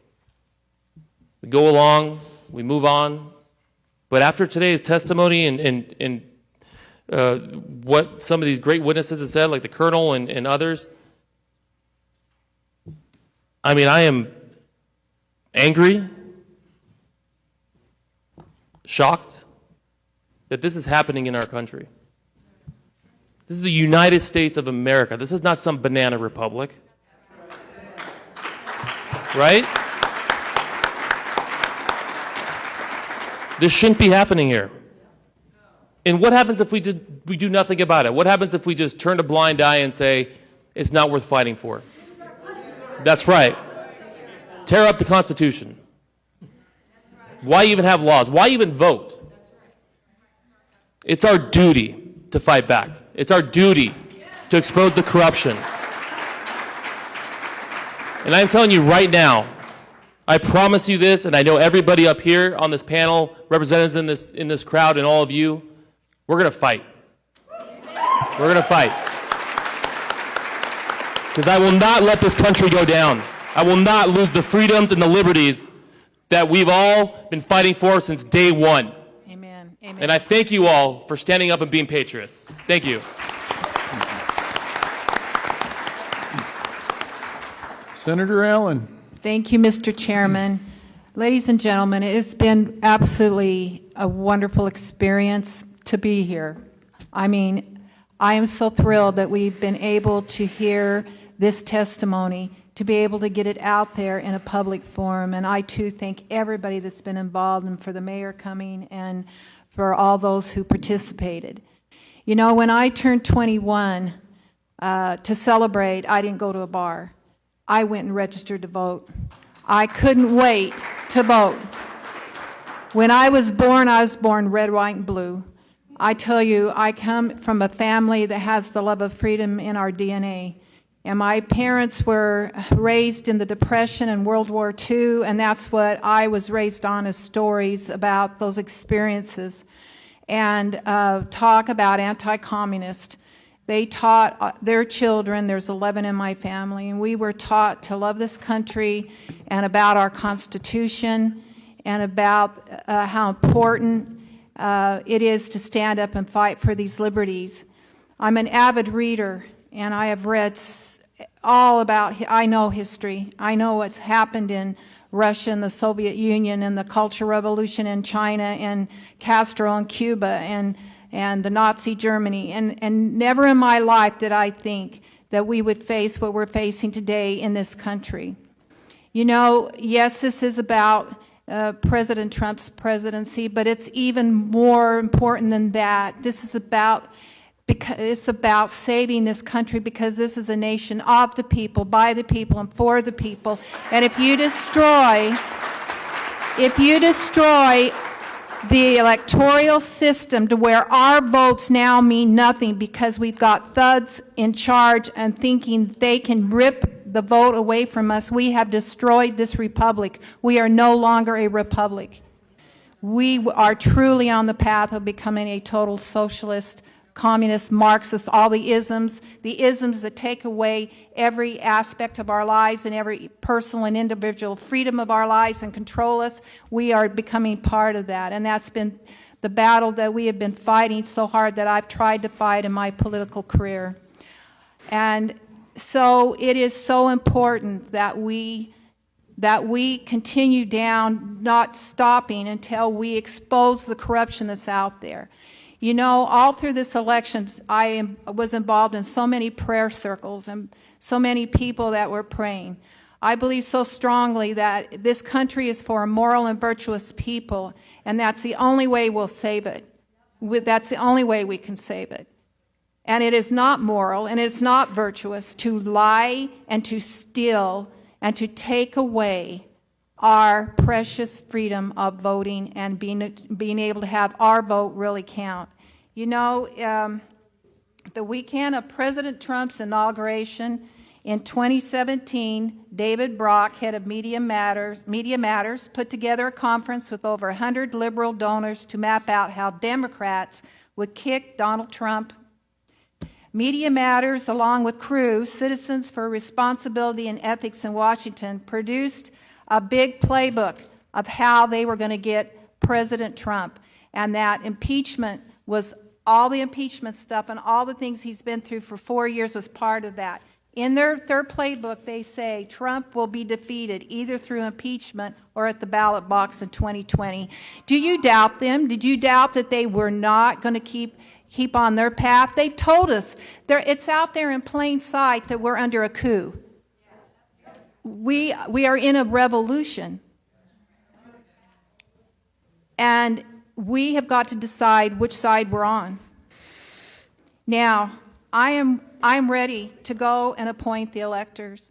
But it's not that easy, ladies and gentlemen. But it's not going to be that easy. And I need to talk to you, Ms. Ellis. I had a lot of questions I wanted to ask about this because I know that it's a federal function, and in a federal function, power comes directly from the U.S. Constitution, and it isn't bound by state rules. So that's what I wanted to. I need to talk to you later about these questions I have about because we are bound by some state rules about how we get into a special session. Anyway, ladies and gentlemen, God bless you. God bless all of us in this country, and I've been so thrilled that I could be here today and that I would be able to this would be the last thing I can do as a state senator is to be able to stand up for this election. So thank you so much.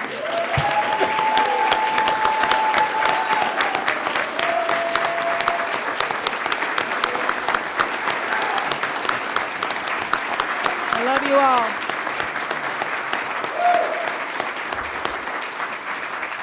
Senator Gowan. Thank you, Mr. Chair. Just want to say thank you to our president for the call-in. I mean, that was awesome. And I just want to say for what he's done for our nation as well. We are the greatest nation on earth, right? And he brought us back to where the world remembers that. That's the biggest thing. So, what he's done for us is just tremendous. And you and your team, thank you for being here and showing us all the things that were exposed today. I'm intrigued. I'm blown away, with the issues that I've heard. It disturbs me because of the allegations that we've heard here today. If I don't want to make a video like this of myself, I can just make a really cute one of a caricature with me. Hi, I'm Brad Callen, and in this video, I'm going to show you how anyone can quickly and easily create doodle videos, just like the one you're watching right now, using Doodly, our drag-and-drop doodle software that allows anyone, regardless of tech skills, to create highly engaging professional doodle videos in a matter of minutes. Because doodle videos are fun and engaging, they can get you more clicks, likes, shares, and most importantly sales than any other type of video. Which is why Doodly is now the video tool of choice for over 150,000 businesses all over the world in virtually every industry and profession that you can imagine. Doodle videos are perfect for marketing, teaching, fundraising, personal use, and even inspiring others. After all, one of the keys to a successful video is to capture your audience's attention and keep it for an extended period of time. And since you're still watching this video, you already know how great doodle videos are at doing just that. Not only are doodle videos incredibly captivating, but research shows that they massively boost learning and memory retention. As a result, viewers really absorb your message, making your videos that much more impactful. And even better, doodle videos can make complex or boring subjects fun and easy to understand. So let me quickly show you how simple and easy Doodly makes it to create an interesting professional video. Alright, here I am inside the Doodly software, which is available for Mac and PC. You'll notice that you can choose the style of your video, selecting from whiteboard, blackboard, greenboard, glassboard, and for more advanced users, you can even use a green screen background, giving you lots of control over the video style. In this example, let's create a nice looking whiteboard doodle video. You'll notice that Doodly makes it super easy to create your own doodle videos with done-for-you scenes, hundreds of characters, a huge selection of props and images, royalty-free music, and even text. And for the ultimate in customization, you can even upload your own images, fonts, props, and music.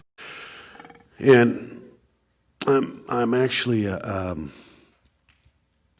of blown away too that you're not getting a day in court after what I've heard here today. And I presume that's been presented to the court to show them.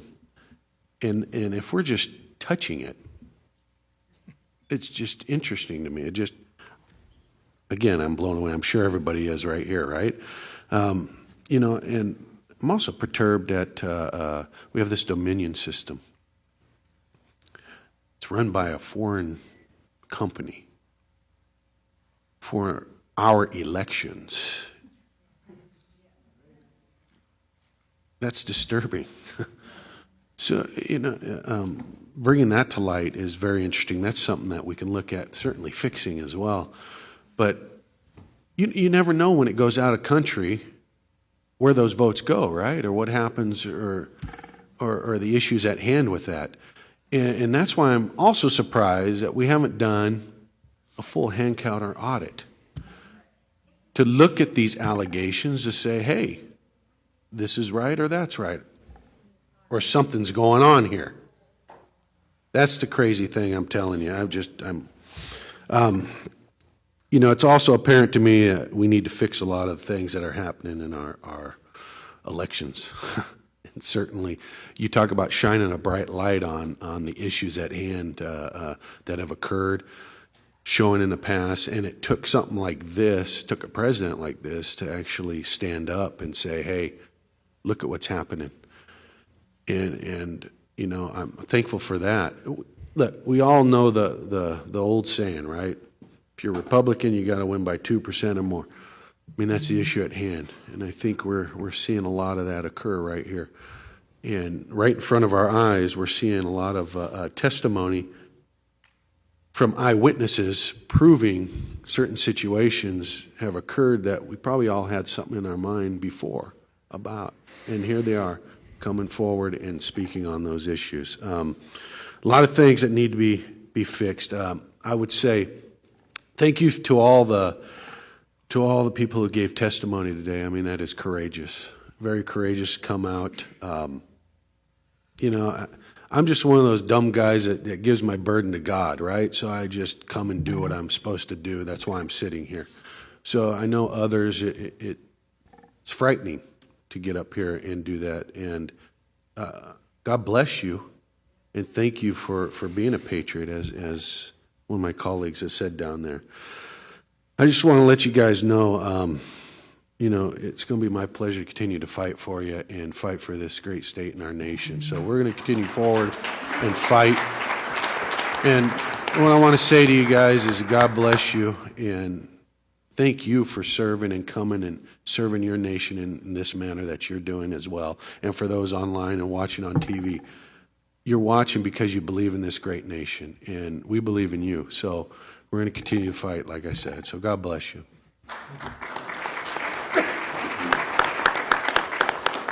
Senator Borelli. Yes, thank you, Mr. Chair. You know, I grew up in a tough neighborhood. You know, when I was growing up, we always thought that FBI stood for Forever Bothering Italians. And what I learned in school was, you know, what comes after a sentence is an appeal. But I think FBI should actually change the name to Force a Biden Investigation. But Mayor, it's really a pleasure and honor to be with you today, and it's a good thing you're not prosecuting me, so I'm happy for that. You know, I want to quote something that was going back a little bit of history, dated on 5/16/17. Our election was hijacked. There is no question Congress has a duty to hashtag protect our democracy and hashtag follow the facts. Nancy Pelosi. And now we're all called a bunch of conspiracy theorists, which is kind of amazing. And listening to the testimony today, I find it ironic that a company in Canada, Canadian company, is not even being used in Canada, who uses nothing more than paper ballots, hand count. I find it ironic and appalling that our folks got lazy, looking for an easy way of doing things, a more efficient way of doing things, but you know what? Electronics could be corrupted, and maybe we need to go back to that and learn something from Canada, our neighbors to the north. And, you know, by hearing all the ballots away, we might get rid of this one, disqualify that one. I think it would be poetic justice if President Trump won by 20 votes. I took an oath 43 years ago when I joined the Marines. I've been through all kinds of places throughout this world when I was in service, and I've been to some countries that were not so garden spots. And I remember being in Thailand in 1981 when they just got done with a coup. And the European visitors and everybody that was there, they were happy to see that red, white, and blue out in the harbor with us Marines and sailors that we could possibly come to the rescue. Of course, we thought we were just going on a normal operation in Liberty. Thank God it was just, we went on Operation in Liberty, we didn't have to get involved. But when we left Thailand,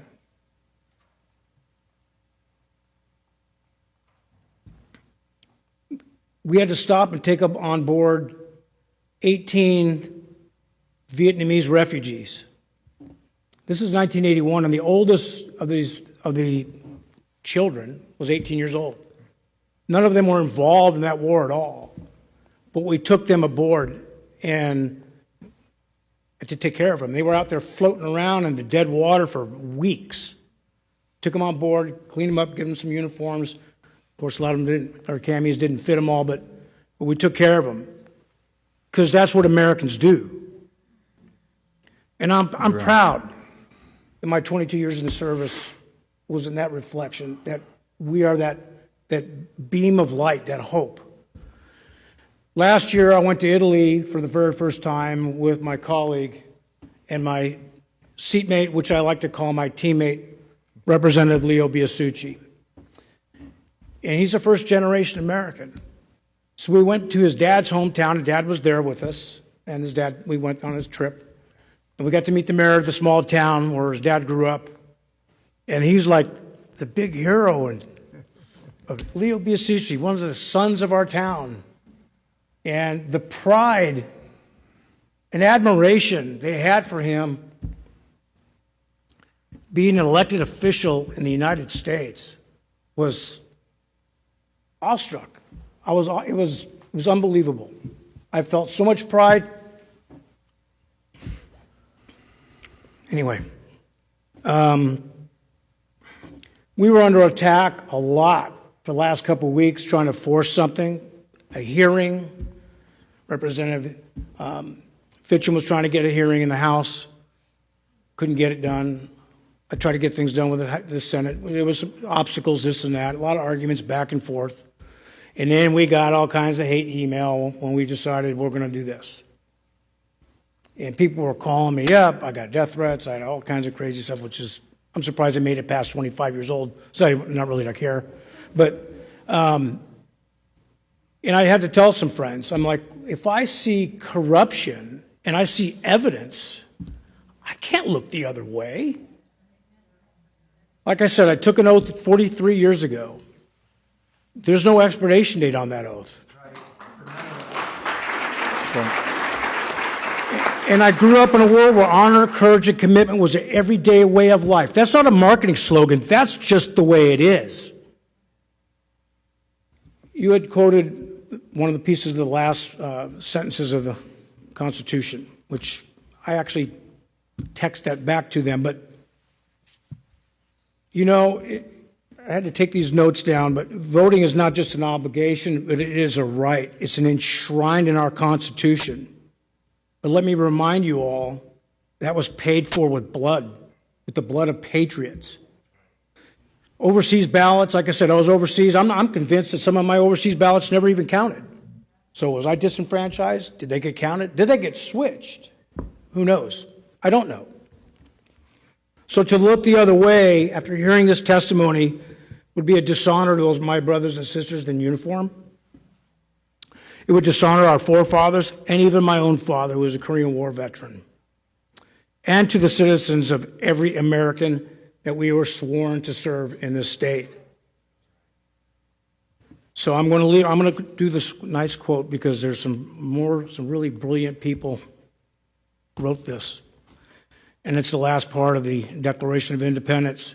And for the support of this declaration, with a firm reliance on the protection and divine providence, we mutually pledge to each other our lives, our fortunes, and our sacred honor. Ladies and gentlemen, this is not over. Surrender is not in my creed. Thank you.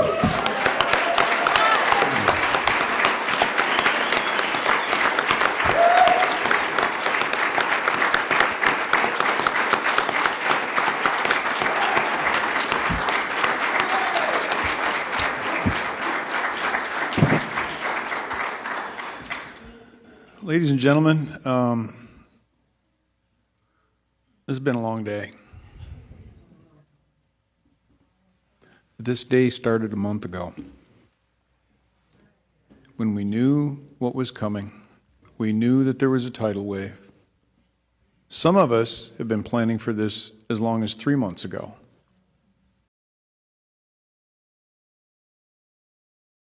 It's exceedingly hard for me to place a label on what we've heard other than racketeering.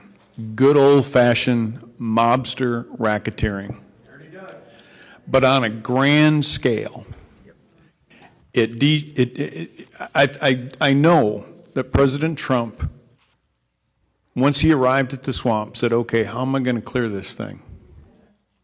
I don't know that he realized that the plug is so deep there's not enough chain.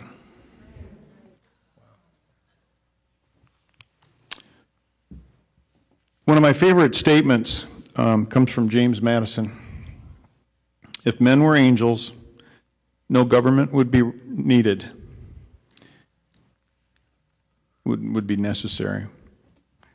If angels were to govern men, neither external nor internal controls on government would be necessary.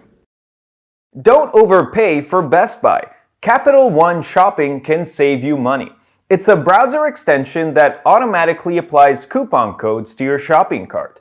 It's super easy to use and it's free. So do yourself and your wallet a favor and try Capital One Shopping.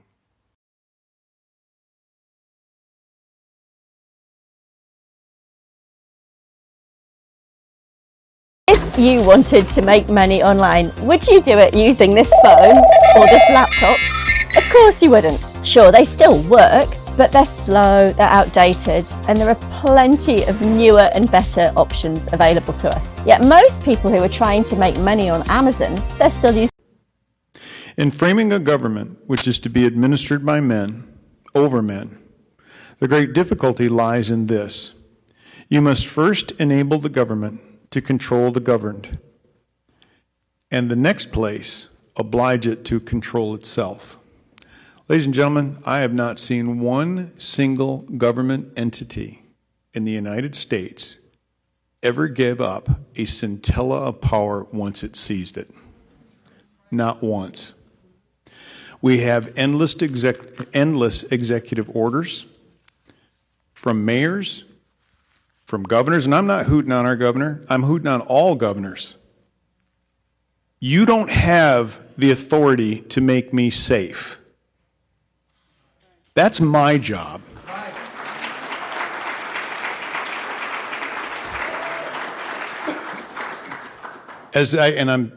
My wife is not going to let me say this, but as I look around this room, I'll substitute a word. I'm absolutely outraged by the excuse that's been used for an 800-person ballroom to be limited to 160 people.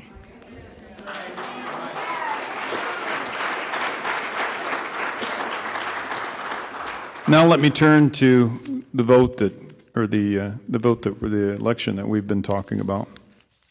It's interesting to me, I'm going to repeat this, why so many people call for civil rights. To be fortified, to be enforced, to be protected, but there's virtually no call for the most supreme civil right, and that is for our franchise to give the consent to be governed. That's what Mr. Madison was talking about. That's what our entire government, 5,000-year leap, if this goes away, God help us, because it will be gone. Because you will have to have at least a few men to stand on a green and fire their rifles at the best military machine ever conceived in the 1700s. Think about that for a moment. They knew if there was going to be a war, let it start here. That was a conscious decision. Why? Because they were sick and tired of tyranny.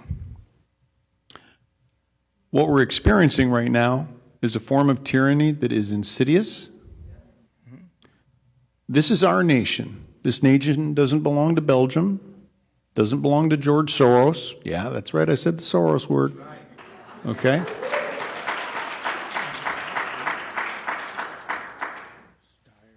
I have the question, I guess, in my mind, will history judge us as acting objectively today? I love the fact that this panel has been so objective that they have, I mean, we're at 7:24. I told them we would be done no later than 7:30, so I guess I better wrap this up. But think about all of the thoughtful, deliberative questions that have been asked by these people. That's strength. That's courage.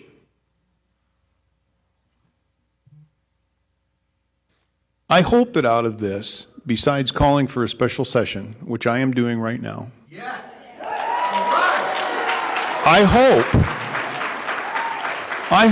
even more than a special session,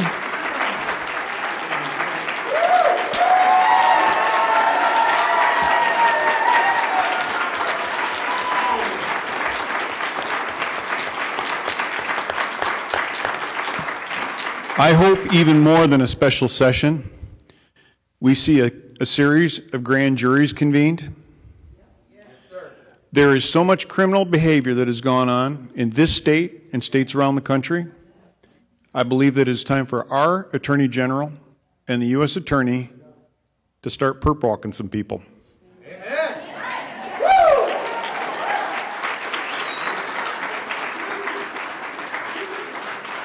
I am glad that you are fired up. But ladies and gentlemen, this is a skirmish. You ain't seen nothing yet. Because when Satan wants to extinguish a light, he will stop at nothing. So be on your guard, put on the full armor of God, and be prepared to fight.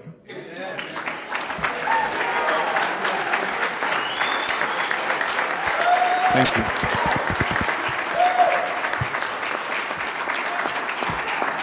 I am asking my colleagues to please consolidate your notes over the next 24 hours. And I'm hopeful that we will have a work product that we can at least vet with our leadership in both the House and the Senate.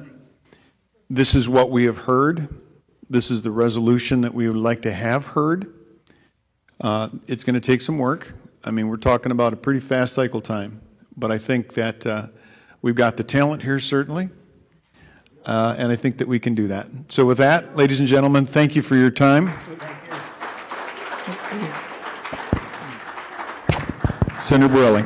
Yes, thank you, Mr. Chairman. I don't know about you folks, but I think that he would be a great Secretary of State. Let's give it up for Mark Fitcham.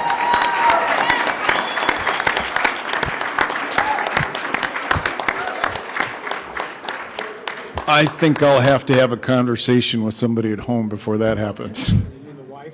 Thank you, ladies and gentlemen. We do need to clear out of here because we are over time. Thank you. People are gathering at the Capitol now.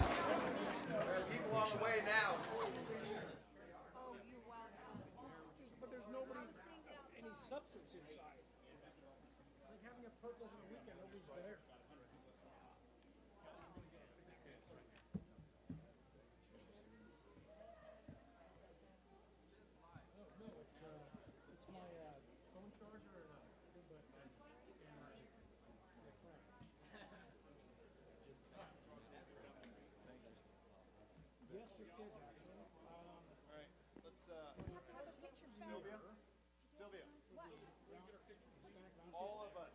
There's one of the assistants over there, and I gave him one of my last challenge cards, my personal one. I said, can you hear my card? I can't.